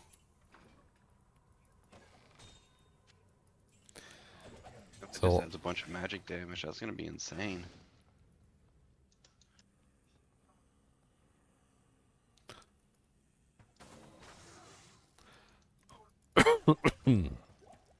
Dying. Somebody called me a surviving lung cancer patient. So have we figured out groups for tomorrow yet? Or are we going to do that based on who shows up? I'm pretty sure that we don't even know like everybody that's signing up yet. I don't know what Is it channel in the 60s yet? D2R ladder chat. D2R ladder. There it is. Planning to use a holy fire and transitioning to holy freeze for voice of reason. What's paladin? Boo. Boo. Yeah, paladin. Warlock or bust. Warlock or bust. You get kicked out of the kinship if you're not a warlock. Boo. I just don't want to hear them complain or like have them like quit the season because they're bored. I said it yesterday. I was like, play the damn warlock because like y'all know you done played that character to death like for 25 years. Like you're gonna be bored in a week and you're gonna log out and then you're not gonna come back. Hybrid is like a new class with all the stuff they added. Boo boo boo boo boo boo. Oh, there it is over there. Somebody just refuted your stance against the paladin. Who did? In the ladder chat. Who? Never know, built just- a dream dragon paladin. I mean, That's what hero editor is for. Dreaming Why? The Dragon sorceress Paladin. does it better. They're not even really that great, honestly. This season, my personal opinion, I think that like last season it was close. Like you could put them side by side and they were like similar-ish. And I do think that they both had their own strengths.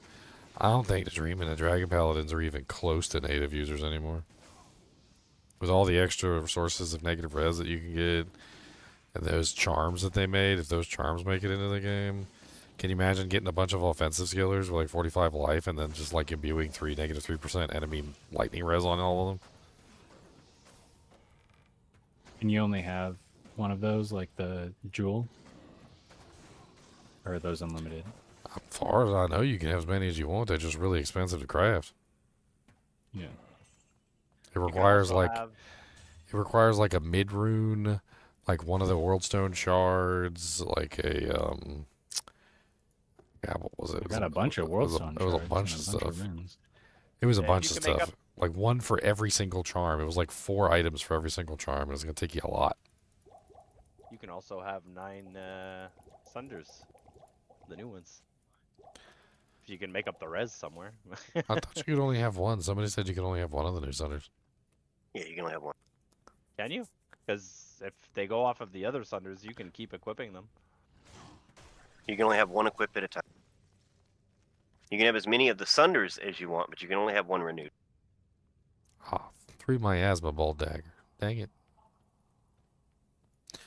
I am not miasma bolt. Right, it's an early point for you Eh. to track into Abyss. Give Llama some slack. He's just making fun content for people to watch, just like I do. And who knows how much actual, like, you know, like, input he had in making the balance of the game.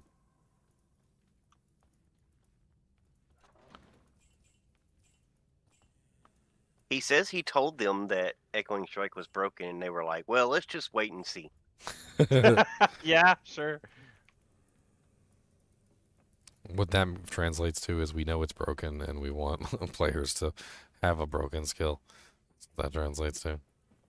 I told you guys they weren't going to change anything till after the season. No, you say that now. The patch hasn't hit yet. We definitely Or have to give do us the another patch one. notes for this, for the pre-release stuff. They're gonna give us patch notes 2 hours before they drop the season. We're here. Have fun. Here's another declone. That's not nearly enough manufactured influencer drama. I don't manufacture influencer drama.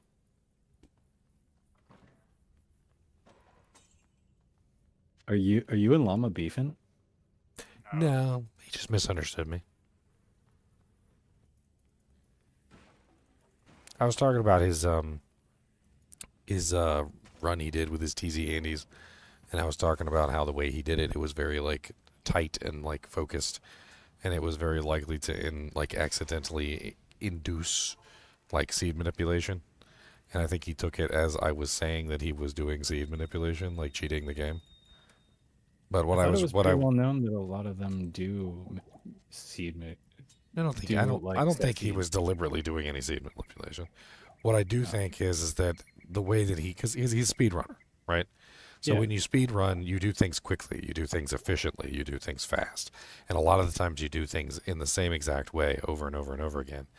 And when you're offline, you have the same map, you have the same seed basically, and you're just doing the same thing repetitively, right? That's Yeah. exactly the recipe that you have for seed manipulation, whether he intends to or not. Like, you can accidentally cause it to happen by basically being efficient like that. That's basically all I was saying. And that the results were going to reflect, like, his efficiency. It would be completely different if, like, I were doing it, because I would be lazy and, like, teleport all over the place and kill, like, random champion packs and stuff and do stupid stuff. He doesn't do that. He's a speedrunner. So he's like zip, zip, zip, straight to Andariel, does it the same way almost every single time. And that's exactly the formula for controlling your drops is that sort of behavior. So, Consistency. well, I wasn't saying that he was doing it deliberately, but that like the way that speedrunners play tends to like almost trigger that stuff naturally as a byproduct. Yeah, there are seeded speedruns, though. I don't know if there's any rules against it or not, but I thought that was known. I mean, there's a lot of stuff about the way that the game functions that's kind of like unknown. One of the things that I talked about this season was the whole total item count. I was talking to Llama about the total item count too. I was kind of like just giving him whatever knowledge I had on like the way that the seed system works and whatnot. And total item count is one of them, and it governs like everything. And people are already noticing. Like I've already noticed like way too many high runes and way too many crazy drops for like what we currently have. I mean, my experience tells me that when I see like a Jaw, a Cham, a Zod, and like a friggin' like a Burr drops within like one day. On when we're not even like ladder season, we're just like on offline or non-ladder, and nobody's even really seriously farming for the most part. Like I am. It's kind of crazy, like the amount of crazy high runes we've gotten so far. I think Leon got a Jaw. I think I saw a Cham drop for somebody earlier. I got a Cham last night. Yeah, the way that the total item count affects the drops in the game is strange, and it can cause things like more high runes dropping or more unique items, or like you never know exactly what you're going to get when you start slamming on massive numbers of total item count. And I think we all are, because we're picking up runes, we're picking up gems, we're shoving them in the stash. They're probably all counting toward the total, so the total item count keeps rising. And it's causing. We also kept our inventories full from basic. We basically have been farming this whole time, and with full inventories. Yeah, so it's changing things. The drops are changing. They're weirding out on you. Like people are already starting to say things like, do the drops feel different to you? Like, does it feel like the drop? Like, yes, the drops feel different. They do indeed. Bro. Oh, sorry. Iron drop? No, King. King was he's trying to type to me. He's like, it's crazy. I'm sorry, I'm laughing so hard. I poured in fat at abs. So like, what the? I just got one shot. It's so nasty in there. Hold on. Sorry, Ginger. Oh, it's fine. No. No, it's not. It's not. I mean, it's not fine in that room, but it's fine here. I mean, you could do it. Just don't pour it in the middle of them. So we need to fill up our stash with trash. Instead of selling it. Also, no, the thing is that like it's more like a lottery ticket from what I understand. Like, you know, like you have lottery tickets and you got numbers on the tickets. You know, like and there's like 1 million tickets or something. Like having the right ticket is the key. So like it's not necessarily about filling your inventory, and it's not about emptying it. It's about having the right number. The problem is that if you're full all the time, then your number's always high and it never resets. In my experience, it seems to be better to like clear out your inventory occasionally, and then you reset back to 0, and then you build back up slowly, and then you reset back to 0, and then you build up back slowly. Also known as swappy games. I think that's why the kinship does so well. It's because of the swappy games. Although technically you could do the same thing with off muling, so you could just like every time you fill up, you could just off mule or drop things into free games and stuff. And then Zinners comes in with a necromancer and deletes it all with iron golems. Who? Yep, he's gonna iron golem all the items in the free game. And we haven't found an overflow value yet, right? I don't know if there is one at all. No. I don't even know if it loops back around. I was trying to find if it had a loop back at some point. It goes back toward the 1 or something, but I could never find anything. And Dariel's already at half health. I barely even touched her.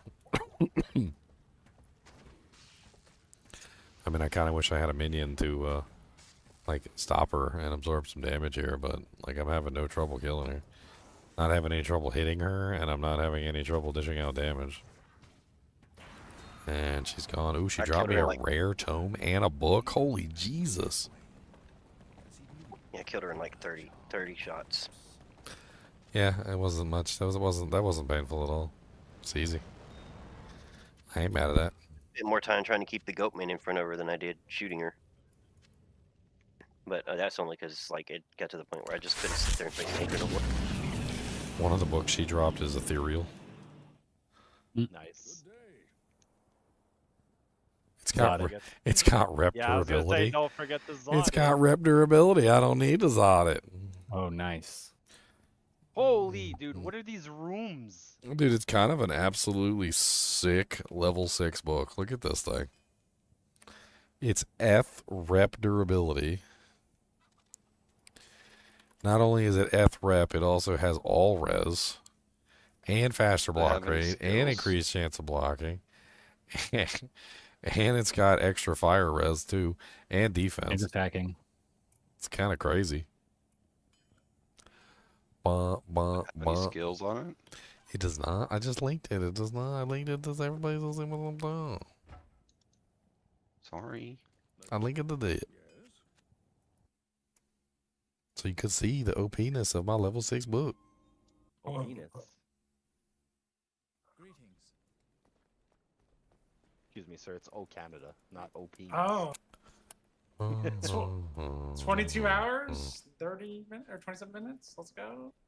Yep. So what the hell is this? I keep hearing about Alberta wants to like leave Canada or something. Bruh, Oh, that's been like decades. They've been trying to do that.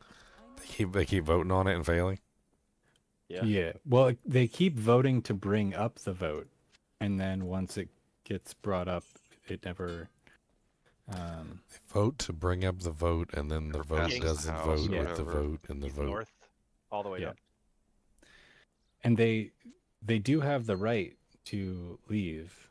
If, that was ruled on in the Canadian Parliament. Why do they want to leave? Basically, what's the they reasoning? have all the resources in Canada, but they have the worst of all of the benefits, like the social services and stuff. Like all the money comes from Alberta and goes to all the rest of Canada. They don't have all the resources. They have all the oil. Are they all the oil? Yes, that's because 99% of their electricity comes from us. Like, where are they gonna get it from? If like, Start burning some oil. Yeah. They have trees. It'll work. Hydroelectricity here. It's all dams. Yeah, they got trees. They can make some coal, some charcoal. Oh, boy. They They burn have down all our the oil. forest. They see none of that money, basically. Yeah. It's like the opposite of Qatar. But I mean, like, they also pay the least taxes. Well, So basically, they're resource rich, but they're poor. Well, no, they're Yeah. not even poor. That's the thing. Like, So they're diamond miners. They're like Bro, diamond. They're think like of diamond that. miners, and there's like a guy that like surgically sticks a glove up his butt and like checks for diamonds every time they leave the mine. like they have all the oil, but like, so think of it as like Texas. Like, you can buy like a house that would normally cost 1.5 million for 500,000 over there. But no one wants to live there. Sounds like nobody wants to live there. That's what it sounds like. Yeah. No, that's exactly Sounds like what the it is. perfect place to live. What are you talking about? I was reading something about like Chicago or something. It was like in one of the horrible areas, and like they were talking about you could buy a house for like $2,000 or something. Yeah. And I was like, Well, then like also Chicago. like being like, part of Canada must. so I really just suck have to not die? in Canada. No, in the $2,000 Chicago house. Oh yeah, Chirac.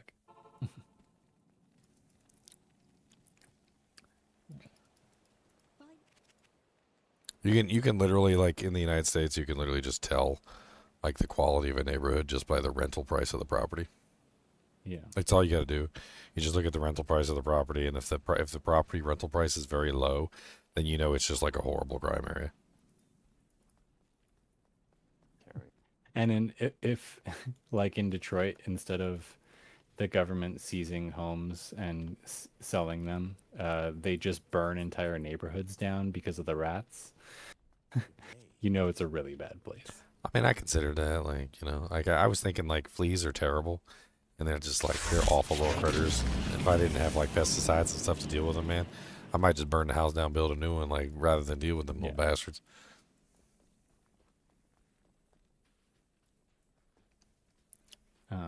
But yeah, no, I would not want to live in Canada.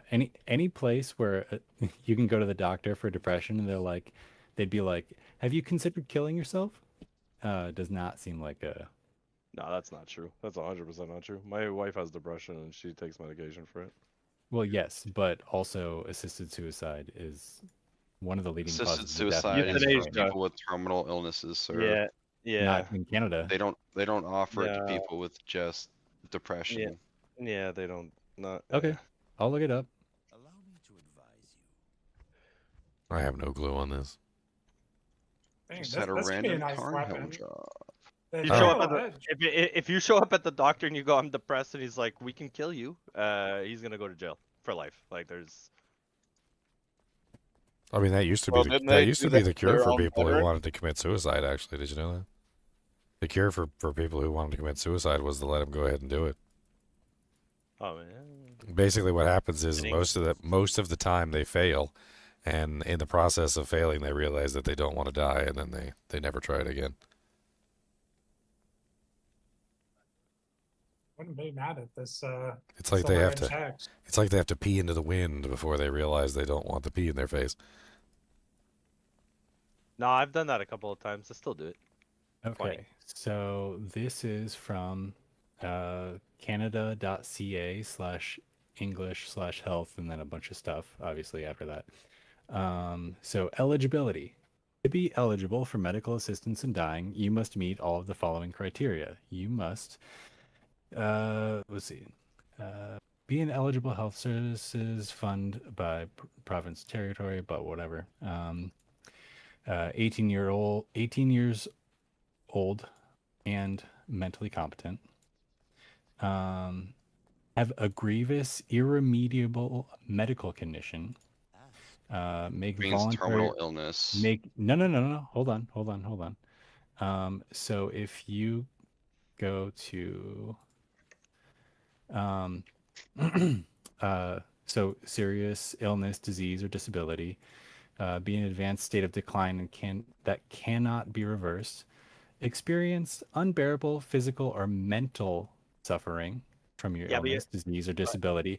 And then it goes on to say, you do not need to have a fatal or terminal condition to be eligible for medical assistance in dying. Right. What you just read is contradicting itself because it says you need all of those for assisted suicide. Yeah. So having all of those.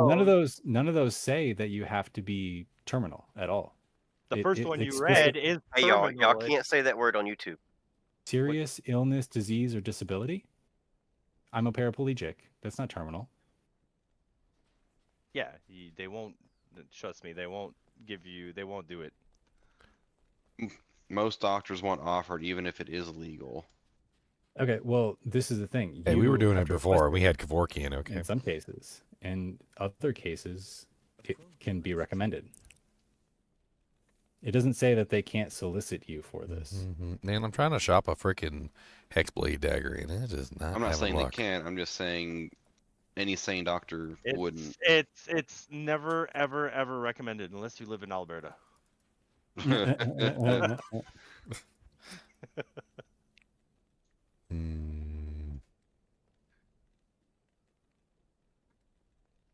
Especially less where I live. Oh my god. I'm so curious about Alberta. Like, is it like really rainy there, like Washington or something? No. Oh yeah. So here's so I found what you're confusing. So it said this was recently passed, and this is why this is in here.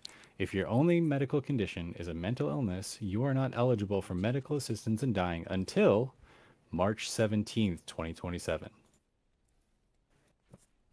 Just live for so- another now. Just live for another 3 years. Yeah, Come just see stay us alive again. for a little while. That's- We're gonna push it forward That's a little next bit. year. 2027. push it Yeah. forward. Well, we have March. Yeah, the fun thing about laws is they can change overnight. Yes, but this was just passed. Like Yeah, it was a couple just months passed, ago. but like in 2025 or in 2024, they said come see us in 2026. Don't they also sell, like- 2025, they said come see us in 2027. Don't they, no, so- don't they Check it also out. sell like hard drugs in freaking Canada? What do you mean hard drugs? Vancouver, but like Vancouver. The It's like problem with Colorado Vancouver, yeah, the problem with Vancouver is that It's Vancouver. well, yeah, and the PC or the PM, sorry, literally said we're legalizing all drugs, everything, heroin, crack, everything's legalized.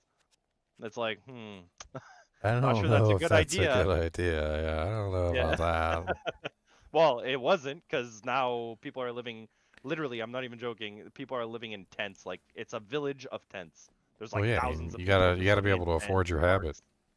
Yeah, it's messed up. Where have I seen that before? A bunch of tents and It people seems to doing be drugs? like California.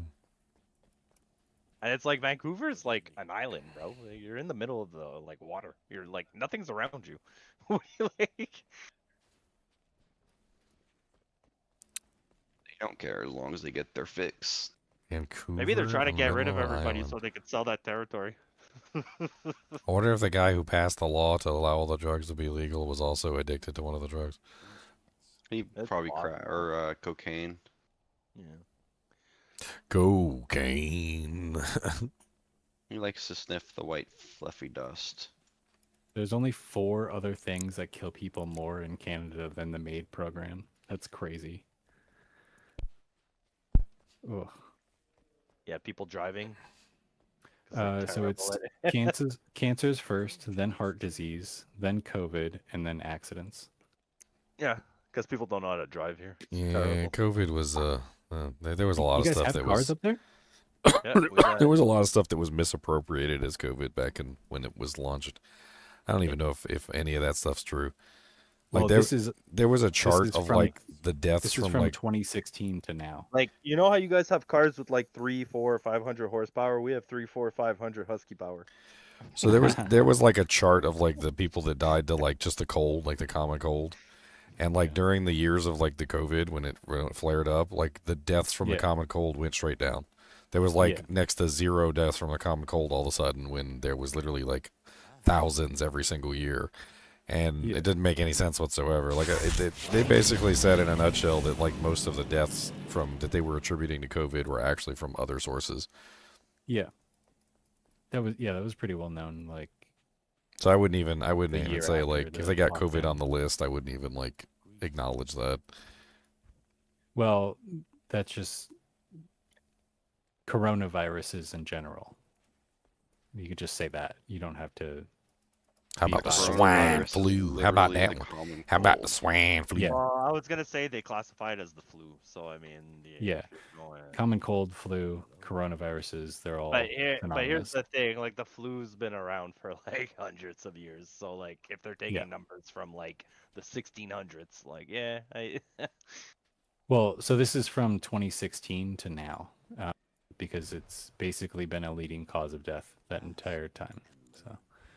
So, Probably- the MAID program, but it's probably a province thing because I know I could say for a fact, like in Ontario and Quebec, there's none of that. I mean, It's- we've had COVID. it's but all of nobody's Canada. really dying from it. Yeah. Yeah, there was a lot of fraud in this area because they wanted to make COVID a huge thing globally. So if you died for anything but you had the coronavirus, because they can just take your blood and see if you have it or not, they would classify you as died from coronavirus. You know, they Yeah, like you got actually hit by a car. They're like, he had corona, he died from it. Yeah, Vidine said spine crushed in a car accident. Oh, you had COVID. COVID killed you. Yeah, exactly. What's up, Harvey Danger with the 5 gift subs? Thank you, Harvey. Freaking Gecko, Nera, Gallowant, Jamie, and Mushker. Congrats on your gift subs. I can't wait for the community note on this stream from YouTube. It happened on my my Crown of Ages video back when COVID actually was here. Like the Crown of Ages video actually had like a thing on it about the coronavirus and everything. I was like, bro, it's a corona crown helmet in a video game, not a coronavirus. But it like I guess the AI automatically registered the word corona in my video and immediately just was like, oh, he's talking about the coronavirus. Yeah, that still happens too. So you're gonna get a community note about it, even though we're like hours into the stream. I'm trying to see if I can just like shop a Hex Bane dagger, and I am having the hardest time shopping a hexbane dagger. I'm noticing every like dagger and book I find, it seems to be related to the later. Like I'm finding Siphon, I'm finding Eldritch Blast, I'm finding Enhance Entropy. Yeah. I mean, it might be better to shop the hexbane dagger early on, like, but I don't really know if I want to sit there at like level 1 and try and find a dagger, and then I might not even have the money to buy it.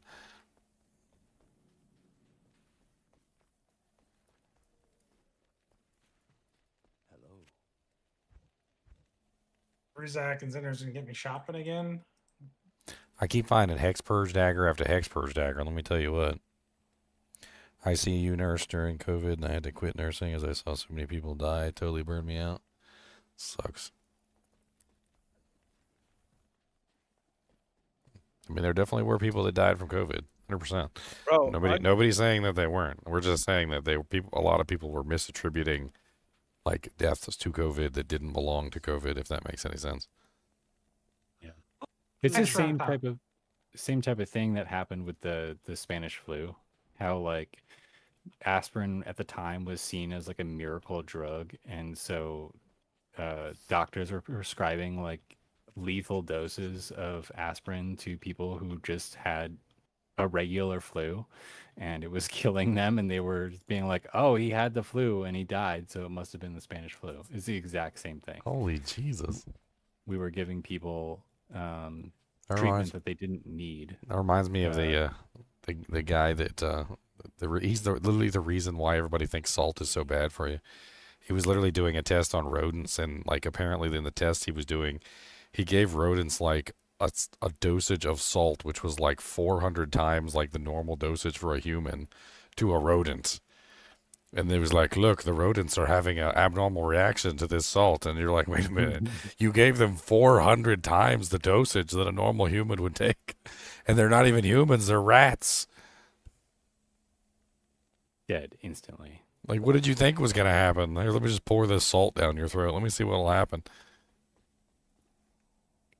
Yeah, I was listening to one of the clerks at work talk to a male person, a mail carrier, not a guy, but Not a person with a penis. No, well, he had a penis, I'm sure, but that was not the point of me saying that way. And she was talking to him because he's like a fitness dude, and he was trying to make recommendations of like stuff to eat and like eating habits and stuff. And just like, I don't know, my doctor just told me that I eat too much salt. And I was like, in the back of my, I don't talk to any of my coworkers. In the back of my head, I was like, no, your doctor needed to tell you you just eat too much. Salt or not, whatever you're doing, do the opposite.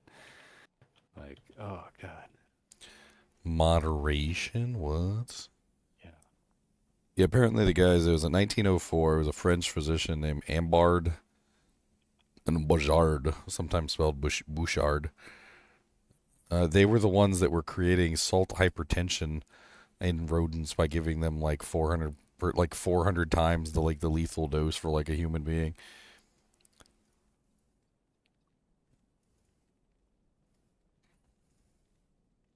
Someone just got their first Annie.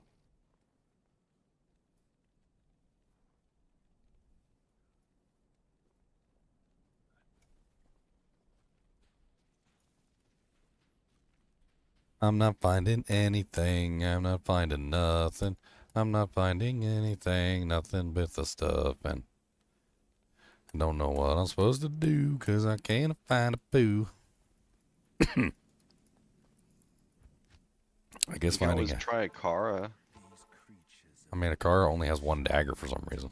Oh, you're still shopping. I thought you were like farming or something. I got to Act 2 and I'm looking for a dagum. Dadgummit. Dagum.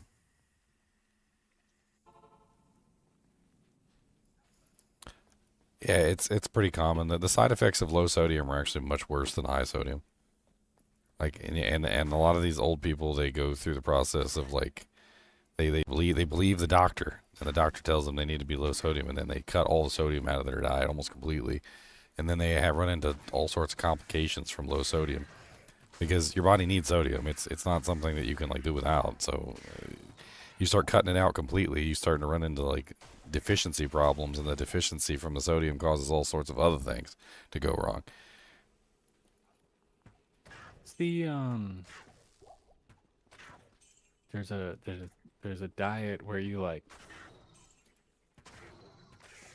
you cut pretty much all foods out. You go down to one food to find like you're having like inflammation or something like that, and you don't know what the cause is. You just like you start eating steak for like a week until you feel better, and that's it. That's all you can have. And then you introduce like potatoes, so like a starch, right? You feel fine. You like what's the? It'd be It's like an it's allergy isolation diet. Yeah. No, but the base is the carnivore diet or the animal-based diet. No, I no, it's basically not. like That's not what I'm talking about. I'm talking about like you're trying to find the source of an issue. That's it's I like know a what I mean. gluten diet or something. But I'm not talking about paleo. yeah, but just to comment that, I have been eating like that for like the past 3-4 years, and it's been amazing. I really recommend it. Like eat mostly steak and just a little of the rest, but keep like eggs and steak. That's your life, you know. And water, salt, I mean, salt as ginger. that's and basically how some life was for a really long time. Like I'm there's guessing no the such next- thing. There's no such thing without dairy. Like a lot of people mistake. They're like, oh, people ate corn and tomatoes and eggplants and all sorts of other stuff and wheat and rice. No, like the only reason that our ancestors survived for the most part was because of dairy. If dairy didn't exist, if they weren't eating milk, cheese, butter, like in general, like just those like three things, Potatoes. like they'd be all dead. Like you don't survive a vegetarian diet without dairy. Not in the freaking like 1400s and 1500s. Totally agree. And butter is the other one that doctors usually say is bad for you. And These are the same doctors. These are the same doctors who used to say margarine was good for you. It turns out margarine had like more trans fat in it than anything in the world. Yeah. Exactly. Margarine is an industrial lubricant. Well, it no longer has trans fat in it now, but like now it tastes like crap. Somebody my wife used sent some me- margarine to cook one of my food the other day, and I was like, "Why does this taste so bad?" My wife sent me something recently saying that the WHO said that they're classifying bacon as like a carcinogenic food. It's like only if you burn it. Like, what do you? I mean, I love burning my bacon. I'm not gonna lie. Charcoal, let's go. Yeah, I think for that specifically, you have to search for the like the most natural ones, because the problem might be that you might be buying a bacon with a lot of nitric oxide conservatives or Yeah, they do food. injections. They okay. have needles. They come down and there's needles, and they just like inject a bunch of juices into the meat. 100%. Exactly. If you can 100%. buy like, the most natural version, you just check the ingredients, you know. If it's pure bacon, it's definitely good for you. Yeah, there's if there's the like a consequence machine. of It's like a eating big needle bacon is machine. Cancer. I think I'm good with it. I don't. It's a big needle machine. It comes down and injects a bunch of juices into the meat. It's my dad used to work at one of the packing plants. He was like a QA inspector.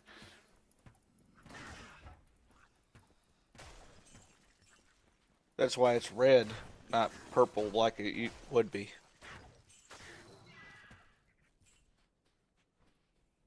Give me butter. Butter was always good for you, by the way, and eggs were always good for you, and milk was always good for you. And no matter how many times they tried to tell you that eggs, butter, and milk were bad for you, turns out eggs, butter, and milk are still very good for you. Did you see this whole thing about Whole milk, how especially. Spain had a outbreak of African swine flu next to a lab that was testing a was it? I can't remember if they were trying to breed African swine flu resistant pigs or if they were testing a vaccine for African swine flu resistant pigs. But they found a bunch of dead wild boar in the area surrounding this lab, and they were like, "Oh, what's going on with all these pigs?" And they tested them, and they all had African swine flu. And the only way they could have gotten it was from this lab. This is like the last month or so. I saw the article about the sexually transmitted fungus that's apparently outbreaked in Minnesota. Oh, I wonder if that is. It's probably like imported. inbreeding It's related. probably imported from the third world. Like I I heard wonder there, what I heard third there was a world- bunch of, I heard there was a bunch of measles outbreaks too in like that particular area. Like, basically, we're Okay. importing illnesses that have long since been extinct. Measles isn't extinct. It's mostly because Only it's been smallpox a and one kind other of disease is extinct. because it's kind of been like, you know, what is it called, vaccined out. But like it can obviously occur within the community if you have an outbreak. Exist in the water. But there's like huge outbreaks of measles and like apparently sexually transmitted fungus and other things going on in Minnesota right now. So, unfun fact: Dearborn, Michigan, and Minnesota happen to be hotbeds of those things because they have large concentrated Muslim communities, and those people don't take kindly to vaccines. I don't know about the fungus though. The fungus is not even The fungus is a new one. I hadn't heard that's about that. but yeah. I just saw that measles has been a article today. thing. I was I'm like from sexually Michigan, transmitted fungus. What the hell? and measles has been a thing in Dearborn since I was a little kid, like 30 years ago. So they have measles outbreak every year.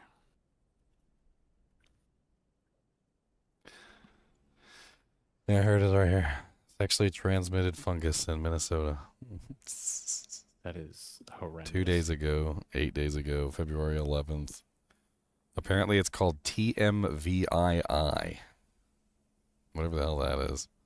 Now, That's gross. does Apparently the it's fungus have it's a a form fruiting of body? It's a and form is of it edible? ringworm.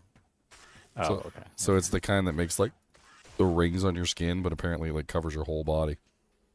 Oh, so that's boring. So Does it's just- Hexbane it's- so it's just snapshot ringworm. as in skill points on weapon set 1? Yes, yes it does. That's why I'm looking for a book or a dagger, which I didn't find.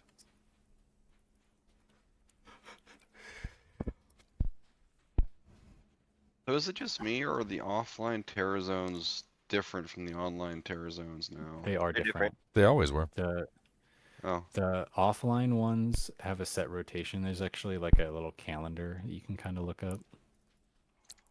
I had no And you idea. can change your clock. Yeah. And that's where permanent TZ Andy came from. Yeah, I think the Emu website has like the little calendar you can go look at. Never would have known. Yeah. It's pretty nice. You can set your play schedule around it. I don't do single player, but if I did. 6,217. That's pretty good, Leon. Level 36. I mean, that's some pretty hefty damage for 5 shots on mirrored blades.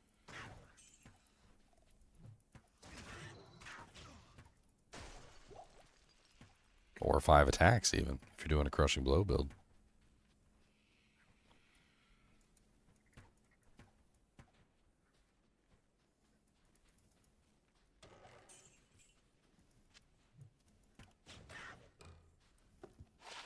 Six poison damage over 3 seconds sucks, but I'll take it.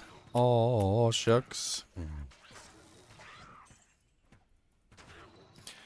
We're gonna be flying through some levels. Yeah. Yes, we are. I mean, if I can handle P8 by myself with this build, which I'm seem to be doing just fine. Like, am I like the super fastest in the world? No, but I can pretty much handle any monster on my own. Which means that when we're actually in a group together and we're like P8 farming together as a group, like are killing it. We're gonna be flying through because I'm gonna be able to handle my own. Leon's gonna be able to handle his own. We got any goat men? The goat men are gonna be slapping. Goat men. After we go to hell and we all get our, like, a bunch of people are gonna go get Hephaestus, you know, then it's just gonna be insane. All the auras. And Everybody's gonna want to do curses. their. Everybody's gonna want to do their hell forges. You could capture a Festo on your hell forge. He drops the hammer, right? Yeah. Without killing him. Is there any class that can support the Warlock, like the most ideal way, or not really, Ginger? I mean, you can do like a enchant build. So enchant, like a fully synergized like Sork enchant would be amazing. And then like I'm sure everybody would love barbarian shouts, but I mean, there's no reason. Pally. There's no reason to like stretch yourself. You know, if you want to play a warlock, just play a warlock. I mean, the warlocks can synergize each other too. Like somebody can do one curse, and then somebody else can pick another curse, and then like we can have like all the curses running at the same time, or the not curses, the sigils. Which is crazy, right? Sigils stack, but curses. They don't overwrite curses either, and neither do the hexes. I guess they thought about that when they were creating them.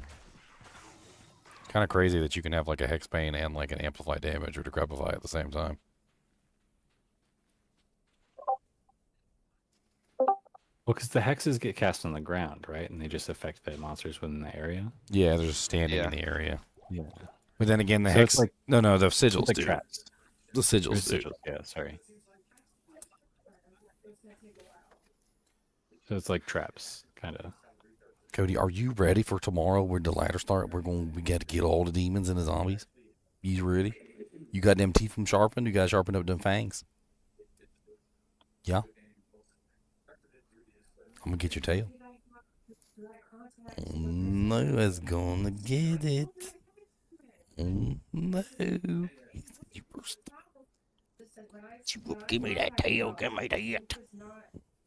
Is their TV super loud in the background? Sounds like they're watching Gilmore Girls. That's what they're watching, Gilmore Girls. She's gonna volunteer. I. Sounds like Gilmore Girls. Or a politician. Gilmore Girls, maybe they became politicians.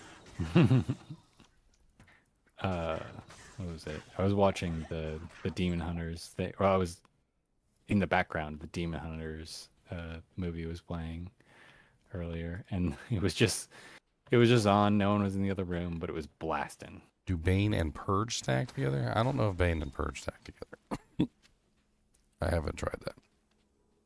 You can't use them on the same character. I don't know if having like two people, one with Bane and one with Purge, is like a combo that you could potentially do. We were saying that the hexes stack with the curses, and the sigils stack with the curses. I don't know about the hexes stacking with other hexes. And the sigils do stack with other sigils, though, which seems to be interesting. Not even death can save you from. I feel like that Rancor curse was literally made because of me. I made so many Thorn theory crafts and Thorn videos over the years. And one of the things I stressed above everything else was that the reason why Thorns was so bad was because the monsters attacked so slowly. And they basically did so little damage. So that no matter how good the Thorns were, it didn't matter because the monsters were just like, And there's a good chance of it. And so, like, if they were listening to me, they probably got an idea in their heads to, like, hey, well, if the problem with Thorns is that the monsters don't attack fast enough, let's make the monsters attack faster and deal more damage so that they can kill themselves quicker. And then, like, I think that was exactly what the Rancor curse was designed for. And honestly, it's a good, it's a good design. Each other, though, right? It's sort of ish. I mean, I tried to see if I could get the confused thing to work, and like it rarely ever works. And even then, they only hit like once or twice.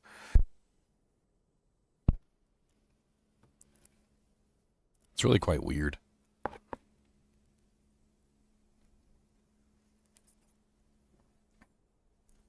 But any ranged attacks from outside the circle going through the circle will hit all the red enemies in the circle. What? You are confused me. My brain know that big. Me only know grief fortitude. Grief? I know grief. Grief fortitude. Do you know the grief and the fortitude? I know the grief and the fortitude. I got a +2 hex, bane, dagger, suckers. Look at me running, got a +2. Now I got 261 damage. 261 magic damage is actually really high for like Act 2. That's pretty high. What level are you? Level 21. That's kind of crazy. That way you're just dumping all your points into and just normal attacks. Well, yeah, no mana costs, which is great. I mean, Hexbane is a synergy for mirrored blades, or not mirrored blades. Blah blah blah blah blah. My brain's flubbing. Mirrored blades is a synergy for Hexbane, the other way around. So like later on, when you like start beefing up mirrored blades, you're basically going to be building the synergy for Hexbane as well. So like once I hit level 30, it's pretty much dump all my points into Hexbane. I mean, mirrored blades.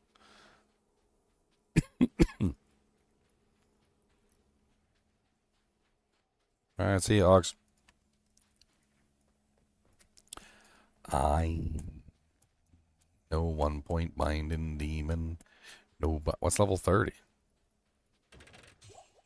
Bind demon's all the way down at the bottom, just like mirror blades is all the way down at the bottom. I'm gonna rely on you guys to have your little blind demons and stuff. I'm gonna be using consume. I'm gonna gobble them up.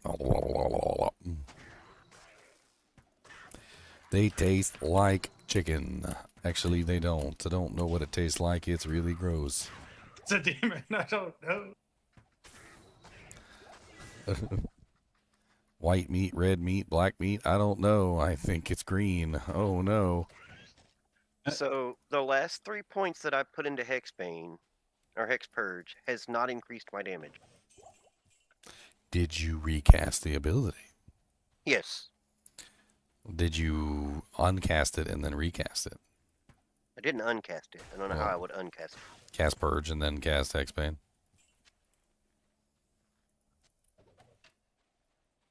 Did you dance around the fire 10 times? I mean, I'm being serious, but sure, dance around the fire though.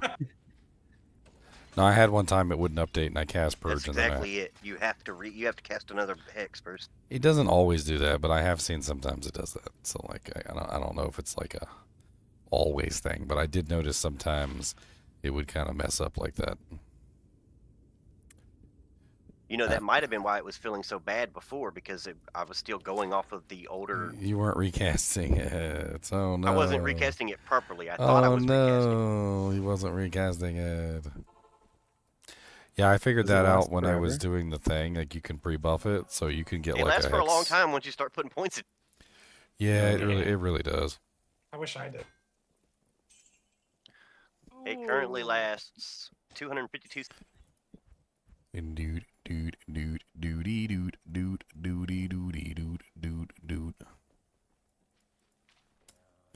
If you get the points in Demon Mastery to get 3 demons, you can stack consume buffs. Stack consume buffs? I'm pretty sure you can only have 1 consume buff at a time. What do you mean stack consume buffs? Or is it a question? You're asking a question. No, you can only have 1 consume buff and it consumes 1 of your demons. It eats a demon. The demon is eaten, and his soul is bound to you forever. You know what's weird? If the A word is allowed, why is assisted S word not allowed? I don't know. I rarely ever have my videos get like super moderated, and like one time I did, it It was that one game, Mortuary Assistant, where you're like at a mortuary and you're working on bodies. Dude, they didn't care about that game. Dead bodies everywhere, like half naked people. You know what they did care about? There was like a scene in there where, like, for a brief second, a ghost appeared and she was like hanging by it with a noose. And apparently that was not allowed. No bueno. Not allowed to have somebody hanging from a noose. They're really strict on it too. There was like another big YouTuber, and he was streaming it around the same time I was, and I remember like him getting really upset because they took his video down. Took my video down too, but I wasn't nearly as big as him, so I couldn't fight it.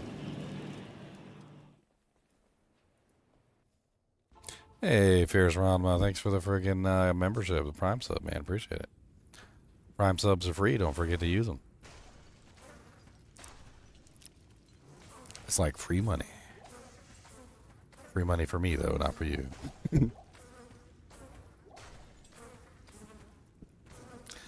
You got them Bezos dollars. The money's from Bezos tank. Bezos dollars. Gonna be a tank and spank.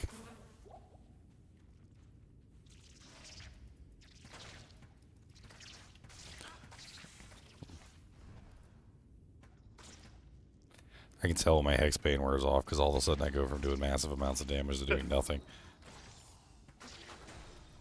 Like, huh, why isn't this monster dying? I don't know. Could it be because his hex pain fell off? Yeah, I think out of all of them, Hex Purge stands out visually the most as far as like seeing it on your weapon. Just the green. Yeah.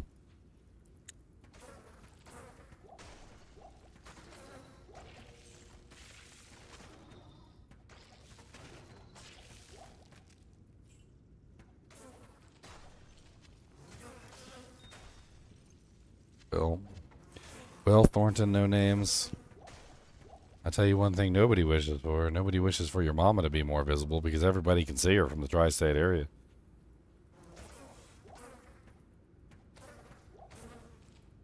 Dang. Somebody got offended by that. Just went right out of here. Boom.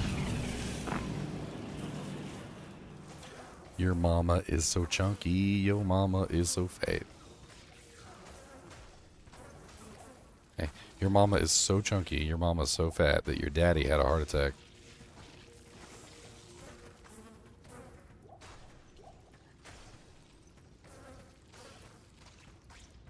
It's infectious. It's infectious fat.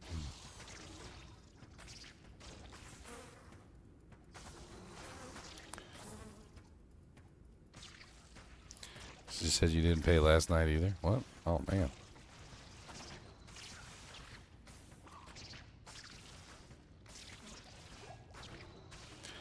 You know what I was actually thinking about, because I remember this from like a long time ago, and I talked about it on stream a couple times. I've been like one-shot by multi-shot council members before. I don't know exactly what the mod structure is, but I wonder if you get a multi-shot council member, like how good they would be. Get you like multi-shot Ishmael Vilehand or something.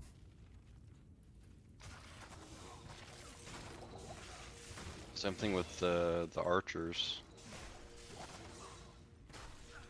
I tried a multi-shot archer. It wasn't very impressive.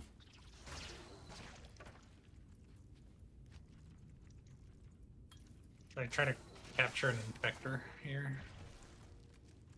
Curse, perfect curse. Let's go.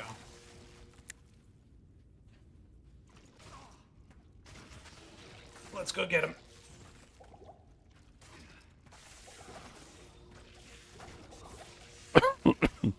I got no resistances, no I don't, but I have a bow and I sit in the back and I keep a blinking and blinking away and make sure the monster's gonna die today.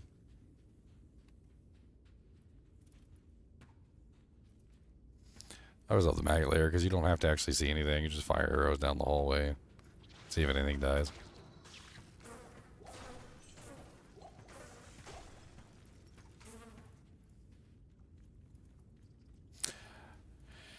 Yeah, I just could imagine because I read The Hobbit when I was younger. And I remember the part in the book where Bilbo is like running through the caves. I imagine it's probably much like these maggot layer caves. And then the goblin with the softest shoes snuck up behind him.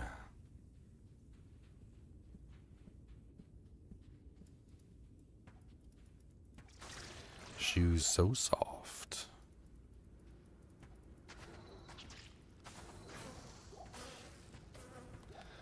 What the hell would soft shoes even be made out of with a goblin? Actually, you know what? I don't Like know. sheepskin. Probably like sheep innards or something. Sheepskin and wool.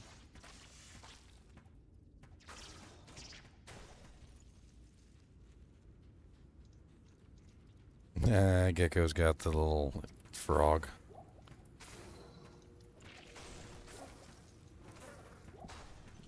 That is a frog, sir, not a gecko.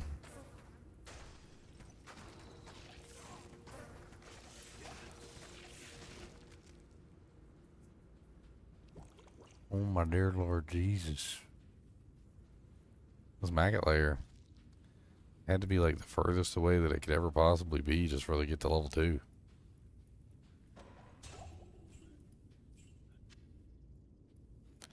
A blue breastplate.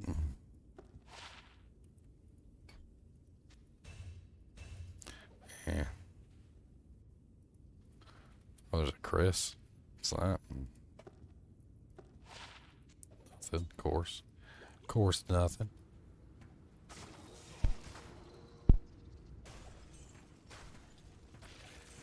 Fire into arrows and don't let them in. They try to get in and you hit them in the sin. You don't let them go, you punch them in the nose.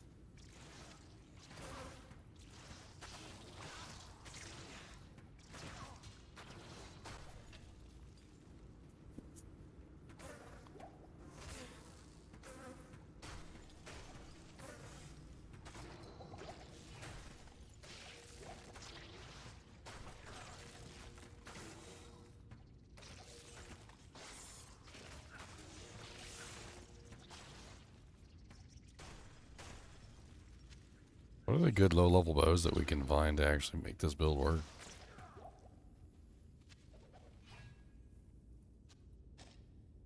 I guess Ravenclaw. I know there's one that actually shoots magic arrows early. Isn't there one that has piercing? Okay. Really low-level bow with piercing? Yes. Oh shoot. Pluckeye? No, it's not Pluckeye. Is it Icarus String? Icar Sting, yeah. I think that's the Sting. Deadly Strike one. It has piercing. I just dropped one a little while ago. I put it back on the ground, but I don't know if it's low level or not. It might also have Deadly Strike, but I don't know. Your mama Deadly Strike your daddy?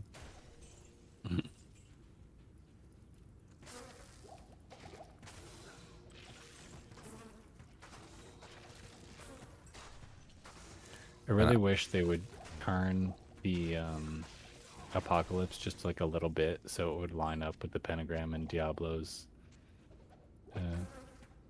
layer. The pentagram. He's like, hey, that's mine. Yeah. It's just like they need to rotate it just like a couple degrees clockwise and it'll be fine.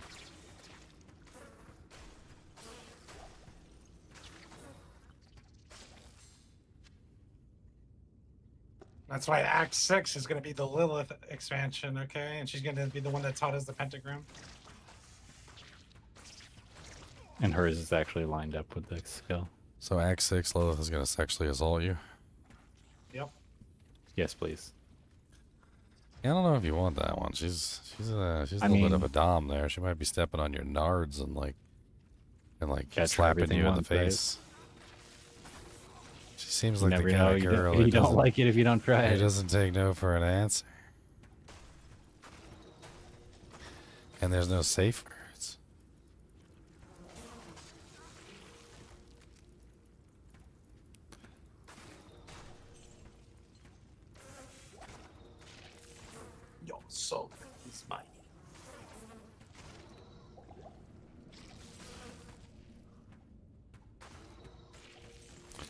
When are we getting the Bruce Lee Fisto update? Come on. We need our swole Fisto. Wait, if we had Soul Fisto.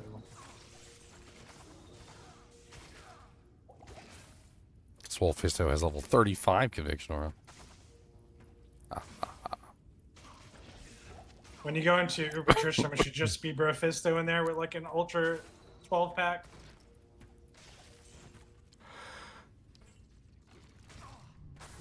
Are the little serpenty sea monster things? Are those demons? Can you get them? Serpenty sea monster things? What the hell? Wall vipers? No. The ones that are like at the at Travancore. No, I think they're animal. Yeah, I think those are the swamp things. I think those are animales. That'd be really Even if cool. you could, I don't think they would follow you because they're like bound to the water. They follow you, but they only pop up in water. Oh, that'd be funny. Like, hold on, let me come over here to the water. My minion's gonna get you. I was thinking about that yesterday when someone was trying to figure out if you could bind the little tentacles that Bale summons. Yeah, he would do that. Little hentai person. Little hentai tentacle man. Just a tickle. They are tentacles. Tentacles.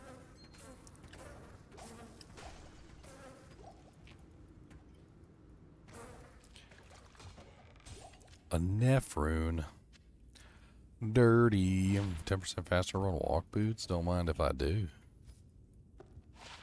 +1 to dexterity chain gloves. Don't mind if I do.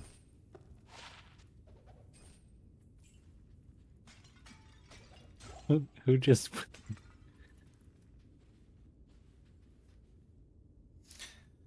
And Meow's British. He's British. How did you know what I was laughing at? I looked. I seen. He says that on stream all the time. I'm surprised I haven't gotten banned yet. I'm just glad you don't have that stuff pop up on your screen too. I have the overlay. Oh yeah, I don't do the overlay. I turned that off a while ago. No Well, I had to do overlay it 'cause for I only me. have one monitor now.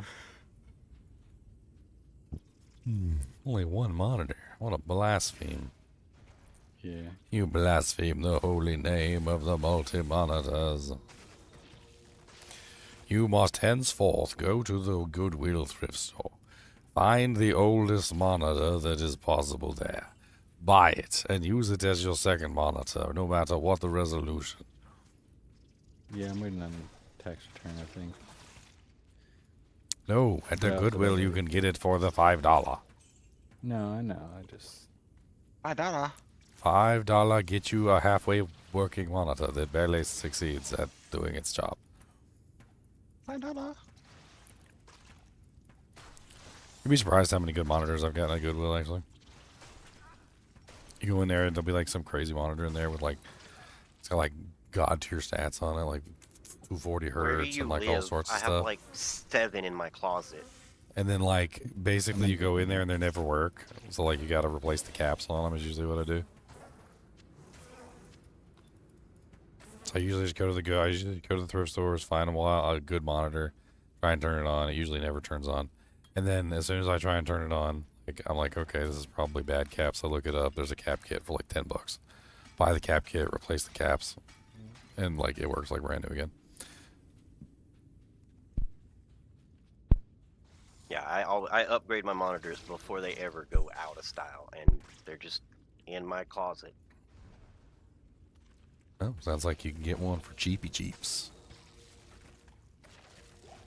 No, I'll be able to get it. Jack will give it to you for one kitten, I only have a one half a kitten. beer, and No beer. like a bag of Cheetos, flaming hot. No beer. Sorry, don't like beer. No kitten. Sorry, I can only have 2 cats. I will never ever have more than 2 cats again. I still remember when Jack was like playing with us one day, and he just disappears. And I'm like, and he comes back like a couple minutes later, and I'm like, "What happened, Jack?" He's like, "Oh, the kitten pulled out the power cord on my computer." Oh, jeez. That'll never happen again. I have a UPS. Oh, nice. The kitten has chewed up the UPS cord. It'll only do that once. It'll only do that once. It's terrible. Like the cat from Christmas Vacation.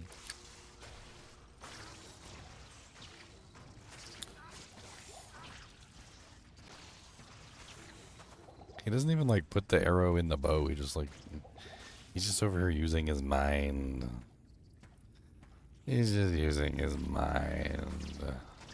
It's imaginary arrow. You should be able to like rotate it how you want. Do sideways bow. I mean, theoretically, if he's using in mind, his arrows should have a little bit of a bend to them, you know? He should be able to bend them in air to hit their target. He should be an arrow bender. What was that movie? Was it Wanted? Bullet benders. Yeah, the people who get done the bullet. You curve a bullet?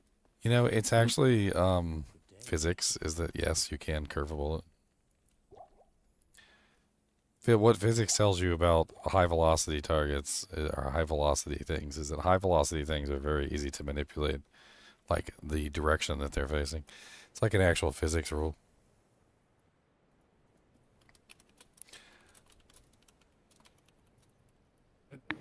I think they did it on Mythbusters, right? And then there was a thing with that Mark Roper guy. He had like an NFL quarterback throw a football and try to throw it in a straight line. It's like impossible to throw a football in a straight line. Let's see here. High velocity objects are often easier to keep moving or redirect due to momentum and in many contexts the need to overcome kinetic friction rather than the higher static friction. Once in motion, an object's existing linear momentum, P equals mv, requires less additional force to maintain or alter its trajectory compared to the start from rest, where the maximum static friction must be overcome. It is generally easier to push an object that is already in motion because kinetic friction and friction of movement is lower than static friction of the starting. An object with high velocity has high momentum, meaning it already possesses significant inertia in a specific direction, making it easier to nudge or steer. I mean, like, this is actually a physics thing. Like, high velocity bullets or, like, objects, if you have some way of, like, nudging them, essentially, it's very easy to nudge a high velocity object if you can nudge it because it's already has all the inertia that it needs. You're just kind of, like, redirecting the inertia. Sir, why are you speaking in Latin? Can you please use English? No. But anyway, like, there was an actual, I don't know if you guys watch anime, but it was, I think it was Baki, where the guy had fought, like, this caveman or whatever, and the caveman had, like a bullet attack where he basically, like coiled down like a snake, and he, like, launched himself at the target, and he was, like, so fast that he was almost, like, the speed of, like, a missile. And Baki literally realized that all he had to do was just redirect him mid-flight, so he would literally wait for him to use the ability. And as soon as he, like, launched himself, he redirected him and, like, launched him into the freaking, like, back of the stadium. And then Baki's, like, talking to the caveman, and he's like, an object in motion is easy to redirect. And, like, he's giving him, like, the physics lesson, and the caveman's like, oh.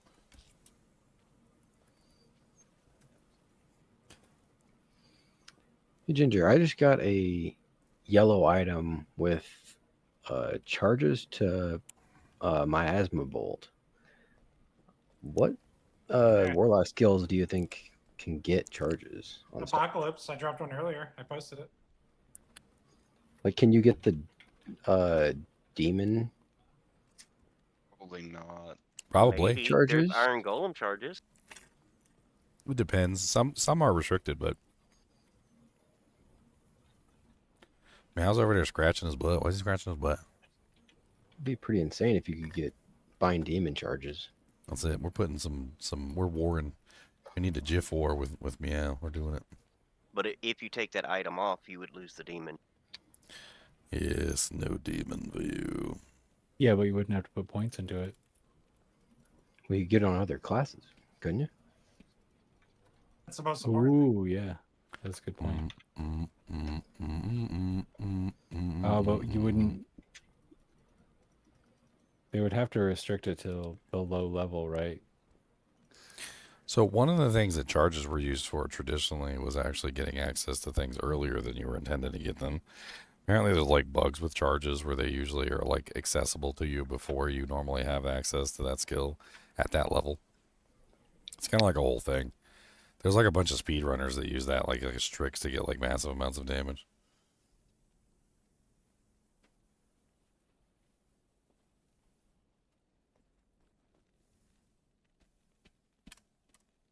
Like theoretically, if you had like I don't know, an item that gave you like +3 hexbane, and then you built the synergy instead, put a bunch of points into the synergy, you could like theoretically have like a free hexbane, and then spend all the points on something else. Or I've seen a couple people do it with teeth. Does it matter if you bind a terrorized demon versus a normal? I mean, according to what people are saying, it has something to do with the monster's original base level, but also your level. And so it ends up being the lower of the two or something. I mean, a terrorized would mean that the monster's always higher level than you, so terrorized would also technically mean that that would always be your level, not the monster's level. Until you get above terrorized, which is what, like 96 or something. 96.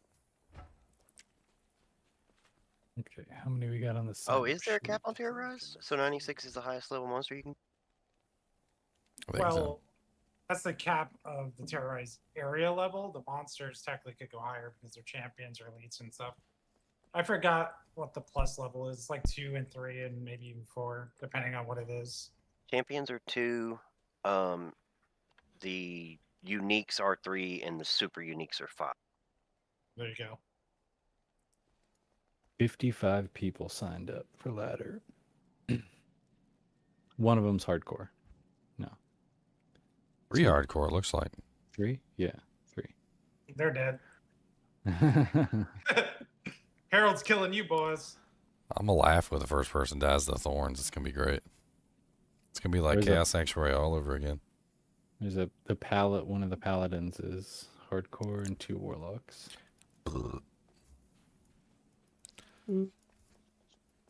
Don't you guys want to play with the thorns monsters?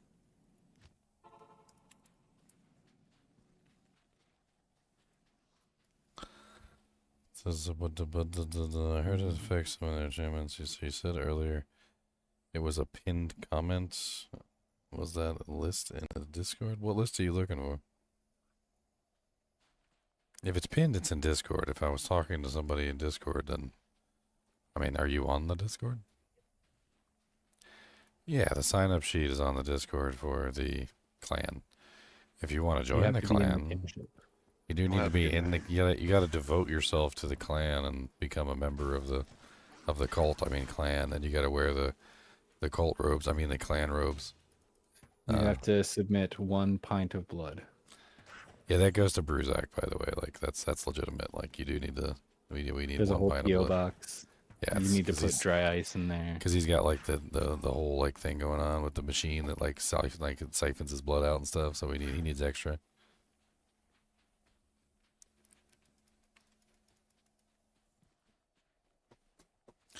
Do you gotta write your name in blood? Nah, the demons do that for you, Gecko. We're not gonna like. What do you think? Do you think this is a low bar establishment? The demons will write your name in blood. You just gotta put an X. All right, that's it. X gonna give it to you. Ugh. Demon's gonna burn it to you. Yo, mama. Where the F am I going? I'm like half paying attention.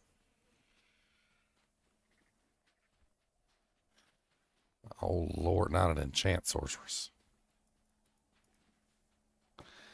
Why don't you be an enchant warlock? How about that?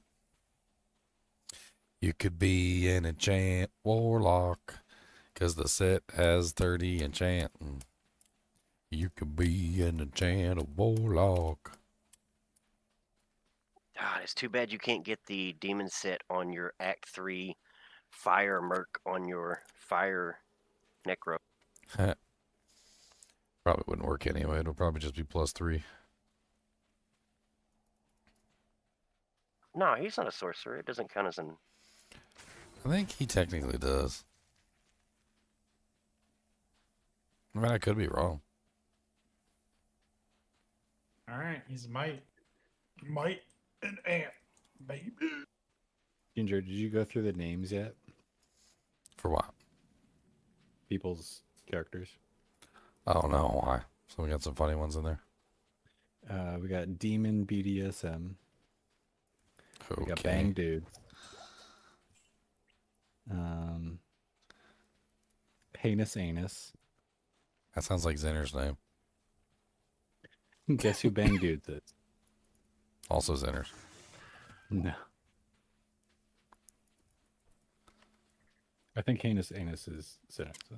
All right, can No, we no, all yeah. get a poly market going on who's the first person to curse on Ginger's stream tomorrow? Instantaneous. It's gonna be one of the new guys. Watch. I love it when they curse and then they curse again because they curse. It's like my favorite thing. Like I'm kind of like not even mad when it happens because they're like fuck, and then they're like, oh, I didn't mean to do that. Damn, oh, fuck. And then they curse like 3 more times because they cursed and they realize they cursed, and then they curse 3 more times after that. It's like, oh my god, dude. I'm gonna call Chumps. I'm laughing.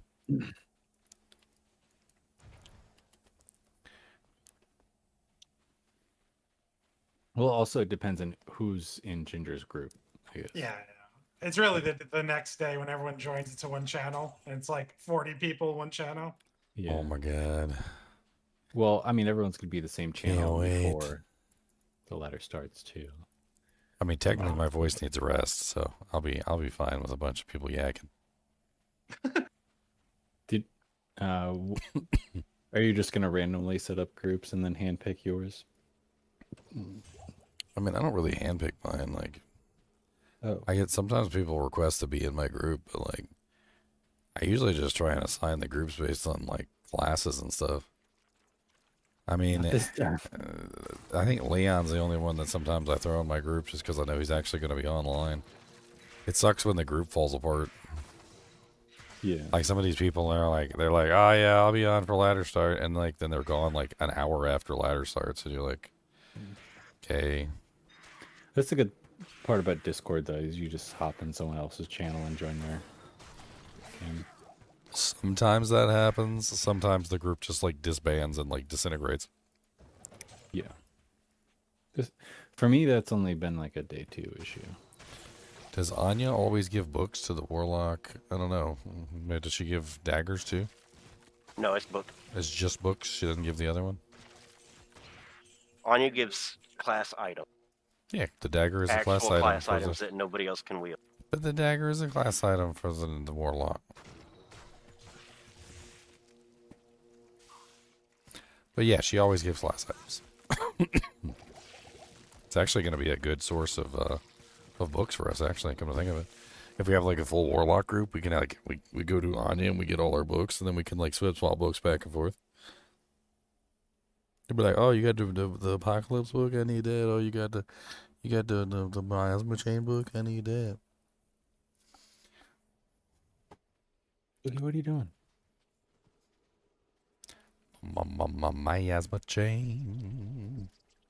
Miasma brain.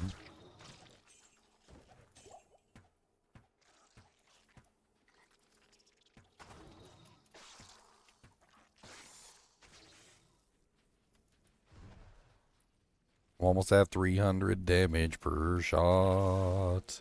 I got 299 a lot. I'm so excited to just kind of like build whatever based on like the stuff that drops. for the first time in forever. Because I have no idea what I actually want to do. I mean, you got lots of videos to watch. No, I know, but like the items are going to be spread thin. I mean, I give you Elrune. Andy in just over an hour. You know what? I need to make that video. I need to make it. Is there a... I need a broken codec so I can make this video real quick. Broken? Yeah, I need to make the video about the repairing your books thing. Have you found that like a route to walk through and click bookshelves? Like, where's that? Is that in the barrack? Where are the bookshelves? There's a bunch of bookshelves in jail level 1. I mean, not jail level 1. Barracks level 1, yeah. The barracks. There's usually a bunch of bookshelves in there.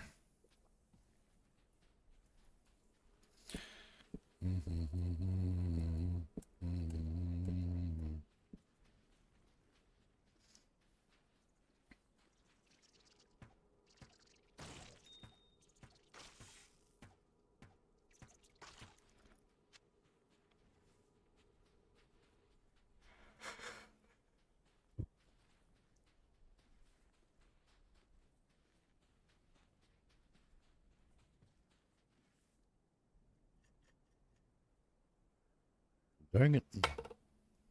I'm out of milk.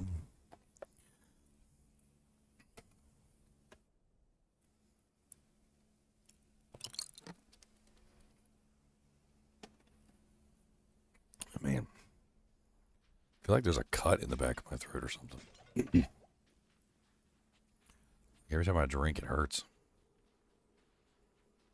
Like I'm burning it with acid. I don't want to burn it with acid. That's not what I enjoy. I don't enjoy that.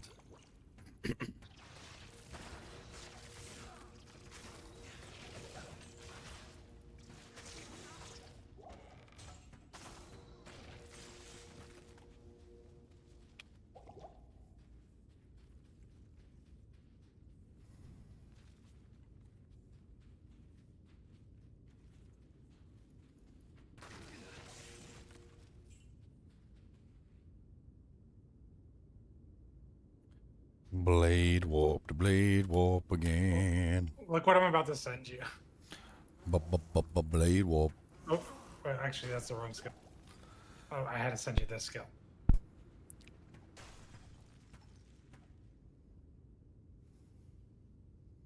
So that's a 1-point wonder. So even if they like trash that skill, the way we're doing it, Ginger, that's the way we're doing it. Look at that. It's a 1-point, bro. I mean, it It's a sounds like base what one. we're gonna do is we're gonna just bypass most of this stuff anyway. So it's nice. If they trash that skill, it's in the gutter. Look, I'm just laughing. It don't matter. You can't do nothing to me.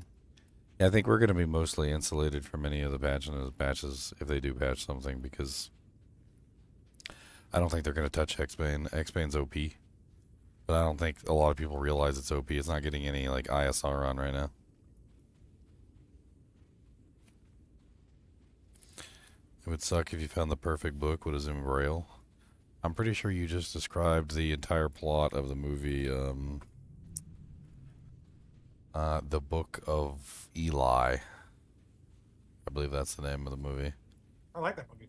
It's a good movie. You literally described the whole plot of that movie.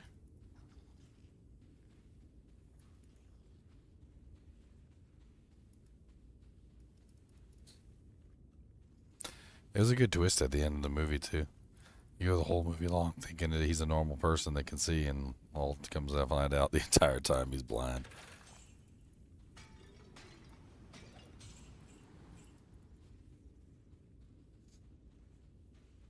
It's something else.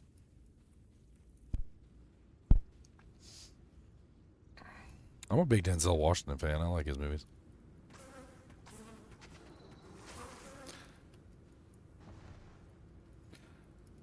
I used to like him really far back though. Like I remember one of his first movies I watched was Virtuosity. I like that one. And then later on came Training Day, which was really good. I like that one too. Yep. That's where half my name comes from. Training Day. Yep.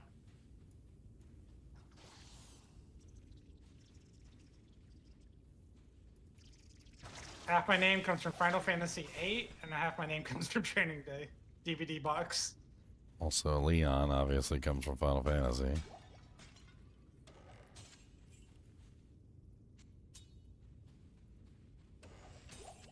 I need a broken book. Why?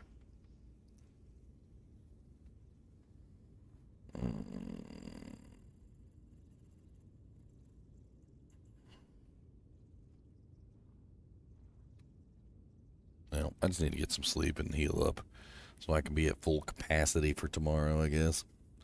I'm just going to lay in bed like all day long. Be lazy. Stream from the bed. Just put the camera on yourself sleeping up there in the office with the countdown. Just start gathering people while you're sleeping in there. Sunder, how many days off did you get in a row? None. He didn't. He's got to go to work the night of. None. So you're going to be the one that gets off after 2 hours. Oh no, I'm going to be up all night until I go to work, and then I'm going to go to work, and then I'm going to come home. And then I'm going to come on, and I'm going to get on, and I'm going to play all night, and then I'm going to go to sleep. It'll be a nice little 24, 36 hour shuffle. Got to put in the work if you want to get to hurt.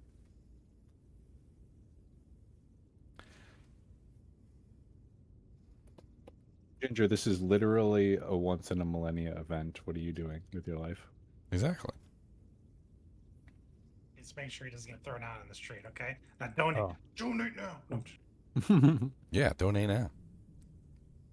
Look, if you guys were supporting the channel like you were supposed to, I wouldn't have to do this. I'm poor, Ginger. I have 2 children. I'm sorry. Well, I'm the only one working. I'm poor too. Zyler was supposed to adopt us, but then he left us. Yeah, we were He supposed to abandoned live us. in his castle. He never came through with the castle. He never came through with the castle. He was supposed to come through with the castle. When my extremely lucky Australian mother-in-law wins the lottery, I will buy a gaming castle for all of us to live in. One little gaming castle.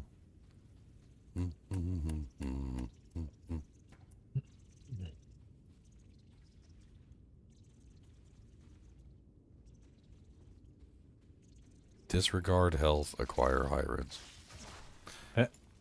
Yes. On Ginger Gaming Mentor's gravestone, it says he died finding a burr. Wait, nope, that was an L. Wah, wah, wah, wah, wah. Huge crossbow. Ginger, I thought you said you were going to make that crafting video. Yeah, I need a book. I don't have. Oh, you need a broken book, or you need like I need a a regular? broken. I need a broken. Oh, okay. Also, my throat is broken. Can I use an L rune on that? Probably not. Well, I mean, you probably can, but it's going to re-roll the voice, so I might end up with like a girl's voice. You never know. What does L do? Light radius defense. Yeah, that seems like a lozenge. I think it would help. Jesus. One little lozenge, yes. I What's up, just need a fellas? book. What's up, Chris? Not much, man. Everybody's ready for tomorrow? Oh yeah. I'm just gonna start calling you Nelson. Sergeant Nelson. No, I was thinking Leslie Nelson. Oh man. You know who Leslie Nelson is, right? I actually don't. Who is that? Oh, weird. Oh my God, you don't know who Leslie Nelson is, and your name is Leslie? Enlighten me, my brother. He's literally the Naked Gun. Oh. He's Yes. Airplane, Naked Gun, like he's the. Yes. You ever watch a funny movie in like the 80s? He was in like most. He was the man. Like he's in like every single one. Yeah, I remember him from Naked Gun now. Well, I remember him from Airplane, where the guy turns to jelly. That was, I think I watched that when I was a kid. The guy turned into jelly, like traumatized me or something. Like I've never forgot it. The 80s were so great. What was the new movie he was in? Was it another Naked Gun? I think it may have been. It was like recent too, right? Like last year. Oh, excuse me. Or was it Liam Neeson who? I think did that's Liam Neeson. Oh, okay, yeah. Super confused on my build. Are we just a bow? No. We're Hexbane, and Hexbane is amazing. It's so good. Every Warlock build is amazing at this point. I think Hexbane is going to be the best build. Screw That Echoing is- Strike. I think Hexbane wins, hands down.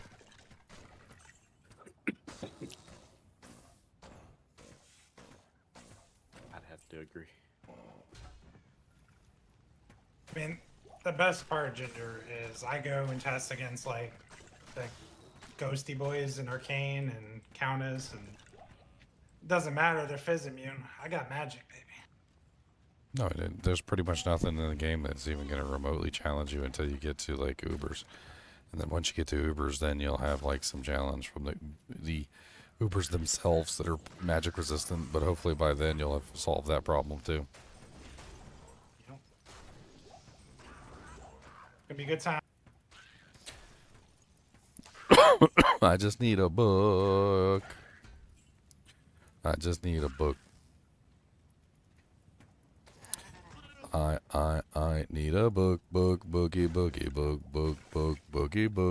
boogie, boogie. I just need a crude book, not a freaking repaired book, not a superior book.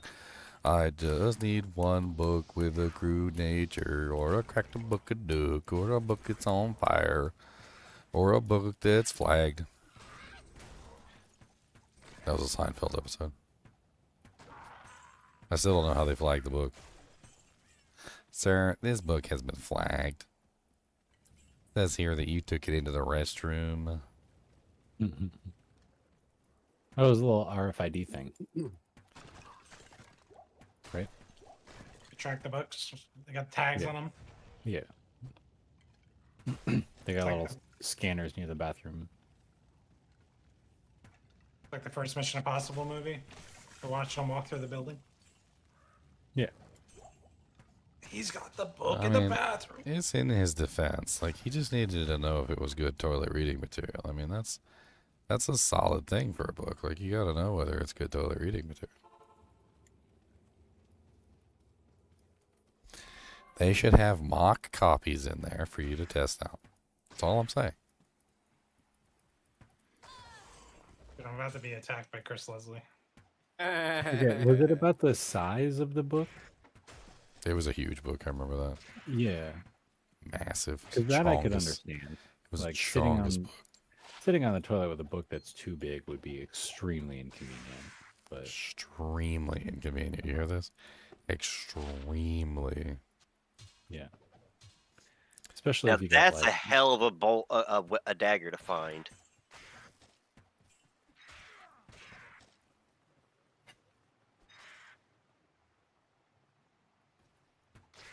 First rare dagger.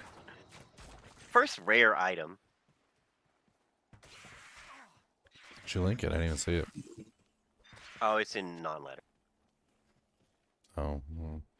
They keep pestering me in ladder chat, so I wasn't in the right chat.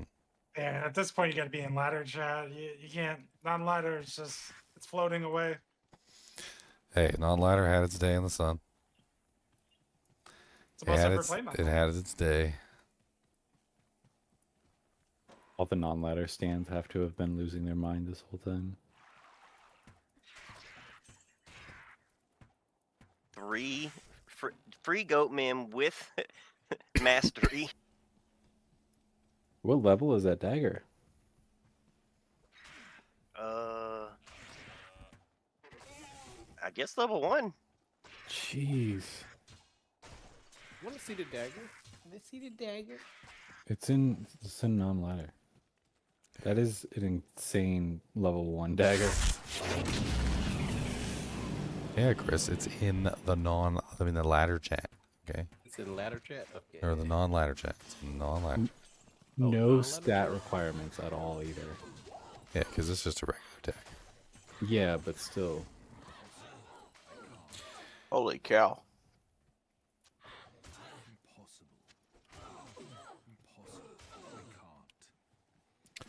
Now I'm out of arrows and I don't have any more. I just need a broken book. Why won't you give me a bow? And I just need to repair the spine. Boyson said he has a book for you to read while you're on the toilet.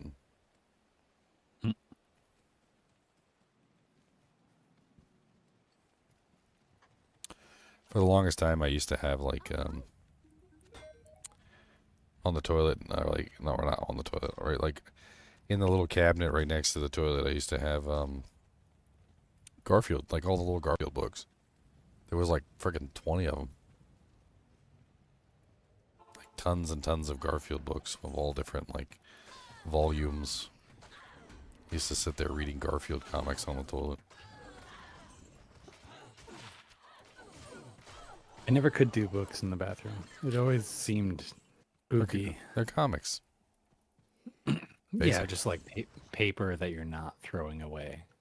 Just seems. Don't leave it out. You put it in like a little box with a lid. I said in a little cabinet.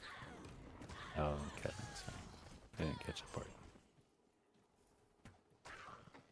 Hey, you don't leave it out where you can like get doo-doo water on it. You put it in like a fancy magazine rack or something, or a little cabinet, or something that's gonna protect it.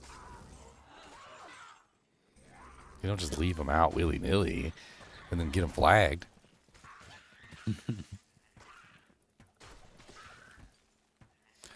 A rare old book. This one is +1 levitation mastery. I need a damaged book, not a rare book. Stop giving me good stuff. Give me the trash. I'm gonna find you a trash book right now. I'm going to. Studies have shown that your entire bathroom is covered in fecal matter. That is correct. 100%. That's why it goes in the cabinet. I tell people this all the time. Like, there's some people who are like anal about cleaning their bathroom, and I'm like, buddy, your bathroom is always dirty. As soon as you flush that toilet, it's covered in poop water. I was like, you should never assume your bathroom is clean ever. Highly recommend that you use the bleach tablets, by the way. Yeah, even if you shut the lid, it's been tested. The test was done with like a UV reacted liquid, and they basically put it into the toilet, like the bowl, and then they put it in the top, and then they flushed it with the lid closed. And then they took a black light and they went over the entire room and showed that the particulate basically reached like almost every single like part of the frickin' building or the room. It's crazy.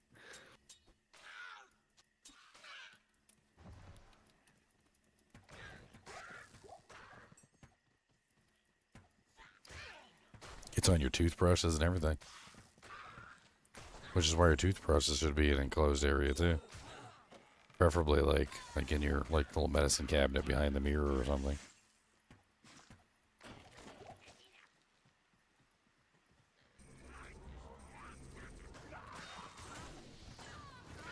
Yeah, I have the little. I have an electric toothbrush, and it has a little hard plastic cap that you pop on the tip. but just the tip. Oh, yeah, probably you isn't put good it on enough. with just the tip, okay.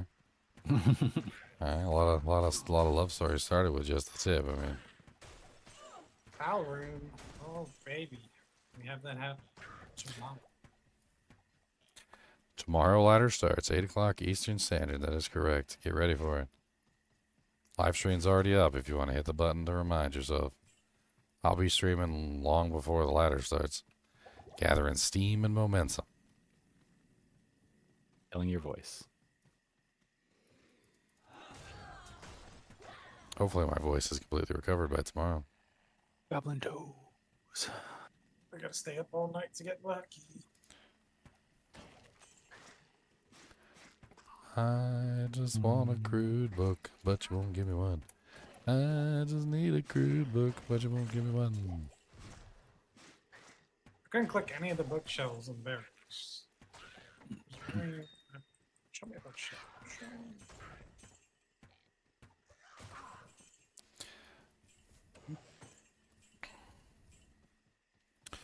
Why, oh why won't you give me a book? I just need one little book. Broken and tattered, it's not very good. I just need one little book. The spine is bound in the finest leather, but it's broken and tattered away.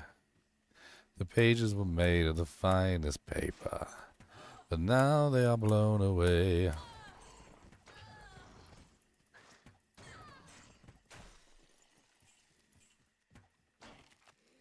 Yeah.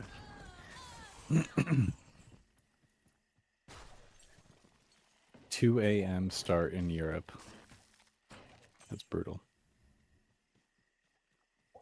Yeah, I'm not sure what's with these, like, 8 Eastern Standard slaughter launches. They're really late.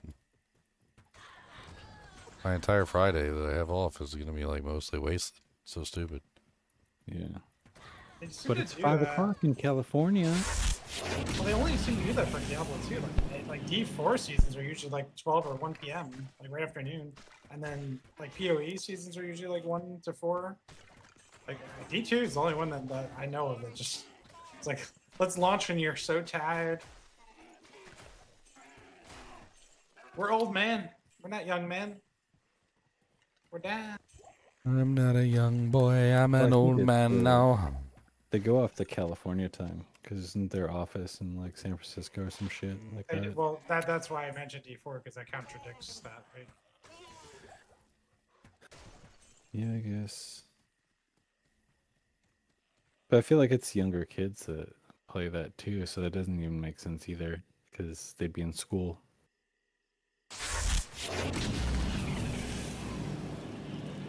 I don't know.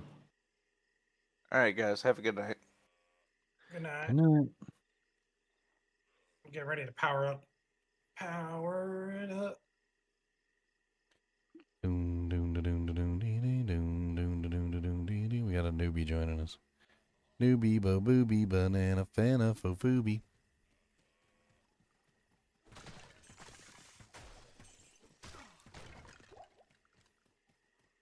Let me whack one of these mobs here with my cleave. Oh yeah, my cleave feels so good. Oh, and I you love know, cleave. not that you have to or anything, but those of you who are in here, I don't know if you guys have boosts. I don't know, like with the number of people we're gonna have on launch day, we might need some boosts. I don't even know. I haven't taken a look and see what boost level we're at in a long time. Like, what are we even at right now? Are you talking about Discord? Yeah, because you get like varying things like voice quality and like a bunch of other stuff, like for having certain levels. Do you have to pay to do that? Yeah, it's part of Discord Nitro, I believe. Oh, so yes. Yeah. I do not give money So to we have Discord. 2 boosts and we need 5. So we need like 3 boosts to hit level 2. I mean, we used to pay for Ventrilo, just the ability to talk. I mean, it's only temporary. Like, I don't think we would need this for more than like the first couple days of ladder, and then it's going to die down. Like, we won't have 50 people online every single day. You want to bet with millions playing this season? millions and millions. $1 million. I mean, I don't really like doubt the number. I mean, I can pull up my live stream, my channel right now, and look at my analytics, and like my current analytics for like this month alone is 506,000 views. The streamer wars have begun. We need an army. I'm starting to catch up to Cooley. I haven't checked to see what Cooley's at recently, but I'm at like 84,000 and growing, and I think Cooley's somewhere around there too. I love Cooley's videos. Makes some good videos. He does a really Did good you guys job editing notice them. I'm too you lazy have for that. Pinned messages from like 2021. Yeah, I mean, if they're still pertinent, they stay up. Well, one's for keys for Ubers. Keys for Ubers. And then another's about a raffle. What, in the ladder chat? That one's in non-ladder, and then in ladder chat. One's from 2023, another 2024. I don't know if it matters, but I mean, I did go through them recently. I don't think I went through non-ladder. I don't think it matters. Yeah. No, I don't think it matters either. I did go through ladder, though. I think so recently. I'm not finding this book, and it's pissing me off. When you want a dirty, ragged book, you can't find them. You gotta run the right magic find number. Is it 9? Whatever number it was. You gotta get some dirty books. No, 9 is the one that won't show you crude and damage and whatnot. Yeah. So make sure your magic find doesn't end in a 9, Ginger, because that would keep you from finding those numbers. I got 20% magic find for some reason. Okay, then you're fine. An Ogre Maul? An Ogre Axe.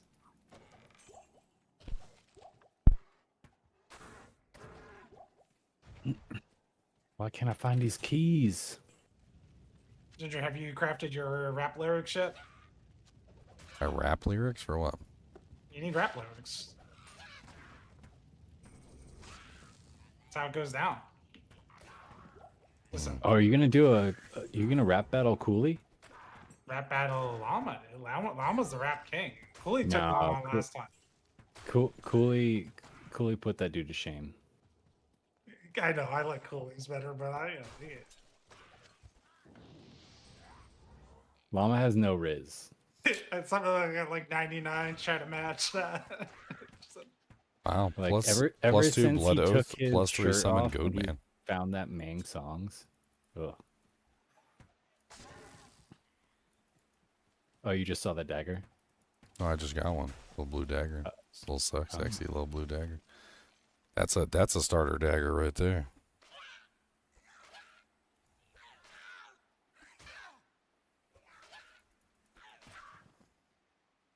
Starter dagger, starter dagger.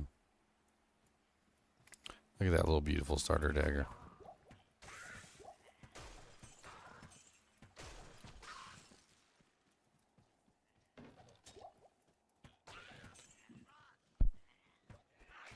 I need the keys.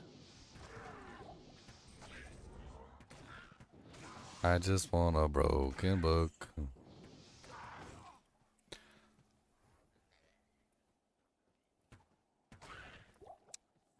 Can I please have a broken book?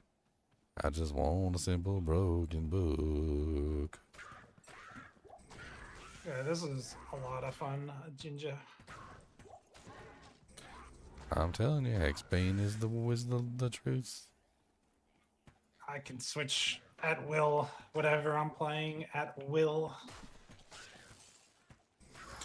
It is the way, the truth, and the light.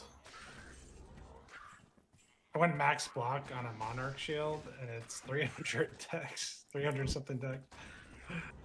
It's terrible. But it gives a lot of attack rating, so that's good too. Yeah.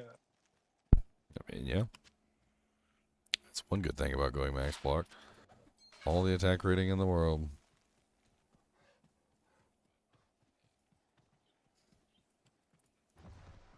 That's so weak compared to Echo. I wouldn't compare things to each other like that. Work on making that ability the best that you can possibly make it and see how it works from there. Like, I tested out Miasma myself, and honestly, Miasma is kind of insane. Miasma Bolt's probably the strongest single target damage, and it has, like Uber Diablo, for instance, I killed him in, like, I think it was, like, 20 seconds. And that was with, like, a sub-bar build. I could do way better than that. Get more negative res. Throw in some of those new negative res, like, rings and amulets and stuff that they put on. And that was with just Bolt, too. You weren't casting anything else, right? I mean, if you like spells, try the fire side. Like, I was farming faster with the fire build than I did with Echo ever. Like, it was just It hits cleaner. the whole screen. Like, what do you expect? Here, hit the whole screen. Everything. Everything.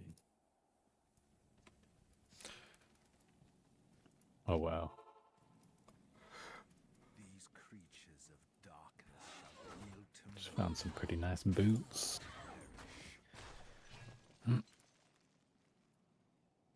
30 cold res, 35 fire, 20 faster run walk.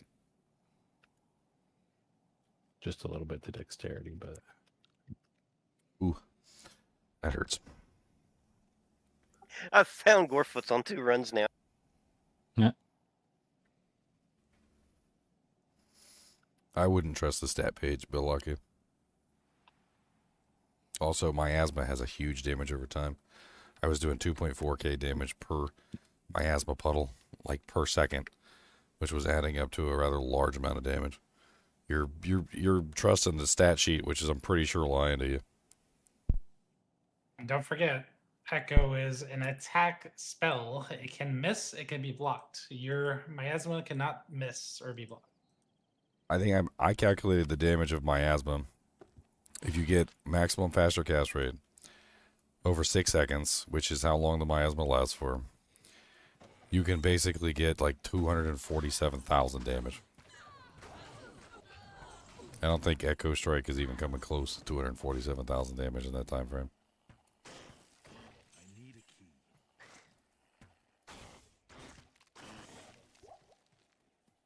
Impossible.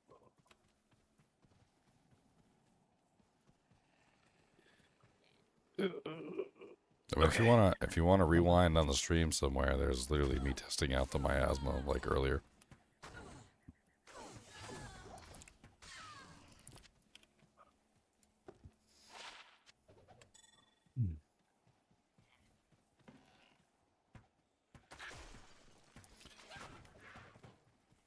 Like, my best guess for Echoing Strike is basically that it is, at least as far as the character screen is concerned, I think it's counting 2 times for forward and backward movement.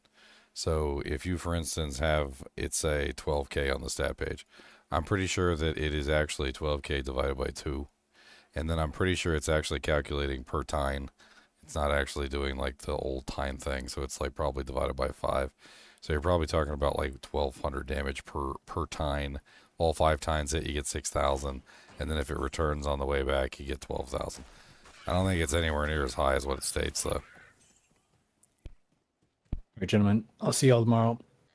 All right. Good night.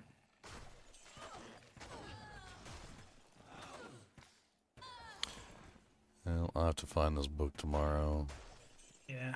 Start charging everything. Make sure all my stuff is charged.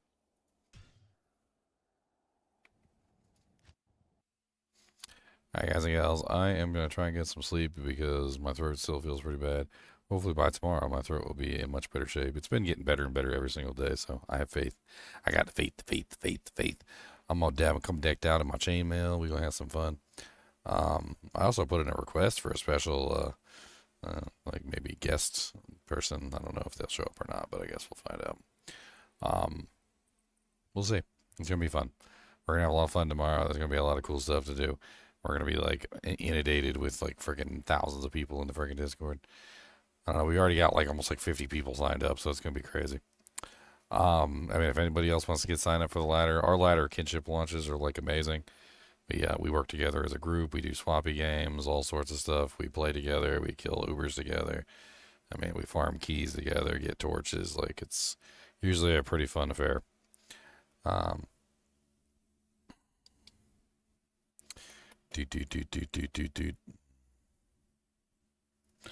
guys and gals, as always, be sure to hit that like button and subscribe button if you enjoy the content. The live stream for tomorrow is already up if you want to go ahead and grab a, like a little, like, reminder on it for tomorrow. I'm probably going to be starting a lot sooner than the ladder launches, so you guys can come hang out with me before the ladder starts when we get everything organized. And as always, keep watching.